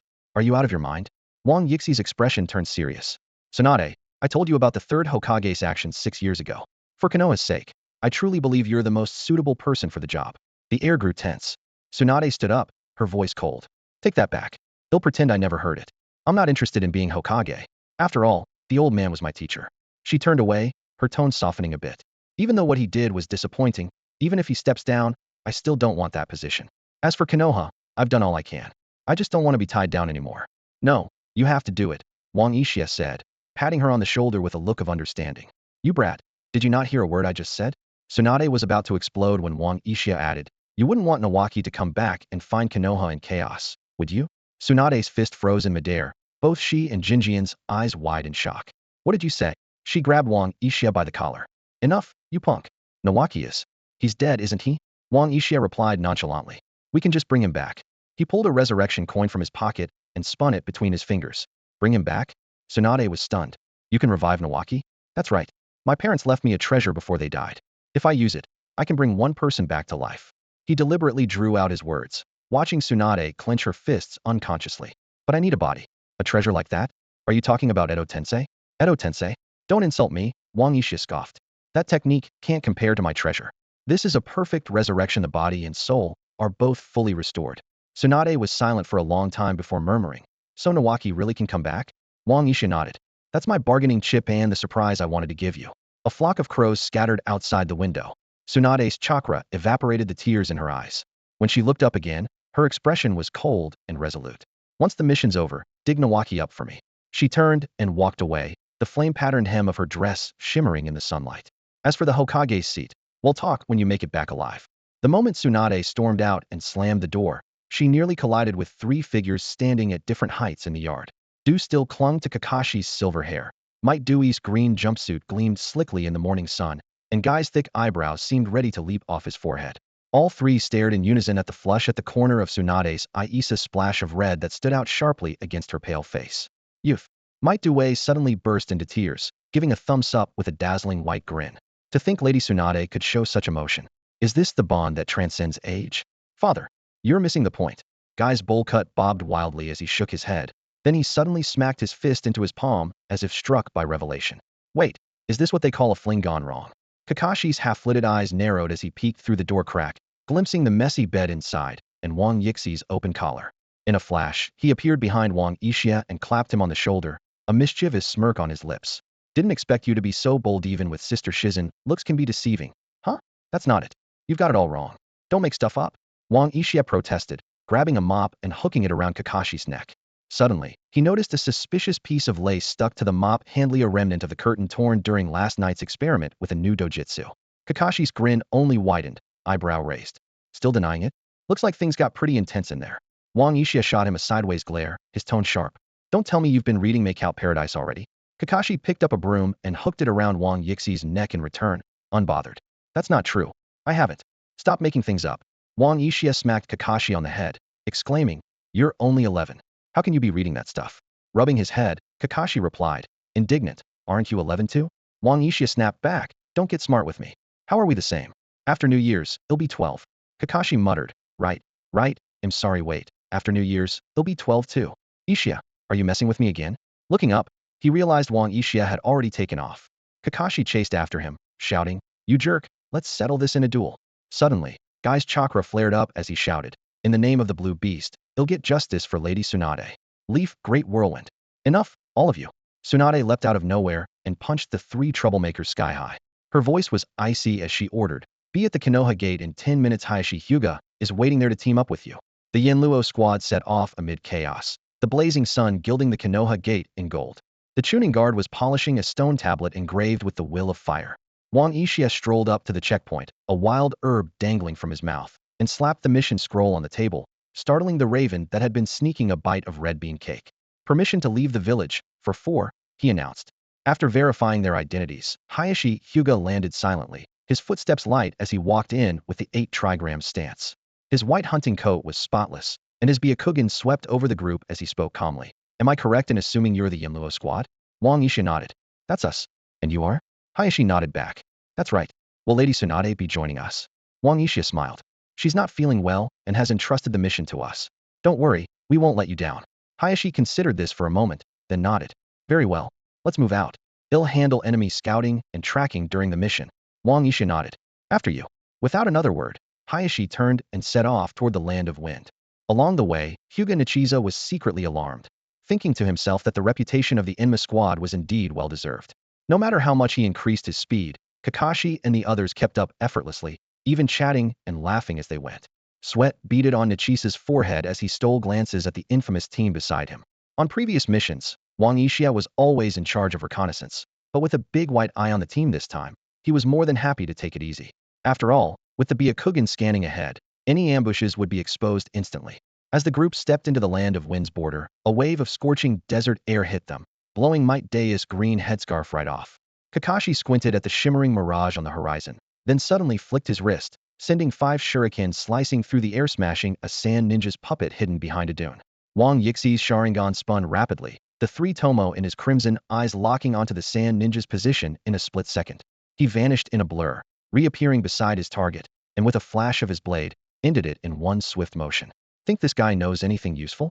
Wang Yixia asked casually, chopping off the head with practiced ease and tossing it to Kakashi. Blood quickly seeped into the sand, staining it a deep red. "He kills without hesitation." Nichiza felt a chill run down his spine. The Enma squad really did leave devastation in their wake, just as the rumors said. He came to a halt and pointed at the rolling dunes ahead. "That's the land of wind." According to intel, the daimyo's daughter was taken to a bandit stronghold around here. These organized bandits usually have a strong leader, so we need to be careful. Also, since we're entering foreign territory, we'll be seen as invaders if we're discovered. We have to keep our identities hidden on this mission. Wang Yixia nodded carelessly. "Got it. Lead the way, senior." Nichiza said no more, lowered his stance, and sped off in a chosen direction. The other 4 followed closely, leaving a line of footprints that were quickly swallowed by the desert wind. As the setting sun painted the desert red, Nichiza finally caught his breath. A small encampment, large enough for 100 or so people, appeared ahead. Surrounded on 3 sides by towering dunes, with a small oasis at the exit, the location was hidden and easy to defend. "This is the place," Nichiza said quietly. "Can you see where the daimyo's daughter is?" Wang Yixia asked. Nichisa's veins bulged around his eyes as he scanned the camp, but he finally shook his head. "There are too many people inside, and it's a bit far. My Byakugan can't see clearly." Without another word, Wang Yixia shrugged off his jacket and tossed it aside. "All right then, senior, cover us from here. If anyone tries to escape, take them down." With that, Wang Yixia strode boldly toward the bandit camp. Kakashi's expression was unreadable behind his mask as he drew his cold moon blade and fell in step with Might Dai and Guy. Nichiza snapped out of it and called after them. "Wait. We can't risk exposing our identities." Wang Yixia waved him off without turning around. "Don't worry, senior. No one will find out." As he spoke, Wang Yixia reached into his pants and pulled out a pitch-black machete, its blade gleaming coldly in the fading light. Kakashi looked at him with disdain. "Didn't you make a sheath for that? Why keep it there?" Wang Yixia pulled the sheath from his pants and showed it to Kakashi with practiced ease. "You actually keep the sheath in there too?" Kakashi exclaimed in disbelief. Wang Yixia slid the machete in and out of his pants several times, his movements smooth and unhurried. Why carry it on my back when I can just keep it in my pocket? So much simpler. Kakashi could only shake his head in silence. Chatting as they walked, the four soon arrived at the gates of the bandit camp. Passing the oasis, Wang Yixia even snapped a photo, as if they were just on a sightseeing trip. A guard, seeing the group swaggering over, hesitated, unsure of their identities. Before he could speak, Wang Yixi's sharingan flashed, and in the blink of an eye, he closed the distance and took him down with a single slash. Blood splattered onto the sand, quickly swallowed by the thirsty ground. The other guard, shocked, tried to shout, but a gleaming short blade had already pierced his mouth, Kakashi's figure appearing behind him like a ghost. After taking care of the guards, Wang Yixia and his team slipped into the hideout without a hitch. As soon as they entered, the number of sand bandits increased dramatically, and the atmosphere grew tense in an instant. Kakashi formed a hand seal with one hand, lightning crackling along his moonblade. The sound reminded him of the last bet he lost, which had left him stuck washing socks for 3 months. Determined not to lose again, he muttered to himself, "This time, I'm doubling my kill count." Youth is all about giving it your all. Mike Guy knew that to outdo Kakashi, he had to make the first move. Without hesitation, he opened the fourth gate and charged into the bandit crowd like a freight train, striking down anyone in his path. His green jumpsuit suddenly burst apart, and the force of the fifth gate sent shockwaves through the camp, blowing away 3 tents. With a powerful spinning kick, he sent several bandits flying. As he landed, he shouted, "Leaf strong whirlwind." The bandits rubbed their eyes in disbelief. Some of their comrades were actually embedded in the rock wall, leaving human-shaped craters. "Hey, no cheating, you guys," Kakashi called out, joining the fray. Against these bandits, who were barely as strong as rookie ninjas, Team Yanma made short work of them. Every blow from Might Due and Guy seriously injured a bandit. Some were even killed with a single kick. Kakashi moved effortlessly, wielding the sword techniques he had learned from the White Fang of Konoha. Combined with his lightning-style jutsu and agile movements, he darted through the crowd, cutting down enemies left and right. Wang Yixia casually appeared in front of a small-time bandit leader, smiling as he asked, "Hey there, mind giving me some directions? Do you know where the daimyo's daughter is being held?" The bandit leader stared in shock, then shouted angrily, "Where did you come from? Trying to scare me? They'll kill you." He swung his blade at Wang Yixia. With a sigh, Wang Yixia reached into his pants and pulled out a thick wooden club. "This is Club 2.0. It's sturdy, and it hurts a lot," he said calmly. The bandit leader was stunned. "How did you even hide that in there? Is this some kind of space-time jutsu, or just a weird performance art?" Before the bandit leader could react, Wang Yixia brought the club down hard on his head. The bandit's face twisted into a cartoonish expression, his eyes and tongue popping out. Satisfied, Wang Yixia tested the weight of Club 2.0. The impact felt great, both satisfying and stress-relieving. He kept swinging, landing blow after blow on the bandit leader, completely forgetting about the daimyo's daughter. 5 minutes later, Kakashi appeared next to Wang Yixia, glancing at the battered, bloody bandit leader and grinning. "Wow, you're brutal. Let me finish him off." Guy protested indignantly. "Are you a demon?" From behind Kakashi, Might Due sighed. Kakashi still has a soft heart. Looking around at the devastation, Wang Yixia covered his face. "Are you guys serious? How many times have I told you who's the real savage here? You've wiped out every last bandit." As the dust settled, Kakashi pulled out his notebook and started tallying up their bets. "Time to settle the wager. Dyson Pie, 48. Me, 52. Guy, 36. And our club-wielding captain, 1.5. At that moment, the bandit leader, barely recognizable after the beating, broke down sobbing, clutching Might Dewey's leg. He'll talk. He'll talk. Just please stop hitting me." Wang Yixia snapped. "See? Wouldn't this have been easier from the start? Why make it so hard on yourself?" The bandit leader, caught between rage and despair, shouted, "Did you even give me a chance? Every time I try to talk, you'd hit me again. You are the real demon." As the bandit leader was about to speak, a dark shadow suddenly rose from the sandstorm 50 meters away. It was the true chief of the bandits. He held the unconscious Nai Sunur in one hand, and in the other gripped a poisoned steel blade, its edge already pressing a thin line of blood into the girl's pale neck. This was a special toxin made by Sunegakure's puppet masters, deadly upon contact, with no antidote. Beneath his black robe, the chief's eyes glowed blood red with murderous intent. His voice was hoarse and icy. "Let me go, or we all die together." Kakashi's expression, hidden behind his mask, didn't change at all. He crouched down and calmly asked the subdued bandit, "Is that your leader?" The bandit trembled all over, his voice choking. "Yes, that's him." "Oh, thanks," Kakashi replied casually. Then, with a swift motion, he ended the bandit's life with a single cut. Standing up, he brushed the sand off his hands. "That guy has a hostage. He won't be easy to deal with." By now, Might Due had closed the 8 gates. He looked a little pale and seemed weak. He turned to Wang Yixia. "Yixia, do you need me to open the 6th gate?" Wang Yixia shook his head lightly, his watermelon blade glinting coldly in the sun. "No need, Dyson Pie. You all get some rest. Leave this one to me." Might Due nodded and said no more, sitting down to apply some ointment to his wounds. This medicine had been specially prepared for him by Tsunade and worked wonders. As he applied it, he hummed, "Youthful ointment, rub it in circles 3 to the left, 3 to the right." Kakashi put away his Hanyu blade and went over to help Guy treat his injuries. Wang Yixia stepped forward a few paces. The bandit chief immediately shouted, "Stop! Take one more step, and he'll kill her." Wang Yixia stopped as told, raising his watermelon blade and pointing at the chief's lower body, a teasing smile on his lips. "Hey man, your zipper's down." The chief froze for a moment, then sneered. "You Konoha brat, I don't have time for your jokes. Let me go, or no one can save her." Wang Yixia gestured behind the chief. "Even if I let you go, where do you think you'll get to? Why don't you look behind you see who's there?" The bandit chief hesitated, then growled, "Trying to trick me into turning around so you can attack? Not a chance." Before he finished speaking, Wang Yixia had already flashed to his side and swung his blade. The chief didn't even see Wang Yixia's arm move before his own arm still holding the steel blade was severed, blood gushing out. Wang Yixia snatched the girl from his hand, then delivered a powerful kick squarely between the chief's legs. Off in the distance, Kakashi and the Due father and son both instinctively winced at the sight. The bandit chief let out a piercing scream and collapsed, rolling on the ground clutching his groin with his remaining arm. Wang Yixia tossed the girl onto the sand, pulled out his upgraded staff, and started beating the chief while scolding him. "Think you're clever? What? You can't handle getting tricked. Take this 1,000 Years of Death 2.0 staff version." Kakashi's eyes lit up. "Sensei, I want to learn that move." After 5 full minutes of this, Wang Yixia finally stood up, feeling refreshed. Kakashi came over and, with practiced ease, sliced off the chief's head. In the distance, Might Due and Guy had begun cleaning up the battlefield, covering their tracks and piling up the bandits' bodies. Kakashi carried the headless body of the chief, doused it with oil, and set it ablaze with a fire-style jutsu. Flames roared up, sending a column of black smoke into the sky. The rescued girl was still unconscious. Wang Yixia approached, compared her face with a photo, and confirmed, "This is definitely the daimyo's daughter, Nai-Suner."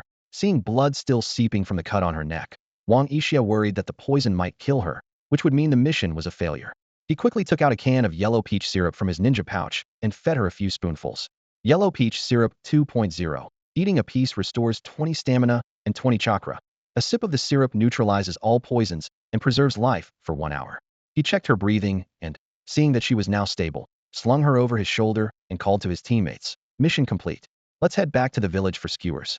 When Hyuga Hizashi saw the Enma squad carrying an unconscious girl out of the desert stronghold, the kunai in his hand slipped from his fingers and landed in the sand. The sight left this seasoned old ninja speechless for a moment. Kakashi was leisurely picking his teeth with a puppet finger, while Guy had a charred piece of cactus perched on his Hiata trophy from his earlier leaf whirlwind that had set the plant ablaze. No wonder they're called the Enma squad. Over 100 enemies taken out in just 10 minutes, Hizashi muttered, his trademark Byakugan trembling in shock. "Youth means efficiency," Guy suddenly declared, giving a thumbs up and flashing his signature dazzling smile. "Next time, in breaking the 5-minute record." "Ah, this is just the basics," Kakashi replied nonchalantly. Wang Yixia gently handed Nai-Suner into Hizashi's arms as he explained, "This is called the peerless tactic. Anyone who sees us gets taken care of. That way, no one's ever really seen us." As he spoke, he quickly scooped up 3 bills that had fallen from his pocket, casting a wary glance at Hizashi. Might Due, noticing Hizashi's dazed expression and mistaking it for worry, stepped forward to reassure him. "Don't worry, brother Hizashi. The mission's done, the target's safe." On the way back, as the group darted through the forest, Nai-Suner woke up on Wang Yixi's shoulder. Realizing she was speeding through the trees, she screamed in fright. "Stop yelling, you scared me," Wang Yixia said impatiently, giving her a light pat on the back. "Who are you? Why did you capture me?" Nai-Suner asked cautiously. Wang Yixia put on a stern face. "We're desert bandits. We grabbed you to sell you for money. If we can't, you'll just have to be our boss bride." But Nai-Suner sniffed the air a few times, then broke into a sly grin. "You're lying. You're a ninja from the Leaf Village. You came to rescue me." "How did you know?" Wang Yixia asked, surprised. "I can smell all sorts of things. You all have the scent of Konoha on you." And she leaned in and sniffed again. "Yours is the most unique." "That's because he never bathes," Kakashi joked from the side. Wang Yixia darted over and kicked at Kakashi. "At least I'm not the one sneaking peeks at little comic books all day. There are people around." "Don't say that," Kakashi protested quickly. Nai-Suner shook her head and explained, "No, I mean the scent comes from your soul." Wang Yixia wondered if this had something to do with him being a traveler from another world, but just said, "Your nose is sharp like a dog's." "You're so mean, Mr. Ninja." Nai-Suner pouted in protest. As evening fell, Hizashi slowed his pace and suggested, "It should be safe here. Let's stop and rest for a while." "Good idea. Let's eat something and spend the night here," Wang Yixia agreed. Just then, Nai-Suner's stomach rumbled loudly. She blushed and lowered her head like a child caught doing something wrong. Wang Yixia had clearly heard the rumbling from Nai Sun'er's stomach. He gently set her down, concern in his eyes. You haven't eaten for the past 2 days? Nai Sun'er lowered her head until her chin touched her chest, her cheeks flushing red all the way down her neck. She didn't dare meet Wang Yixi's gaze and simply shook her head. Wang Yixia sighed, reaching out to smooth her messy hair. Go wait over there for a bit. They'll bring you something once it's ready. Obediently, Nai Sun'er replied with a soft okay, then walked over to a nearby tree and knelt down to wait. Kakashi immediately hurried to Wang Yixi's side, his eyes shining with anticipation. Yixia, are we really cooking? How do we make skewers like you mentioned before? They'll get the ingredients. His excitement was understandable though their missions were grueling. Wang Yixia always made a point of cooking for the team afterward, giving everyone a chance to relax together. It had become their unspoken way of unwinding, especially since every mission inevitably ended in bloodshed. Lately, though, the missions had been so intense that Wang Yixia hadn't had the energy to try new dishes, and their meals had gotten a bit monotonous. Wang Yixia looked around, thinking this spot was perfect for an outdoor meal, and he had enough spices with him. Go catch a sheep. Without another word, Kakashi disappeared into the night. Might dying guy, eager to help, chimed in. Yixia, do you need us to help out? Just help with the skewers later. Hyuga Hizashi sat off to the side, watching Wang Yixia gather stones to build a makeshift stove. He saw Might Dai and his son chopping bamboo for skewers and frowned slightly. In his view, a soldier's ration pill was more than enough during a mission. There was no need to make such a big production out of a meal. Before long, Kakashi returned with a sheep in tow. He and Might Dai quickly cleaned and prepared the meat, while Wang Yixia used a new kunai to cut it into chunks for marinating, making sure to pick the best cuts from the shoulder and belly for everyone to skewer. At last, Hyuga Hizashi couldn't hold back any longer and stepped forward to object. Everyone, we're on a mission. Isn't this a little reckless? I have some ration pills here. Maybe we should. Ration pills? Kakashi made a face. Even dogs wouldn't eat that stuff. Might Dai looked equally serious. Lord Hizashi, please don't say that. You'll regret it. Hyuga Hizashi was left baffled. Had only suggested ration pills, yet everyone acted as if disaster was about to strike. Puzzled and a bit dejected, he returned to his seat, confusion growing in his mind. Wang Yixia saw that the meat was almost done roasting. He stood up, grabbed a few glowing coals from the campfire, and spread them evenly between 2 rows of stones. Hyuga Nichiza watched helplessly, thinking to himself that cooking was one thing, but using charcoal to grill meat like this produced so much smoke that, on a battlefield, the enemy could probably spot them from hundreds of meters away. He decided it was better not to look. Wang Yixia didn't seem to care. He was fully focused on the barbecue rack he had crafted himself. It didn't have any special features, but it was large enough to hold both the lamb leg and ribs, with enough space in the middle for a bunch of skewers. Before long, the delicious aroma of roasted lamb filled the air. The scent of chili and cumin wafted around, instantly awakening everyone's appetite. Suddenly, Hyuga Nichiza felt a pang of regret. He admitted to himself that had acted too rashly, shouldn't have been so quick to stop the Enma squad's actions, and he definitely shouldn't have sat off by himself. If only he had helped out earlier, he'd have every reason to enjoy a skewer or two right now. Kakashi couldn't hold back any longer. He snatched a skewer and started wolfing it down. Might Dewey and Guy weren't much better, each grabbing 2 skewers and devouring them so fast, it was a wonder they didn't swallow them whole. Wang Yixia walked over to Hyuga Nichiza and saw his Adam's apple bobbing as he tried to hide his longing. Wang Yixia chuckled to himself, so much pride, so much suffering. Still, he handed him a skewer. Nikasa-senpai, give my cooking a try. The mission's important, but there's no need to make things harder on yourself. Nichiza was so moved, he was nearly in tears. Who would have thought the fearsome captain of the Enma squad could be so kind? The smell of the meat was intoxicating, never even smelled anything like it before, let alone tasted it. Seeing Wang Yixia offer him an olive branch, he quickly accepted the skewer and nodded gratefully, forgetting to even say thank you as he eagerly took a big bite. The juicy meat exploded with flavor on his tongue, and he could almost picture the elders of the main family scowling in the firelight. It was so good. Nai Sun'er had been drooling for a while, but her upbringing forced her to kneel quietly and wait. Wang Yixia walked over and asked gently, would you like some? Nai Sun'er bowed politely. Thank you for your generosity, ninja. Though she tried to appear calm, her eager eyes betrayed her anticipation. Go ahead, but you'll have to help wash the dishes afterward, Wang Yixia said kindly, handing her a big handful of skewers. And don't kneel all the time, it's not good for your legs. Before Head even finished speaking, Nai Sun'er had already grabbed the skewers and started eating ravenously. All sense of restraint vanished in the face of such delicious food. Soon, the forest was filled with voices shouting over one another. Kakashi, that lamb leg is mine. Might Dewey, this rib tastes like my lost youth. Guy, Captain, give my youth 100 more skewers. Nichiza, save some skewers for me. Nai Sun'er, can I have another lamb leg? Wang Yixia, Kakashi, leave that kidney alone, that one's mine. The night passed without incident. The next day, the 4 of them picked up the pace and hurried toward Konoha village. Tsunade had already received word, and at that very moment, she was standing at the village gate with Shizune, waiting for their arrival. When Wang Yixia carried Naisuner over to Tsunade, there were still flecks of chili powder clinging to her hair. Without much ceremony, he shoved her into Tsunade's arms and said casually, "Mission accomplished. I'm heading home. Don't forget to bring our reward back." Suddenly, Naisuner grabbed his sleeve tightly, her face filled with gratitude. "Thank you for saving me. Your chakra, Mr. Ninja, tastes just like my mom's miso soup." As she spoke, she let out a loud burp that smelled strongly of cumin. Hayashi Hyuga glanced down at his own bulging stomach, a look of understanding flickering in his eyes. In that moment, he finally understood why the main family enforced abstinence. Such delicious food could truly shake a ninja's resolve. Tsunade, who had smelled the aroma of roast meat from a distance, turned to look at the restless piglet in Shizune's arms and couldn't help but shout, "Did you turn this mission into a food tour or something?" She punched the ground with a mighty blow, causing it to crack, only to see Naisuner pulling a whole roasted lamb leg from under her skirt. "This is a little gift." The girl blinked her oily eyes and grinned innocently. "Synodesis, your chakra goes best with garlic." Tsunade's face turned bright red, veins bulging on her forehead. Furious, she yelled, "I've been waiting here all day while you two were off feasting. And now you want to go straight home?" She grabbed Wang Yixia by the back of his collar, seething. "Brat, did you forget something?" Wang Yixia looked blank for a moment, then replied lazily, "Forget what?" Tsunade looked like she was about to explode. Shizun quickly stepped in. "Yixia, you know, the thing you mentioned before, about Lady Tsunade's." She trailed off, noticing others nearby, and fell silent. Wang Yixia immediately caught on, shot Tsunade a look, and replied, "What's the rush?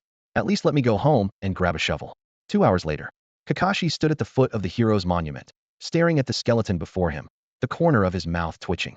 "Lady Tsunade, no matter how much you miss him, you really didn't have to dig up your brother." Guy, with a thumb still caked in mud, declared loudly, "Dad, he'll inherit Senju Nawaki's youth."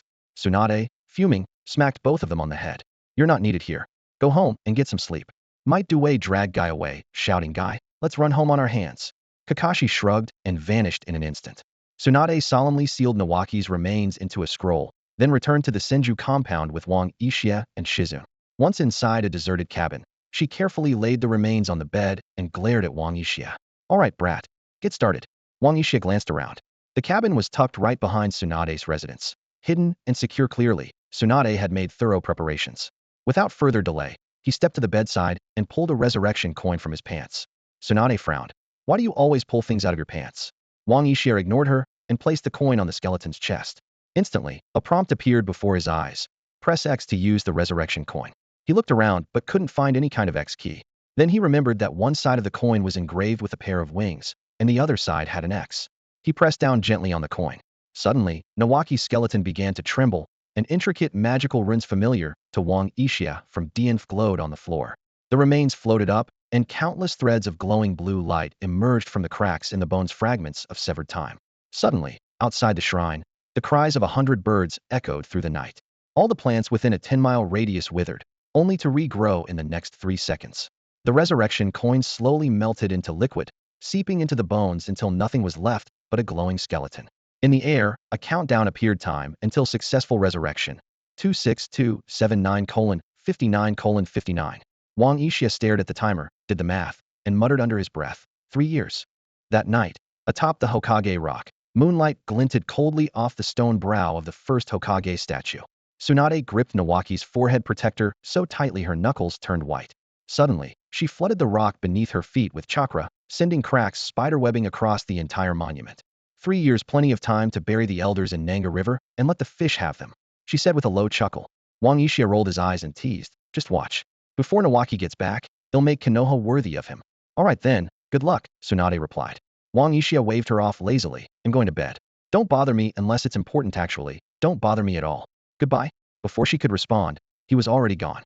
Back home, Wang Yixia took a long, relaxing bath, then crawled into bed, ready for a good night's sleep.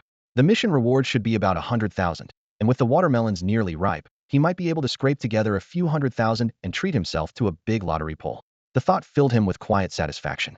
A few days later, Wang Yixia finally regained his strength, and the watermelon patch in the courtyard ripened once again.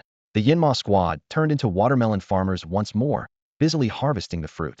This time, Wang Yixia made 350,000 taels from selling watermelons. Adding the 80,000 taels he earned from the rescue mission, his wealth grew significantly overnight. That evening, instead of preparing a lavish feast, Wang Yixia simply cooked a pot of beef noodles and shared it with Kakashi and the two guys, filling their stomachs.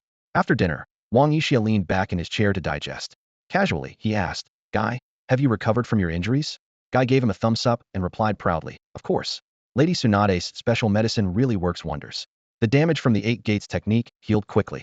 Might Dewey chimed in, Guy's talent far surpasses mine. He can open up to the 6th gate now. Guy immediately protested, Dad, I'm already close to reaching the 7th gate. Without hesitation, Might Dewey playfully punched Guy, sending him flying.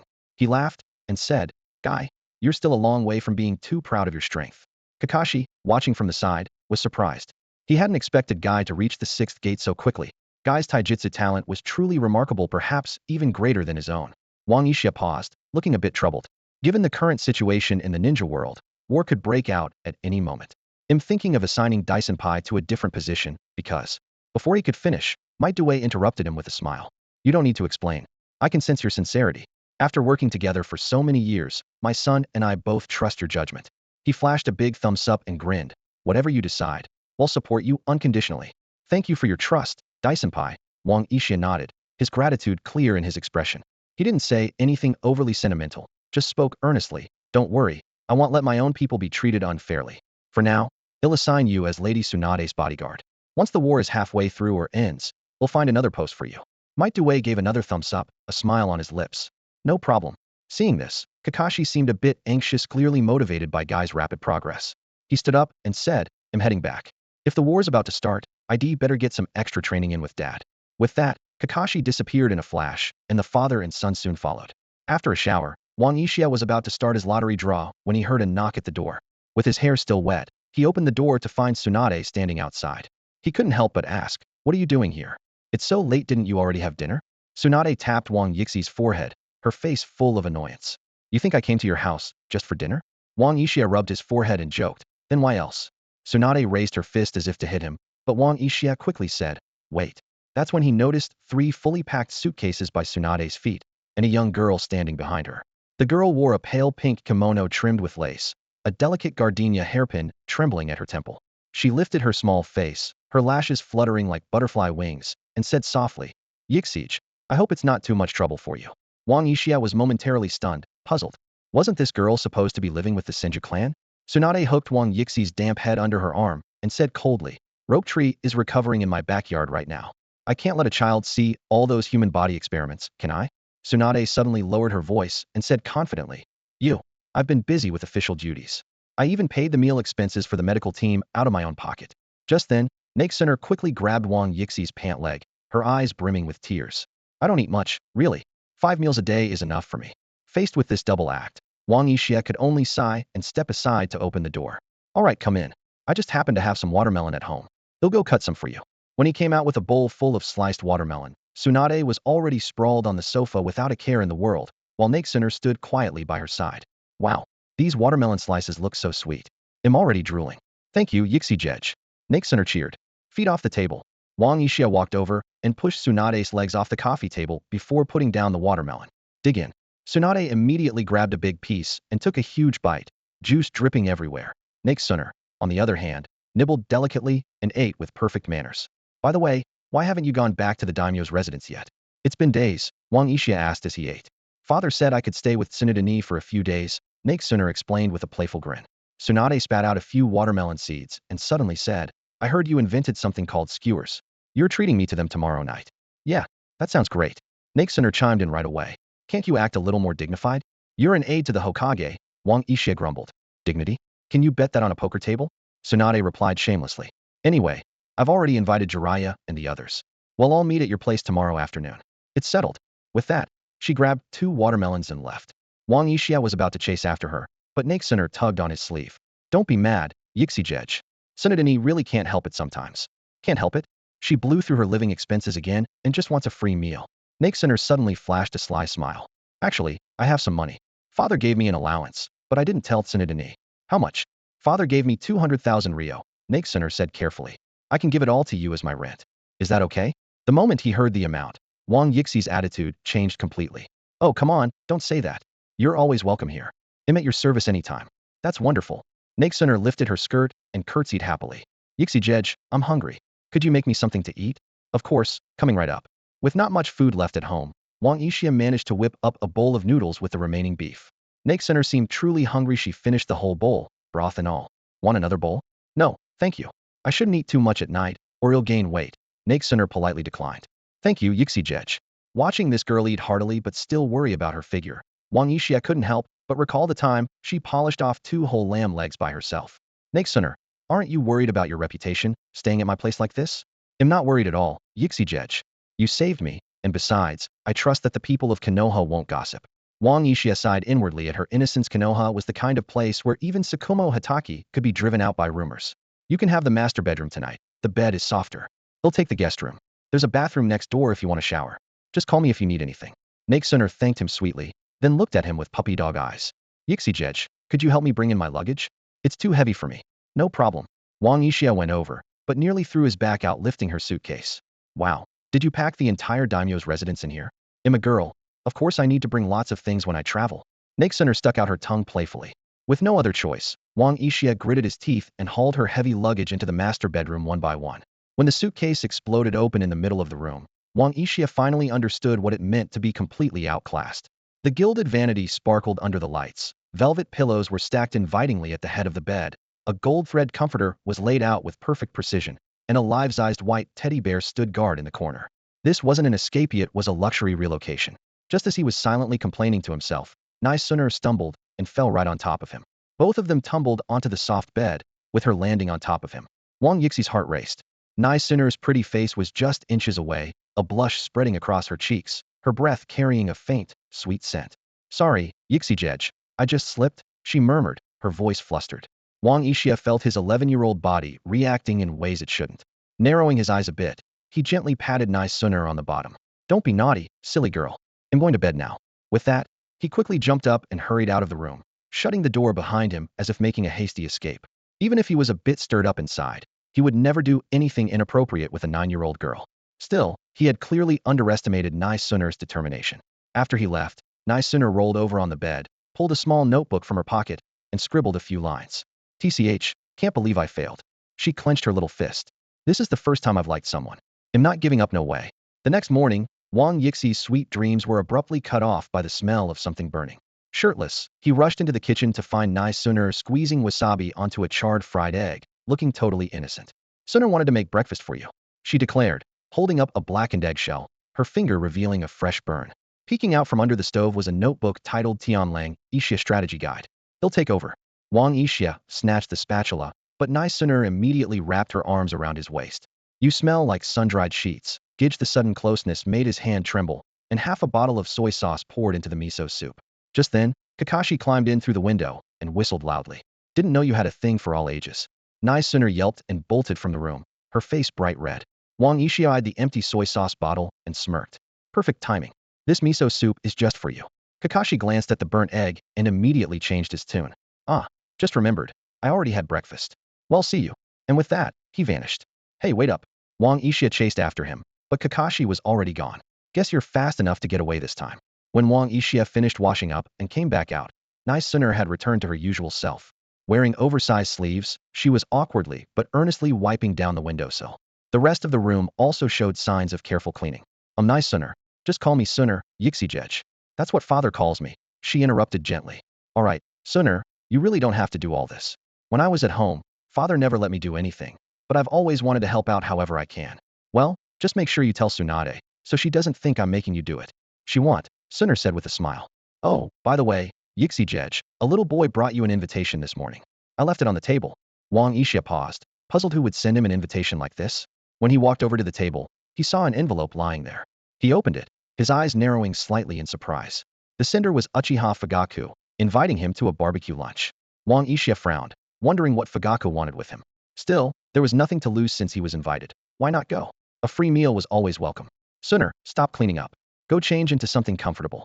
Let's head out for breakfast and stroll around Konoha for a bit. He'll take you out for barbecue at noon, Wang Yixia said to Nai-Suner.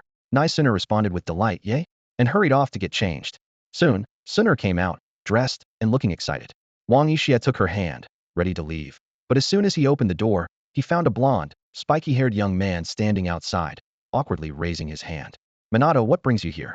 Wang Yixia asked, a little confused. Minato scratched his head and smiled. Sorry, Uchiha. Didn't expect to catch you just as you were leaving. Kushina heard you'd be making skewers for everyone, so she sent me over with some ingredients. Wang Uchiha glanced past Minato, and his eyes widened in shock. Behind Minato were 2 sheep and a cow. Wang Uchiha thought to himself, there's no way I can handle all this on my own before tomorrow morning. With a helpless sigh, he said, Minato, there's no way I can manage this much by myself. Could you let everyone know to come over to my place at 2 this afternoon? Thanks. Minato grinned, as bright as the sun. Don't worry, I've got it covered. No sooner had he finished speaking than Minato used the flying thunder god technique and vanished from sight. Wang Uchiha shook his head, put away the ingredients, and then took Sooner out for breakfast. They had a few buns, and then wandered leisurely through the streets of Konoha. Nai Sooner, as lively as a sprite, danced around Wang Uchiha, her off-white dress twirling in the spring sunlight, the bow at the end of her hair bouncing with each step. Suddenly, she stood on tiptoe and tugged at his sleeve. Look, that wind chime is spinning just like me. Her dress spun like a bell, flecks of sunlight dancing around her. Even the little cat at the milk tea shop on the corner perked up its ears. Brother, open your mouth. She laughed, her smile as sweet as the morning itself. When they reached a takoyaki stall, Nai Sooner stood on tiptoe and held a steaming skewer of takoyaki up to Wang Uchiha's mouth. Her exaggerated movement sent bonito flakes fluttering down, and the aroma filled the air. Wang Uchiha was about to step back when he suddenly bumped into someone soft behind him. Hee hee, Yixiken, still as popular as ever. I see. A familiar, teasing voice said. Wang Uchiha looked down and saw her tracing a tiny snake with red bean paste on her fingertip, letting it bite his earlobe, a cool sensation lingering there. Do you always need to be fed takoyaki? She teased. Wang Uchiha nearly choked, forcing down the bite. Cough, cough. That's just her. He didn't get to finish before Nai Sooner swung his arm, exclaiming, Sister, your little snake is so cute. Not like me, I'm always so clumsy. Suddenly, she let out an oops and knocked over the sauce bottle. The amber liquid landed squarely on the front of Wang Uchiha's pants.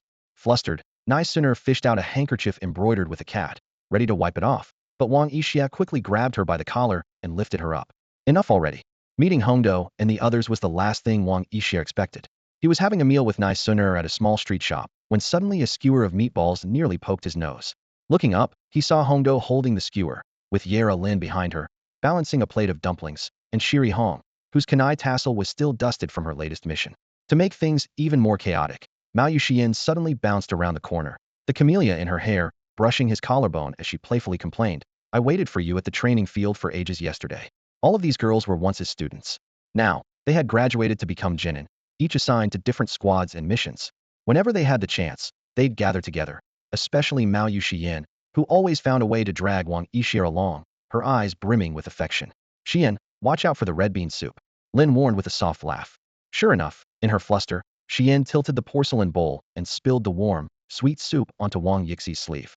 He sighed, pulling out his handkerchief, resigning himself to the fact that the shirt was probably a lost cause. Boss, for more orders of takoyaki, please. Shiri Hong quickly tried to smooth things over. Meanwhile, Nai Sooner had quietly rested her chin on Wang Uchiha's shoulder, her big eyes darting about as she bit her lip, clearly wanting to say something, but holding back. How did you all end up here? Wang Uchiha tried to break the tension. Lin explained, Hongdo just finished a mission, so we all had the day off and decided to meet up for a meal. We stopped by your place, but you weren't home. Yeah, we thought you were out on a mission, Hongdo said through gritted teeth, but it turns out you were on a date. Instantly, Nai Sooner blushed and hid behind Wang Uchiha, while Mao Yuxian's gaze turned so forlorn it was almost heartbreaking. Wang Uchiha hurried to explain, this is Lady Tsunade's younger sister. She's staying with me for a few days because things are complicated at her house. He gently pulled the shy Nai Sooner forward. Come on, introduce yourself to everyone. Just as the awkwardness was about to peak, Nai Sooner suddenly spoke up. Big brother, your clothes are dirty. Should we go buy you a new shirt? Great idea. Wang Uchiha was about to seize the chance to escape when Hongdo interrupted. Let's all go. We've known each other for so long, but never shopped for clothes together. Xian can even help you change outfits. Seeing Mao Yuxian's face flush deep red, Wang Uchiha was at a loss for words. But Nai Sooner had already happily grabbed his hand. Let's all help Yixijej pick out clothes, okay? Assure Wang Uchiha managed a stiff smile. Nai Sooner bounced ahead with excitement, while Hongdo nudged Mao Yuxian forward. After a hesitant pause, Xian bit her lip, summoned her courage, and slipped her arm through Wang Yixi's other arm. At this point, Wang Yixi's arms were swinging completely out of control, and a faint murderous aura seemed to rise from both sides of him. His body was stiff, his steps awkward and mechanical, sometimes veering off at odd angles, and occasionally leaping with great force. Suddenly, he ran straight into Kakashi, who was out buying books. Kakashi's lips curled into a teasing smile as he joked, Hey, working on a new jutsu? No offense, but it doesn't look very powerful. Wang Yixia desperately shot him a pleading look, help me. Kakashi met his eyes a few times, but it was clear he had no intention of lending a hand. Just then, Rin Noira spotted Kakashi. Her eyes lit up with delight as she exclaimed, Kakashi, long time no see. We're about to go shopping for clothes, want to come with us? Yeah, it's been a while, Kakashi replied casually. He glanced at Wang Yixia, then shook his head. But it'll pass this time. Don't even think about leaving. Wang Yixia grabbed onto Kakashi in desperation. Or he'll serve you grilled cow dung for dinner, he threatened. In the end, Kakashi was dragged in as the second victim and joined everyone in the clothing store. Nakesuner flitted among the racks like a butterfly, picking up one item after another and exclaiming excitedly, how about this one? Wow, these pants would be so comfy on you, brother. This set matches you perfectly. What do you think of this headband style? Finally, Nakesuner held up a deep blue yukata embroidered with cherry blossoms, her eyes sparkling. This yukata is perfect for you, brother. Her gaze darted between Wang Yixia and Yuzuki Yugao. Yugao, why don't you try this pale pink one? You two would look just like newlyweds together. Kid, don't say weird things like that. Wang Yixia hurriedly tried to cover her mouth, but Yugao quickly grabbed his wrist. Oh, look at you blushing, Wang Yixia. Anko leaned in with a sly grin and whispered, want me to teach you some grown-up stuff? Just then, Rin raised her camera, her eyes gleaming mischievously. 3, 2, 1, say cheese. The flash went off.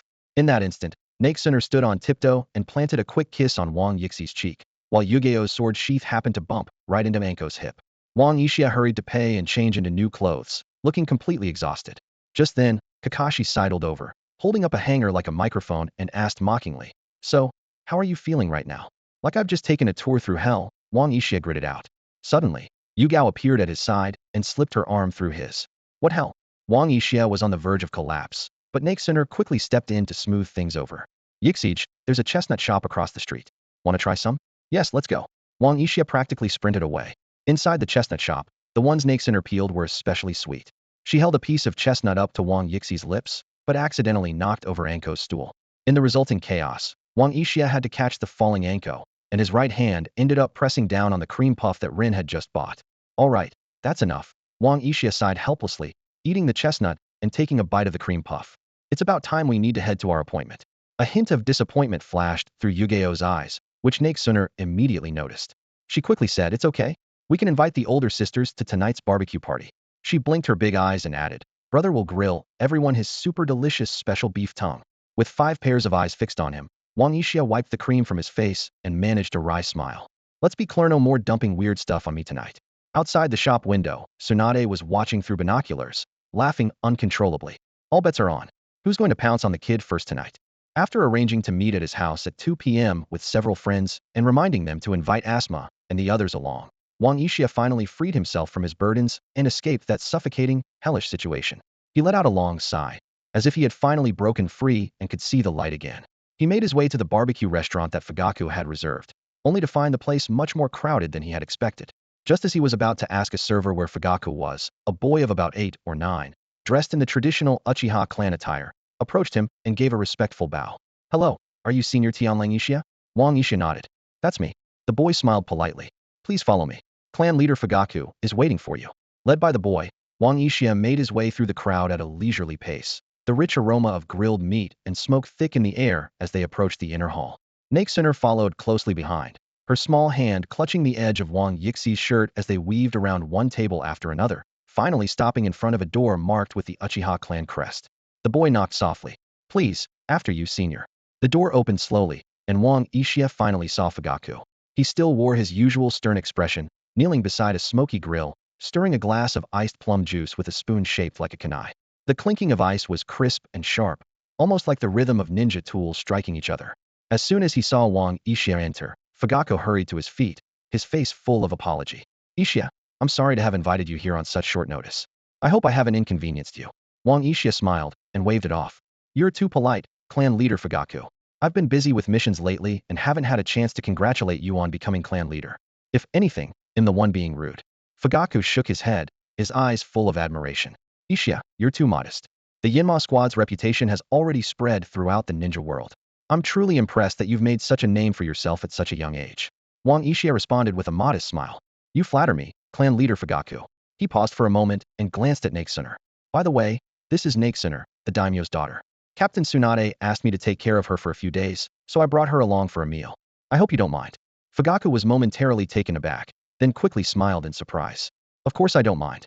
It's an honor to have the Princess of Konoha join us for lunch. He gestured to the boy who had led them in. This is one of our clan's most talented youngsters, Uchiha Shursui. He's a descendant of Senior Kagami. Shursui immediately bowed respectfully. I apologize for not introducing myself earlier, Senior. Wang Yixi's eyes lit up as he glanced at Shursui. The boy was quite handsome, though his gaze was perhaps a bit too gentle. No wonder he eventually fell victim to Danzo's schemes and lost one of his eyes. Such a clever yet naive kid. Seeing that Shursui looked a little uneasy, Wang Yixia withdrew his gaze. Sensing the shift, Fugaku quickly changed the subject. We've been talking for a while and haven't ordered yet. Yixia, why don't you pick a few dishes you like? Wang Yixia nodded, flipped through the menu, and ordered a few dishes before handing it to Nakesuna. Go ahead and order whatever you want. Don't be shy. Nakesuna took the menu and, without hesitation, added everything Wang Yixia hadn't picked. Fugaku couldn't help but pause, the corner of his mouth twitching. This really was the kind of barbecue that could bankrupt even a jonin. Luckily, the Uchiha clan could afford a feast like this. Soon, a variety of dishes filled the table, and Fugaku invited everyone to dig in. Nakesuna scooted over to Wang Yixi's side, holding a plate of sauces. With a sweet smile, she asked, would you like to try the plum sauce or the garlic sauce? As she spoke, she deftly sprinkled 2 spoonfuls of chili powder onto the edge of Wang Yixi's plate. Or would you prefer my special homemade blend? Wang Yixia gently tapped her on the head. Stop fooling around. Don't embarrass us in front of clan leader Fuyue. Fuyue pulled an awkward smile. It's fine really. Please, make yourselves at home. In that case, we won't hold back. As soon as the words left her mouth, Wang Yixia and Nakesuna rolled up their sleeves and began devouring the food. Their chopsticks flew, slices of grilled meat disappearing one after another, the sheen of oil glistening at the corners of their mouths. Fuyue and Shursui stared in disbelief. Before they could even pick up their chopsticks, most of the grilled meat had already vanished from the table. The third plate, the fourth, the fifth, the platters kept coming and going. Each one emptied in a flash, the aroma of roasted meat lingering in the air. It wasn't until Nakesuna stuffed the last piece of the 8th plate of thick-cut beef into her mouth that Wang Yixia finally put down his chopsticks. Nakesuna, however, showed no signs of slowing down. Fuyue and Shursui exchanged glances, their eyes full of shock. Is she really a princess? Fuyue wondered to himself. What kind of princess eats like she's starving? Could she just be here for a free meal? He rubbed his forehead, feeling a headache coming on. At last, Nakesuna let out a satisfied burp, set down her chopsticks, and flashed Wang Yixia a sweet smile. Yixij, I'm full now. Wang Yixia nodded and stood up. In that case, clan leader Fuyue, we'll take our leave. Wait just a second. Fuyue nearly lost his composure. They hadn't even gotten to the main topic. Were these two really planning to just eat and run? Wang Yixia turned his head slightly. Is there something else, clan leader Fuyue? Of course there is. Fuyue seethed inwardly, never having met anyone so shameless. He took a deep breath to compose himself, then spoke seriously. Yixikin, the reason I invited you today is because I have something I'd like to ask you. Wang Yixia raised an eyebrow. Oh, please, go ahead. Fuyue folded his hands on the table and spoke in a low, steady voice. As you know, due to certain people targeting us, the Uchiha clan's reputation in the village is terrible. The villagers fear us, keep their distance, some even hate us. Although things have improved somewhat under Lady Tsunade's reforms, the prejudice against the Uchiha still lingers. His tone was firm.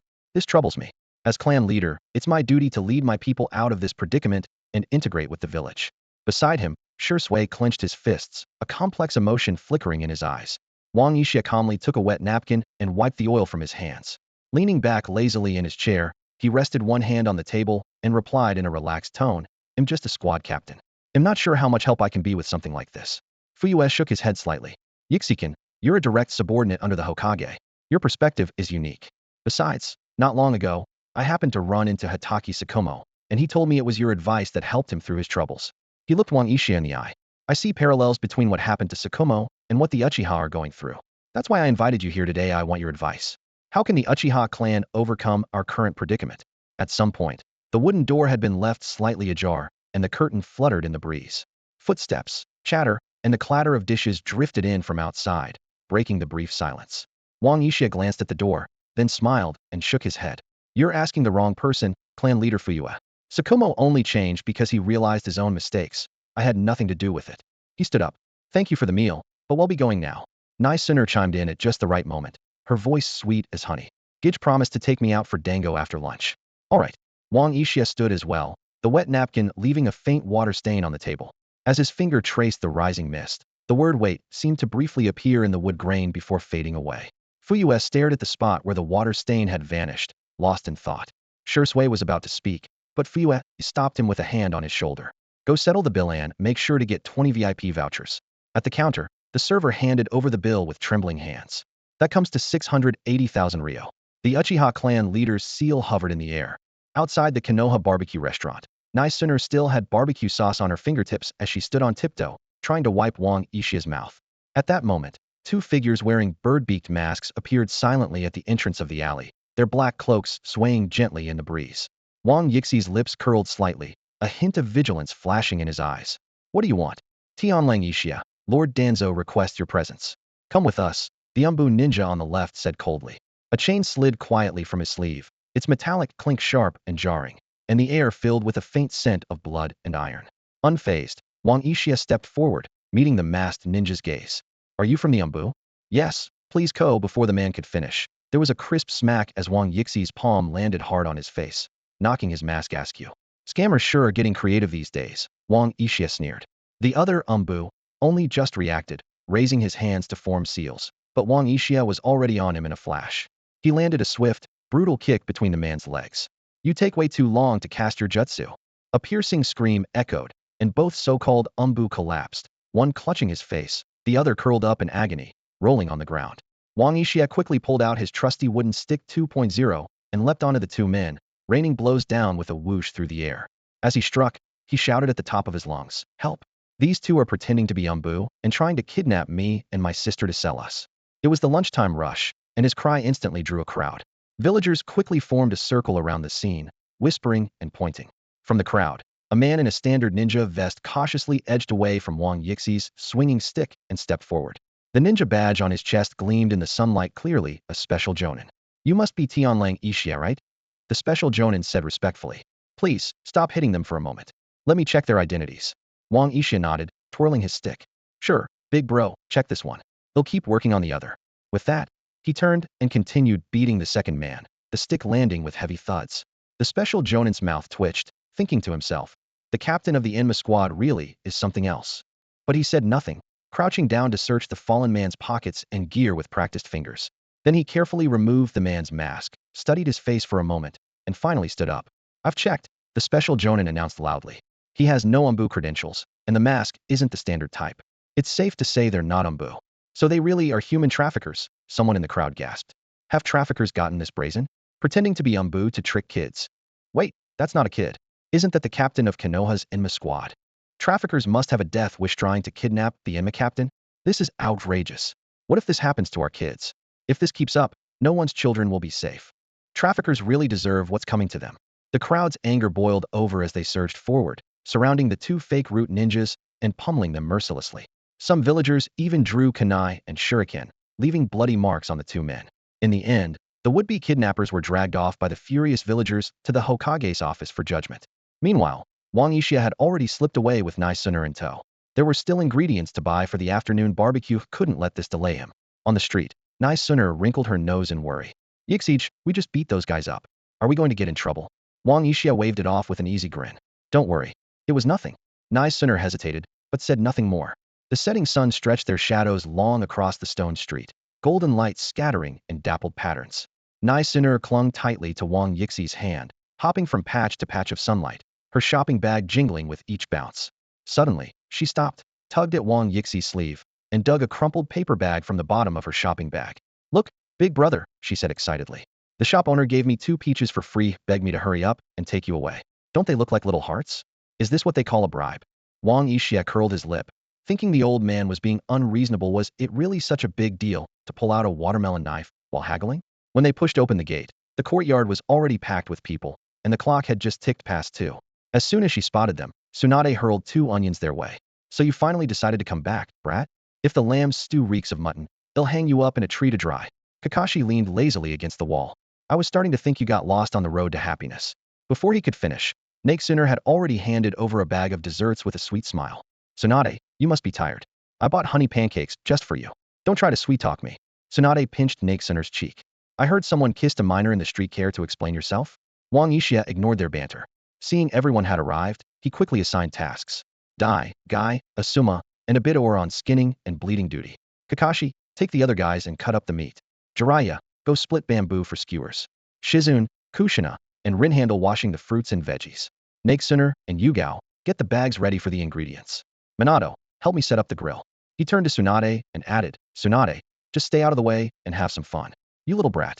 Tsunade clenched her fist. What do you mean, stay out of the way? Jiraiya chimed in, unwilling to be left out.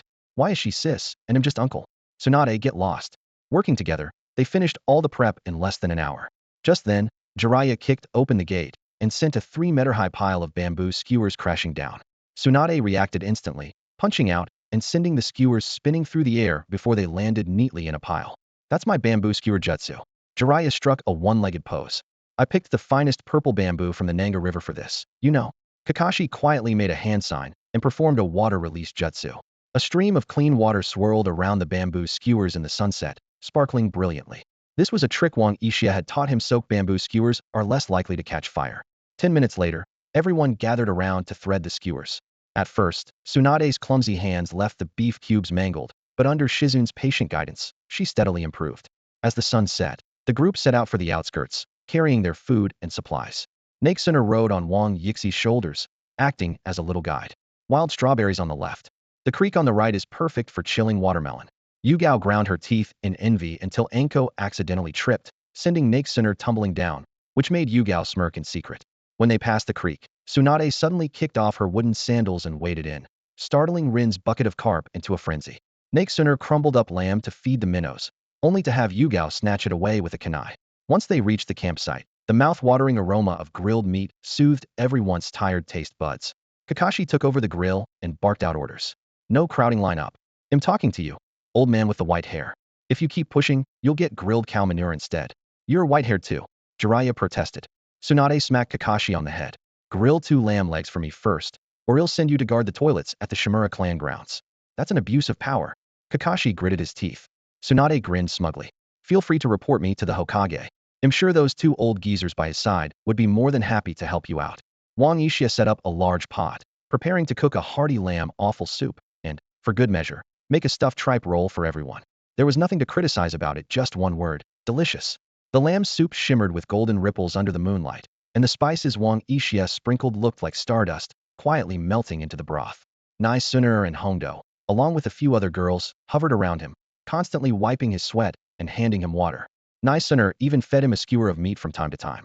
After a few bites, Wang Uchiha suddenly called out, Kakashi, go easy on the salt, and add more chili.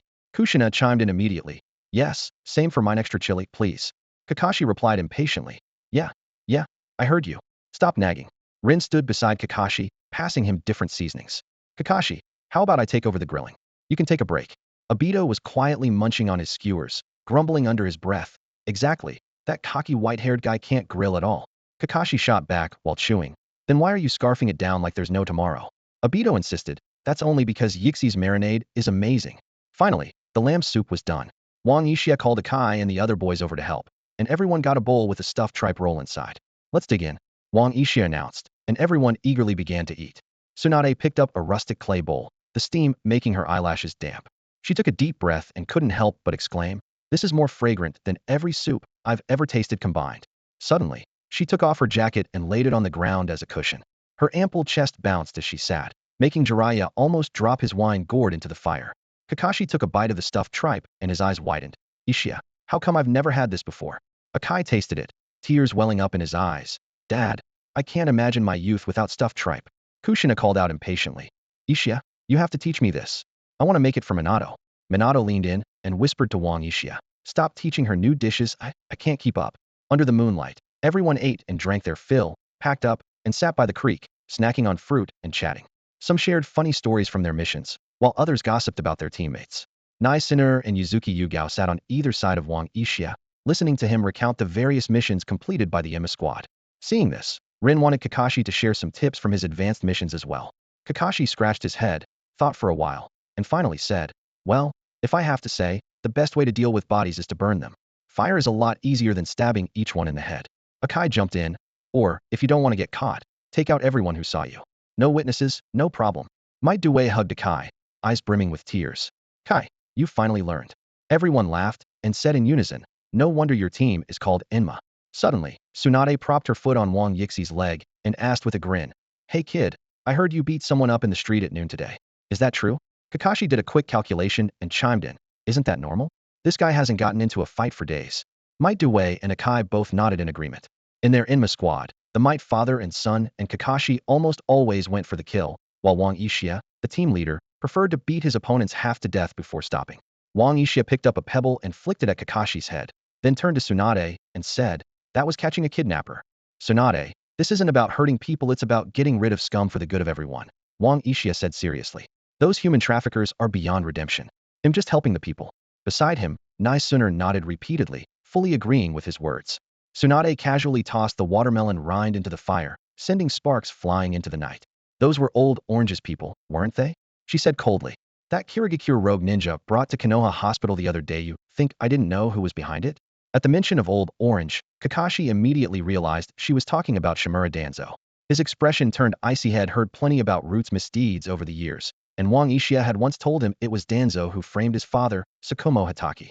Might Due and Guy's faces grew solemn as well. Their eyes burned with resolve, ready to charge into the Shimura compound at Wang Yixi's word. Seeing their reactions, Wang Ishia felt a surge of warmth and quickly gestured for them to calm down. "I have no idea who those people belong to," he said, feigning nonchalance. "If they cause trouble again, they'll just go complain to the feudal lord." "You little brat," Tsunade snorted. "Are you saying I can't protect you?" Wang Ishia immediately put on a fawning grin. "No way. I just don't want to cause you any trouble, Tsunadesis." "You're shameless," Kakashi said with disdain. "What do you know, you blockhead?" Wang Ishia shot back. "Next time you take someone down, count me in."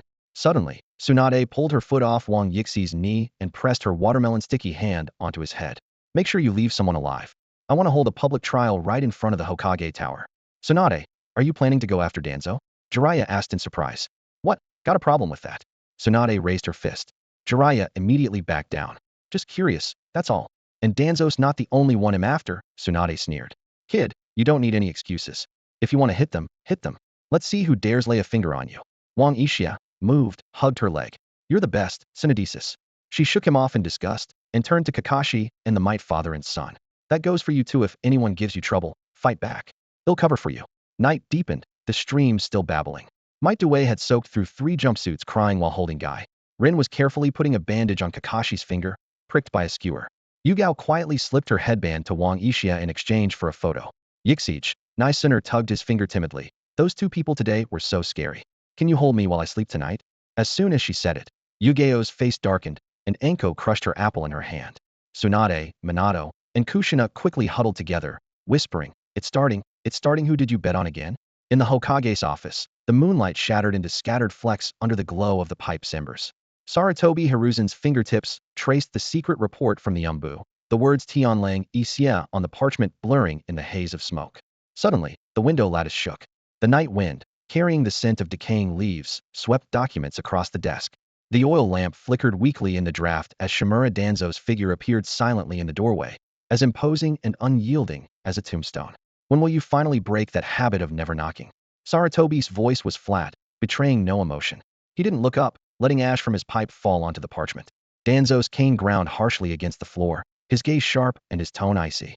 "Now I have to use wind release. Stealth shadow just to get into the Hokage building thanks to your precious pupil." A porcelain teapot suddenly shattered, sending scalding tea through the air and drawing a clear line between them. Sarutobi finally looked up, the deep lines in his face etched with 30 years of exhaustion. "Impersonating Umbu to kidnap the daimyo's daughter. Your men should consider themselves lucky they weren't made into human sacrifices." He exhaled smoke, his eyes meeting Danzo's through the haze. "That Uchiha brat." Danzo's cane struck the floor with a crack. He sneered. When he attacked Leaf Shinobi in broad daylight, he was shouting, "Long live the Hokage." Moonlight spilled through the window, falling across the portraits of past Hokage. The first Hokage, Senju Hashirama, seemed to smile mockingly from the shadows. A small flame flickered at Sarutobi's fingertips, lighting his weary face. He burned the tea-stained report to ash and said quietly, "War is coming, Danzo." Danzo slammed the table in anger. "Sand's poisonous mist is already drifting to Konoha's gates. And what is your prize pupil doing? Expanding the medical corps? Issuing explosive tags to Genin?" He tossed a scroll onto the desk, stamped in red with Tsunade's seal on order for wartime medical reform. "All fallen shinobi are to be processed by the medical division." Sarutobi's pipe glowed and faded as memories surfaced in the smoke. He saw Tsunade clutching Nawaki's broken forehead protector, rain and blood pooling at her feet. Danzo glared at him, furious. "She's consolidating power." Danzo's chakra burst in the air, shattering 3 wall lamps and sending shards flying. You've let your trust in her shift power step by step into her own hands. Hiruzen, you're being sidelined. Silently, Sarutobi removed his Hokage hat, revealing his graying hair. He stared at the desk for a long moment before speaking. 7 years ago, you covertly sent Root to assassinate the delegation from the Hidden Cloud. 5 years ago, you turned war orphans in the Land of Rain into Jinchuriki vessels. Must I recite all 27 of your crimes? Danzo's fury crystallized in his eyes as he pressed a kunai from his sleeve to Sarutobi's throat. So you let Tsunade purge my followers? Let that Uchiha boy humiliate me in public? Sarutobi didn't flinch as the blade cut into his skin, blood dripping onto the hospital expansion plants a bright red bloom. Danzo's chest heaved, but he eventually calmed. He turned and headed for the hidden door.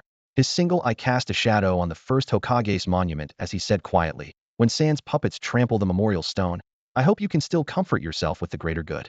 Sarutobi coughed softly, his eyes flickering, but he said nothing more. When the hidden door closed, he reached with trembling hands for the bottom drawer. A faded photograph came into view, the three Sannin laughing by a stream, a memory buried by the passage of time. Orochimaru was dangling Jiraiya's underwear on a branch, while Tsunade poured sake over his head. Sarutobi traced the stern profile of the second Hokage in the photo, a faint light in his eyes. Sensei, did you once feel like this? Moonlight spilled over the stone path outside. Nakesuna pressed her cheek to Wang Yixi's neck, her warm breath brushing the skin beneath his collar. The 24-hour dango shop on the street corner glowed with a warm, golden light.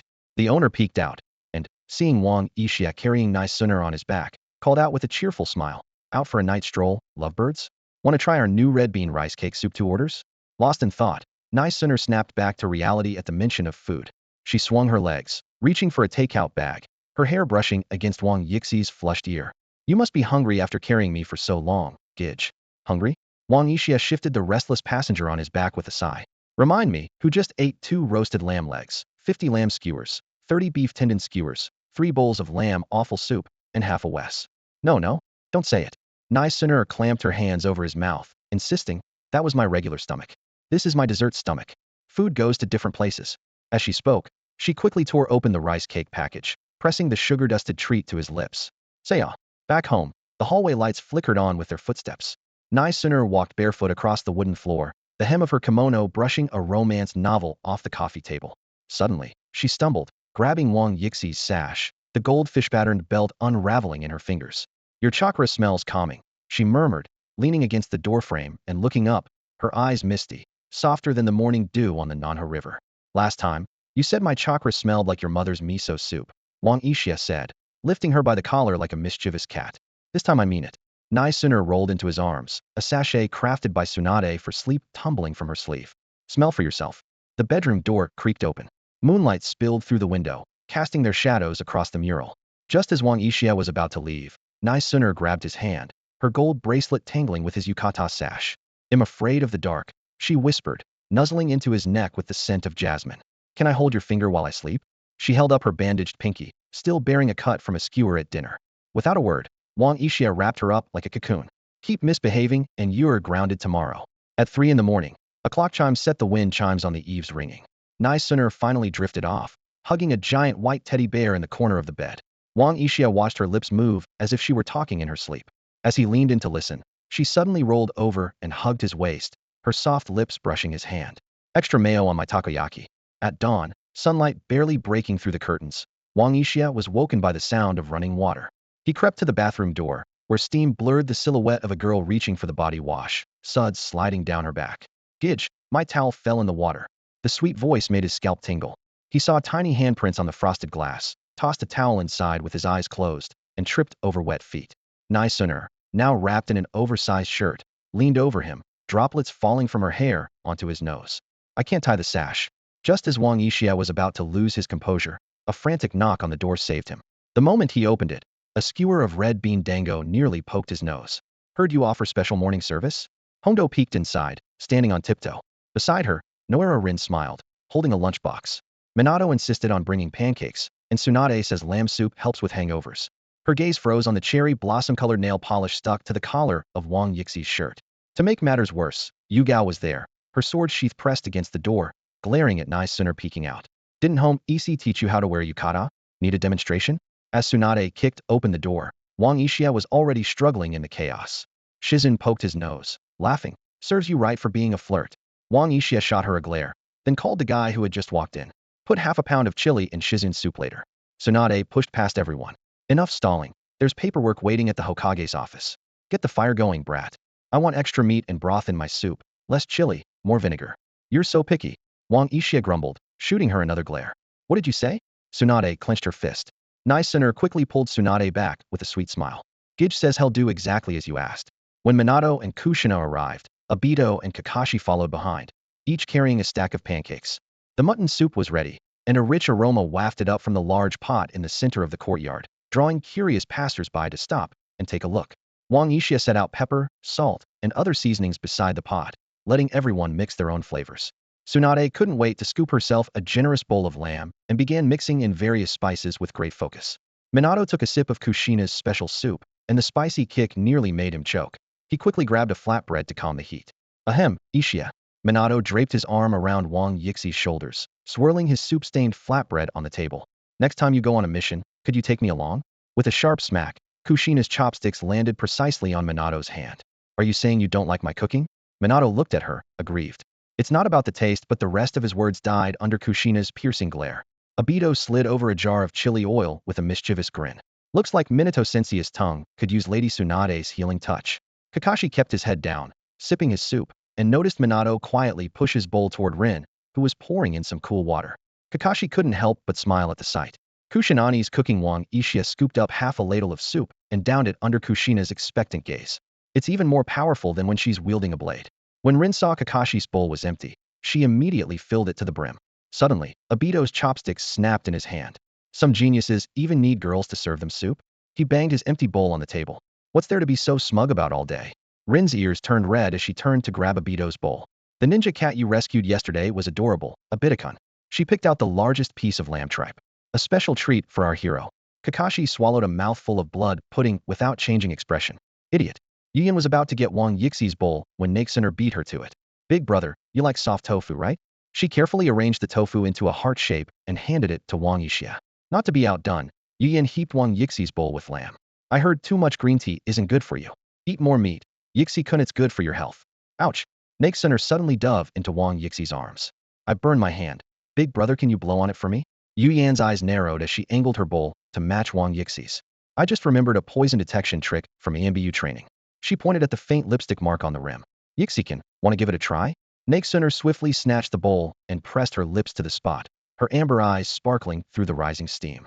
It really does smell like Yuyan's camellia lipstick. Tsunade, gripping her sake bottle, let out a cold laugh. Kids these days. When I was your age, I'd already snapped the necks of 17 Sanjonin on the battlefield. Obito leaned in close to Rin and whispered, Hey, do you want to feed the ninja cats together tomorrow? I found an awesome secret spot. Behind his back, he was using fire release to secretly burn Kakashi's copy of Makeout Paradise to a crisp. Nakesuner suddenly grabbed Wang Yixia by the collar. You've got soup at the corner of your mouth, big brother, she teased, flicking her tongue to the side of her own lips as a hint.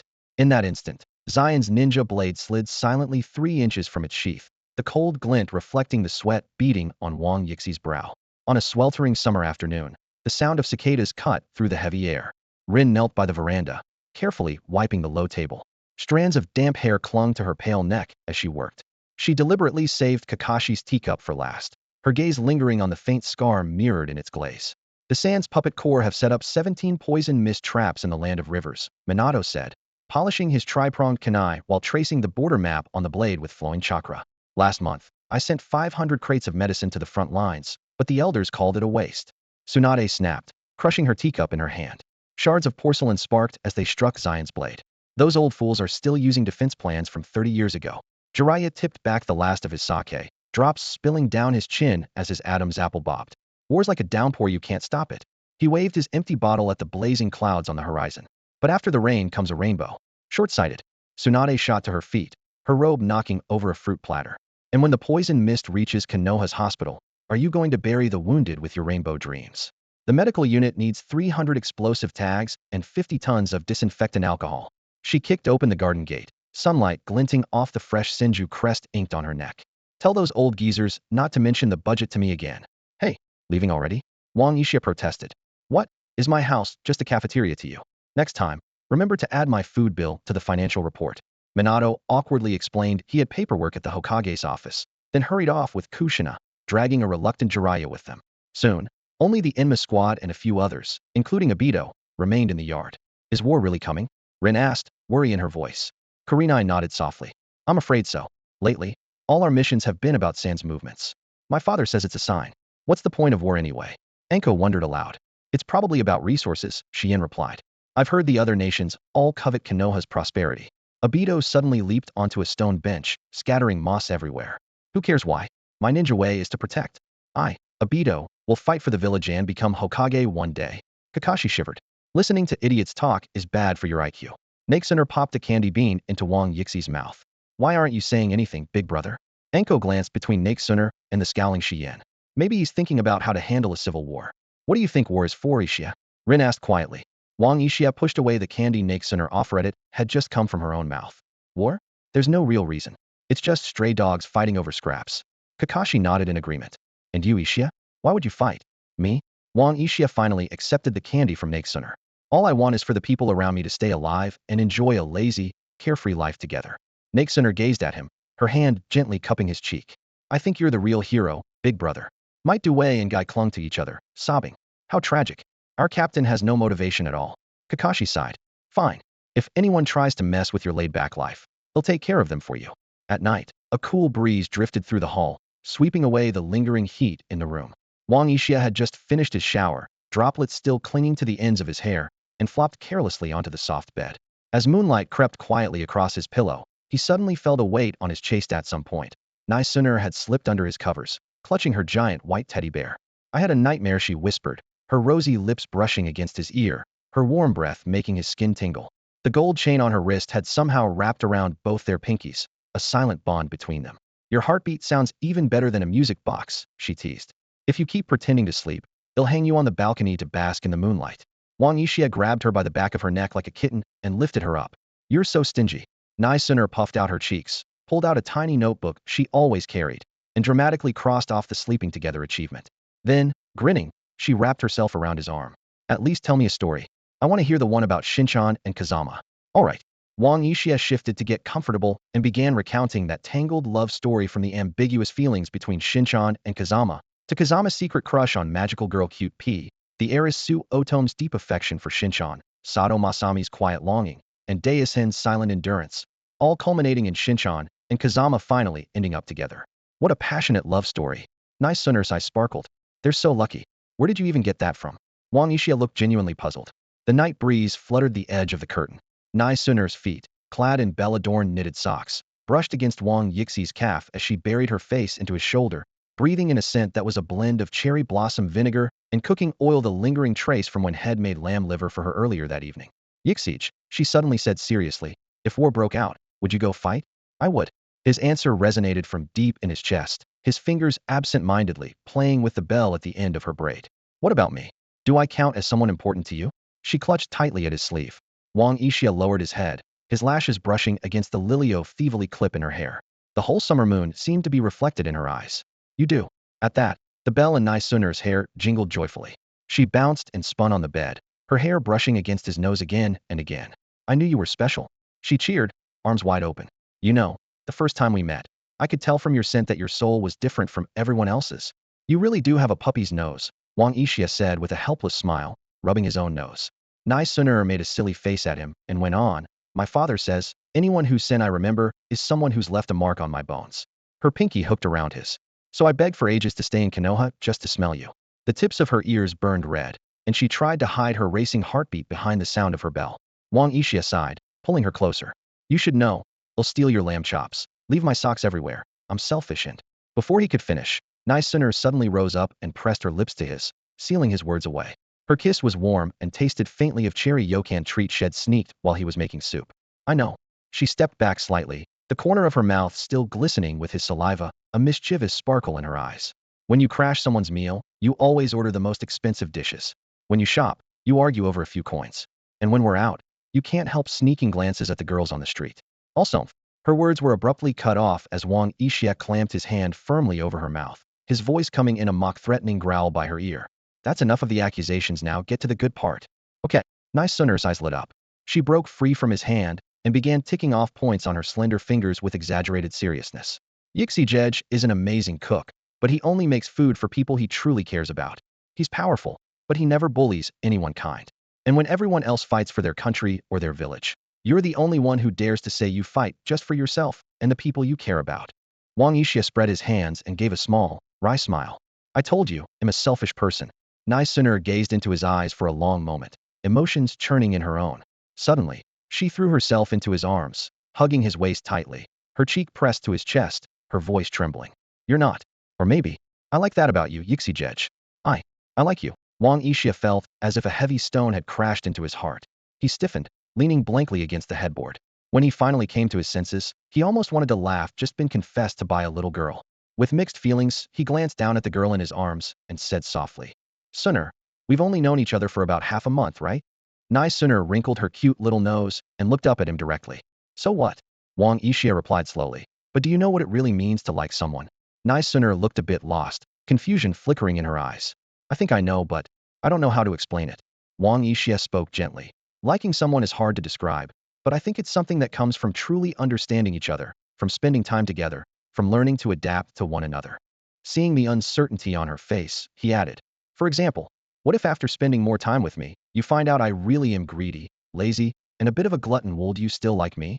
Yes. Nai Suner answered without hesitation, her eyes bright, with unwavering determination. Wang Yixia was speechless, but inside, he was a little moved. Maybe Suner didn't really understand what liking someone meant, but her sincerity was beyond doubt. Nai Suner's voice softened, her fingers unconsciously tracing the calluses on his palm. But when I see you talking to Sister Xian, I feel sad. When I hold your hand, my heart races. And she suddenly buried her face in his chest, her voice muffled. I want to smell your scent every day. Wang Yixia hesitated, then finally let his hand rest gently on her silky hair. Pressed against his chest, Nai Suner could clearly hear the rapid, powerful beat of his heart. Suner's scent. His Adam's apple brushed her forehead as his voice dropped low.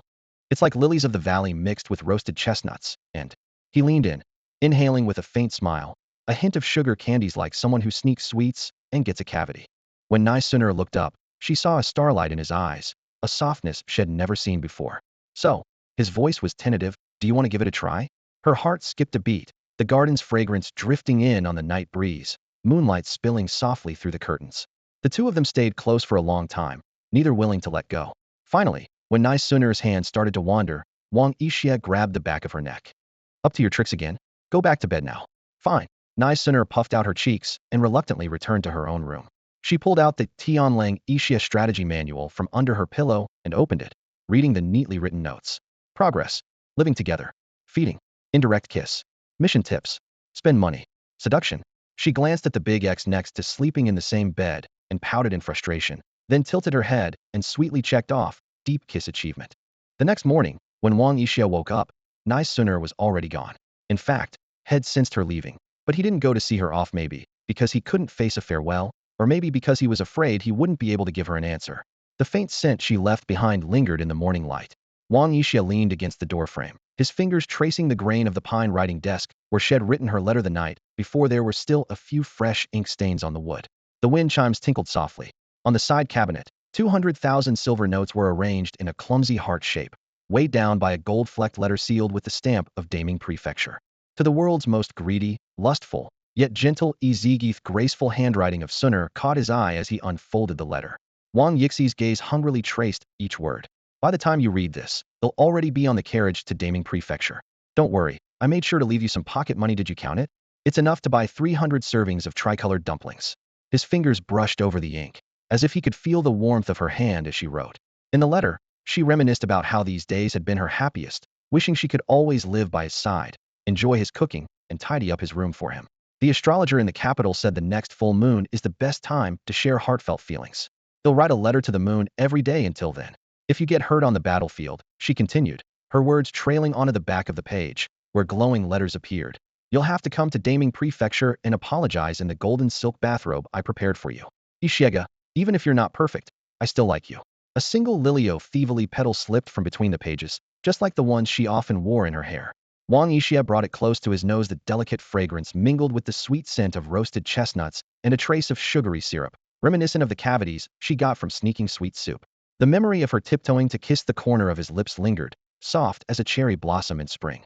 His fingertips trembled slightly, and the water stains on the signature suner at the end of the letter were still visible, evidence of tears she had tried to hide. A faint whiff of incense drifted in with the morning mist. Her handmade sachet, sewn crookedly into his collar the night before, now tugged painfully at his heart. He carefully folded the letter, tucked it into the envelope, and placed it close to his chest. Looking toward Daming Prefecture, with cherry petals swirling in the air, he whispered, "Maybe you'll have to wait until the war is over." Steadying himself, Wang Yixia murmured, "System, I want to top up." With a third battle looming, he needed to grow stronger fast. The system instantly pulled up the recharge page. Counting the 200,000 taels sooner left him, he had just over 600,000 taels on hand. He set aside 100,000 for emergencies and entered 500,000 taels to recharge. Beep. The system notified him of a successful transaction, then prompted, "Limited time skill bundle now available. Guaranteed gold tier reward, with a chance for red mythic reward. Only 488,888 taels, limit 1 per customer." 488,000. Wang Yixia exploded. "Why don't you just rob me? It's already a special offer," the system replied calmly. As much as the system liked to rip him off, its products were always reliable. Gritting his teeth, Wang Yixia said, "Fine, I'll buy it. A gambler can't lose every day." He clicked the bundle icon. Fireworks burst across the screen, and the golden bundle unfolded in a dazzling display. Beep, beep. The pleasant chime of the system echoed in Wang Yixi's mind. "Congratulations, host. You've successfully unlocked the skill gift pack." The system's voice was clear and cheerful as it began listing the rewards. 1 skill slot, 6 skill upgrade cards, and 5 skills ranging from green to gold quality. As a brilliant light flashed, the 5 skills appeared in turn. The green, excellent grade rubber stupor tactic inspired by Luffy to counter Enel, allowing the user to automatically dodge attacks for 3 minutes. The blue, superior grade you can't see me makes the user temporarily undetectable to enemies via brainwave interference. The purple, rare grade face distortion kick, a special kick that distorts the opponent's features. The orange, epic grade Peter's spider sense, the instinctive danger sense of Spider-Man. The gold, legendary grade observation Haki, a powerful ability to sense all living beings within 100 meters.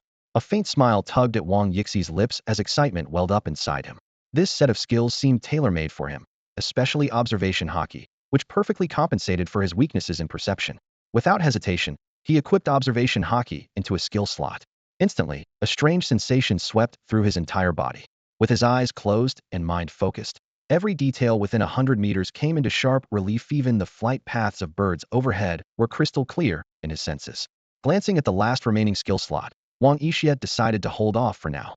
He still had enough funds for 1 more 10 draw, and it would be a waste to fill the slot only to draw an even better skill with nowhere to equip it. After topping up his balance, he had just enough for a 10 draw. His living expenses were running low again, but the sacrifice was worth it if it meant getting stronger. "Come on, system, give me something good," Wang Yixia muttered, starting the 10 draw. With a flash of light, 10 items appeared one after another. A Diga Ultraman transformation stick, 5 cans of yellow peaches, a truckload of sky mending stones, a crate of insect repellent, 2 large bottles of speed potion, 3 large bottles of strength potion, a certain death 3000, a folding stool, a bag of choy buns, and 10 old Biden smartwatches. Looking at his haul, Wang Yixia couldn't help but chuckle. The system's rewards were always full of surprises and a touch of drama. Hiss. Wang Yixia stared intently at the results of the lottery, his eyes suddenly sharp as an eagle's as he involuntarily sucked in a breath. His gaze darted quickly over the prize list, a surge of emotion almost overwhelming him. Waves of excitement and shock crashed over him, impossible to suppress. What made his heart race the most was the Ultraman transformation stick Tiga. If he could really transform into Ultraman Tiga, it would be like a fish taking to water would soar to new heights. From that moment on, ordinary humans would seem insignificant, and even the mighty-tailed beasts would appear trivial before him. He pictured himself standing before a crowd, uttering the cool question, "Do you believe in light?" before unleashing a beam that instantly wiped out his enemies. The thought alone made his blood boil with excitement. But aside from the transformation stick, another prize, the mysterious stone of patching the sky, also caught his attention. After all, this was the legendary artifact Nuwa had used to mend the heavens.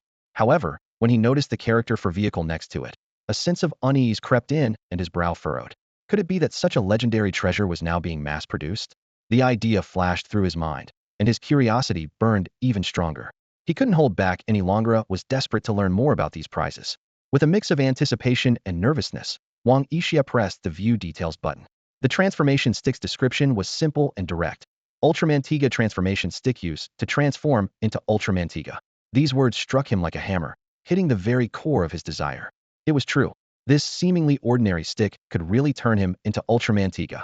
Wang Yixi's face flushed with excitement. Like a child receiving a long-awaited toy, he nearly jumped for joy. He gingerly picked up the transformation stick, his hands trembling, eyes filled with awe and expectation. The stick was only palm-sized, with a simple plastic exterior and a small sun-shaped ornament on top looking just like a child's toy. Who would have thought such an unremarkable object could conceal world-shaking power? Unable to resist the urge, Wang Yixia let out a shout and raised the stick, pressing the button. Tiga. Instantly, a loud bang erupted, thick smoke filling the room and shrouding everything in a dense fog. His figure became hazy, as if he had stepped into a mysterious new world. Coughing hard as the acrid smoke stung his throat, he stumbled backward, waving his hands in a panic to clear the air. After fumbling through the fog for a few steps, he finally stumbled out of the room, gasping for breath. Huh. Wang Yixia looked around in confusion, his brow furrowed. Everything seemed exactly the same. The cabinets and bed were all as they had been. Nothing had shrunk or become insignificant as had imagined. Doubt crept in. Had he failed to transform? He glanced down and saw that his hands were now gleaming silver. Rushing to the mirror, he saw his own silver reflection. Those iconic bulb-like eyes. It was unmistakably the face of Ultraman Tiga. He stood there, stunned, a mix of astonishment, joy, and disbelief on his face. The figure in the mirror was exactly the powerful form he had always dreamed of. Ultraman Tiga. Isn't this just Ultraman Tiga? I really did transform. But why didn't I grow bigger? Wang Yixia stood in the middle of the room, dressed in a silver bodysuit, striking all sorts of classic Ultraman poses from Tiga's signature cross-arm stance to the pre-attack light beam moves, even attempting a flying kick. His movements grew increasingly exaggerated, but his expression became more and more confused. No matter how hard he tried, none of those familiar Ultraman powers worked. Sweat dripped down his forehead as his patience wore thin. He stomped his foot and shouted into the air, "System, get out here. Is this transformation stick expired, or what?" The system's voice responded calmly, "No, it isn't." This short reply only made Wang Yixia angrier. His face turned red, fists clenched. Then why didn't I get bigger? Where's my electric punch? My lampult bomb? My Zapirian ray? The system countered. Did the description ever mention those? Wang Yixia was instantly speechless, his mouth opening and closing as frustration welled up inside him. He gritted his teeth, a flash of annoyance in his eyes. "Stupid system, come out here. I swear I won't beat you to death." He took a deep breath and continued. "Good thing I tested this out in advance. Otherwise, if I transformed into a little silver guy on the battlefield, I'd get beaten to a pulp in seconds." The system replied, sounding innocent, "It's not my fault. You just didn't read the description carefully." Wang Yixia rolled his eyes, cursing the system in his mind for always screwing him over. In a fit of frustration, he pressed the transformation stick again, trying to turn back to normal. But no matter how he pressed, twisted, or smacked it, the stick did nothing. It might as well have been a regular plastic toy. The system couldn't help but remind him, "Please remove the costume yourself." Wang Yixia froze for a second before exploding. "Are you kidding me? This thing is just a costume? I have to take it off myself after transforming?" "Of course," the system replied matter-of-factly. Unbelievable. Wang Yixia had given up hope for the system. Cursing under his breath, he quickly peeled off the skin-tight Ultraman suit and tossed it on the floor. If the transformation stick is this useless, I bet that whole truckload of patching stones is garbage too. He immediately turned his attention to the next reward. Had already finished the canned peaches long ago, so he skipped over that. Next, he checked the info on the patching stones. Leftover bricks from a Supreme Elder's pigsty construction. Function: throw at an enemy's head to stun them. Jinin: 1 minute. Chunin: 30 seconds. Jonin: 10 seconds. Elite Jonin: 3 seconds. Cage level: ineffective. Totally useless. I can take out Elite Jonin with no problem. Who needs bricks? And they're leftovers from building a pigsty. No wonder they gave me a whole truckload. Wang Yixia scoffed and moved on to the next item. Insect repellent. Spray on yourself to keep all snakes, bugs, mosquitoes, and ants within 10 meters away. Killer 3000. From domestic Wang Fei Hung, invented by Wensi. It combines 10 deadly weapons in one, and each weapon is a standalone ultimate killer. Folding stool. From the god of cookery, ranked number 1 among the 7 weapons. It can be hidden in any home, easily picked up, and can even be sat on to mask your intent. Even if the police catch you, they can't charge you with anything. Chin Jinsai's Bun. From the King of Fighters 97. Eating one instantly heals a third of your injuries, but you'll definitely choke on it. Old Biden's phone watch. Created by the system. Specially designed for seniors over 60, it combines calling, GPS, emergency alert, and storage functions. Upgradable. Features. Each watch can make individual calls or group chats.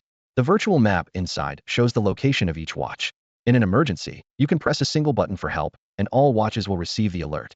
The watch contains a 1-incubator storage space, accessible and usable via chakra sensing. Wang Yixia carefully read through the reward descriptions, his eyes lighting up with interest. The Lao Biden smartwatch turned out to be unexpectedly powerful. It not only allowed him to keep track of his teammates at any time, but also supported emergency calls for help, location tracking, and storage. It was practically a multifunctional artifact. Since he hadn't drawn any new skills, Wang Yixia didn't hesitate to equip the watch in his skill slot. As for the remaining potions, he downed them all in one go without a second thought. When he opened his stats panel again, he couldn't help but frown. His attributes had seen another significant boost. Stamina, 120, resistance, 110, strength, 146, speed, 145, chakra, 125, ocular power, 150. Chakra attributes, lightning, fire, wind, earth. Inventory, Black Mountain Demon Slippers, 9 host photos, 6 skill upgrade cards, pepper spray, 1 revival coin, 300 children's song skill scroll, 648 food upgrade cards, 498 kanai upgrade cards, legendary watermelon blade, rubber daydreaming skill scroll, you can't see me skill scroll, unrecognizable kick skill scroll, a bag of Baozi from Chue Quanchong, 10 Lao Biden smartwatches. Skill slots, 99 equipped. Skills, finger gun extreme, body flicker technique extreme, shave extreme, flash 3.0, illusion immunity 2.0, railgun 2.0, great darkness 2.0, observation haki, Peter's quick wit. Kekki Jinkai, Mangekyo Sharingan consumes 1 ocular power per minute when activated. Cannot be used if chakra or ocular power is depleted. Left eye technique, oblivion return. Right eye technique, eternal moment. Once a skill is equipped, it cannot be changed. Staring at his stat panel, Wang Yixia pondered for a while. With 6 skill upgrade cards left, he decided to first enhance his newly acquired observation haki, then upgrade railgun to 3.0. This way, both his perception and attack power would see significant improvements. Without any hesitation, he immediately got to work, using the skill upgrade cards one after another until they were all gone. Upon checking his skills, he was satisfied with the new enhancements. The perception range of observation haki had expanded to 300 meters, and railgun had become even more powerful, now offering area effect attacks. Breathing a sigh of relief, Wang Yixia felt that his preparations for the coming battle were finally complete.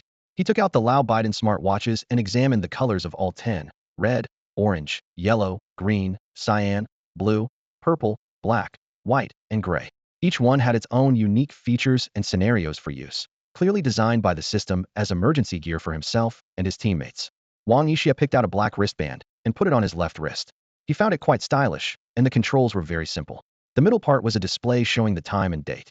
On the left side were 3 buttons. Pressing the top one allowed him to speak to all other users. The middle button let him select a specific user to start a conversation. The bottom button muted all communications. On the right side, there were also 3 buttons. The top one let him access a storage space where he could store or retrieve items at will. The middle button brought up a virtual screen displaying a map of the area within a kilometer radius. The bottom button sent a distress signal to all users. At the very top of the watch face was an in-ear receiver. Once removed and placed in the ear, it allowed him to discreetly receive messages from teammates. Otherwise, incoming messages would play on speaker for everyone to hear, which could be socially disastrous. As Wang Yixia was examining the in-ear receiver on the watch, he suddenly heard a faint sound at the window. Kakashi's ninja uniform had gotten caught on the window frame, and his mask had slipped down an inch just enough to reveal his entire body painted silver, looking like Digga with bulbous eyes. Kakashi's expression froze in an awkwardly hilarious way. Sorry to interrupt. He pulled his head back, suppressing his laughter, but 3 seconds later, he suddenly poked his head in again. No way. I have to take a picture of this. This is art. Kakashi instantly teleported to the wardrobe to grab his camera. Secretly dressing up in a mascot costume at home, he snapped photos non-stop, the flash going off repeatedly. Wow, it's even a tight suit. Wang Yixia finally managed to take off the costume. Railgun, are you seriously using your signature move to steal my photos? Delete them now, you jerk. I refuse. Kakashi grinned. I'm going to treasure these photos for the rest of my life. Then I'll make sure your life ends sooner. Wang Yixia shot back. Finger gun. The 2 figures shot out the window, leaping into the air and soaring toward Hokage Rock like birds.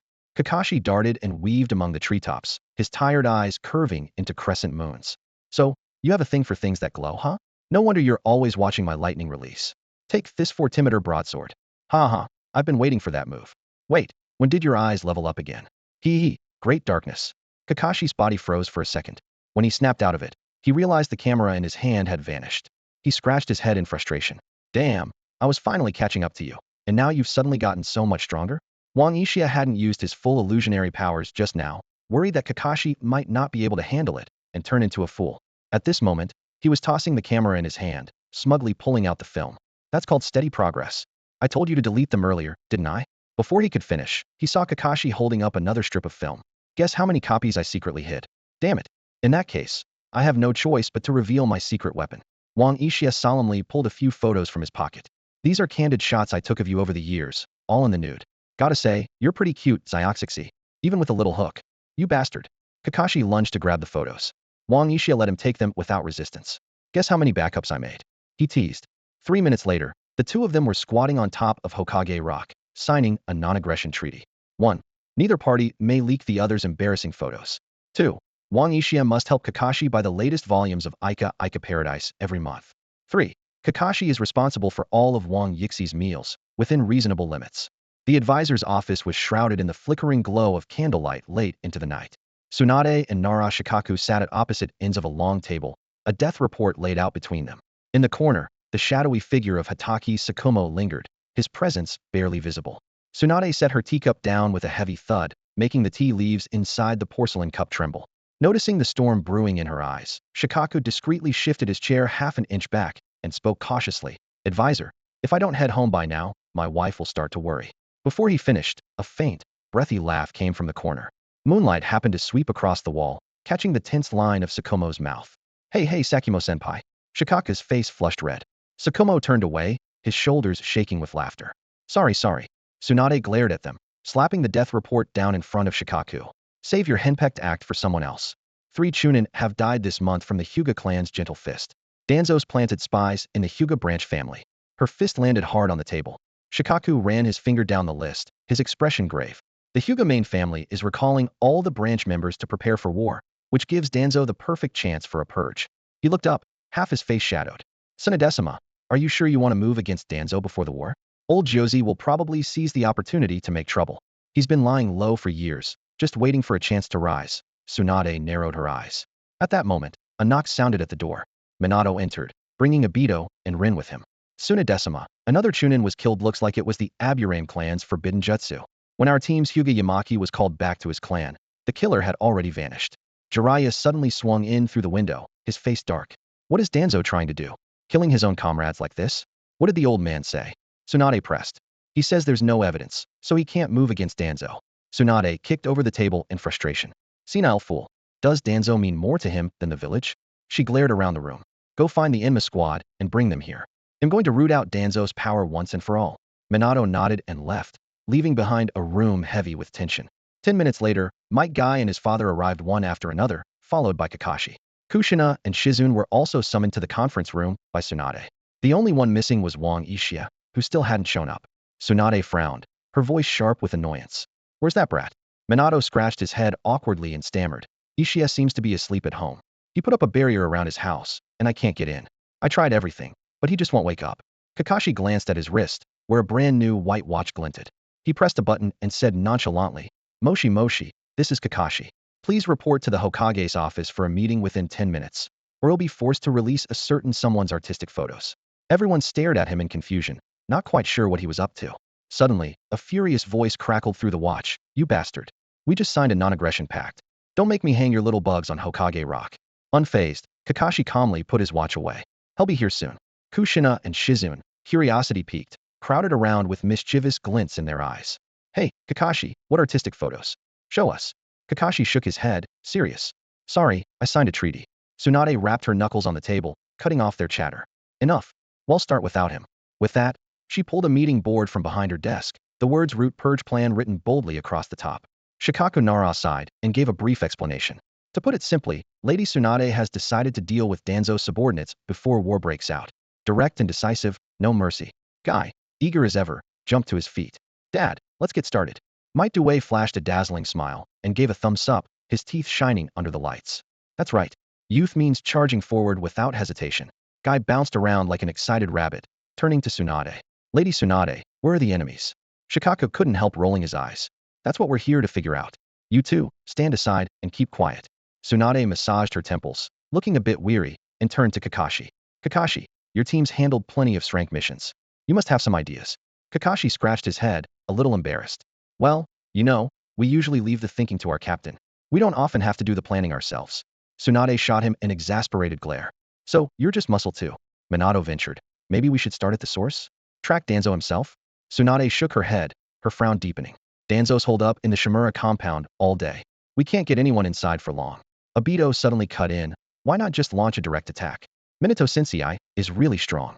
Tsunade cut him off without hesitation. You keep quiet too. Go stand with Guy. The room fell silent. Kakashi lowered his head in thought, then spoke up. Tracking could work, Shikaku. Not Danzo, but his subordinates. Tsunade's eyes lit up for a moment, but then dimmed again. Danzo's been in contact with too many people. We can't pinpoint the right targets. Even if we find a secret base, there's no guarantee we can wipe them all out. There just aren't enough of us. Shikaku narrowed his eyes, as if an idea had struck him. The Yamanaka and Akimichi clans could send reinforcements. If you want more assurance, Lady Tsunade, maybe you could approach the Uchiha and Hyuga as well. With your status, they're unlikely to refuse. Tsunade frowned in thought for a moment, then shook her head. It's not the right time yet. A heavy silence settled over the conference room, the atmosphere tense. Just as Tsunade finished speaking, the door suddenly burst open with a loud crash. A figure shot inside like an arrow, lunged straight at Kakashi, and grabbed him by the throat, shaking him wildly. You bastard. You sold me out. Where's your sense of loyalty? Wang Ishia roared, seething with fury.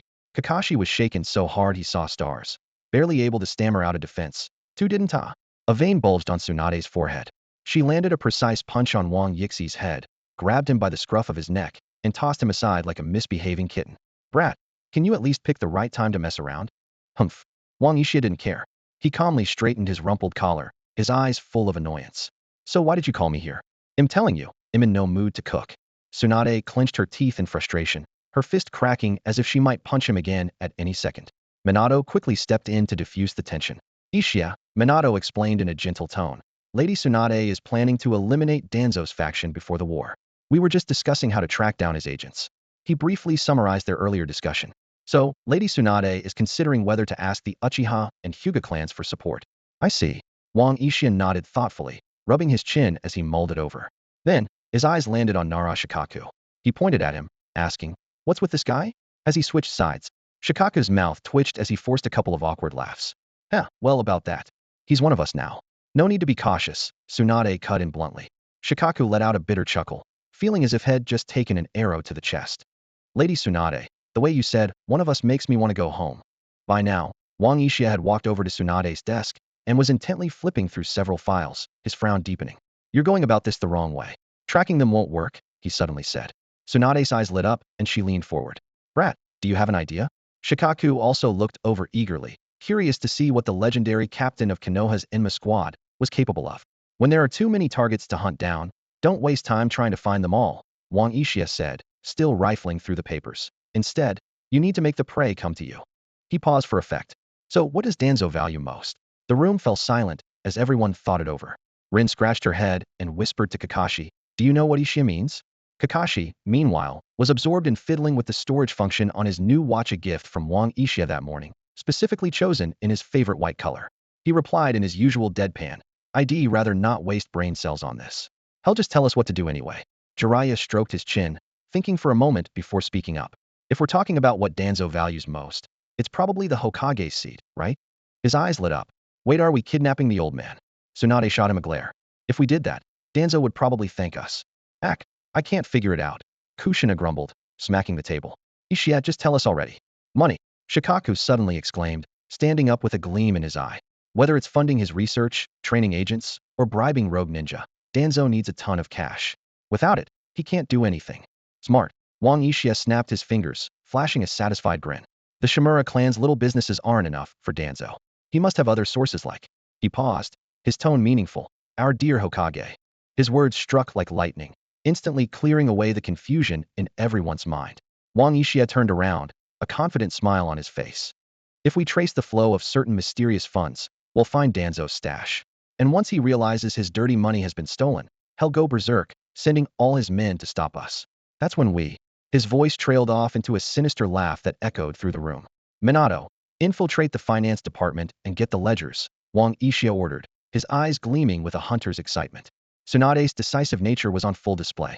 Standing in the center of the Hokage's office, her gaze was sharp and her voice rang with authority. Shikaku, call Yamanaka and Noichi over. Get ready to interrogate the whereabouts of the funds. She turned to Jiraiya, pointing straight at the door. Jiraiya, go to the Shimura compound and make sure Danzo stays put. Don't let him take a single step outside. The rest of you, gather your teams and protect the civilians. Don't give Danzo a chance to act out of desperation. Everyone took off to carry out her orders, except for Jiraiya, who lingered awkwardly, scratching his white hair. Tsunade, he stammered. If the old man steps in, I'm not sure I can keep Danzo in check. I mean, I really don't want things to get too tense between me and him. Hatake Sakumo suddenly stepped forward, his silver hair glinting in the sunlight. Why not let me handle it? This kind of thing is right up my alley. Wang Yixi's eyes lit up. He knew Sakumo wanted to confront Danzo himself, a chance to settle old scores. He immediately chimed in. Let's have Sakumo-senpai go to the Shimura compound. As for Tsunade's safety, let's have Daizenpai handle that for now.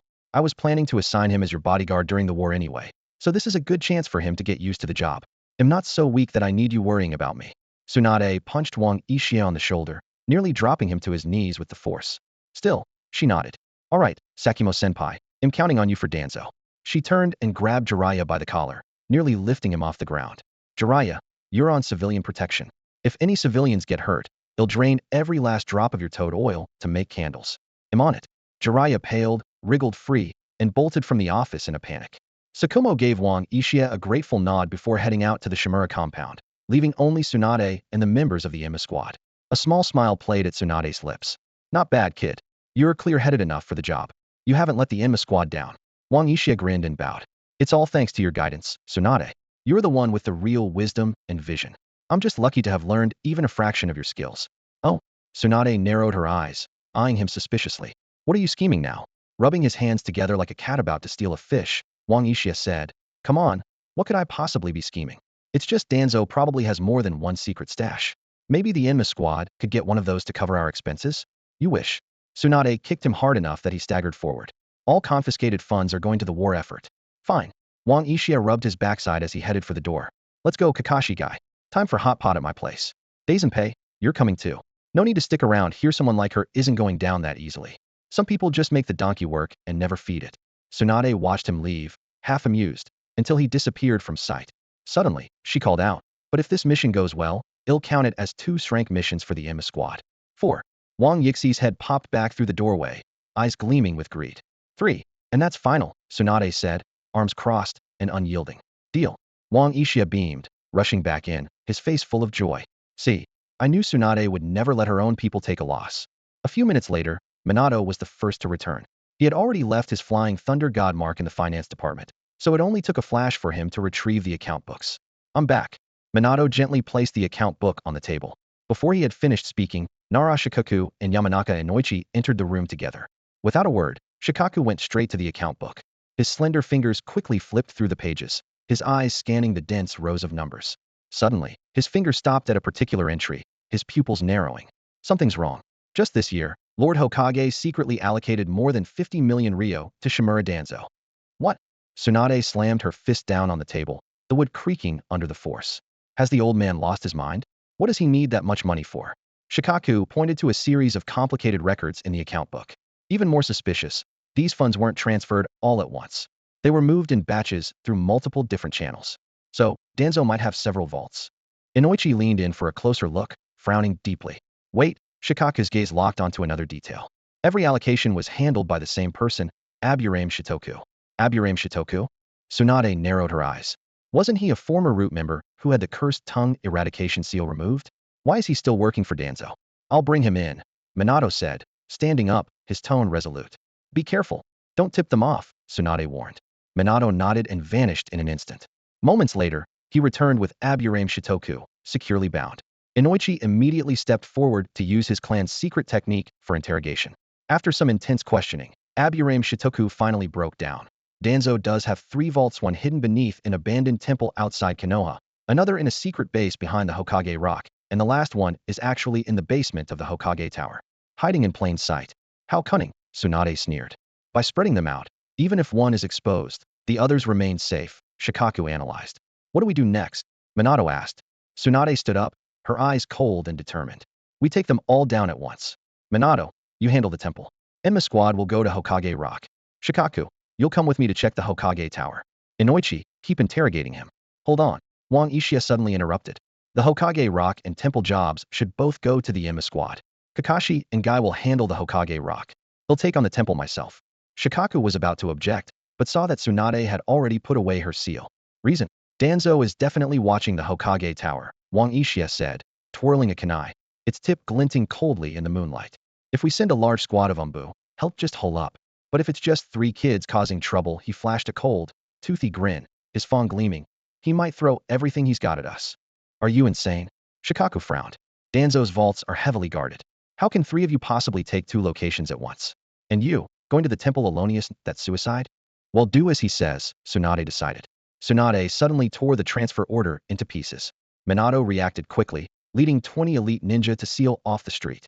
Her gaze was sharp as she fixed her eyes on the blonde young man, her voice low and commanding. Remember, no matter what you hear, even if the sky falls, don't let anyone get within 3 kilometers of the treasury. Understood. Minato accepted the order and hurried off. Wang Yixia turned away nonchalantly, waving his fingers in the air as he spoke coldly. Kakashi, guy, let's get to work. Kakashi stood up lazily from the corner, closing his copy of Make Out Paradise. His eyes showed a mix of weariness and excitement. Finally, it's our turn. Guy looked thrilled, hands on his hips and thumbs up, his tone full of energy. Youth shines brightest in the face of danger. The 3 wasted no time and quickly left the office. Shikaka Nara's brow remained furrowed, worry clear in his eyes as he turned to Tsunade, his voice low and urgent. Lady Tsunade, this is too risky, especially for Tianlang Yixia. He's going to the abandoned temple alone. Danzo is sure to focus all his forces on him. If anything happens, you're worried about the Enma squad, aren't you? Tsunade cut him off, a hint of meaning flashing in her eyes. Her tone was calm, but brooked no argument. What do you think made him the captain of the Enma squad? Shikaka was taken aback. Isn't it because he's smart? Tsunade let out a cold laugh, her brow tight. The Enma squad has carried out countless rank missions, each one full of peril. Yet every time, they complete the task almost perfectly, leaving barely any survivors. Do you really think brains alone could achieve that? Shikaka frowned, a little puzzled. Then what is it? Is he really that powerful? Tsunade didn't answer directly, but asked, do you remember 6 years ago, when the Wind and Earth countries joined forces to hunt down the Enma squad? Shikaka nodded. I remember. It was extremely dangerous. In the end, it was only thanks to your strength and Daizenpei's 8 gates that you made it back alive. Tsunade shook her head, her tone light. Back then, I was still suffering from hemophobia. Shikaku's eyes widened in shock. Hemophobia? Then you couldn't fight at all? Tsunade went on. Daizenpei opened the 5th and 6th gates while escaping nearly collapsed and was badly injured. Kakashi was wounded too and couldn't fight anymore. In the end, it was Tianlang Yixia alone who fought desperately, killing 127 enemies to save our lives. 127? Tsunade pulled out a yellowed scroll from a drawer, pointing to the densely packed death reports. 12 elite jonin from Sunagakure, 10 from Awagakure, the rest mostly special jonin and chunin. And what's most shocking is that more than a dozen of them had Kekkei Genkai. Shikaku's face changed dramatically, stunned into silence. The reckless, seemingly unreliable youth in his eyes actually possessed such terrifying strength. Tsunade's gaze drifted to the window, her tone calm but tinged with mockery. So, you don't need to worry about him. If anything, it's Danzo who should be worried. Outside the abandoned temple, the night was deep and the air so still it seemed frozen.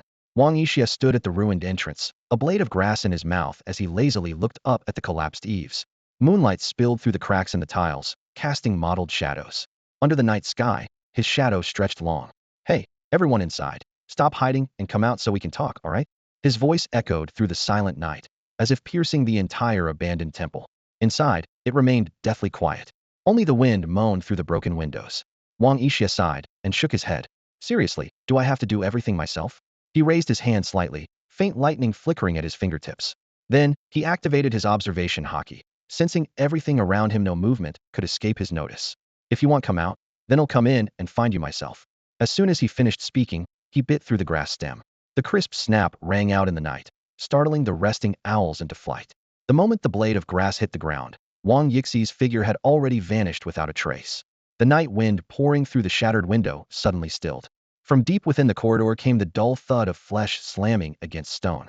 3 blurred figures flickered between the pillars, like afterimages left by a teleportation jutsu. The attack had already begun. The scent of blood hung in the air as a machete sliced open the throat of the second ninja. The third barely had time to raise his kunai before the real Wang Yixia materialized from the shadows. A burst of invisible energy shot from his fingertips, piercing the heart of a comrade 5 meters away. How disappointingly easy, he thought, blowing gently on his fingers. His ears twitched at Peter's warning, sharp as a needle in his temple. 17 poisoned shuriken whistled toward him from every direction. A flash of blue light erupted from the railgun in Wang Yixi's hand, and the electromagnetic round launched from his kunai blasted an entire brick wall to dust. Amid the flying debris came the sickening crack of splintering bone. 7 dark figures leapt from the swirling smoke, their hands forming seals that signaled the start of a jinjutsu. Suddenly, blood-red patterns flared in Wang Yixi's eyes. Darkness spread like ink, swallowing the space around him. The charging ninjas stumbled and collapsed. They couldn't hear the screams torn from their own throats, couldn't see the twisted faces of their comrades, couldn't even feel the agony that should have racked their bodies. The Jinjutsu's rebound only amplified the power of the great black heaven. Smirking, Wang Yixia stepped onto the back of a self-mutilating ninja. The railgun's whine echoed down the corridor.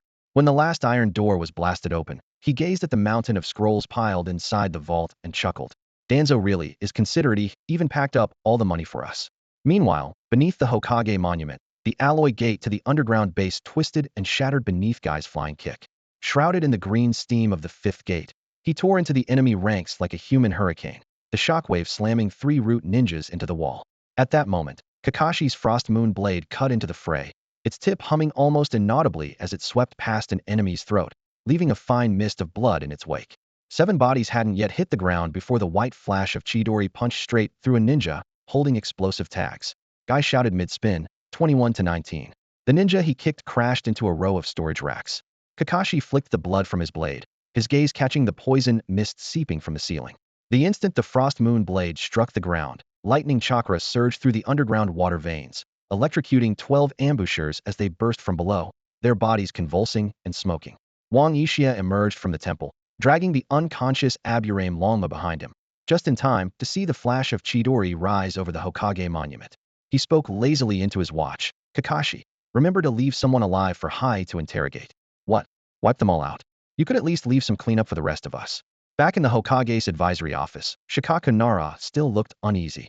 He spoke quietly to Tsunade. Lady Tsunade, are you sure we don't need to send reinforcements?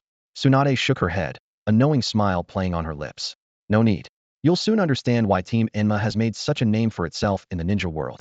Shikaku fell silent for a moment, then sighed. Let's hope you're right. Just then, a thunderous explosion shook the village, followed by a bolt of lightning piercing the sky. Tsunade watched the light and said softly, Look, it's begun. She suddenly laughed, tossing a sake bottle to the stunned Shikaku. Have a drink to steady your nerves. When that kid gets back, you'll see what it really means to be Konoha's Enma. The secret chamber of the Shimura clan shook violently. Celadon vases tumbled from the display shelf, shattering into dust under the furious surge of Danzo's chakra. 3 root ninja knelt on the cracked floor, their masks soaked with cold sweat. Useless. All of you are useless. Danzo slammed his cane down, splitting the ebony desk in 2, splinters flying everywhere. You can't even hold off 3 brats. His single eye glinted with bloodlust, reflecting the candlelight like a demon from hell. Send the entire squad of death soldiers to the temple. I want that Uchiha brat's head brought to me. Before he could finish, blood began to seep from the ink bamboo painting on the eastern wall. The image twisted and warped. Danzo spun around to see a scene from the underground vault of the Hokage building. Jiraiya's Wild Lion's main technique was sweeping away the last batch of scrolls, while members of the sealing team affixed tags over his root insignia. Tsunade. Danzo's voice broke into a beastly growl, his knuckles white as he crushed the message scroll. A cloud of purple smoke condensed in the air, revealing the Yinma squad's 3-man assault. Seeing this, Danzo suddenly burst into maniacal laughter. A gift from the heavens. Kill him. I want that Uchiha bastard dead. Release all of the Aburame clan's poisonous insects. After a moment's thought, he gripped his cane. He'll go as well. Tonight, he'll personally gouge out that brat's eyes. The 7 death soldiers in crimson uniforms prepared to form hand signs and vanish. Suddenly, fine snow drifted down from the ceiling beams. Danzo's pupils contracted. It wasn't snow, but fragments of chakra paper. No need to be so hasty, Lord Danzo. A cool male voice echoed from all directions as moonlight twisted into the shape of a blade. Tsukumo Hatake's figure shimmered into view, his white hair fluttering despite the still air. In his palm, the short blade white fang dripped with dark, viscous liquid, the residue of a root barrier torn apart by force. Impossible. Danzo stumbled back, knocking over the candlestick, sparks flying. How did you get in here? The tip of white fang lifted a broken root mask from the floor. Tsukumo's voice was icy. Back when you framed me and left me to bear infamy, did you ever imagine the dead would seek revenge? In a flash, he appeared behind Danzo, the flat of his blade landing on the old man's neck. Did you ever consider the price of your betrayal? The entire eastern wall collapsed with a crash. Moonlight illuminated the lightning flickering in White Fang's eyes. 13 elite root agents charged in from all sides, but froze 3 steps into the room somehow. Thin lines of blood had appeared around their necks. One more step, and you die. Now, Lord Danzo, I suggest you stay home and behave yourself. White Fang's blade hovered 3 inches from Danzo's eye. Don't give me another reason for revenge. Outside the abandoned temple, Wang Yixia crouched atop a broken monument, munching on a watermelon. Suddenly, a sharp pain stabbed his temple. He glanced at the rising dust on the horizon and grinned. Finally, they're here. 53 figures appeared under the moonlight. The Byakugan of the Hyuga clan glowed blue in the darkness, and the buzzing of aburame insects rolled like distant thunder. Leading them, a member of the Akimichi clan had expanded to 5 meters tall, his fists slamming into the ground and sending a wave of earth 3 stories high. That's all they've got.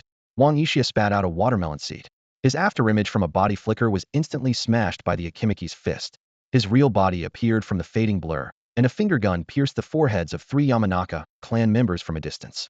Is this really all Danzo can muster? A tidal wave of aburame insects surged toward him, but burst into flames 3 meters away. Remnants of the railgun's heat still hung in the air, filling it with the scent of scorched earth. Hyuga branch members shattered ancient trees with their 8 trigrams vacuum palms, but hit only charred ground crackling with static. Great black heaven! The blade in Wang Yixi's blood-red eyes flashed, and the battlefield fell into absolute silence. The Akimichi's massive fist froze in midair. The aburame swarm paused as if time had stopped. When the darkness faded, 7 jonin had holes punched through their hearts, black blood oozing out.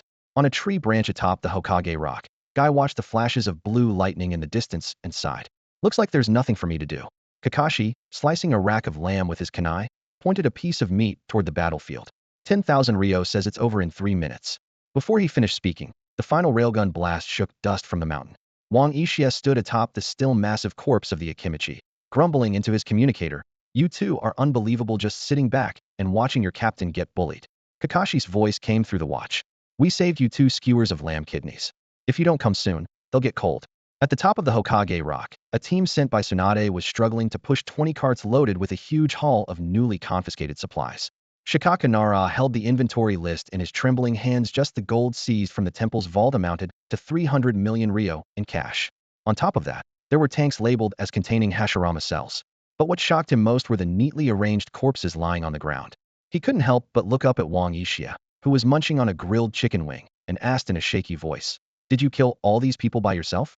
Wang Yixia casually tossed the chicken bone into a trash can and, with greasy fingers, pointed off into the distance. Most of these were taken out by Kakashi and Guy. The ones I killed are over at the abandoned temple. There are probably more over there than here. Behind him, Kakashi was crouched next to the coals, reheating some grilled meat, while Guy shouldered a 5-meter-long scroll with ease, moving with a confident stride. Shikaku swallowed hard, his voice quivering. You took out even more by yourself? How many more? Wang Yixia picked up a skewer of grilled kidneys and answered calmly, about 50 more than here. My god. An hour later, everyone returned to the Hokage's assistant office. Tsunade announced the operation's success. The 3 vaults had yielded a total of 800 million Ryo, providing a crucial boost for the coming war. Shikaku, Chozo Akimichi, and Inoichi Yamanaka sat together, speaking in hushed tones, their shocked gazes frequently drifting to Wang Yixia. Suddenly, the office door burst open with a rush of air. Tsukumo Hatake strode in, dragging Danzo Shimura by the collar like a chick, his white fang blade pressed against the old man's neck. In the corridor, the 3rd Hokage's pipe glowed in the darkness, followed by a dozen ENBU operatives. Hiruzen, look at what your prized student has done. Danzo glared, his bloodshot eyes sharp as daggers aimed at Sarutobi Hiruzen. Deep lines etched Hiruzen's face as he sighed. Tsunade, detaining a former advisor without due process is against protocol. Tsunade shot him a furious glare and punched the wall, shattering it with a thunderous crash. Debris flew everywhere, but the 3rd stood calm before the wreckage. And embezzling military funds and conducting human experiments is within protocol? Those are my great-uncle's cells you're using, old man. Tsunade's voice was low, seething with rage. All necessary sacrifices, the 3rd Hokage replied, exhaling a steady stream of smoke, his expression grave. Danzo has given much in Konoha's shadow, including using Hashirama's cells to create test subjects. Wang Yixi's voice cut in from the side. He was idly spinning a specimen tank in his hand, smiling as he added, the latest batch is dated just last week. Shikaka suddenly recoiled as if shocked, clutching his temples. Wait, the records show last week's funds were allocated for the orphanage expansion? Wang Yixia nodded lightly. Exactly, they used orphans as test subjects. Kakashi flipped through the ledger, stopping at page 37. He spoke in an even tone. 11 Uzumaki orphans, 7 Uchiha branch family members, all reduced to scraps in those tanks. The room went ice cold, the air almost solid with tension. The chakra seal on Tsunade's forehead began to glow with purple markings, But the third Hokage calmly formed hand seals, summoning a diamond-hard prison from the ground to shield Danzo. "I'll handle this investigation myself," the third said, his voice steady. "That's nonsense," Tsunade roared, her chakra erupting and shattering every window, her voice thunderous. "Tsukumo, please take this old man to the interrogation room." White Fang's blade hovered like ice at the third Hokage's throat, a clear threat. "Lord Hokage, are you sure you want to stand in the way?" The 12 ANBU drew their weapons in unison, the atmosphere growing taut with tension and a sense of impending violence. Just then, Wang Yixia let out a soft laugh, spinning a kunai in his hand. "Everyone, why not take a look outside?" Outside the office window, the people of Konoha had gathered in droves at the foot of the Hokage Tower. It was clear they already knew of Danzo's crimes and were loudly demanding that the former high official be brought to justice. The tide of public opinion was surging, and the crowd's anger was growing ever more intense. Manipulating public opinion and riling up the crowd, Wang Yixia said, twirling his kunai with a hint of mischief in his eyes. "Lord Hokage, how do you think I did?" "Nonsense." Hiruzen barked, his expression deadly serious. "When have I ever used tactics like that?" Wang Yixia pointed his kunai at Shimura Danzo, his tone icy and harsh. "Anyone who shields evil is complicit." As soon as he finished speaking, a flash of lightning sparked from Kakashi's cold moonblade, splitting the air with a sharp crack. The scent of burning ozone filled the room, as if even breathing stung. "Anyone who gets in our way dies." A chilling murderous intent quickly filled the room, pressing down like a physical weight. The pipe in Hiruzen Sarutobi's hand slipped and clattered to the floor, scattering a few sparks. He was silent for a moment, then waved his hand wearily, watching as Tsukumo yanked Danzo up and dragged him toward the dungeon. Just before leaving, Danzo glared at Wang Yixia with his one good eye, gritting his teeth. "Uchiha brat, you'll regret this, you talk too much." Before he could finish, Wang Yixia flicked his finger and shot a soldier pill straight into Danzo's mouth, sealing it shut. His tone was calm and cold.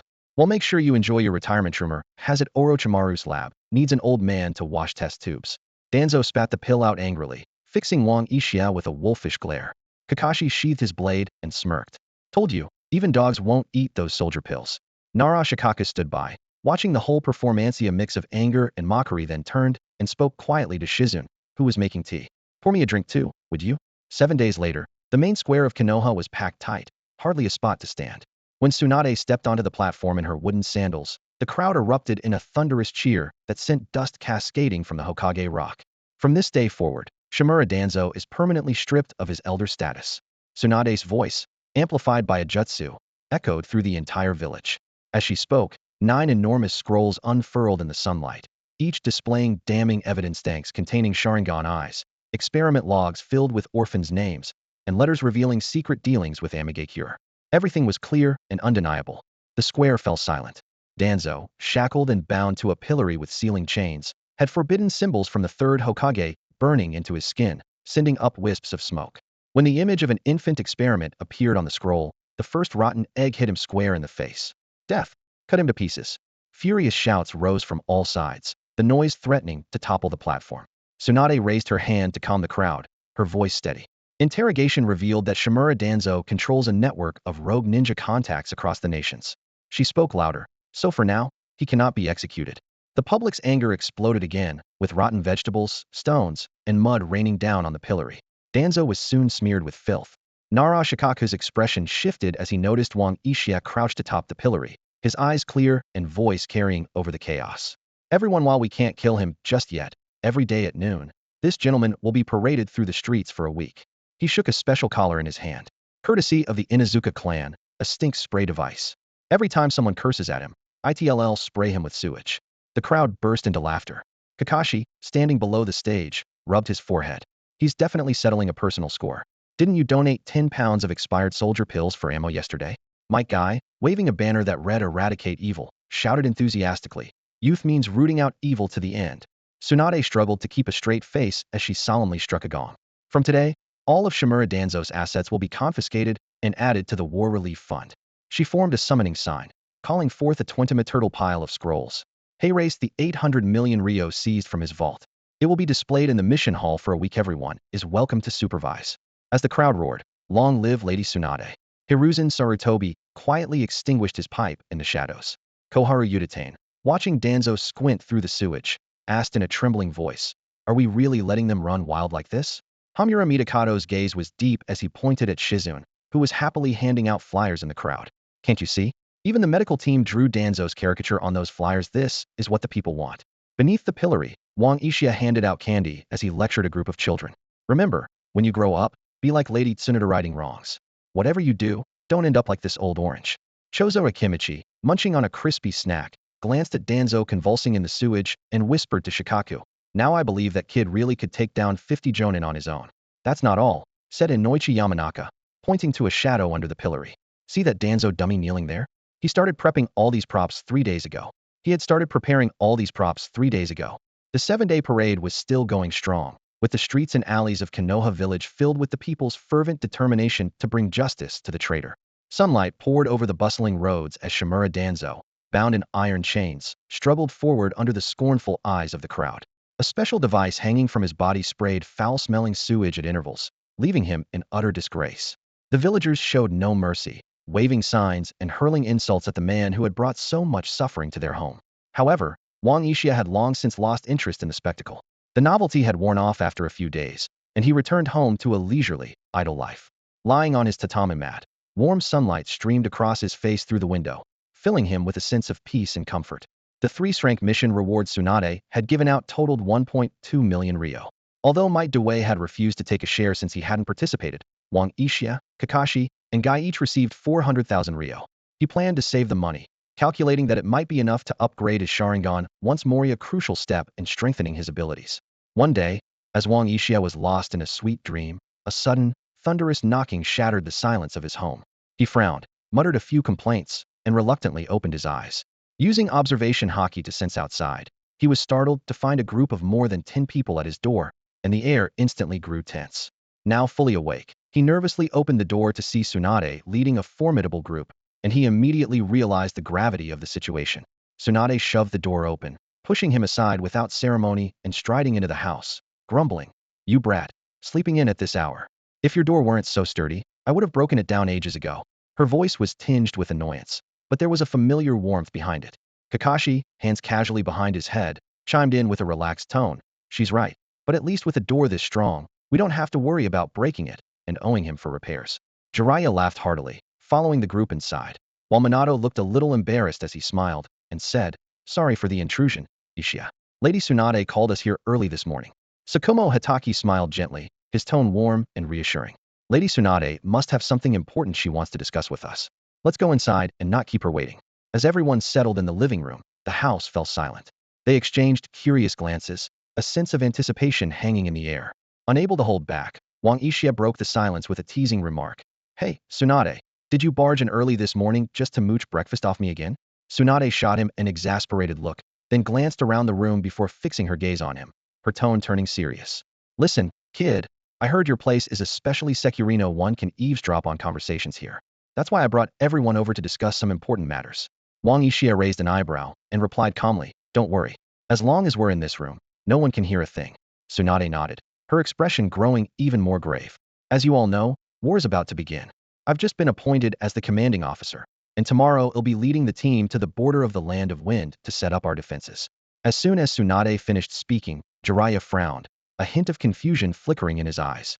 "Tsunade, why would you take on the role of commander? When it comes to dealing with Kyo's poisons, no one is better suited than me." Tsunade's gaze suddenly sharpened. She pulled out a thick stack of documents from her ninja pouch and slammed them onto the table. "The village elders have grown corrupt. Over the years, they've done too many things they can't let see the light of day." Everyone grabbed the documents and began flipping through them. Kushina had barely glanced at a few pages when her hands started to tremble, rage blazing in her eyes. She shot to her feet, her chair scraping loudly against the floor. "How is this possible? Why would Konoha do this?" Yuzushiobikure was destroyed, and not only did Konoha refuse to help, they even sent people to snatch up what was left behind. Minato quickly grabbed Kushina's arm. "Calm down, maybe the village had no other choice." "No other choice?" Kushina yanked her arm free, her voice raw with anger. "They were just afraid of Yuzushiobikure's power, so they stood by and watched us get wiped out." Just as Kushina was about to storm out, Tsunade pressed a firm hand on her shoulder. "I understand your anger, but we need to stay calm. I'm showing you these documents because I want us to solve these problems together." Wang Yixia spoke up to reassure everyone. If Tsunade has chosen to reveal the truth, she must already have a plan. Suddenly, Obito slammed his fist on the floor, his voice shaking. "How could they do this to Shimo-senpai?" Rin quietly echoed his sentiment, while Kakashi looked eager to share what he knew about the situation. Jiraiya set the documents down, his expression complicated. The old man really did let things get out of hand. The higher-ups have been lining their pockets under the guise of helping the common ninjas. Their clans are now bigger than some of the traditional families. That's part of why I left the village in the first place. Minato shook his head with a sigh. It's hard to believe the third Hokage would do this. And Danzo, experimenting on people with the first Hokage's cells. Tsunade turned her sharp gaze to Wang Yixia. Hey, brat, since you're the one who exposed all this, stop pretending. Wang Yixia stood up, his expression serious. Then it'll be direct after the war. We need to make the third Hokage step down and reveal all his crimes to the public. The room fell into stunned silence at his words. Those who already knew stayed quiet, while Minato and Jiraiya were visibly shocked. Only Kakashi's eyes lit up, as if had been waiting for this moment for a long time. Jiraiya suddenly stood up. Tianlang Yixia, do you realize what you're saying? That's my intention as well, Tsunade cut in coldly. Jiraiya turned to Wang Yixia, demanding, do you want to become Hokage yourself? Wang Yixia wagged his finger and gave a slight smile. No, I have no interest in being Hokage. The one who should become Hokage is Tsunade. Tsunade? At Wang Yixi's words, everyone turned to look at Tsunade, their gazes sharp as arrows. A faint blush colored her pale cheeks, but it quickly faded. With a sudden wave of her hand and eyes as sharp as blades, Tsunade's presence filled the room. That's right. I'm going to be Hokage. Who's with me? Who's against me? Her voice rang out, echoing through every corner of the room. Kakashi spun his Hangetsu blade in his hand, the blade leaving afterimages in the air as lightning flickered between his fingers. He gave a slight smirk and said nonchalantly, let's be clear, they'll only recognize a Hokage who knows how to gamble. Might Dewey's thick eyebrows trembled violently, tears welling up in his eyes. His green jumpsuit rippled with emotion, as if waves were surging beneath it. This is the peak of youth, Lady Tsunade. He choked out. Might Guy's eyes sparkled like stars, his youthful spirit surging within him. Clenching his fists in excitement, he shouted, Dad, let's perform the morning peacock for Lady Tsunade. Kushina's eyes burned with anger. She shoved over the tea table beside her, sending cups and teapot crashing to the floor. Finally, Uchiha said once Tsunade takes over, I can go out and have some fun. They'll send every last one of those who took part in the Yuzushiogakure massacre straight to hell. A memory flashed in Tsunade's mind, Wang Yixia whispering to Kushina years ago. She immediately turned to Wang Yixia, her gaze sharp as a knife. You've been planning this all along, haven't you? Wang Yixia gave an awkward laugh and waved his hand. Hey, it's all for Konoha, right? Ha ha. Minato's blonde hair fluttered even without wind as he spun his flying thunder god kunai, leaving a graceful arc. With a gentle smile, he offered a cup of tea. If it's Lady Tsunade, I'm happy to acknowledge her. Obito and Rin clutched their hands to their chests, eyes brimming with admiration and excitement. Lady Tsunade is incredible, they said in unison. Shikaku Nara nodded slightly, his expression serious. As members of Konoha, the Ino Shikacho clans also want to see the village rise to glory again. Just as smiles spread across everyone's faces and a harmonious atmosphere filled the room, something suddenly went wrong. Jiraiya's scroll burst open, filling the room with white smoke. The stomach walls of the great toad of Mount Mayaboku quickly enveloped the entire space like a giant screen. In a flash, Jiraiya appeared before Wang Yixia, his snowy white hair flying and his gaze as sharp as an eagle's. Kid, what did you put in the drink you gave Tsunade? He demanded. Or tell me how are you really after by pushing her to stage a coup? Don't give me that justice talk. I've seen plenty of kids on the battlefield. A flash of killing intent passed through Kakashi's eyes, and he was about to act, but Wang Yixia signaled him to hold back, a hint of disdain curling his lips. Wang Yixia calmly sat back down, waiting to see what would happen next. His gaze turned icy sharp as he slowly drew his watermelon knife, its cold gleam flashing along the blade. After a moment's thought, he sheathed it, and instead pulled out his upgraded wooden staff. Lord Jiraiya, I don't understand what you're implying, Wang Yixia said in a low voice. Are you saying we should just accept the third Hokage suppression of the village? Or is it simply because he's your teacher that you feel the need to defend him no matter what? Anyone would feel resentful if their good deeds were questioned, let alone Wang Yixia, the captain of the Emma squad. He had survived countless battles, his hands stained with blood, and had killed hundreds, if not thousands. He was no longer someone who would just stand there and take criticism without fighting back. Kushina's chakra burst out like a wild horse, and the savage, crimson aura of the Nine Tails quickly filled the room, making the air feel suffocating. She roared angrily. When Yuzushio village sent out a call for help, the third Hokage was busy entertaining the envoys from the hidden cloud. Minato's face changed, a flicker of anxiety in his eyes.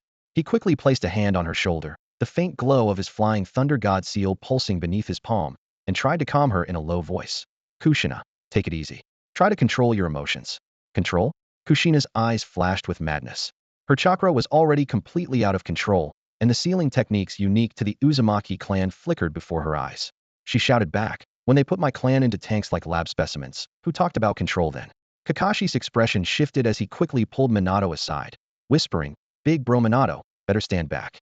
That stick of hers hurts like hell, don't get caught in the crossfire." Might Due quietly tugged Guy a few steps back as well, a trace of worry in his eyes. Tsunade sighed, stepped forward to block Wang Yixia, and turned to Jiraiya with a serious look. "Jiraiya, I know you're worried about the village getting hurt, but a quick, sharp pain is better than a lingering one. Instead of letting those parasites keep eating away at the village, we should rip out the rot and set things right again."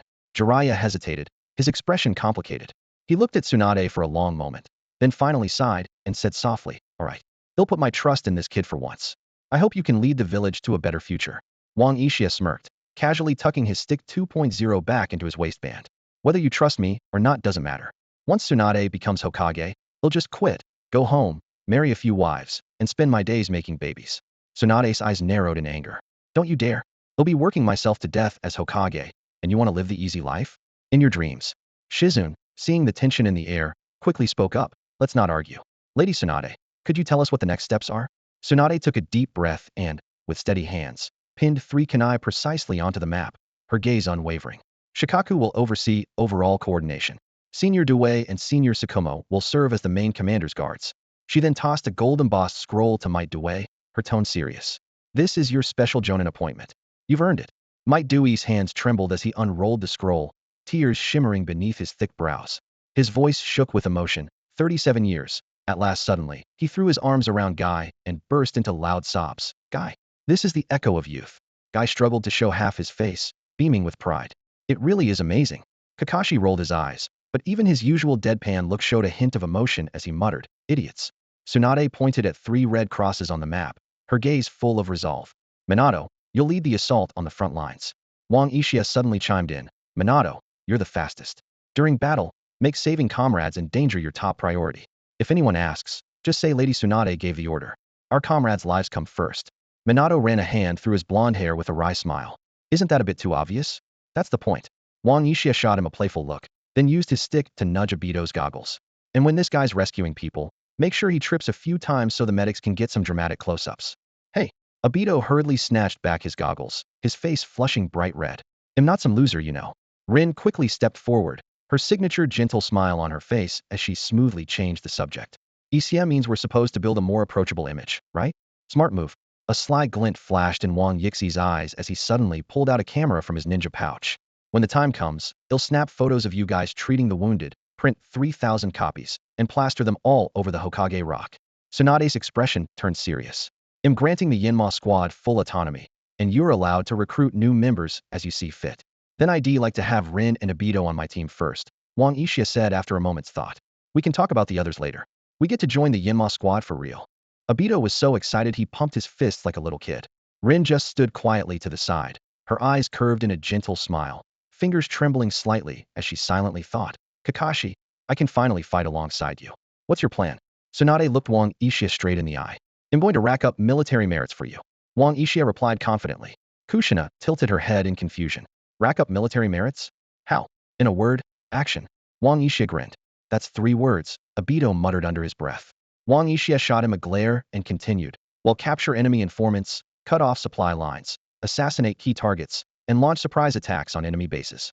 The riskier the mission, the more we'll take on." "That's too dangerous." "There's no need to go that far," Tsunade said, frowning. "Someone has to do these missions," Wang Yixia said firmly. "Getting them done quickly will help the main force a lot." "Tsunade, this is for you and for the village. I only ask for 2 things in return." "Name them," Tsunade said, her voice solemn. "First, clear Senior Shuomo's name. Let everyone know he was a hero who was framed. Second, reveal the truth behind the destruction of Yuzushiogakure, so everyone can see the real face of the 3rd Hokage." "No way." Jiraiya cut in urgently. "That would ruin the old man's reputation." Wang Yixi's eyes turned cold. "So it's fine for him to destroy other people's lives and homes, but no one's allowed to touch his reputation?" "Jiraiya, you're unbelievably naive. You brat, did you just insult me?" Jiraiya's face turned red with anger. "So what if I did? For someone as selfish as you, a beating would be letting you off easy." Jiraiya let out a furious laugh and started forming hand signs. But in the next instant, with a deafening bang, Wang Yixia slammed him into the wall, leaving a clear footprint on his chest. In a flash, Wang Yixia appeared in front of him, sneering, "You think you can form hand signs in front of the Yinma squad captain? What am I, one of those hot spring owners you like to peep on?" Before the words had even faded, the staff came down like a torrential rain. The wooden rod landed heavily on Jiraiya, each strike echoing with a dull thud. Sensei, Minato, alarmed, was about to use the flying thunder god technique to help, but Kakashi grabbed his shoulder and held him back. Don't go, Kakashi said casually, flipping open his Ica Paradise novel without even looking up. Unless you want to get beaten too.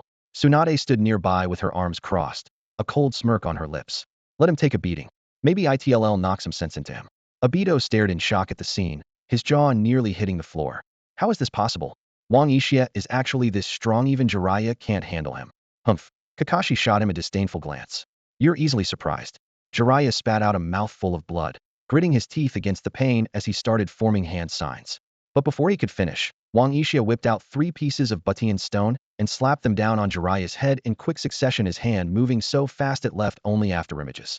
Dazed and dizzy from the blows, Jiraiya barely had time to react before Wang Uchiha resumed his assault, switching to an upgraded wooden rod and continuing to lash out while shouting, "You perverted hypocrite! Trying to teach me a lesson? What does hypocrite mean?" Rin whispered to Kakashi. Everyone turned to look at him. Kakashi thought for a moment, then raised his voice. "Uchiha, what if someone tries to steal from us? Who'd dare? I'd beat the crap out of anyone who tried." Wang Uchiha replied without pausing. "But what if we're the ones taking something from someone else? That's not stealing, that's just borrowing, or keeping it safe for them." "See?" Kakashi shrugged. "That's what you call a double standard." Tsunade covered her face and sighed. "I really haven't paid enough attention to my subordinates.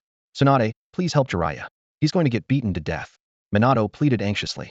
Snapping out of her thoughts, Tsunade shouted, "Hey brat, that's enough." Wang Uchiha landed 2 final blows before reluctantly putting away his weapon. Tsunade spoke sternly. "I agree, when you make a mistake, you should be punished." Suddenly, Tsukumo Hatake spoke up, his tone grateful. "Uchiha, thank you for standing up for me. But let's leave it at that. Over the years, I've learned that Danzo was the one who set me up. The 3rd Hokage just didn't stop him. Even Kushina's inheritance was taken from Uzushio by Danzo." Wang Uchiha frowned, thinking it over, and then snorted. "You're too soft, Sakumo-senpai. Fine, do as you wish. All I want is for the 3rd Hokage to step down." Tsunade nodded seriously. "Don't worry, they'll make sure everyone gets an answer." Minato rushed to help Jiraiya up. "Sensei, you really took that beating for nothing," he said, his voice full of concern. "Tsunade, why didn't you help me sooner?" Jiraiya groaned. "Stop whining." Tsunade shot him a glare. "I knew that kid was strong, but I didn't think he'd be so ruthless." Jiraiya could only shake his head helplessly. Tsunade's eyes grew sharp as she slammed her fist down on the war map, causing the teacups to rattle. "Listen up. This time, not only do we have to defeat Sunagakure, but we're going to show everyone who truly deserves to be Hokage." Under the night sky, the lights of Konoha village shimmered softly as Tsunade and her companions made their way down the stone-paved road toward the village gates. The moonlight highlighted the bruises around Jiraiya's eyes and his swollen cheeks, making his awkward expression seem even more pitiful. Suddenly, Tsunade stopped, deftly pulled a paper packet from her ninja pouch, and tossed it lightly to Jiraiya. "Put this on your face. We don't need you heading out tomorrow looking like a beaten-up pervert and giving people the wrong idea." Jiraiya scrambled to catch the medicine, tucking it carefully into his vest pocket. "Are you really comfortable putting all your hopes on that kid, given the strength he showed?" Jiraiya's tone turned serious, his question startling a night owl perched under the eaves. His crimson cloak fluttered in the wind. "Trust doesn't need a reason," Tsunade replied, gracefully tucking a stray lock of blonde hair behind her ear. The moonlight cast her determined profile in sharp relief. "If anything, you should work on being less stubborn." The metal plate on her forehead protector glinted coldly in the darkness. "Uncle Jiraiya, you're so old-fashioned." Kushina suddenly poked her head out from behind Minato, her fiery red hair whipping in the wind. "You're always defending the 3rd Hokage, never seeing right from wrong, playing favorites, and thinking only of yourself. If you ask me, that punch you got was nothing. Isia is way more honorable than the old man ever was." She waved her fist excitedly, nearly hitting a passing firefly. Minato quickly pulled her back. "I'm really sorry, Jiraiya-sensei. Kushina's just in a bad mood today, please don't take it to heart." "Haha, this girl sure has a way with words." Jiraiya scratched his head with a wry smile, then glanced at the distant lights of the Hokage Tower, his voice turning somber. "Maybe it's time I started looking at things differently. I really have been too set in my ways. If Tsunade ever wants to be Hokage, they'll support her all the way." Back at Wang Yixi's place, Might Due and his son, Tsukumo Hatake and his son, as well as Obito and Rin, all stayed behind. After seeing Tsunade's group off, Wang Uchiha returned to the living room and first sought advice from the 2 elders. "Do you have any suggestions or additions to the plans I laid out earlier?" "Uchiha, after being teammates for so long, I've always trusted your judgment completely." Might Due replied firmly. Tsukumo Hatake nodded warmly. "You're already family to us. As your elders, will always support your decisions and be your strongest backing. Wang Yixia replied sincerely, Sakimo-senpai, you're as steady and humble as ever. I truly admire you. Finally, he turned to Obito and Rin. From today onward, you two are the reserve members of Team Yinma. Why does Guy get to be a full member right away? Obito protested, clearly dissatisfied. Wang Yixia replied without a hint of doubt. Because I'm the captain, and what I say goes. His concise and forceful words left Obito speechless, forcing him to lower his head in silence. Tomorrow, our Yinma squad will be heading out with the main force, Wang Yixia announced, sweeping his gaze over the group with a mysterious smile. As your captain, I've prepared some gifts for everyone. Gifts? Really? Rin's eyes lit up instantly, and she cheered like a little girl. Captain Ishia, you're the best. Hearing this, Kakashi and Guy quickly gathered around, both well aware that Wang Yixi's gifts were never ordinary. Only Obito remained sulking in the corner, deliberately keeping his distance from the others. Wang Yixia turned and walked into the kitchen, found an empty cardboard box, and deftly filled it with an assortment of items from his inventory. He returned to the living room carrying the box, then flipped it over onto the table. With a loud clatter, all sorts of items spilled out, covering the tabletop. After searching through the pile for a moment, he picked out a set of colorful plastic watches. These are special watches I stumbled upon. Not only can they be used for communication, tracking, and sending distress signals, but each one also has a storage space of 1 cubic meter inside. Everyone gets one. Rin was the first to step forward, offering a graceful bow. Thank you, Captain Ishia. She chose a bright yellow watch and couldn't take her eyes off it. Guy picked a vivid green one, immediately studying it with great interest. Even the sulking Obito couldn't resist, eventually grabbing a gray watch with a flushed face. Wang Yixia patiently demonstrated how to use the watches, then handed out vacuum-sealed bags, giving each person a serving of his upgraded canned yellow peaches, complete with extra syrup. He had also prepared 2 more portions for Might Due and Sakomo Hatake. This is a real lifesaver, he explained.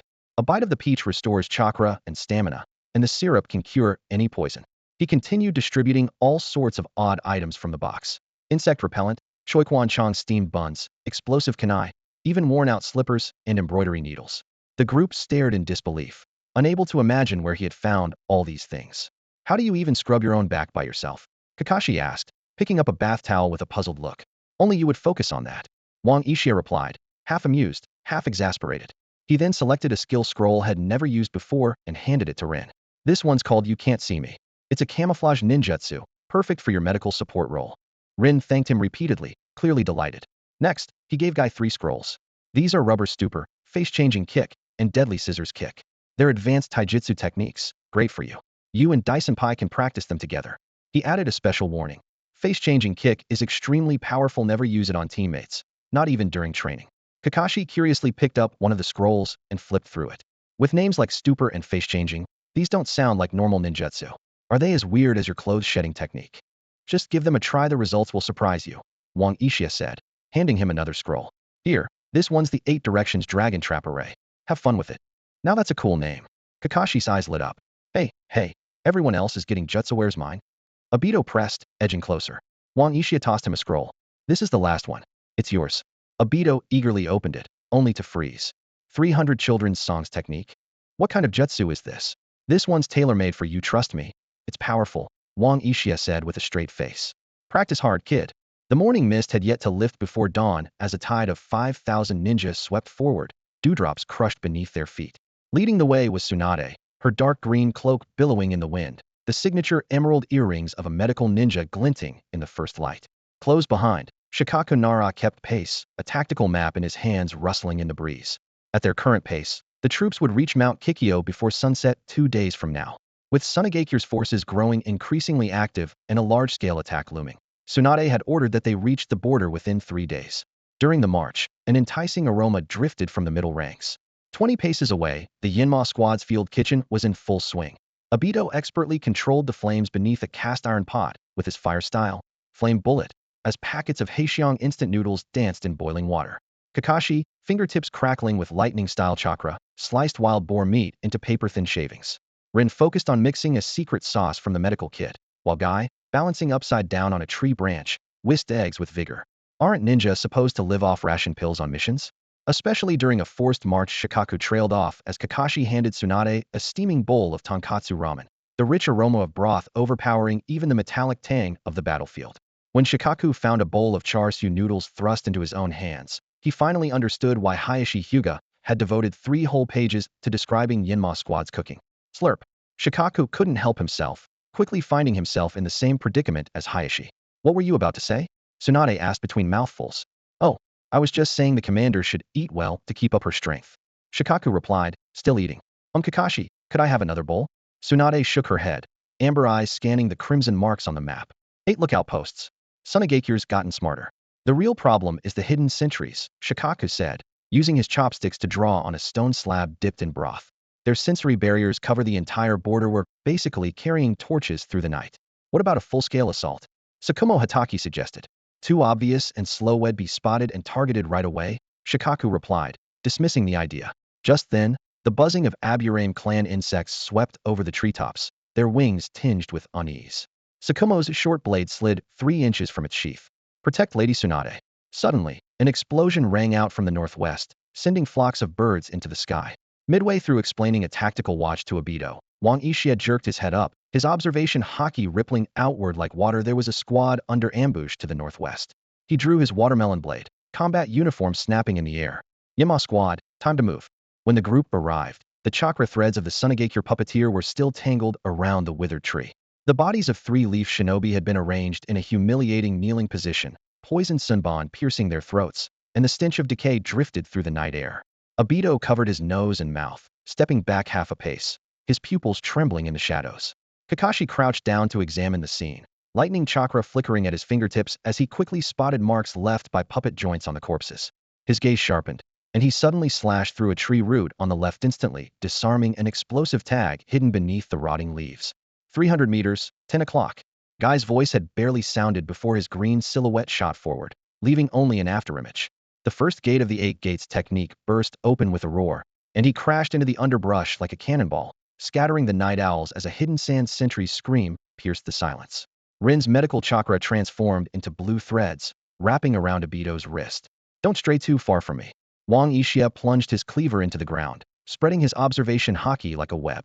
50 meters away, a sand ninja in a cave began weaving signs, but his body froze mid-motion. Wang Ishia had appeared silently behind him, and in an instant, his great darkness technique stole all 5 senses from his target. Take him alive. Tsunade's cool voice came through the blue communicator on her wrist. Shikaku needs intel. 3 minutes later, the captured sand ninja was tied to a tree by a water jutsu, his face bruised and swollen. Kakashi approached, his eyes sharp beneath the mask. Tell me, how many? He didn't finish. The prisoner suddenly broke into a twisted smile. Wang Ishia struck like lightning, but only sliced through a burst of toxic sand. It's a puppet clone, Rin shouted, just as dozens of puppets erupted from the ground, explosive tags sizzling on their bodies. Obito's great fireball jutsu collided with the tags, and the explosion painted the dawn sky blood red. The controller 200 meters, 1 o'clock. Wang Ishia called out. Kakashi vanished and quickly returned, dragging a sand ninja's corpse behind him. Sorry, slipped. No worries, we've still got one, Wang Ishia said, lifting the sand ninja who had lost his senses. Let's go back and finish our ramen. When Tsunade saw the Yamato squad bring back a live captive, she finally relaxed a little. Inoichi's fingertips glowed with golden chakra as he pressed them to the sand ninja's forehead. The captive's pupils dilated into strange concentric circles, and he spoke mechanically. 7 Li northeast, beneath Sand Fox Mound. 300 poison capsules. His heart beats off. Rin suddenly grabbed Inoichi's wrist. Her medical chakra instantly formed a barrier, blocking the poisonous mist the sand ninja spewed. Shikaku's shadow wrapped around the captive's throat, forcibly suppressing his self-destruct mechanism. It's a delayed neurotoxin, Tsunade said as she mixed an antidote. Looks like Tsunagakure has upgraded their silencing methods. Shikaku placed 3 black flags on the map, analyzing the situation. 3 underground warehouses, 1 for explosive tags, 1 for poison gas canisters, and 1 for puppet repair parts. The poison gas warehouse is the most dangerous. A single mishap could turn the entire Kikyo mountain basin into a dead zone. Looks like the sand ninja prepared quite the welcome for us, Kakashi said, fingers tracing the edge of his blade with a cold smile. Exactly, Shikaku nodded. Their plan is to send puppets carrying poison gas into our ranks and detonate them with explosive tags. A ruthless strategy, Tsukumo frowned. Even knowing about it, it's hard to defend against. Puppets are masters of stealth, and they've already set up surveillance on the front lines. They know our every move. What's our response? Tsunade asked in a low voice. We'll have to send a squad to destroy their warehouses, Shikaku said, rubbing his chin. But it's almost a suicide mission. Sounds like just the thing to spice up the day. Wang Ishia stood up, setting aside his bowl. Leave it to us. Yamato squad, move out. Kakashi and Guy followed immediately, with Obito and Rin close behind. Wait! Shikako called after them. There are at least 300 enemies, plus tons of explosive tags and poison gas canisters. One squad is too risky. Kakashi waved dismissively without turning around. No need to worry about something this minor. Just wait for good news. This is reckless. Lady Tsunade, you have to stop them. Shikaku turned to Tsunade. If they say they can handle it, they will, Tsunade replied, eating her noodles. Want to bet 1,000,000 Ryo on it? Shikaku sighed, sitting down to serve himself a bowl. No bet. I don't have enough savings. The Enma squad raced through the night, reaching the outskirts of Konoha village by dawn. As the first light broke, orange sunlight spilled across the layered rocks of the Gobi. Wang Yixia crouched atop a weathered mushroom-shaped boulder, fine grains of sand tapping against his forehead protector. Soon, the subtle noise was replaced by the hum of his observation haki, and a precise three-dimensional map unfolded in his mind. He picked up on everything around him. For 100 paces to the northeast, 2 sand ninja lounged in a sandstone crevice, munching on rations with camel's milk. Due north, 3 massive boulders shaped like resting oxen concealed a trap rigged with explosive tags. To the west, smoke curled from the ruins of an old beacon tower, the air thick with the sharp scent of puppet lubricant. 10 patrol members were nearby, along with 2 giant salamander puppets. He quickly carved a code into the rock one only the Enma squad could read, then slipped back to their temporary camp. Kakashi was using lightning style. Chidori sharp spear to start a fire, while Obito huddled in a corner, a can of yellow peach poking out of his kunai pouch, the rations Wang Yixia had handed out the day before. Are we really here to fight a war? Because this feels more like a picnic, Obito grumbled. Rin, meanwhile, was carefully organizing her medical tools. Obito, change your bandages. You were bleeding yesterday after we went through that bramble patch. She deftly used medical ninjutsu, and the scent of cherry blossoms from the healing wound mingled with the aroma of noodle soup. Youth needs warming up. Guy suddenly leapt up, striking a dynamic entry pose. Ishia, want to try my new rubber daydream technique? Eat your noodles first. Wang Ishia tossed him a pair of bamboo chopsticks. You'll need your strength to show the sand ninja what real taijutsu looks like. Kakashi sparked the campfire with dry camel thorns and commented casually, the jonin to the east seems to be asleep. Their campfire's almost out. That's a trap, Wang Yixia said, unfurling a hand-drawn map and pointing to red marks. They're waiting for us to take the bait. All these spots are rigged with explosive tags and poison gas canisters. Captain, how do you figure all this out? This beats the Umbu's scouting jutsu 10 times over. Obito leaned in so close his forehead protector nearly touched the map. But seriously, your drawing skills are only slightly better than a kindergartner's. This is called art. Wang Yixia knocked Obito on the head, then got down to tactics. Kakashi, Guy, Obito, you 3 take out the watchtower, then push northwest and swing back from the southwest. 5 sentries and 2 hidden posts are yours. No problem. Kakashi drew his moonblade, its edge gleaming coldly. Youth is all about going all out. Guy flipped into a handstand, giving a thumbs up. Rin, you're with me through the underground river. We'll hit from the northeast and circle back from the southeast. 3 sentries and 3 hidden posts on our side. I'll do my best. Rin clenched her fists, and Wang Yixia gave her a reassuring pat on the head. Why do I have to team up with this arrogant white-haired guy? I object. Obito protested loudly. Objection overruled. Kakashi stabbed a kunai into the center of the map. Your fireball jutsu needs Guy's taijutsu for cover, and my chidori needs your firepower as backup. Burn bright, young man. This is the perfect chance to forge our bonds. Guy struck his trademark pose. Wang Yixia tossed a few more sticks onto the fire. Let's move out. Sweep through, leave no one alive. Regroup here when it's done. With luck, the fire will still be hot enough to cook more noodles. Kakashi's cold moon blade sliced through the morning mist, swirling up a blood-tinged sandstorm. The poisoned tip flashed among the grains, leaving a streak of indigo in the air. As the blade severed the chakra threads of the third puppet, the captain of the Sand Village Patrol finally realized this wasn't just a simple ambush at that moment. Guy's weighted gear rebounded fiercely, and 7 streams of fire shot out from the cliff, igniting every poison gas launcher with pinpoint accuracy. Hatake-style lightning flash. With a single sweep of Kakashi's blade, the joints of all 7 puppets shattered instantly. Obito. The explosive tags in the crevice to the right. Fire style, great fireball jutsu. Obito's fireball struck the trap, detonating it. The blast tore through the sand shinobi, sending them flying. A dozen shuriken whistled through the sand, stopping cold at the throats of the remaining sand ninja. Kakashi quickly struck the sheath of his blade, finishing off the wounded to ensure no enemies survived. Obito gritted his teeth, lunging forward, his kunai plunging into an enemy's throat. His pupils trembled. It was the first time he saw life slipping away at his fingertips. Don't freeze up. Guy's roar came from the flank as he smashed a giant puppet with a kick. Take care of the prisoners. 3 sand ninja with broken legs knelt in the sand, wailing in pain, the glint of kunai reflecting the despair in their eyes. Obito suddenly remembered Wang Yixi's words. Mercy on the battlefield is nothing but a dagger in the enemy's hand. As the cold moonblade sang, Kakashi slit two throats in a single motion. Obito's kunai hovered above the third man's head, sweat dripping down, sticking to the sand ninja's forehead protector. A descendant of the Uchiha hesitating to kill? Kakashi's voice was icy. The poison blade pressed against the back of Obito's neck, chilling him to the bone. Rin's medical kit can't save the dead. Obito's eyes flickered as he noticed the explosive tag at the sand ninja's waist. Chakra surging rapidly. This was a trap, a feigned death. Obito clenched his teeth, formed hand signs fire style, great fireball jutsu.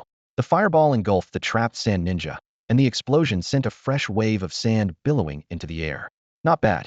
You're learning to anticipate. Kakashi nodded with a hint of approval.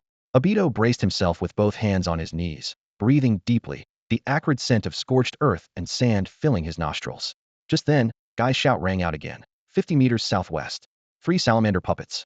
The cold moon blade wove a web of ghostly blue poison in the air as Kakashi's Hatake sword style pinned the puppet master to the rock wall. Guy grabbed Obito and leapt 10 meters into the air. Your turn. Obito looked down in exasperation, forming hand signs as he targeted the 5 sand ninja below. Fire style, great fireball jutsu. The explosion filled the air with smoke and flames. Amidst the haze, Obito glimpsed one of the sand ninja. He seemed about the same age as him. Beneath the ground, the subterranean river roared. Wang Yixi's watermelon blade sliced through the poison mist, and enemies 300 meters away were already locked in by his observation haki. Ahead, Rin's cherry blossom dance purification jutsu cleared a path, sensing every hint of toxic gas. At 3 o'clock, 3 meters underground, a poison sac was exposed. Wang Yixi's figure flickered, appearing 10 meters away in an instant, his finger gun piercing the heart of a sand ninja in mid-ambush. Rin, your sensing was a second too slow. Biting her lip, Rin quickly raised her chakra scalpel, slicing open the poison sac with precision.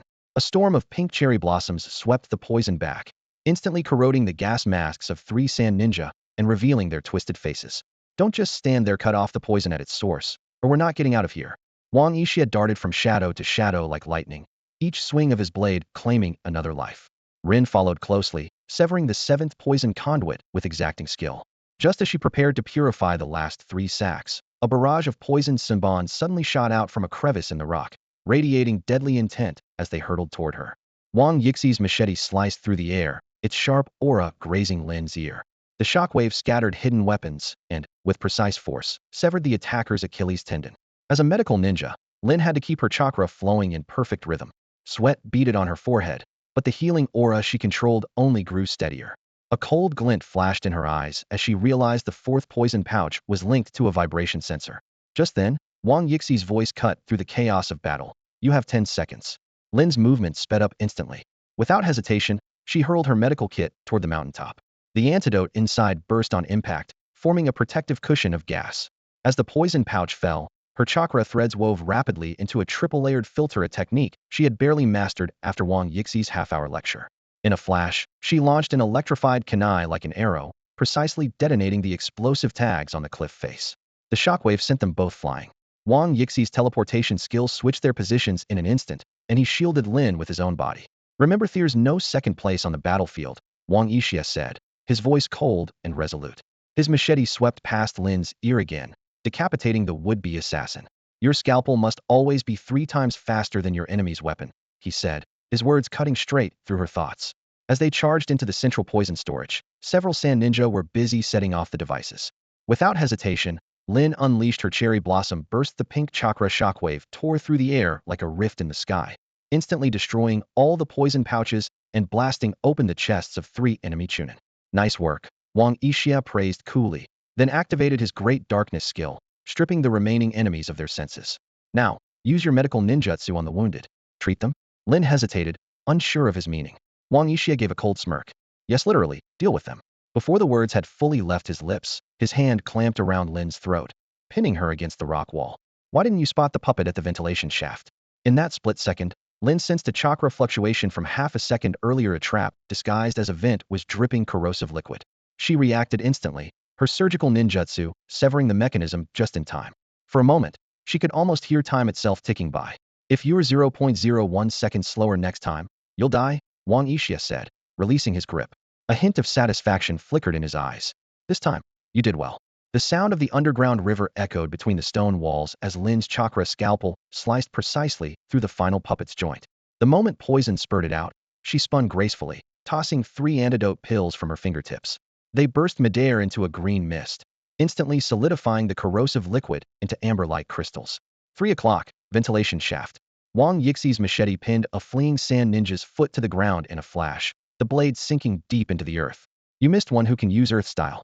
Cherry blossom-colored chakra shimmered at Lin's fingertips. 5 medical threads snaked through the hard rock like serpents.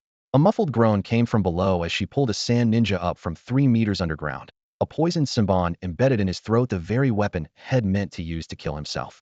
Did you sleep through anatomy class? In a blink, Wang Yixia appeared by the corpse, flicking open the ninja's collar to expose a toxin sac by the neck. An injection into the carotid is much faster than biting your tongue. Lin pressed her lips together as a burst of yang chakra flared in her palm. Sakura-shaped energy spun into a miniature tornado, sweeping the second century's poison gas canister high into the air.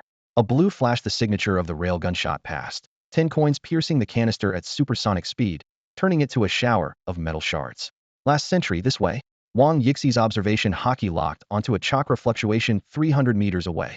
There's a medical Jonin there, a specialist in poison mist assimilation. Lin's scalpel spun rapidly in her palm, glinting coldly. Captain, let me take point this time. She suddenly activated body flicker, her Sakura purification technique trailing a pink streak across the sand. The medical Jonin's poison mist had barely formed before Lin's chakra scalpel sliced it harmlessly apart. Not far away, 7 sand ninjas scrambled to trigger their self-destruction devices. Lin's pupils contracted. She recognized the sand village's custom chained explosive tags. If detonated, the entire ground would collapse. 30 seconds. Wang Yixia leaned against the rock wall, calmly wiping blood from his blade. This one's yours. Lin's hands flashed through a complex series of seals. Her medical chakra split into hundreds of pink threads, a technique shed created by combining healing palm and sealing arts. The scarlet Sakura bind pierced the enemy's acupoints, severing every chakra circuit connected to the explosive tags with surgical precision. Too slow. You need to finish off the bodies in under 3 seconds. The machete swept past Lin's ear, pinning a feigning sand ninja to the console. Wang Yixi's voice came from 10 meters away. Now, handle the captives. Without hesitation, Lin's scalpel sliced across the carotid arteries of 3 prisoners. As the warm blood stained her clothes, she suddenly recalled Wang Yixi's words. A medic ninja's mercy is reserved for comrades. On the western front, Obito's kunai lodged deep in a sand ninja's collarbone, hot blood splattering his goggles. Guy's roar came from the right. Youth doesn't allow retreat. His green silhouette crashed through 2 puppets like a cannonball, clearing a path. Hatake-style thunderclap. Kakashi's moonblade summoned lightning from the sky, weaving a deadly web of blue and white through the sandstorm. As 3 sentries began weaving signs, Obito's fire style channeled through his kunai, engulfing them in flames. 3 o'clock, above. Kakashi suddenly called out precise coordinates. Obito instinctively hurled a shuriken laced with explosive tags, blasting a poison gas launcher hidden behind the dunes to pieces. Guy's weighted wristbands slammed down beside Obito's feet. Run 3 laps around the field with these. Youthful passion needs. We don't have time for that. Kakashi cut in, eyes sharp. The enemy's going all out. The ground erupted in a black sandstorm as 20 puppets burst from below. Chains snapped shut around Kakashi's arms, and Guy's right leg sank into quicksand.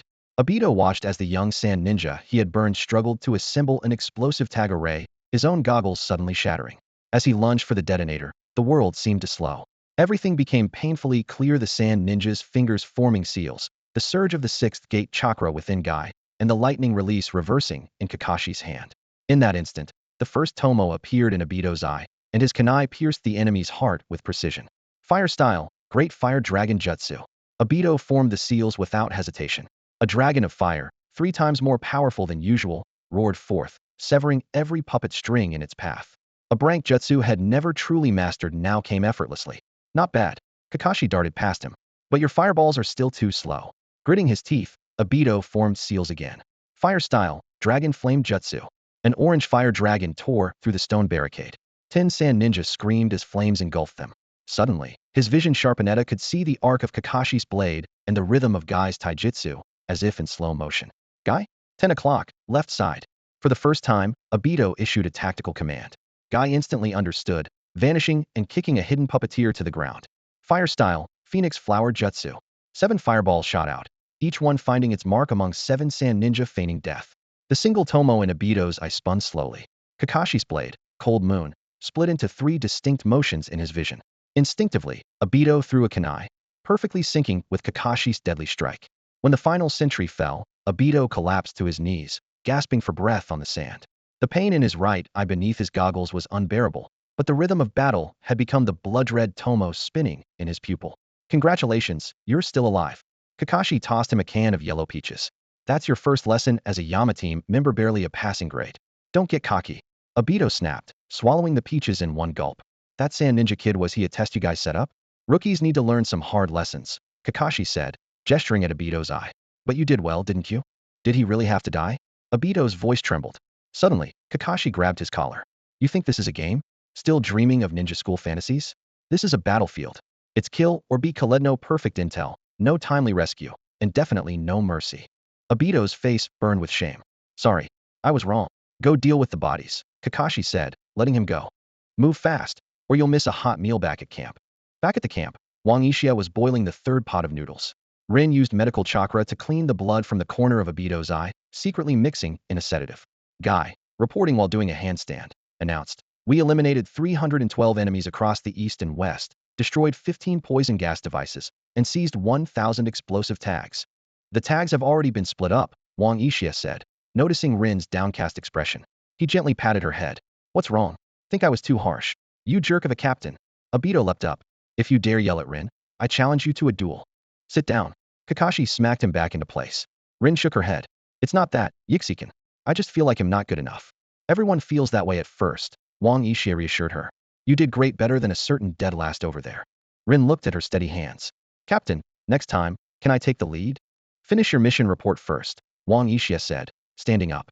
Now, it's time for the Sand Ninja to learn the name Yama Squad. Kakashi drew Cold Moon and carved a bloody message on the rock wall. Where Yama treads, none are left standing. On the third day at noon, Tsunade finally arrived at the border with the main force. Standing beside her, Narashikaku frowned deeply. There had been no word from Team Inma for 2 days, and he couldn't hide his concern. As he was pondering their next move, a sharp cry broke the silence. There's smoke ahead. Looks like someone's having a picnic. A picnic? Tsunade's eyes lit up, immediately picturing Wang Uchiha.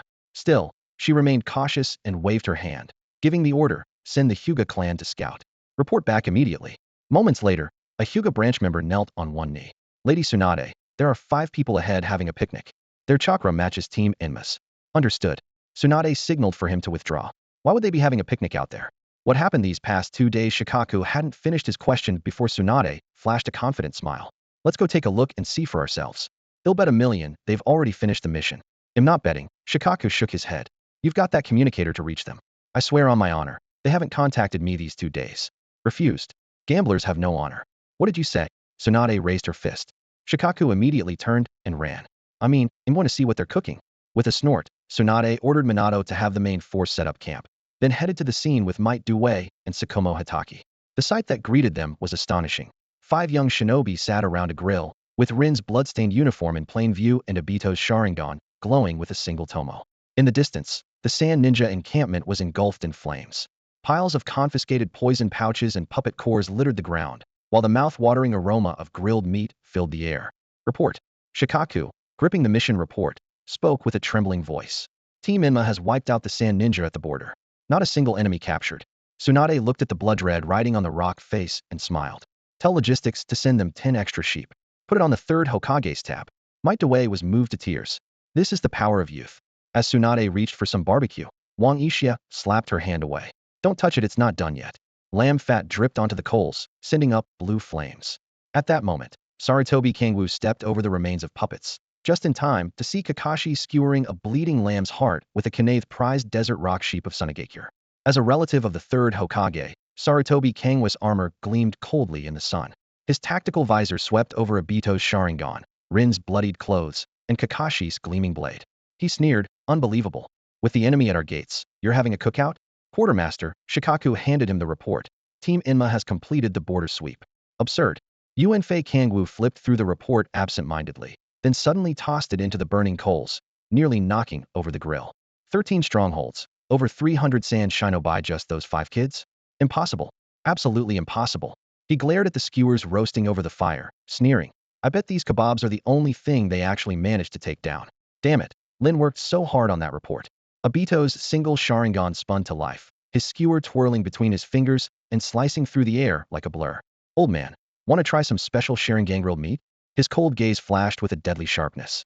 Under Yuanfei Kangwa's forehead protector, dried brain matter still clung was a far cry from the rookie who'd hesitated to finish off an enemy 3 days ago. Tsunade dabbed the grease from her lips with deliberate care and smiled. Elder Kangwu, you're just in time. Why not try some of the kids' cooking? Before she finished, the old man slid a thick logistics ledger from his sleeve. Care to explain why you approved a special supply of 10 mountain goats? These brats. His eyes turned icy as he slammed the ledger against the blood-stained yin character on the rock wall, the impact echoing dully. Kakashi's moonblade slid from its sheath with a hiss, his usual cocky smirk reappearing as he pressed the blade to Yuanfei Kangwa's nose. You old fossil. You know why the third Hokage made you the quartermaster? The blade reflected the fear in Kangwa's eyes. Because you can't even understand a genin's report. How dare you? Yuanfei Kangwa's voice quivered as he shouted, guards. Protect me now? Before he could finish, 3 Sarutobi clan guards lunged at Kakashi, their kunai slicing through the air. One had already finished a hand sign mid-leap, but a green blur shot past, followed by 3 heavy thuds as all 3 guards were sent flying over 10 meters. Guy bounced on his toes and shot a wicked grin over his shoulder. Old man, do you know what that word says? He pointed to the blood-red character on the rock wall. If you want to mess with Team Enma, you'd better make sure you're up to it. Well, are you? Yuanfei Kangwu staggered back, his face twitching as his chakra surged, and a wall of earth shot up from the ground. He roared in anger, enough.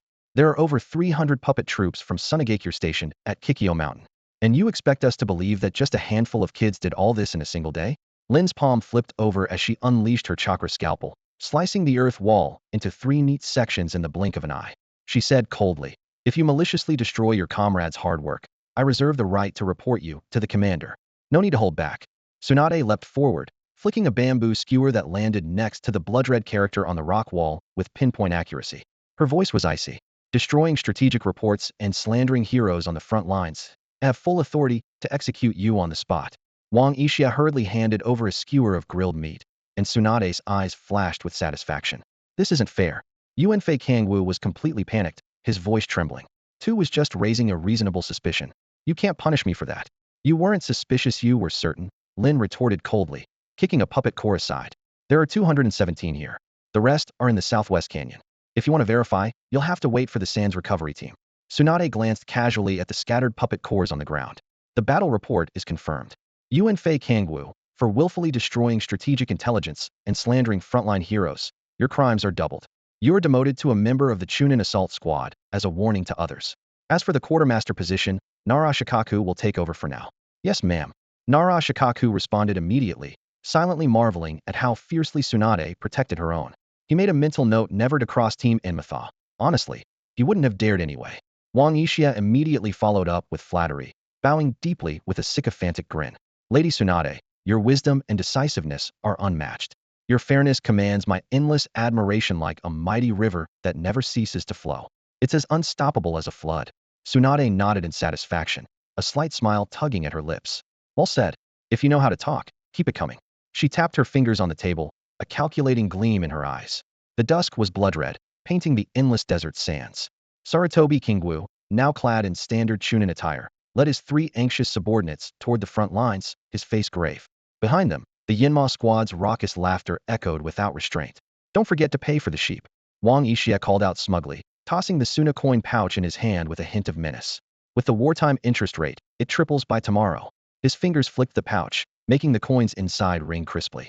Tsunade stood on a high vantage point, her gaze sweeping across the boundless sand sea. Her voice was laced with unmistakable authority. Shikaku, send a team to garrison the Sune outpost. It's ours now. Nara Shikaku responded immediately. The garrison squad is ready to move out at any time. After a brief hesitation, he lowered his voice. About the spoils we seized. Hide them. Tsunade replied coolly without turning around. We'll sell them after the war and use the money for compensation. Understood. Shikaku turned briskly to carry out her orders. With the bystanders gone, Tsunade finally turned around, eyeing Wang Yixia with a half-amused, half-serious look. You little rascal, how much did you make this time? Greed sparkled in her eyes. Wang Yixia grinned and held up both hands, fingers spread wide. Tsunade squinted, a touch of disappointment in her tone. Only 100,000 ryo. No, no, no. Wang Yixia shook his head, waggling all 10 fingers. 1,000 explosive tags. 1,000. Tsunade's jaw dropped, her eyes lighting up with delight. That could sell for 2 million ryo. She grabbed Wang Yixi's head, tucking it under her arm, so her ample chest nearly smothered him. Not a single coin of my share better be missing. Yeah, I know. Wang Yixia gasped for air, struggling free and grumbling. Honestly, you're about to become Hokage, and you're still fussing over pocket change. Shut up. Tsunade tipped back a drink, liquor trailing down her chin. She wiped her mouth, excitement flashing in her eyes. Tonight, we're feasting. Let's eat the third's retirement fund dry. Blood red writing trickled down the rock face in the moonlight, while cheers from the leaf shinobi echoed in the distance. The border camp at night. Lord Enma, please give me your autograph. Kakashi Sensei, teach me lightning release. Abido Senpei's sharingan looks so cool. Wow, Guy Sensei's green jumpsuit is awesome. During their break at the border camp, the Enma squad's tent was surrounded by hundreds of ninja. Abido's face was bright red, and even his goggles were marked with a bold lipstick print as he kept backing away with nowhere to hide. Rin's wrist was sore, but she patiently continued signing autographs for the long line of admirers. Kakashi, expressionless, was carving Hatake-style secret technique into a sand ninja's forehead protector with a kunai. Quiet. Nara Shikaku shouted, sending 3 overenthusiastic fans flying with a single swipe. The Enma squad is not a circus. Wang Yixia sat off to the side, leisurely turning over skewers of meat sizzling over the charcoal fire. The dripping fat sent up an irresistible aroma as it hit the flames. Shikaku, want a skewer? I sprinkled on my special chili powder. Suddenly, a commotion erupted outside the camp. A chunin with his face wrapped in bandages pushed through the crowd, eyes flashing with challenge. I heard you took down every single sand outpost. I don't buy it. Not until one of you beats me unknown. Guy sprang to his feet, his teeth gleaming and thumb held high. A youthful challenge. I accept. Guy? Kakashi rapped him on the head with his scabbard, producing a dull thud. You opened the 5th gate yesterday. You need to rest. He turned to the chunin, his voice calm. A duel is fine. Han Yuejian flicked up a piece of charred meat with his blade, letting the oily juices drip down the tip. Whoever loses has to finish this skewer. The chunin stared at the blackened, sizzling meat, which now emitted a strange aura from Han Yuejian's potent toxins. Suddenly, I remembered I have a mission. His face changed instantly, and he turned and fled, kicking up a cloud of dust. Enough already. Tsunade's angry roar rang out from behind the crowd, the ground trembling with her footsteps. Even if it's break time, stay alert. All of you back to your squads. With the commander's wrath unleashed, the crowd of fans scattered like startled birds. Nara Shikaku plopped down beside Wang Yixia, shamelessly grabbing a few skewers. He took a bite, and the spicy heat exploded in his mouth. Well, looks like the Enma squad is the new camp sensation. You guys might need to start wearing masks like Kakashi just to go outside. Kakashi just grunted, pulling his mask a little higher. Shikaka kept chewing, continuing, but Kakashi, you're always so cold. You should learn from Yixi, more gentle and approachable. That way, you'll get even more fans. As soon as he finished, Shikaku noticed the strange looks Kakashi and the others were giving him, their faces eerily lit by the campfire. What? Did I say something wrong? He asked, confused. Approachable? Tsunade snorted, her expression tinged with sarcasm in the firelight. Did you forget how many people he killed in the treasury at that abandoned temple? Or how he wiped out all the sand outposts this time? You think he was just along for the ride? Shikaka froze, his skewer halfway to his mouth. He had, in fact, conveniently ignored those things. Yixi's usual laid-back demeanor was just too disarming. Still, he insisted that was during battle.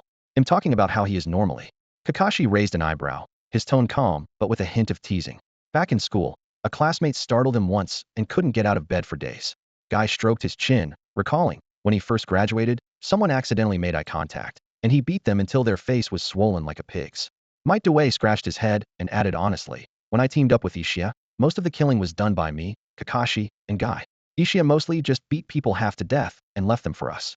Tsunade almost brought up the time Jiraiya got thrashed, but seeing Yixi's face darken, she decided to let it go for his sake. Wiping the sweat from his brow, Shikaku quietly shuffled farther away and forced a laugh. No wonder you're the Enma squad's captain, definitely one of a kind. After thinking for a long time, Nara Shikaka finally came up with a barely suitable adjective, but Kakashi immediately cut in. He's a total weirdo. As soon as he said this, everyone in the tent nodded in agreement. Hey, that's enough, you guys. Wang Yixia protested, clearly annoyed. Inside the tent, lit by the glow of the campfire, mountain goat meat sizzled on the grill, filling the air with a tempting aroma. Tsunade took a sip from her wine gourd and asked, Shikaku, what are you thinking of doing next? Shikaka's expression grew serious. All of Sunagekyu's outposts have now fallen to us. They're basically blind, unable to keep watch. From here on, it's our move to make. Waiting for them to come to us isn't my style. Tsunade's eyes were sharp. I want our army standing right at Sunagekyu's gates. That could be tricky, Shikaka sighed. Sunagekure will definitely hole up inside. And if we charge into the desert, we'll end up fighting on their turf. Unless you want to lure them out? A glint of understanding flashed in Tsunade's eyes. Exactly, Shikaku replied, giving Wang Yixia a meaningful look. But we might need some bait. Wang Yixia tapped the grill, grumbling. Hey, come on. Even a donkey doesn't get work this hard. Shikaka scratched his head awkwardly. I just figured those who can do more should do more. If the Enma squad can't go, we'll have to send more people. How about letting Minato lead the team? That works, Tsunade nodded. Tell Minato's safety first. As Shikaku stood to leave, Wang Yixia tossed him a crumpled piece of paper. Take this. You'll probably need it. When Shikaku unfolded it, he found a map showing the distribution of Suna outposts within the Wind Country. Wang Yixia explained, these outposts are too far from the border to be useful for surveillance, so I didn't bother with them. Here, Shikaku pointed to the marker closest to the border. This should be one of Sunagekyu's frontline supply points. He paused, then couldn't resist teasing. But seriously, Ishia, your drawing skills are unique. Less chatter, more action. Wang Yixia waved him off, impatient. Grabbing a few skewers of goat meat, Shikaku ate as he left the tent. Outside, the night wind rustled the rain cover, and sand tapped against it in a soft, steady rhythm. Tsunade sat cross-legged on her camp bed, swaying her wine gourd as she asked, how long do you all need to rest? Without looking up from peeling an apple with a watermelon knife, Wang Yixia replied, 2 or 3 days, until this rare beast's meridians are fully healed. Before he finished speaking, Guy struck his trademark upside-down thumbs-up pose. Lady Tsunade's secret medicine is amazing. The fires of youth are burning hotter than ever. His excitement popped a button off his jumpsuit, revealing his chest wrapped in bandages. Sit down. Kakashi's sword sheath struck Guy squarely on the tailbone, making Rin chuckle softly. It's fine, Kakashi, she said as she continued bandaging Obito's arm. Tsunade took another swig of strong liquor. So what's the plan after this? Wang Yixia handed the peeled apple to Shizune, who was cuddling the piglet Taunton, then traced a map of the ninja world in the sand. We need to end things with Sunagakure as fast as possible, then move on to Kumogakure. If necessary, we'll have to head to the border with the Land of Earth as well. Wait a second. Obito pushed his goggles back up his nose. The Wagakure in the Land of Earth hasn't declared war yet, right? Kakashi toyed with the blade of his Hangitshurin, letting it catch the moonlight. According to intel from 3 days ago, Inoki scouts have already been spotted in the Land of Grass. Wang Yixia stabbed the watermelon knife into the center of the map. That's why we need to claim victory as fast as possible and make sure it becomes Tsunade's crown. Sparks suddenly burst from the campfire, illuminating and shadowing Tsunade's face. She gently touched the jade necklace at her chest, feeling the lingering warmth of the chakra sealed within. Achievements, reputation. Her voice was weary. Granduncle was right. Every crease in the Hokage's robe is a sigh from the dead. Taunton, nestled in Shizune's arms, let out a soft squeal. Why does there always have to be war? The girl's voice faded as she stroked the little pig's ear, her gaze drifting to the bleeding Konoha emblem on the medical kit. Tsukumo Hatake's hand paused as he wiped his short blade. The renowned white fang of the leaf revealed a rare, gentle expression. 23 years ago, in the Land of Rain, I saved a woman in labor. Her last wish was that her child could live in an era that didn't need heroes. That's the contradiction of youth. Might Due exclaimed, blowing his nose and hugging Guy tight, his green jumpsuit soaked with tears. But with Lady Tsunade here, sacrifices can be fewer. Rin's chakra scalpel traced a graceful arc through the air. Look, this is from the patient we treated last week. She opened her palm to reveal a paper crane folded from an explosive tag, its wings scrawled with a shaky thank you. Where there's light, there's shadow. Wang Yixia spun his watch thoughtfully. All we can do is let the light reach as many corners as possible. Kakashi suddenly pulled down his mask and took a bite of a tricolor dango, nearly making Obito fall off his bench in shock. There's more to White Fang's story, he mumbled. That baby is now the best team master in the Land of Fire. Tsunade sprang to her feet, slamming her sake gourd onto the tactical table. Chakra from her jade necklace burst into the air like a river of stars. Medical Unit Rule 37. Her voice trembled slightly. Always stay half a step ahead of death. Shizune straightened at once. You taught us that. At the Battle of Kikyo Hill. Wrong. Tsunade turned, tears shining in her eyes. It was on Nawaki's 10th birthday. He said, if my sister becomes Hokage, it'll be a medic ninja even faster than the Reaper. The tent fell silent, broken only by the crackling of the campfire. Sweat glistened on Guy's brow in the moonlight, Obito's goggles fogged up, and even Kakashi quietly put away his Ika paradise. So, Tsunade dug her nails into her palm and took a deep drink, amber sake running down her chin. If you're all set on pushing me into this, then it'll be the kind of Hokage Nawaki would be proud of. Might Dewey's jumpsuit split open in response, revealing a tattoo that read youth. The blue beast is always ready, he declared. Kakashi laid his blade across his knees, its surface reflecting the stars. The Hatake style will always protect the leaf. Rin's medical chakra shimmered like a rain of cherry blossoms, and Taunton took up a fighting stance in Shizun's arms. Even the usually boisterous Obito fell to one knee, the tomo in his sharingan slowly spinning. Tsukumo Hatake thrust his chakra blade into the sand and looked at his son. Back then, I gave up everything because I refused to be trapped by power struggles. The blade caught Tsunade's reflection. Now, I entrust my son to you, betting that your path as Hokage will bring no shame to the White Fang. Wang Yixia rested his watermelon knife on his shoulder, the blade catching the sunlight and reflecting the determined faces of those around him. The future Hokage, for once, had set aside his usual playful manner. His gaze was sharp and cold, as steely as a blade. Tsunade turned, her eyes fixed on the eastern sky, where the first light of dawn was breaking. The rising sun cast a golden edge around her, making her appear even more commanding. Well then, she said in a low, steady voice, her gaze sweeping over everyone present. What's your first command? There was no hint of emotion in her tone, as if she alone bore the weight of the world. Her eyes drifted over the group before settling on the man whose smile had faded. Send all Hyuga shinobi out, Tsunade said through gritted teeth, her tone resolute. Within half a day, clear out every scout within a kilometer of the camp. As her words fell, she slammed her sake gourd down on the edge of the map table, scattering the pieces that represented the Sand Village's main camp and throwing the room into chaos. The Enma squad was to remain on standby, ready to become the vanguard once Guy recovered. I can open the sixth gate right now, Guy exclaimed, balancing on his hands and gripping the tactical board with his toes, eyes blazing with irrepressible fighting spirit. Tsunade's brow furrowed. Denied. Her clenched fist hovered above Guy's head for 3 seconds, an unspoken threat. Go soak in the medicinal bath, Shizun. Keep an eye on him. If he moves, give him 3 tranquilizer shots.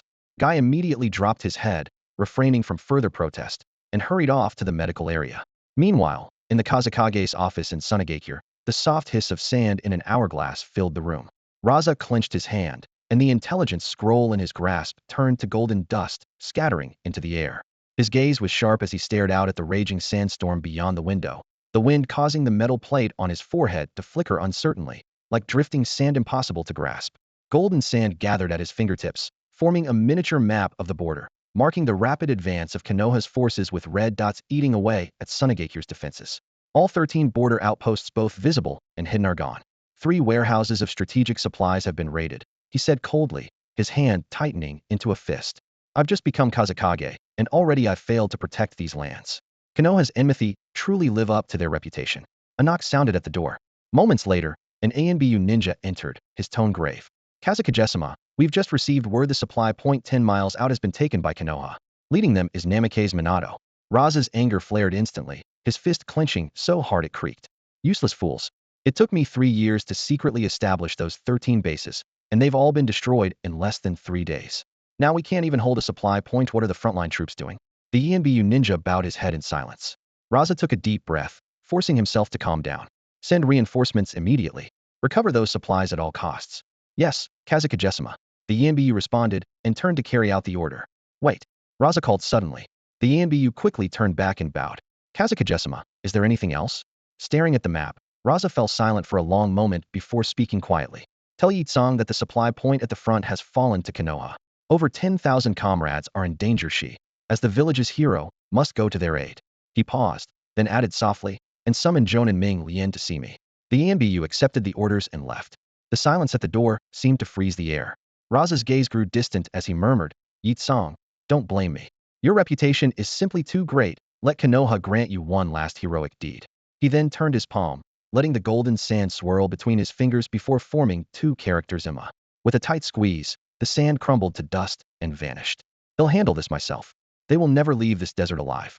Raza's voice was icy, his eyes sharp as if already seeing the enemy's bodies scattered across the sands. 10 minutes later, Raza's command echoed through the Kazakage's office. Kazakage's personal guard, assemble. Prepare to march out with me. 2 days later, atop the watchtower at the Sunagakure supply outpost, Minato Namikaze carefully wiped blood from his flying thunder god kunai. Moonlight danced along the trident-shaped blade, clearly reflecting 37 chakra sources hidden behind the dunes. Minato nodded to himself. Shikaku Nara's intelligence was as precise as ever. A Hyuga ninja's Byakugan veins bulged as he quickly locked onto the enemy 300 meters southeast. 12 Jonin, led by Yakura, the wielder of Scorch Release. So they finally decided to make a move. Minato tossed his custom kunai into the night sky, the explosive tag at its end tracing a golden arca signal for all squads to withdraw. Let's show the Sand Shinobi how Konoha welcomes its guests. At his command, the Konoha ninjas withdrew from the core area with perfect discipline. Over 100 explosive tags were arranged under the moonlight, forming deadly symbols. The once noisy night, crows fell abruptly silent. Dark clouds swallowed the bright moon, leaving only a few lanterns flickering in the wind and sand within the outpost. A growing sense of unease gnawed at Yakura. The supply station before her now seemed like a beast poised to strike.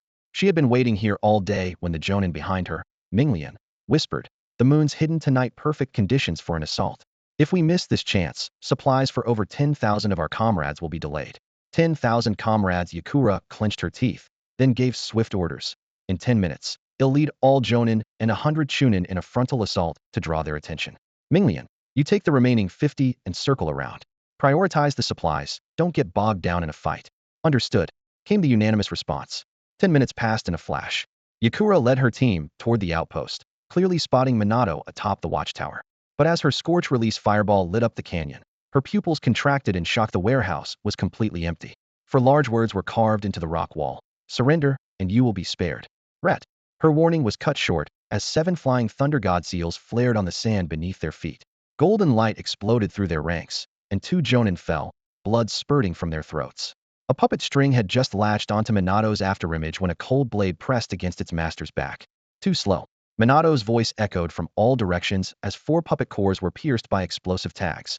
Scorch release, steaming murder. Yakura slammed her palms into the ground, vaporizing everything in a 100-meter radius. But Minato had already flashed to the edge of the steam, embedding his kunai in the rock face. Impressive. The hero of Sunagakure lives up to her reputation. All units, retreat. Yakura shouted. He'll hold off the yellow flash. But Minato refused to be drawn in, flickering from place to place as Sunagakure jonin fell one after another. After missing him for the 7th time, Yakura finally realized that all the flying thunder god marks were engraved on the backs of explosive tags. "Everyone get down," she yelled, but chakra barriers had already descended on both sides of the canyon. Minato stood atop his flying thunder god kunai at the highest point, his hands forming seals that gleamed in the moonlight. "It's time for your curtain call, shinobi of the sand." Hundreds of explosive tags ignited at once, their fiery glow illuminating the desert for miles.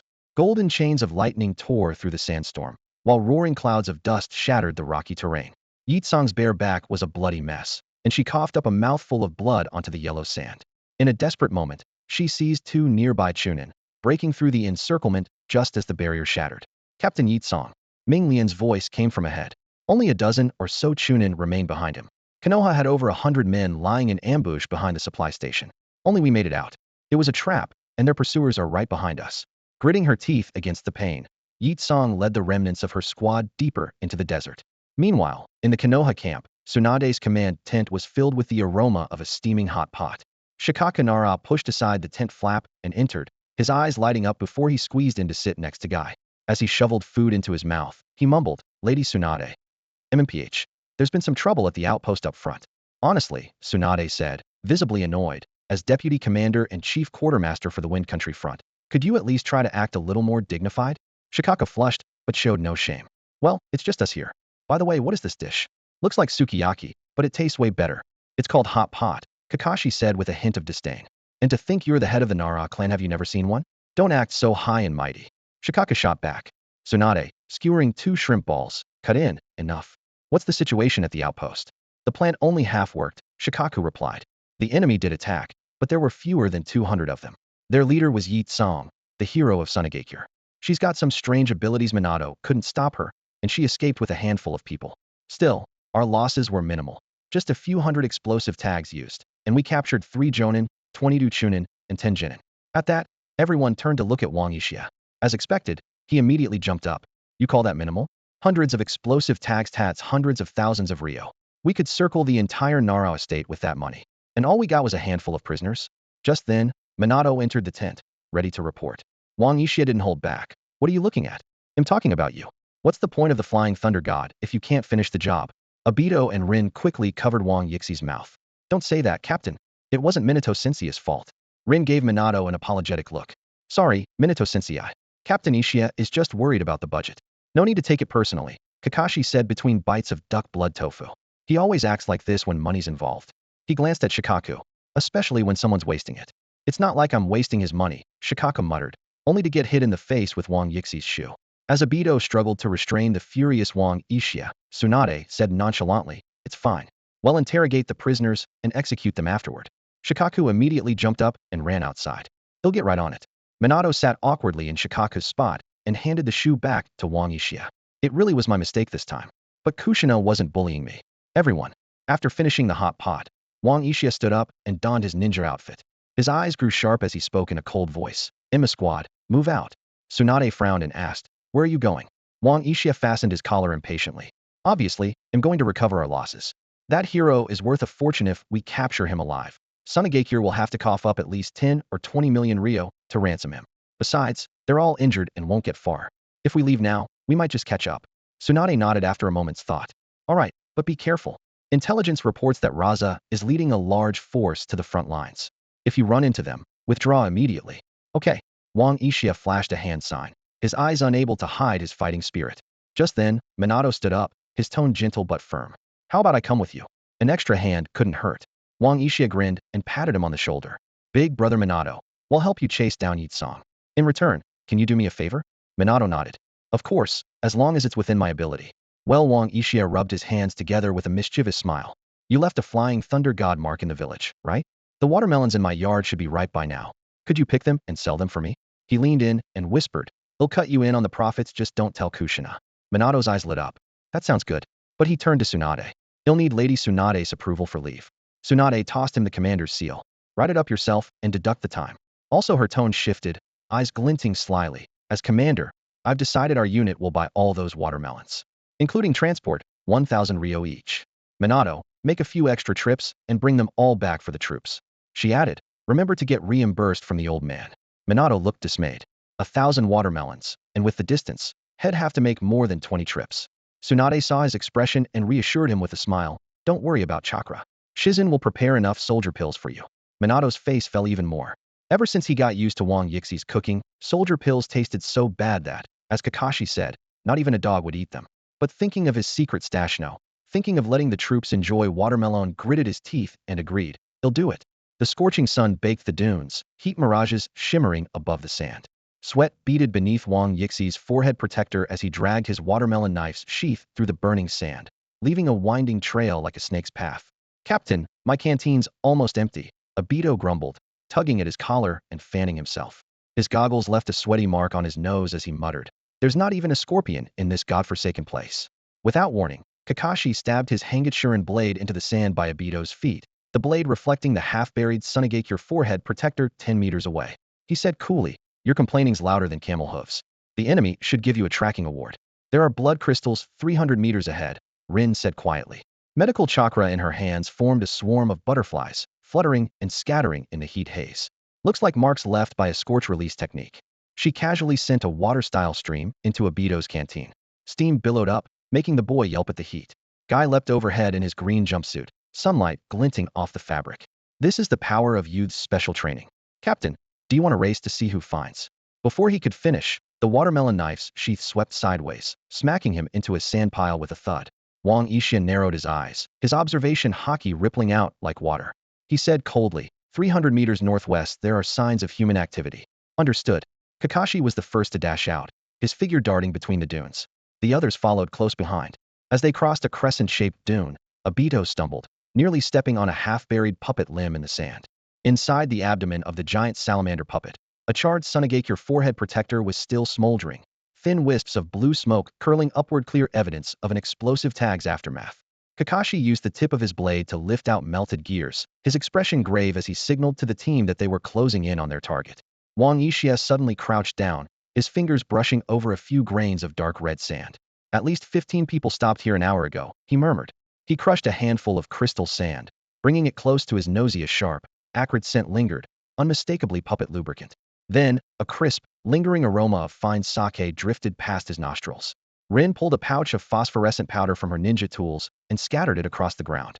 Instantly, a trail of messy footprints appeared among the sand and gravel. Someone was carrying an injured person toward the oasis, their stride gradually shortening. She studied the prints closely and added, it's a woman. Rinshin, you're incredible. Obito started to cheer, but Kakashi quickly pressed his scabbard down on his shoulder, shoving him into the sand. Idiot. Echoes in an oasis act like a natural amplifier. Following the tracks, the group pressed on. As the setting sun bathed the desert in a blood-orange glow, Guy suddenly struck an iglooing pose, his eyes burning with youthful passion. 3 o'clock, up ahead. Everyone looked where he pointed. On the horizon, the wavering silhouette of palm trees shimmered like a mirage. Wang Yixia, using his observation haki, picked up even subtler signs: 17 heartbeats, 5 of them severely wounded. A sly smile played on his lips. Looks like there's a real show about to unfold over there. I've had enough. Obito yanked off his goggles in frustration. Heartbeats. Drama, why can't we just charge in and take them out? A cold blade pressed against his neck. Kakashi's voice was low and commanding. One more outburst, and you're the bait. The polished steel reflected Obito's flushed, indignant face, a reminder that someone nearly wet themselves from fear last time. Haha, that was me. Guy admitted sheepishly, scratching his head. My youth was burning a bit too fiercely, so the captain and Kakashi had to cool me off. Rin gently placed her hand on Obito's wrist, the scent of cherry blossoms drifting between their palms. The captain's teaching us real tracking skills, Obito. Don't rush. As the crescent moon rose above the barren treetops, the desert took on a strange purplish hue in the twilight. Team Yama waited in silence behind a wind-eroded boulder just outside the oasis. Rin's medical barrier quietly enveloped them, their breathing syncing with the steady rhythm of chakra. At 9 o'clock, a puppeteer was carefully repairing chakra threads. Kakashi etched a defense plan into the rock with his blade.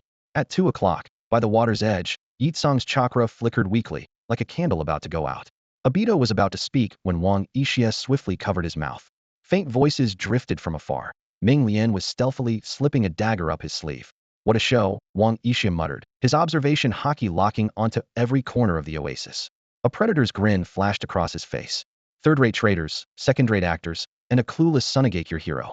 He suddenly grabbed Guy's bowl-cut head and gave it a vigorous rub. Don't you dare open the 5th gate unless I say so. I need to save your strength. Youthful passion is for when it matters. Guy clenched his jaw, teeth sparkling. Kakashi and Wang Yixia simultaneously thumped him on the head with their scabbards. Enough. Quiet, they said in unison. Rin tried to stifle a laugh as she rubbed the swelling on Guy's head. Guy pouted in silence, while Obito seized the chance to swipe his canteen, only to be startled by a scorpion bursting from the sand, sending him scrambling up a palm tree. The entire team held their positions, tense and alert. Let's watch how this plays out before we move. Wang Yixia brandished his melon knife, the blade catching the fiery glow of the bonfire at the heart of the oasis. Remember, Yitsong must survive. He licked the edge of his blade, eyes sharp as steel. This time, we're going to bleed Sunagake dry. Dusk deepened, and the blood-red remnants of the sun stained the vast desert a dark crimson, as if spilled blood had seeped into every grain of sand. Yitsong staggered and collapsed beneath a date palm at the edge of the oasis, her clothes soaked through, sweat and sand clinging together on her skin. The wound on her back was raw from the constant friction of sand, sending waves of searing pain that left her breathless. 15 battered survivors lay sprawled near the shallow pool. One young Chunin even buried his face in the water, gulping it down greedily. Konoha's maniacs shouldn't be able to catch up now, she murmured to herself, tearing away the bandage stuck to her wound, dislodging sand that fell like rain. She handed the last mouthful of water to Ming Lian, a genin with a serious leg injury, then calmly issued orders. 3 squads on rotation. Distribute the last of the healing salve. Ming Lian bowed his head, the cold gleam of his dagger flickering. Though his hands were gentle as he dressed the injured, each turn of the gauze was threaded with barely visible puppet strings. As the final traces of daylight faded, Ming Lian knelt behind Yitsong with the medical kit. The pool reflected his twisted features, and the poisoned dagger slid silently from a hidden compartment in the kit. Captain, this might sting when I change the dressing, Ming Lian said, his fingertips tracing the festering wound on Yitsong's back. Suddenly, Yitsong gripped his wrist, her gaze icy. Back in the Awagakure breakout, you took 3 poisoned arrows for me. Sparks of her scorch release flickered at her fingertips, illuminating Ming Lian's uneasy eyes. So why are your hands shaking so much now? In a flash, Ming Lian's puppet threads tightened around her throat, his cold voice whispering in her ear, it's time you joined the 3rd Kazekage. A sharp gasp escaped as a kunai plunged into her back, snuffing out Yitsong's flames and plunging her into darkness. She twisted and grabbed Ming Lian's throat, only to feel a cold, lifeless touch. It was just a decoy puppet. You've always been Raza's blade, Yitsong rasped, cold sweat dripping from her brow. At that moment, the real Ming Lian surfaced from the pool, puppet threads swirling in the air like an invisible net, trapping the oasis. The wounded survivors began to convulse, collapsing as the threads embedded in their wounds drained their chakra. Kazekage-sama needs tragic heroes. Living legends are simply too dangerous, Ming Lian said coldly, manipulating his comrades' corpses as he stood up. Bastard! Yitsong roared, her voice shaking the date palm branches, but her black flames were quickly devoured by the puppet strings. Just as Ming Lian's puppet blade was about to strike her forehead, a sharp crack sounded beyond the oasis, as if a cleaver had split the barrier. Well, well, looks like someone else wants a piece of the action. Wang Yixia crouched at the edge of the rift, munching on a crisp pear, juice dripping from his knife onto Ming Lian's head. Kakashi's moonblade has already severed 3 puppet corpses at the joints. As the words faded, Obito's fire release turned the pool into a steaming mist. Guy suddenly flipped upside down, kicking Ming Lian's poison dart away while shouting, "Youth doesn't tolerate betrayal." Rin's medical chakra gathered like cherry blossoms, swiftly forming chains that bound the furious Yi Tsong, restraining her movements. She smiled teasingly. "There's poison in your wound. Struggle too much, and it'll rot your heart." She winked. "You look even more graceful than Obito during special training." "Captain, 15 targets," Kakashi reported coolly, his moon blade dripping blood, lightning chakra crackling along the hilt. "Same as always. You loot, we kill. No problem." Wang Yixia replied with a cheerful okay gesture. "Don't get cocky." Ming Lian sneered, suddenly detonating all the puppet corpses. Thousands of puppet blades rained down on the group. Kakashi darted through the chaos, Chidori slicing the air, while Guy sensed the danger and instantly moved to the sand dune at 7 o'clock. "I smelled it coming," Guy said, his form blurring as he appeared 20 meters away, fists slamming into the ground and sending sand flying. Ming Lian's true form was forced out amidst agonized screams. Obito didn't give him a chance to react, lashed out with his iron chain, which instantly wrapped tightly around Ming Lian's legs. Ming Lian struggled to sever the chain, but before he could, Rin stepped forward and stomped on his face. With a graceful arc, her chakra scalpel sliced cleanly, severing his head from his body. "Nice one." Obito cheered loudly for Rin. Wang Yixia clapped softly from the side, his voice calm but tinged with praise. "Not bad. You're getting better." The Yinma squad moved with a swift, overwhelming force, ending the battle almost instantly. Yi Tsong stood stunned, watching it all unfold. Obito and Kakashi were focused on examining the bodies. Guy was moving corpses aside, and Rin carefully dissected one with her scalpel, studying its anatomy. Wang Yixia strolled over to Yi Tsong, a gentle smile on his face. He extended his right hand and said, "Yinma squad, Tianling Yixia. Nice to meet you." Yi Tsong leaned weakly against a sand dune, her eyes wary and cold. She managed a bitter smile. "Well, dying by your hands is better than being betrayed by my own people. At least you're straightforward." Wang Yixia didn't mind, withdrawing his hand with a faint smile. "When Yinma strikes, we leave no survivors. But you might be the exception." Yi Tsong frowned, a hint of suspicion in her eyes. "Are you trying to turn me?" Wang Yixia shook his head, his tone serious. "I've thought about it, but not right now." Yi Tsong let out a cold laugh. "Don't kid yourself. He'll never betray my village." "Your village? Your comrades?" Wang Yixia scoffed. "You gave everything, yet they didn't choose you as Kazekage. You risked your life raiding Konoha for supplies, and your so-called comrades stabbed you in the back. And you're still loyal? Is that loyalty, or just stupidity?" He tossed Yi Tsong a steamed bun, his voice teasing. "What do you think?" Yi Tsong said nothing, biting her lip and looking down, her body trembling, her pain and resentment laid bare. Wang Yixia sighed softly, pulled a photo from his pocket, and handed it to her. "I won't force you. But if the day comes when you don't want to return to Sunagakure and have nowhere else to go, bring this and find me." He winked. "Of course, even if you don't, you can keep it as a souvenir." Yi Tsong took the photo, glancing at it casually only to realize it was a handsome portrait of Wang Yixia. She couldn't help but twitch at the corners of her mouth. Wang Yixia called out, "Rin, treat her wounds and let her go." Rin responded quickly, hurrying over to stop Yi Tsong's bleeding and apply medicine. Meanwhile, Wang Yixia walked toward the edge of the oasis, setting up a stove to cook. Kakashi sidled up to Wang Yixia to help, asking, "You're letting her go?" He raised an eyebrow, looking impatient. "It's been days since I last killed someone. I'm not satisfied yet." Wang Yixia kicked Kakashi without hesitation, scolding, "All you think about is killing. Careful, or you'll turn into a maniac one day. Look at Mecham and refined. You should take notes." Kakashi grumbled, rubbing his backside. "You're the worst of us all." "Say that again." Wang Yixia shot back. "Biggest freak." Kakashi retorted, undaunted. Yi Tsong quietly watched Wang Yixia and Kakashi bicker in the distance, her gaze complicated. She took a tentative bite of the bun, then suddenly felt an itch on her back. Reaching back in disbelief, she found her wounds healing before her eyes. She nearly choked. "What kind of bun is this?" Yi Tsong managed to swallow and asked Rin. "That's the captain's special recipe," Rin replied with a bright smile. "It's supposed to heal injuries quickly."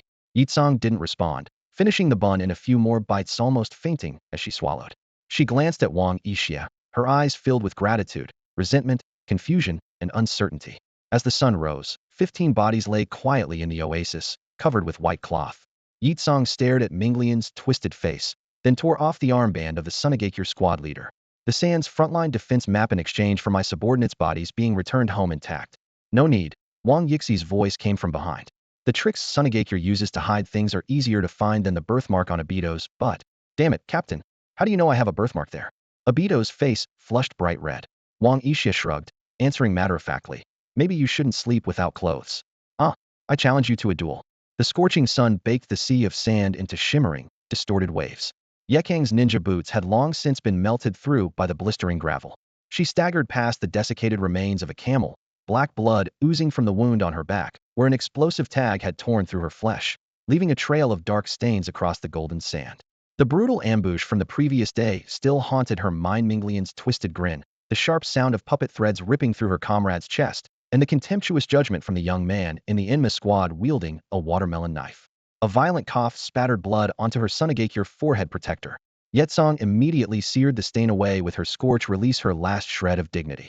On the distant horizon, a massive sandstorm was sweeping in. The hawk emblazoned banners of Sunagakure pierced the scorching air as Raza led his elite forces forward in a mighty procession.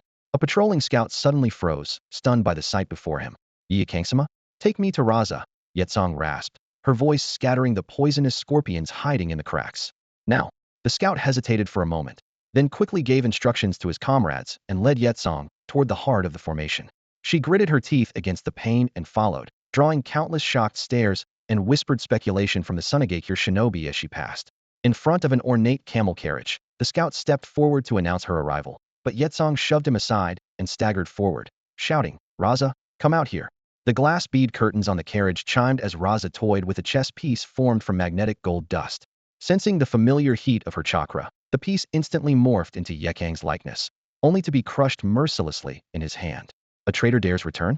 Raza's voice, amplified by magnet-release chakra and the howling sandstorm, thundered across the ranks.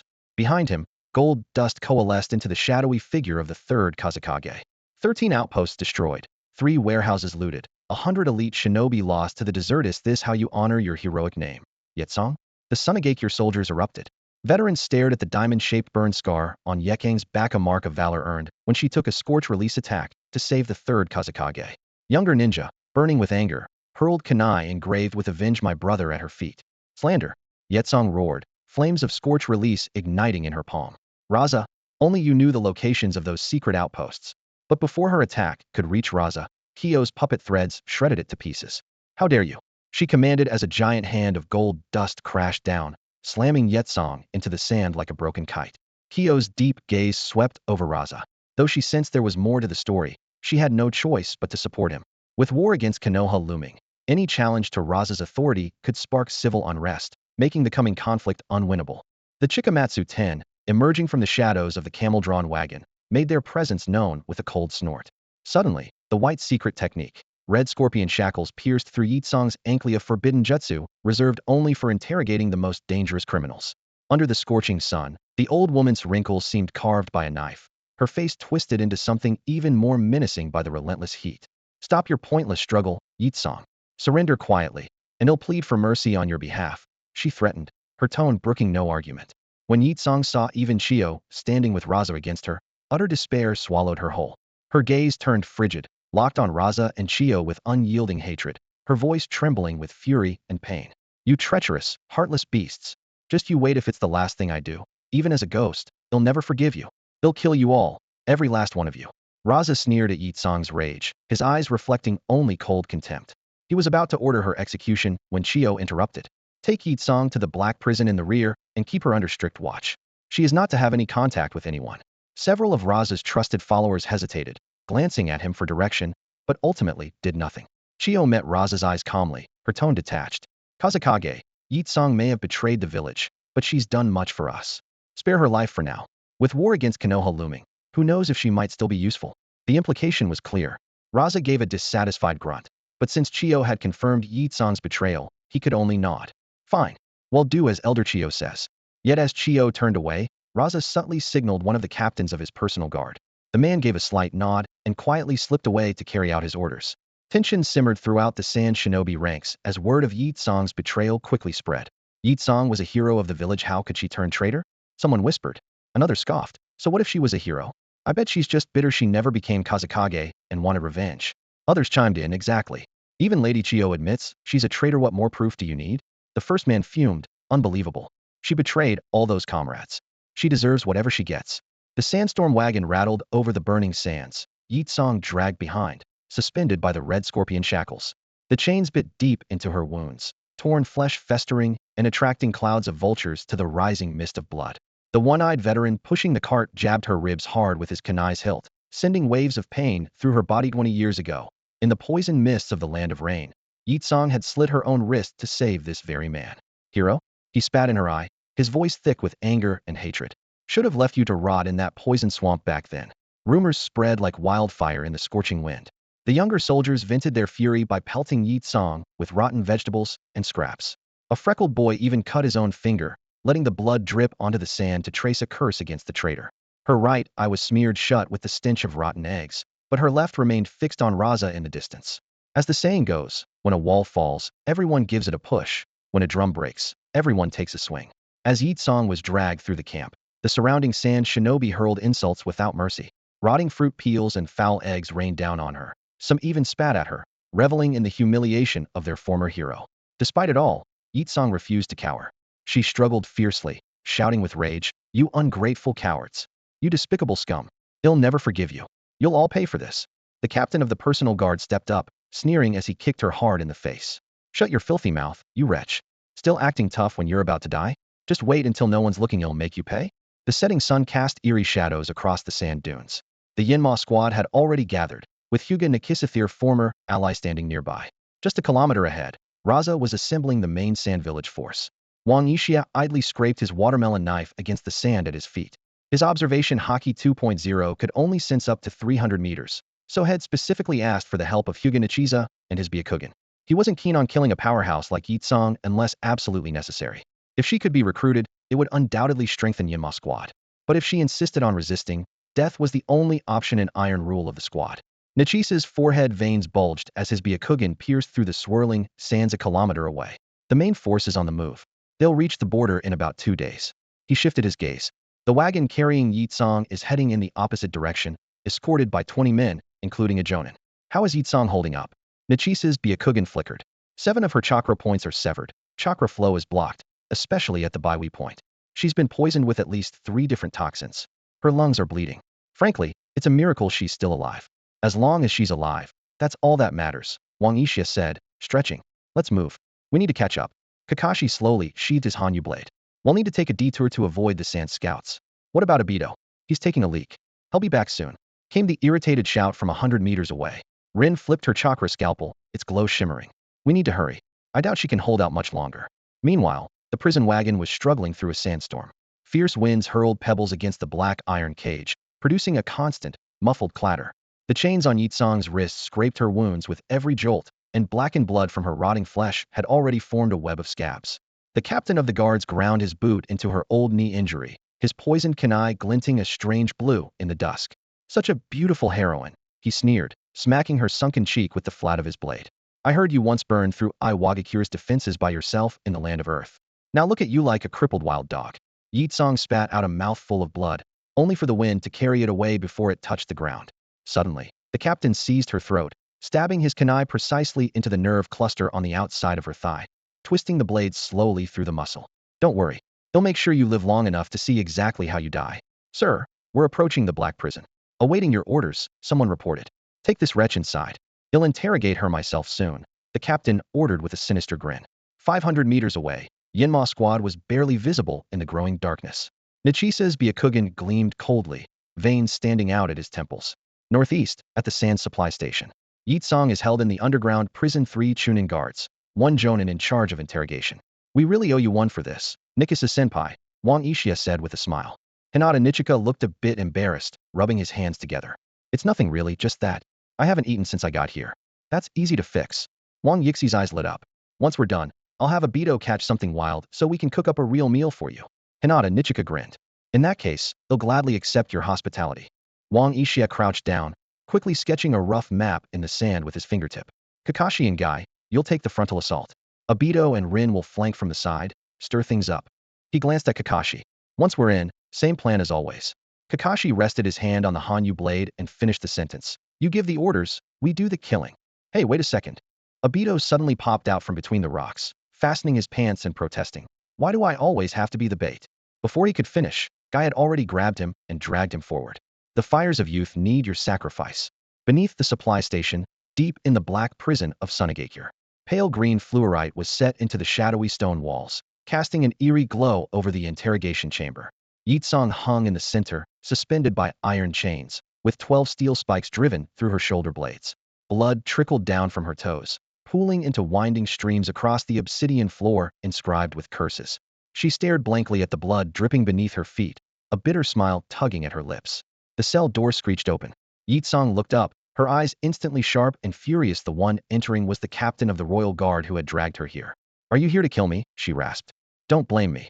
The captain licked the blood off his blade. You brought this on yourself. Oh, is that so? Yitsong sneered. The Kazakage wants your death to look natural. The captain toyed with his dagger. Maybe make it look like the Enma squad silenced you and burned the body? Yitsong let out a ragged, wheezing laugh. Raza is as despicable as ever. Before she could finish, the dagger plunged 3 inches below her ribs, expertly avoiding vital organs, but sending a jolt of excruciating pain through her body. The blade twisted, carving a spiral wound between her ribs. Yitsong coughed up a mouthful of black blood, splattering the captain's silver-gray forehead protector. Even for murder, Raza has to use someone else's blade? She bared her blood-stained teeth in a grim smile under the green glow. He's nothing but a spineless sandworm. Shut up! The captain snarled, yanking out the dagger and pressing it to her throat. But Yitsong suddenly looked past him, a strange smile curling her lips. Ever heard the saying? She rasped, her tone mocking. Villains always talk too much before they die. With a thunderous crash, the stone wall exploded, filling the chamber with fluorite, dust, and sand. A machete whistled past the captain's ear, embedding itself in the wall, the handle still vibrating. TCH, throwing weapons is harder than it looks. Wang Yixia leaned against the shattered wall, idly spinning a Sunagakure forehead protector on his finger. Found this on the way your men were crying for their mothers. The captain's pupils contracted. He barely formed a wind blade at his fingertips before a finger gun pierced his neck, pinning him to the rock wall. Wang Yixia strolled over and yanked out the machete. Extras without names shouldn't get so many lines. In a few swift movements, he slashed through Yitsong's chains. She collapsed into the pool of blood, watching as the captain's legs finally stopped twitching. The green glow of the fluorite lit Wang Yixi's cold, angular face as he wiped his blade clean and stabbed it into the ground next to Yitsong's head. Last chance. Join my team, or die. Yitsong coughed up blood and bits of organ. Fine, I'm in. Then stop talking, Wang Yixia said, shoving a Choi Bun's meat bun into her mouth and hoisting her onto his shoulder. Say one more word, and you'll cough up a lung. Yitsong hung limply over Wang Yixi's shoulder, staring at the miraculous bun in her hand. With one bite, her near-fatal injuries healed by a third, though the price was almost choking until she foamed at the mouth. When she opened her eyes again, the entire supply station had become a living hell. Akai's green figure darted through explosions, Kakashi's lightning style wove a deadly net of electricity, Abito's fire tornado painted the night sky red, and Rin's cherry blossom storm spread a blood-colored carpet across the ground. The Sand's vaunted traps exploded one after another, becoming the Yinma squad's most dazzling display of slaughter. By the time the last puppet collapsed in the thunder and fire, dawn was just breaking in the east. Yitsong's fingers dug deep into Wang Yixi's shoulder, her newly healed bones cracking softly under the bun's effect. She watched the scene before her, Akai running back and forth on his hands, piling bodies onto the supply carts, Kakashi dousing everything in fire oil, Rin and Abito carefully searching each sand ninja's corpse. Suddenly, she grabbed Wang Yixia by the collar. 3 conditions. Wang Yixia paused in the middle of peeling an apple, the peel curling through the air in a perfect arc. Go ahead. First, I only take orders directly from you, Yitsong said, looking toward the direction of Konoha. I don't trust anyone else. Approved. Wang Yixia shoved a slice of apple into her mouth. The old folks in Konoha have no say in Yinma squad. Second, Raza's life is mine, Yitsong said, crushing the apple between her teeth like she was chewing bone. I want to nail him in the black prison myself, never to be reborn, as long as there's money in it. He flicked the apple core off the tip of his knife.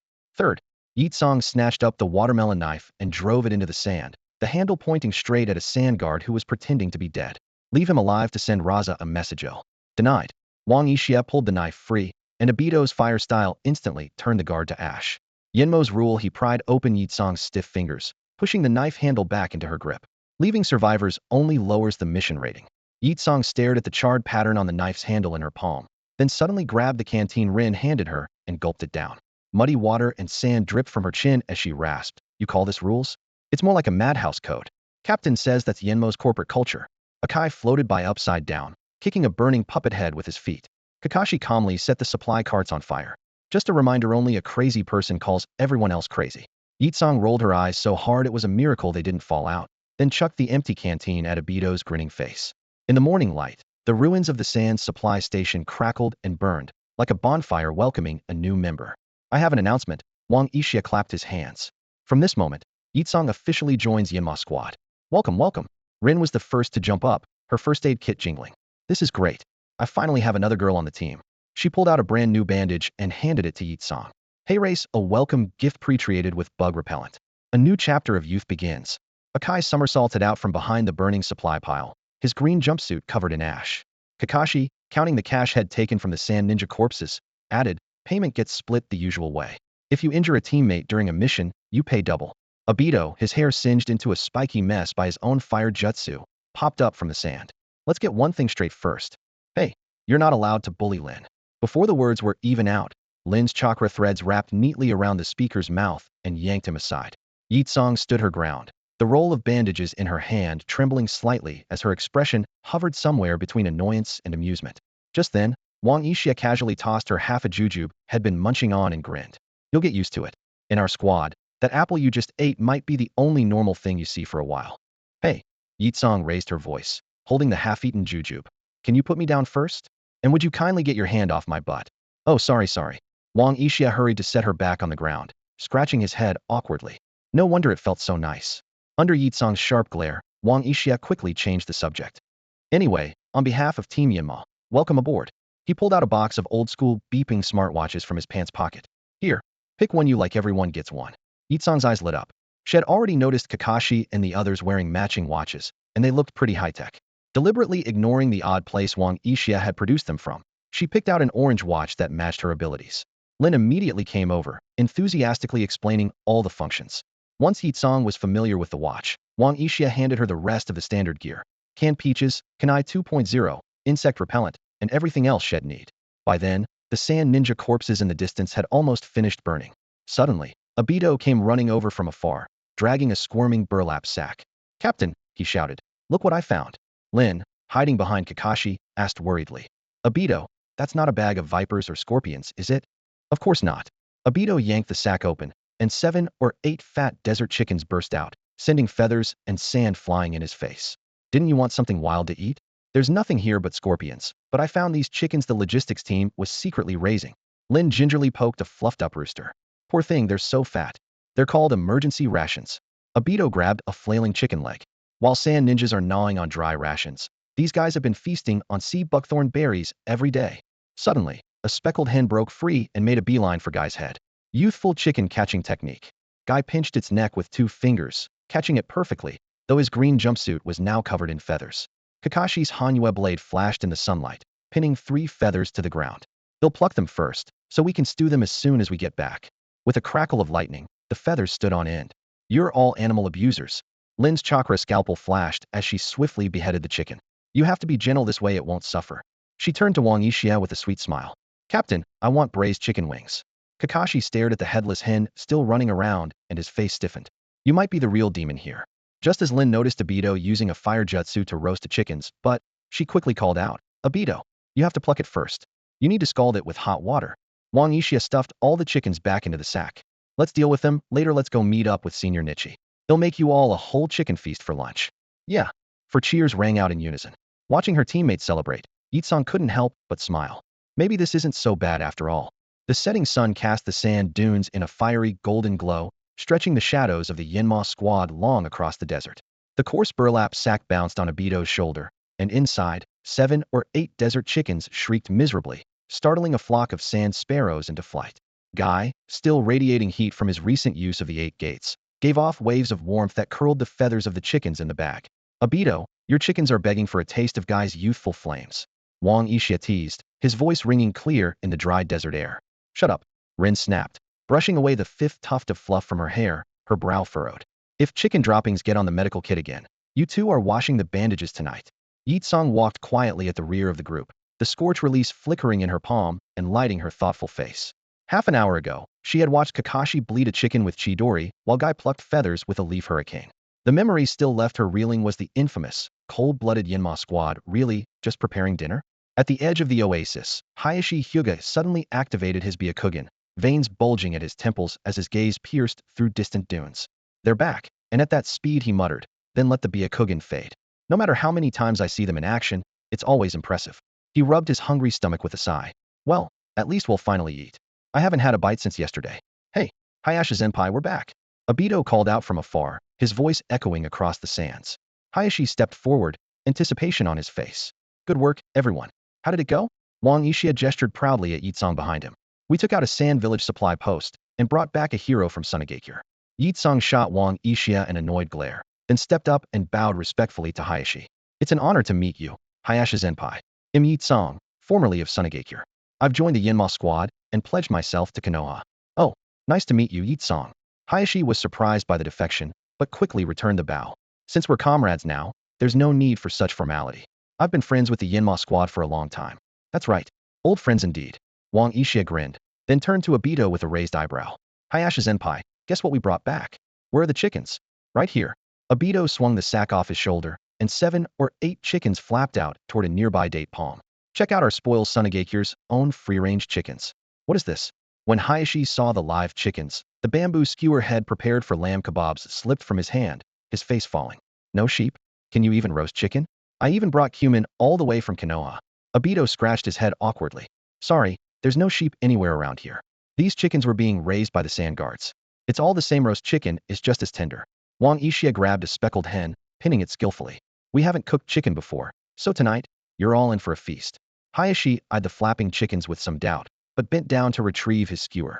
Just then, 2 roosters burst past, dusting his face with feathers and sending everyone into laughter. As midday approached, Hayashi used his Byakugan to find a small oasis. Clear water soon bubbled by the shore. Wang Ishia, expertly preparing seasonings, started assigning tasks. Guy, go chop firewood, bring plenty. I am the lumberjack of youth. Guy shouted, dashing like a whirlwind toward the dead trees nearby. Obito, start boiling water.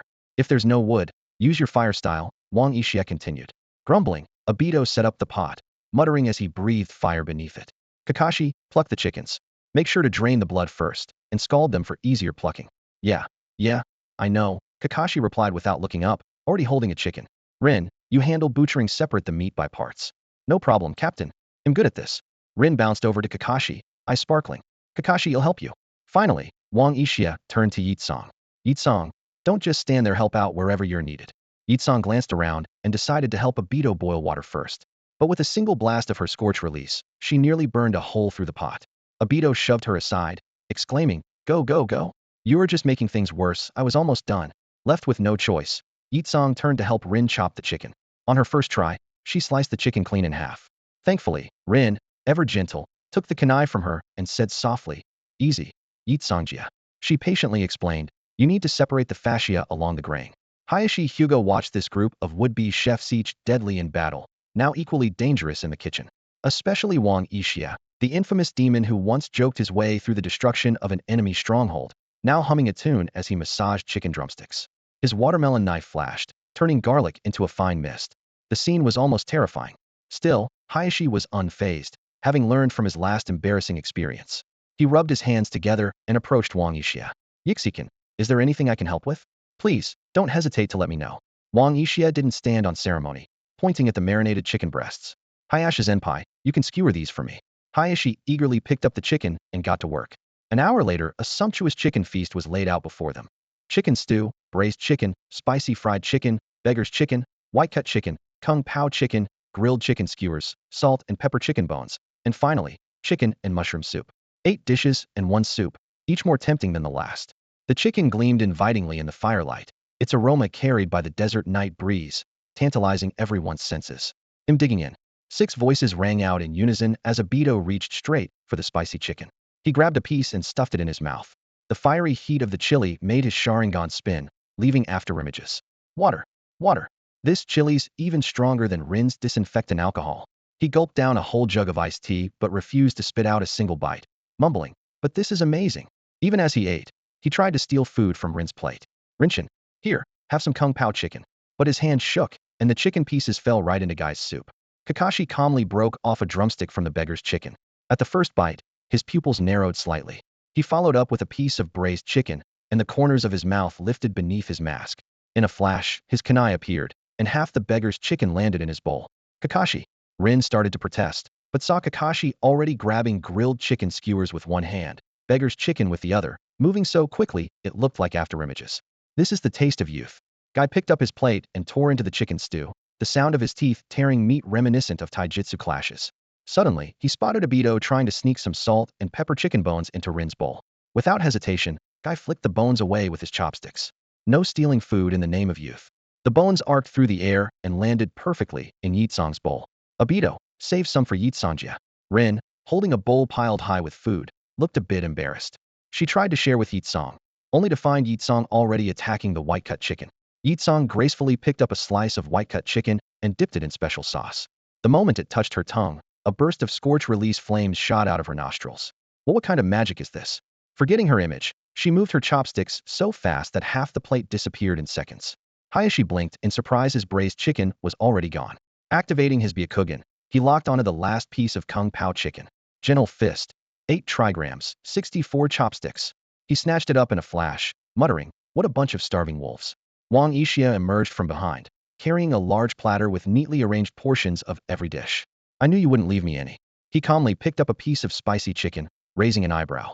"By the way, I made this chili with desert scorpion stingers." Instantly, everyone froze, chopsticks in midair. Obito started gagging, clutching his throat. Wang Yixia burst out laughing. "Just kidding.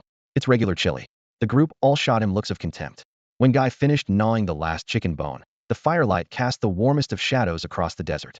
The 7 of them lay sprawled on the sand, satisfied smiles on their faces, the occasional contented burp drifting into the night. The campfire crackled at the edge of the oasis as Lin carefully threaded the last chicken bone onto a string, fashioning it into a wind chime and hanging it lightly from a poplar branch. In the flickering light, Yitsong sat with her knees drawn up, her eyes glinting as she spoke. 80 miles northwest, there's a sand-hidden puppet parts warehouse, guarded by only 30 men. Her slender fingers traced quick lines in the soft sand. 120 miles southeast is a poison gas storage facility, but the area is riddled with puppet traps. Obito, who was busy building a castle out of chicken bones, suddenly looked up. "Whoa, are you planning to turn your old home upside down?" "My former home," Yitsong replied with a cold laugh, wiping away the map she had drawn in the sand. "I'm in rank rogue ninja now." She glanced at Wang Yixia, who was sharpening his blade, her tone shifting. "Or maybe, a dead woman with a new face?" "Imenma." Wang Yixia corrected her without looking up. "The heroes sand-hidden discarded. The Enma squad will take them all." "So is this your way of pledging loyalty?" Kakashi paused in polishing his moonblade. "Just so you know, in your current state, you're more of a liability." "It's fine. Lin already took care of my wounds." Yitsong turned to Wang Yixia. "Captain, do you have any of those buns left?" "Still got half a bag." Wang Yixia expertly pulled a bun from his waistband and handed it to her. "Should be enough to last us a while." Yitsong's hand trembled as she took the bun. "Why do you always pull things out from there?" "You'll get used to it." Kakashi snatched the bun and stuffed it into her mouth. "Kai, give me a hand." "On it." Guy leapt over and pinned down Yitsong's hand. Obito dove in to hold her other arm. "He'll get this side, Kakashi. Hurry up." Lin giggled behind her hand. "Hang in there, Yitsong." "Bastards." Yitsong's eyes rolled as she gagged. The thought of where the bun came from making her retch even more. Wang Yixia watched her chase the others around, stretching out leisurely to digest his food. Just then, Hinata Hizashi spoke up. "Ishia, my orders are to assist you in scouting the Sand Ninja Strike Force. The mission lasts 3 days. Won't be able to join you after that." "Understood. Thank you, senior." Wang Yixia nodded. "When you get back, please let Lady Tsunade know we'll return within 3 days. They'll treat you to a good meal then." Hizashi beamed. "It's a promise. I'll take my leave now." After seeing Hizashi off, Wang Yixia thrust his watermelon blade into the sand. "All right, enough fooling around. Let's go over the details of the poison gas facility." Yitsong sketched in the sand again. "There's a 10-man patrol on the surface, and 20 puppet masters in the underground warehouse. Puppet traps are buried." She suddenly paused. "How do you know I'm telling the truth?" "Because of the bun you just ate." Lin pointed to her mouth. "I laced it with a neural truth serum." Yitsong's pupils shrank. Obito burst out laughing. "Just kidding. It's Lin's special digestive remedy." Gritting her teeth, Yitsong continued drawing in the sand. Kakashi's moonblade suddenly pointed at a spot. "This vent, if we send lightning chakra through it, we can cripple the whole ventilation system. You don't need to sneak in through the vents for youth," Guy declared, holding up 3 fingers while doing a handstand. "Give me 3 minutes, and he'll blast in through the front door." "He's got a point," Kakashi said, drawing his moonblade. "It's just 30 people. No need to overthink it." "Then let's move out." Wang Yixia pointed his machete northwest. its blade gleaming coldly under the moonlight. Obito and Guy took the lead, charging toward the target, determined to clear out the puppet warehouse within 2 hours. Wait, I thought we were hitting the poison gas station? Obito frantically searched through his ninja tool pouch. Above them, Yitsong's scorch release burst in the sky like fireworks. A diversion, I like it, she chuckled, tearing off her tattered Sunagakure headband and replacing it with a brand new Enma squad insignia. But let me correct you, there are actually 50 guards in that warehouse, and over 100 mechanical puppets. Kakashi spun his kunai in a reverse grip, his eyes sharp. So you deliberately downplayed the numbers earlier? Gotta leave some room for the rookies to show off, Yitsong replied, her pupils reflecting the flickering flames, her tone darkening. After all, I'm pretty much dead weight now. Women are so dramatic, Kakashi muttered, rolling his eyes. That white-haired jerk. Yitsong spat through gritted teeth. The wind picked up, sand swirling as clouds blotted out the crescent moon. From the northwest, 3 purple signal flares streaked across the night sky. Rin's medical chakra transformed into a swarm of butterflies, fluttering toward the explosion. Obito's triggered another chain trap. They'll go fish him out. Wang Yixia dashed off, machete in hand, moving like lightning. On the battlefield, Yitsong incinerated puppet remains, her scorch release illuminating the Sunagakure warehouse. Guy barreled through enemies like a tank, while Obito's fire release exploded in dazzling flashes overhead. Wang Yixia grabbed Obito after his fire release attack, then tossed him toward another pile of puppets. You're done over there, you go, make trouble somewhere else. Watching the chaos, Yitsong witnessed the true strength of the Enma squad for the first time. Guy was unstoppable, Kakashi's movements were precise and lethal, each strike claiming a life. Obito and Rin were still a bit green, but their teamwork was seamless. Meanwhile, Wang Yixia dominated the battlefield, herding fleeing enemies straight into Obito and Rin's path for training. As the battle neared its end, Wang Yixia noticed Yitsong standing motionless. He flashed to her side. If you can't bring yourself to finish them off, take up a guard post. Just catch any escapees. All I have left for Sunagakure is hatred. Yitsong growled, hesitating for a moment. But there's something I still can't figure out. Wang Yixia scanned the battlefield, saw the fight was winding down, and sat on a sand dune, gesturing for Yitsong to join him. She hugged her knees as she sat. When I led you guys on that raid before, you followed without hesitation. Weren't you afraid it was a trap? Now I can't bring myself to attack Sand Ninja, but none of you seem suspicious. Why does the Enma squad trust a defector so easily? Trust you? Wang Yixia chuckled. No, we trust ourselves. We trust our judgment, our teammates' loyalty, and our strength to handle anything. That last one's the real reason, isn't it? Yitsong teased. No, they're all important. Wang Yixia tapped her on the head.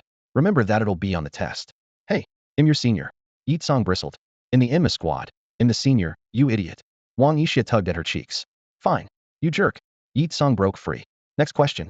Women are such trouble, Wang Yixia grumbled. Go ahead. Yitsong's expression turned serious. If you had to choose between your village and your comrades, what would you do? Wang Yixia gazed at his teammates on the battlefield, his voice resolute. A place with a village doesn't always have my comrades. But wherever my comrades are, that's my village. Yitsong was moved by his answer, then asked softly, what if it was the entire ninja world? Then let's see who survives.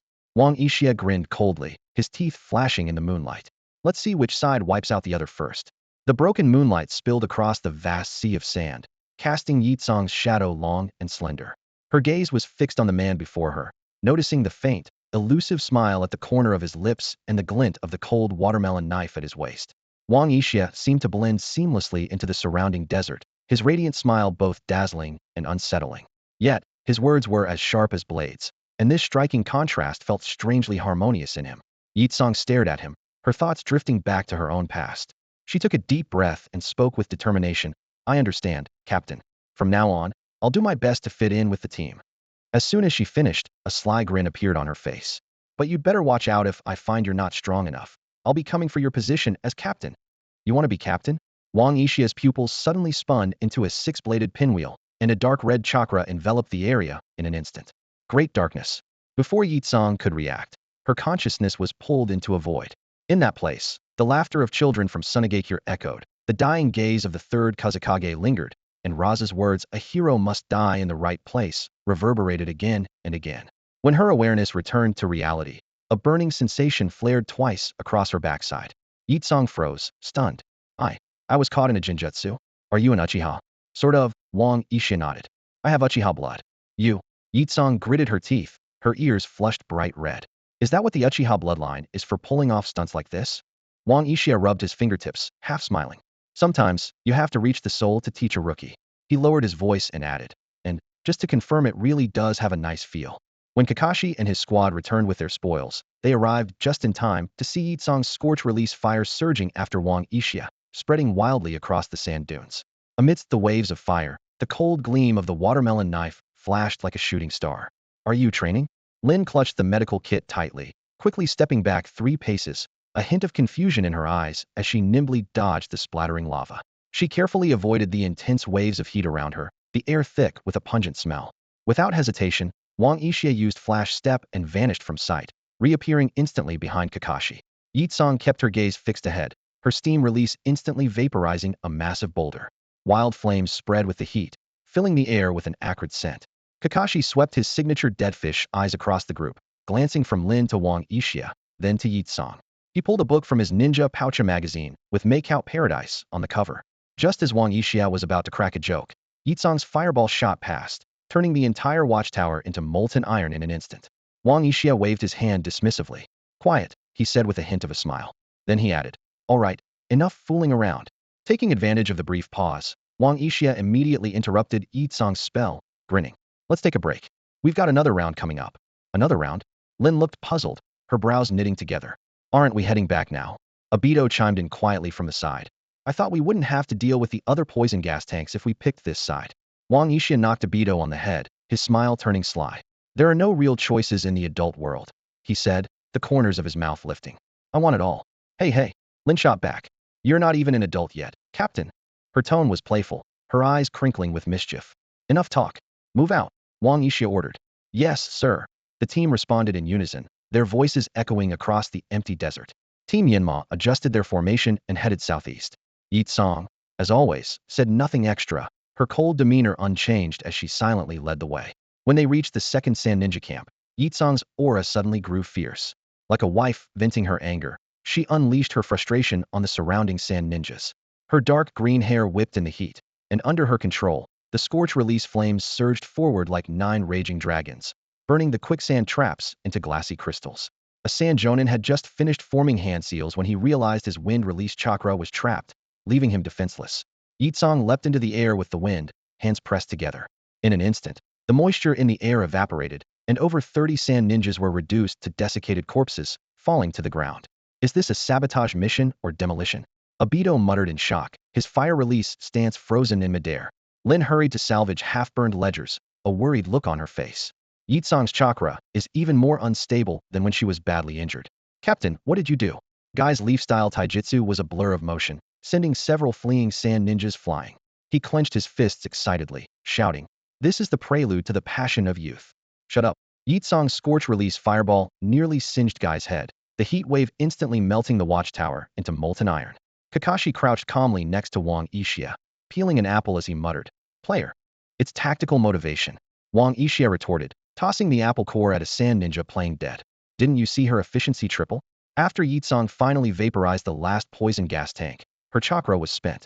She crouched down, breathing heavily, sweat evaporating before it could hit the scorching ground. Guy raised his fist, his eyes bright. With another powerhouse on the team, I've got to work even harder. I'm running 10,000 meters on my hands today. If I can't do it, he'll do 100,000 push-ups. Lin pulled a piece of yellow peach from her bag and handed it to Yitsong. I added some cooling herbs to help with the heat. Abito leaned in, eyes twinkling mischievously. Yitsong, if you burn the captain next time, at least leave a whole body. His bounty could buy half of Konoha.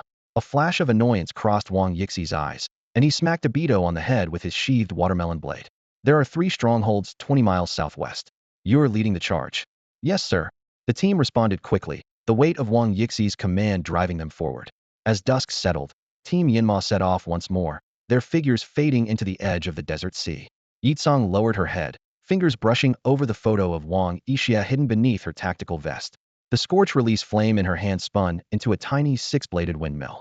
In her heart, she vowed, one day, she would break that damned genjutsu. Watching Wang Yixia and Abito roughhousing ahead, Lin couldn't help but add a note to her mission report. Recommendation, assign a team counselor. The desert shimmered with an eerie glow under the blood-red remnants of the moon, and the night wind swept across the dunes, carrying waves of scorching heat. A sandstone fortress, 30 meters tall, loomed beneath the night sky. On its highest point stood Yitsong, her dark green hair whipping wildly in the hot wind. The orange-eared flames dancing in her palm cast a hellish glow across the horizon, turning the night into a scene of purgatory. The scorching blaze raged, making the sandstone walls groan in agony as molten iron snaked down the cracks. Southeast cellar. Lin's voice cut through the explosions. She moved nimbly among the shattered walls, her chakra scalpel striking precisely at a sand ninja's shoulder. As her enemy fell, she vaulted onto a 5-meter-high ledge, swiftly unfolding a pale green medical chakra barrier to shield herself from the flying lava.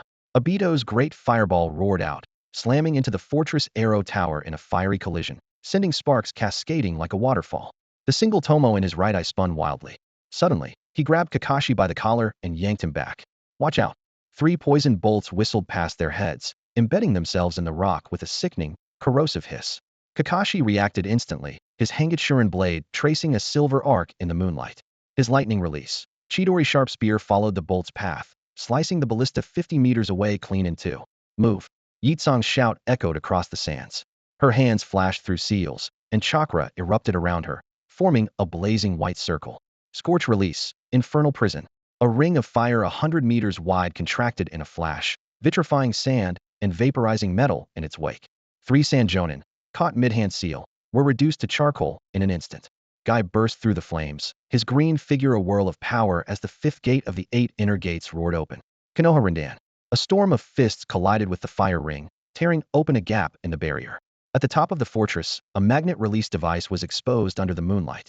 It was the 3rd-generation defense system, designed by Yitsong herself. The device hummed, a shimmering blue chakra shield reflecting every bit of scorch release fire.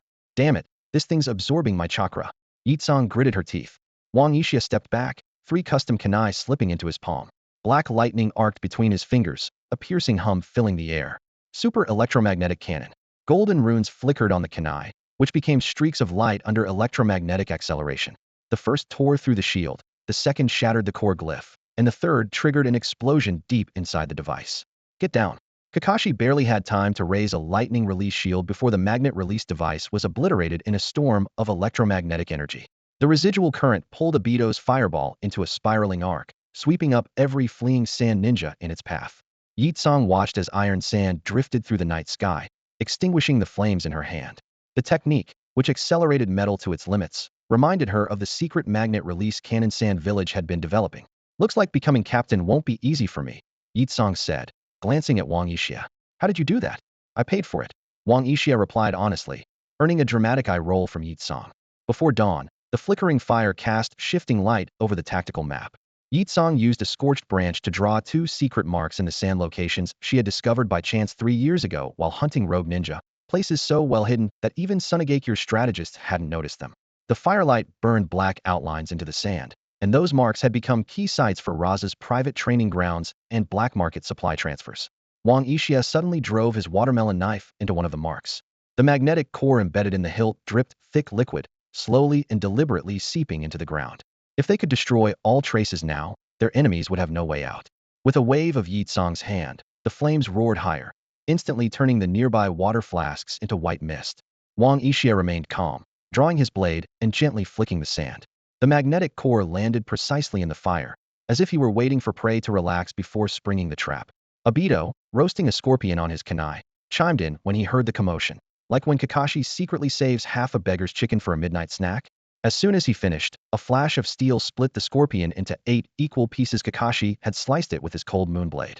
He sheathed his sword and said quietly, "Those 2 locations are more than just supply caches." Rin gently nudged Guy's shoulder. "Hey Guy, did you get all that?" Guy scratched his head, nodding uncertainly. "I think so sort of. I get it, but maybe not all of it." 7 days later, smoke rose over the Konoha frontline camp. Tsunade leaned against the top of the watchtower, her medical robe stained with blood and medicine. When Hyuga Hisashi's Byakugan caught sight of the Yenma squad through the swirling sand, the sake gourd in Tsunade's hand shattered. 5 bases. Are they insane? She growled, and moments later the main gate thundered open. Yitsong entered the camp, her headband now bearing Konoha's symbol, though she still instinctively walked at the rear of the group. The new medics moved to greet her, but were forced back by the waves of heat still radiating from her. Rin slipped her arm through Yitsong's, letting healing chakra flow like gentle spring rain as she whispered comfortingly, "Don't worry. Yitsong's chakra is cleaner than any disinfecting room." Suddenly, Tsunade shouted, "You little brat. You actually dared to come back?" Kakashi leaned toward Guy, grinning. 2 steam buns say Wang Yixia gets punched at least 3 times. Guy shot back, "He'll bet 4 punches." Kakashi chuckled. "Smart move." Wang Yixia threw his arms wide, shouting with excitement. Isn't this my beautiful, incomparable, heroic, gentle, and ever-missed Tsunade? I've missed you so much. Thud. Tsunade landed a solid punch. Cut the crap. Think you've grown up now? You led your squad on a wild chase and ended up raiding 5 enemy camps? Do you realize how dangerous that was? Get your act together. Clutching his head, Wang Yixia squatted down and complained, I was just trying to help your grand ambitions. Thud. Tsunade punched him again. Don't play the victim. If Sunagekyu's main force had surrounded you, you'd all be dead in the desert. You think I'd go alone? Wang Yixia started dragging others down with him, pointing at Kakashi and the rest. They were there too. Why am I the only one getting hit? Thud. Tsunade threw another punch. You think I'm stupid? 90% of Yinma squad's trouble comes from you. Kakashi, don't you smirk, the other 10% is yours. Thud. Wang Yixia, now nursing several lumps on his head, scrambled away as Tsunade chased after him. Guy scratched his head and whispered to Kakashi, looks like I won the bet.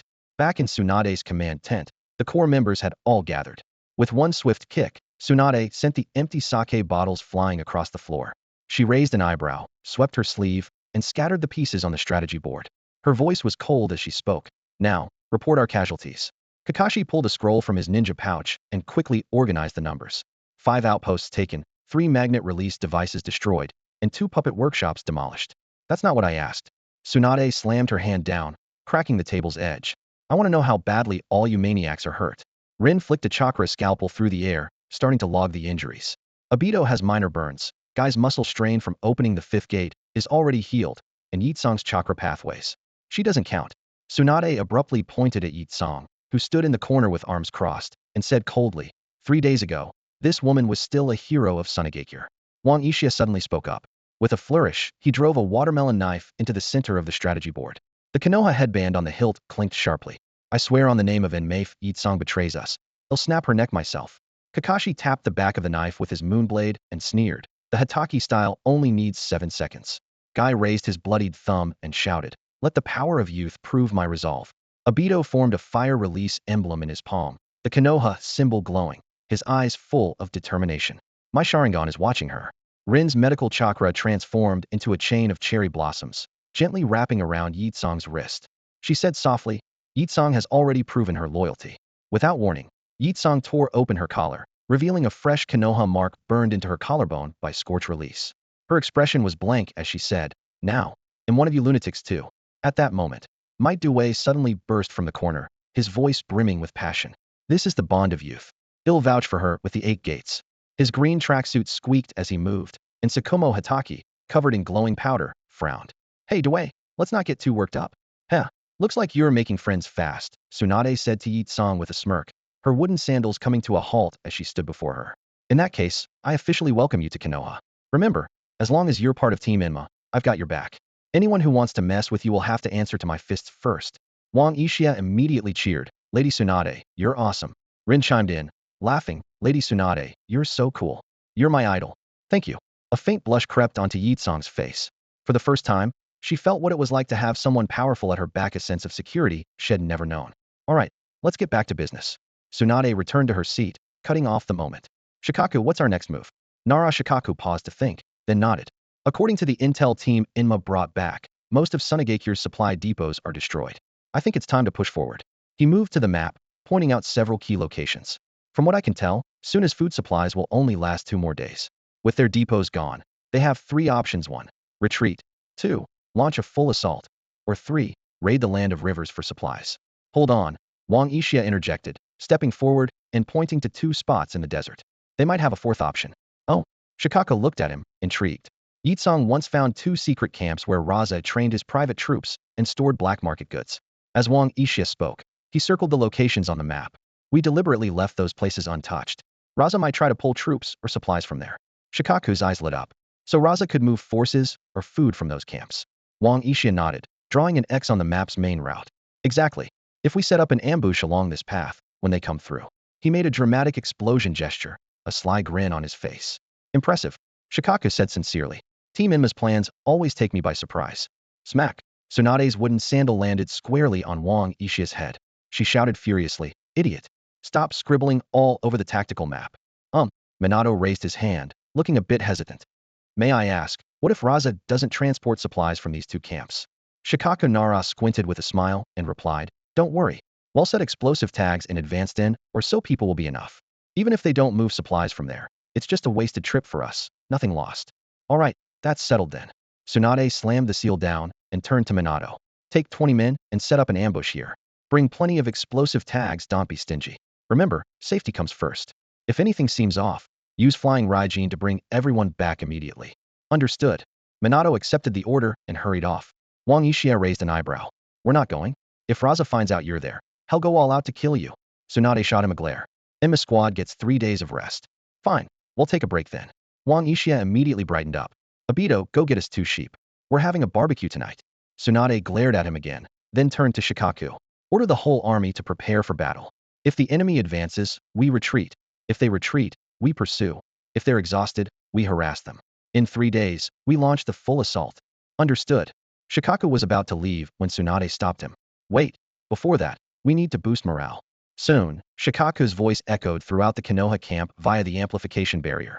Enma squad infiltrated deep behind enemy lines, took down countless foes, inspired a sand hero to defect, and destroyed 5 of the enemy's supply bases, leaving the sand forces with nothing to eat. Everyone, our victory is within reach. The news swept through the camp like wildfire. The mess chief dropped his iron ladle with a clang, and steaming rice soup sizzled as it hit the sand. A kitchen helper, face smeared with charcoal, suddenly shouted, "Long live Enma squad." Cheers erupted everywhere, kunai clanged against shields, sending vibrations through the barrier. Medical bandages flew into the air, and even the seriously wounded struggled to set off chakra fireworks.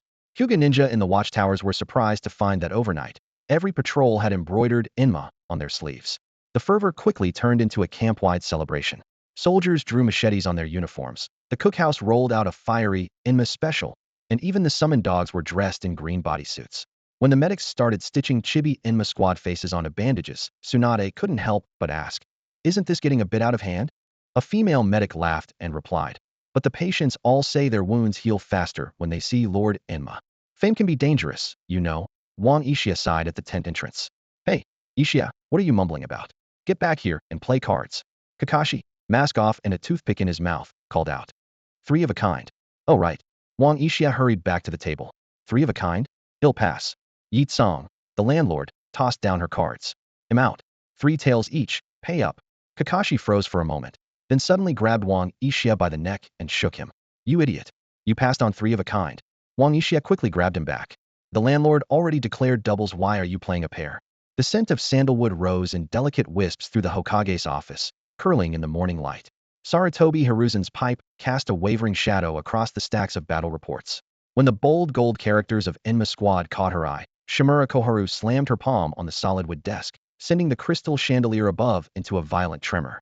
13 Suna watch posts destroyed overnight, 3 supply depots seized, 5 enemy camps overrun, and 90% of Suna's granaries burned to the ground. Mitokado Hamura adjusted his glasses, the lenses glinting coldly. Now, even 3-year-olds are singing about scorched style burning the heavens, Enma descending to earth. In a few more days, they'll be chanting long live Tsunadeheim. Instead, Sarutobi Hiruzen gripped his pipe tighter, recalling the latest secret reports from the ANBU. Scorch-style totems painted on every medic tent, new recruits carving watermelon knife patterns into their forehead protectors, and even the ANBU masks now subtly etched with Enma. Hiruzen, Koharu's bony finger jabbed dangerously close to the Hokage's robe. "Tsunade has already run Danzo ragged, and now you're still indulging her? Are you trying to turn Konoha into a madhouse?"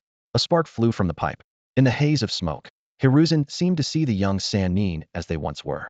"Tsunade's medical reforms have saved countless shinobi. Didn't you both?" "That's not the point." Hamura's palm shattered his teacup. "Now, the front lines answer only to Enma, not the Hokage. Even the Nara clan strategies have been rewritten as Enma tactics." 2 photos slammed down on the desk. Thousands of shinobi at the front chanting Enma's name, clamoring for autographs. Koharu's voice was sharp as a blade. "Do you see this, Hiruzen? This is idol worship. The first sign of rebellion." Suddenly, Hiruzen broke into a fit of coughing, ash falling onto a faded birthday card Tsunade had made as a child. The yellowed paper still bore her promise. "He'll become a Hokage even greater than the old man." Swallowing back the taste of blood, he asked, "What do you propose we do?" "Recall the Enma squad immediately." Koharu spat out each word. "Dissolve that lawless team under the guise of restoring discipline." "Or," Hamura said, calmly polishing his glasses, "let the ANBU claim their achievements. Announce that the granaries were captured thanks to the strategy department's planning." Hiruzen's gaze lingered on Tsunade in the photograph. The Konoha crest on her medical coat brought back memories of the battlefield in the Land of Rain 2 decades ago, where a blood-soaked girl had carried wounded comrades through a minefield. He could almost hear her voice again. Old man. A medic's hands aren't meant for killing. Let's wait a little longer. Ash rained softly from his pipe. You'll regret this, Hiruzen. Koharu and Hamura stormed out, slamming the door just as Danzo once had. On the Konoha front line, sand rattled against the tents. The dim glow of a kerosene lamp cast flickering shadows across Tsunade's brow. Fresh bags of blood plasma chilled in the corner freezer, a stark contrast to the 10 bodies covered in white sheets nearby. Namake's Minato knelt on one knee, the Konoha symbol on his forehead protector split by a fresh crack, golden hair matted with blood. Behind him stood 9 battered survivors, supporting one another, among them Sarutobi Kingwu, just demoted to Chunin, pus oozing from the stump where his teammate's arm had been severed. On the ground lay Sarutobi, a Sumawang Yixi's classmate unconscious, blood slowly trickling from the corner of his mouth. The atmosphere inside the tent was tense. Wang Uchiha sat on the left, propping his chin with one hand as his sharp gaze swept over the people behind Minato. Behind him, the members of the Enma squad either sat or stood, each maintaining a posture that showed they were ready to act at any moment. On the right, Nara Shikaku sat upright, his report already crumpled from his grip, a deep frown etched on his face. I've checked Asuma's injuries. He's no longer in any danger, Tsunade said bluntly from the head of the table. Behind her, Sakumo Hatake and Might Due stood like silent guardians. Minato, give me a detailed report of this mission. Why did it fail? Why did we lose so many people? Yes, ma'am. Minato's voice was hoarse, as if scraped by sandpaper, and his fingers unconsciously fidgeted with the trident-shaped kunai at his waist. 2 days ago, I led squads 24, 27, 33, and Sarutobi Kangwa's team, a total of 20 people, to set up an ambush in the designated area. Humph. Sarutobi Kangwu suddenly interrupted with a cold laugh. I've already explained the situation. This was clearly a plot against our village. Someone deliberately provided false information to lure us into a trap. Everyone inside the tent was momentarily stunned. Minato quickly tried to explain. That's not the case, actually. Minato Namake's. Sarutobi Kangwu cut him off sharply. You're Jiraiya's student. Under the Hokage's tutelage, are you going to oppose me? Don't ruin your future.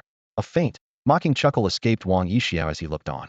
Sarutobi Kangwu suddenly turned toward the Enma squad, pointing directly at Yi Tsang. He advanced step by step, his voice icy. It was this spy from Sunagakure who used false information to get 10 of our comrades killed.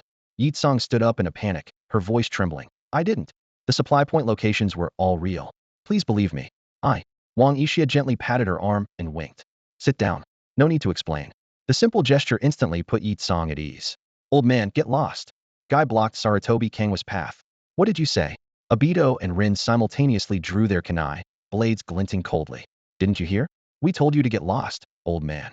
You dare insult me? Sarutobi Kangwu roared, turning to his 2 guards. Seize them. The guards hesitated after all. They were up against the Enma squad, but duty compelled them to shield Sarutobi Kangwu. Seeing their reluctance, his temper flared further. What are you waiting for? Get them. Just as the guards moved, Guy's leg shot out like lightning. With 2 sharp thuds, he kicked them both out of the tent. You still dare resist? Sarutobi Kangwu prepared to take action himself, but suddenly felt a chilling sensation at his throata blade, cold as the moon, pressed against his neck. Kakashi had appeared at his side, unnoticed. Leave now, or you die. Kakashi's voice was ice cold, his killing intent so intense that Sarutobi Kangwu felt his blood freeze, the metallic scent of blood hanging in the air. Have you caused enough trouble? Tsunade's furious shout thundered through the tent, shaking dust loose from the ceiling. In the sunlight, the swirling motes formed thin pillars of light as they drifted down. Sarutobi Kangwu stumbled back 3 steps, groping blindly until he caught the edge of the table, only then realizing he could still breathe.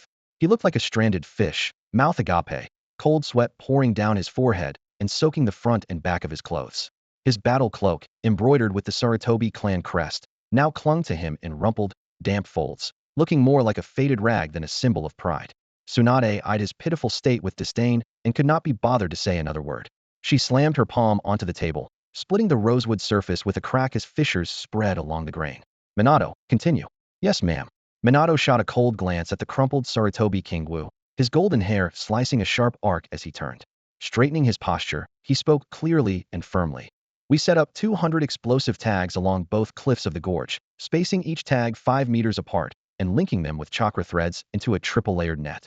A blue glow gathered at his fingertip as he traced the battle zone on the sand table, the light jumping across the terrain model in sync with his explanation. We've planted 18 smoke bombs here to block the enemy's line of sight, taking advantage of the terrain.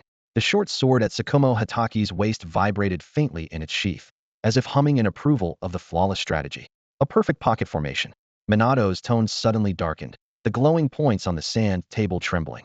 But at the last moment, things went awry. When 12 sand-hidden supply wagons appeared at the mouth of the gorge, Sarutobi Kangwoo demanded a change in the plan. Clutching his chest, Sarutobi Kangwoo rasped in protest. That food could feed the front lines for half a month. How could I explain to Lord Hokage if it got blown to ashes? The supply convoy's vanguard was still 100 paces from the danger zone. Minato whipped around, bloodshot eyes burning as he struggled to contain his anger. I warned them 3 times to wait until all the wagons were inside the trap, but his Adam's apple bobbed as he fought to steady himself. As soon as the 5th wagon rolled over the tags, Sarutobi Kangwoo rushed out with Asuma and 10 other Chunin. Rin hurried to Asuma's unconscious side, pulling back the bloodstained blanket and expertly checking his wounds. Puncture wound between the 3rd ribs on the left chest, muscle laceration on the right thigh. These are injuries from close combat. Shut up. What would a medic know about tactics?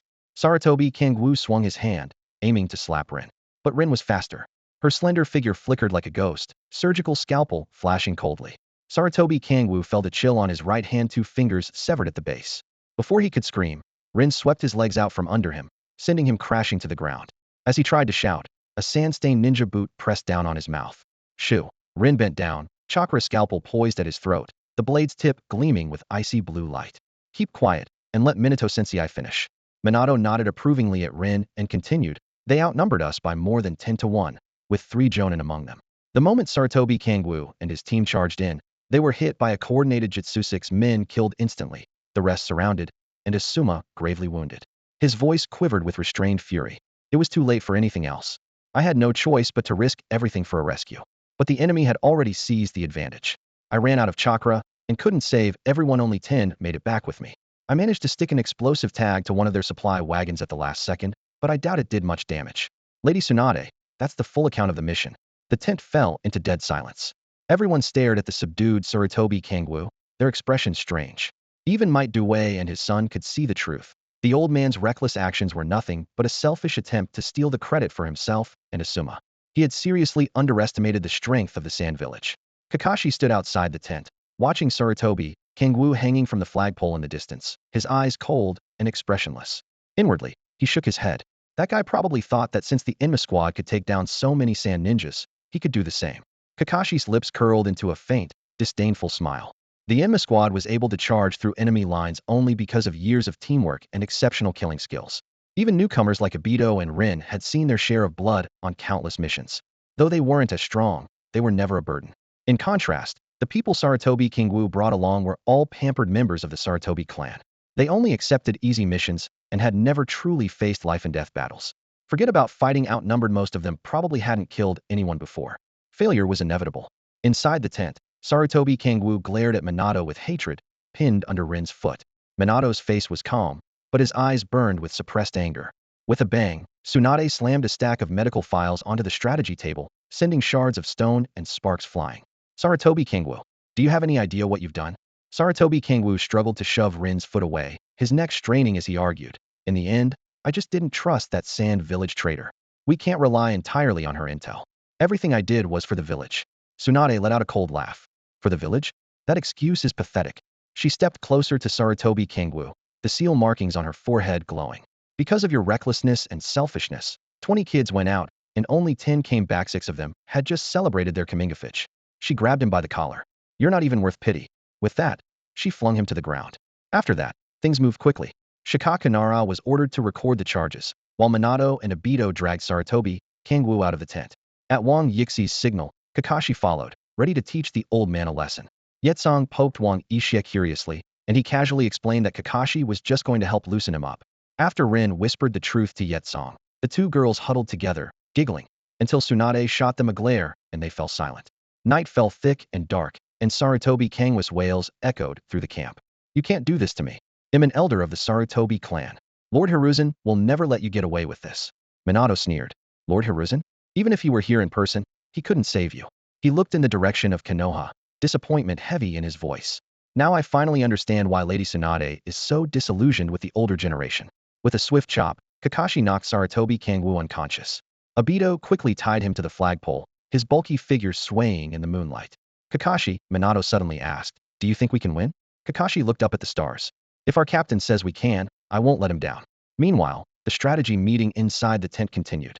Tsunade stared at Yetsong. "Are you sure the main sand forces will launch a full assault soon?" Yetsong nodded. "Raza just took command, needs a big victory to secure his position. From what I know, the supplies delivered this time are all he has left." A cold smile formed on Tsunade's lips. "Good. Then let's make sure he never returns." That's all for today. Thank you so much for watching.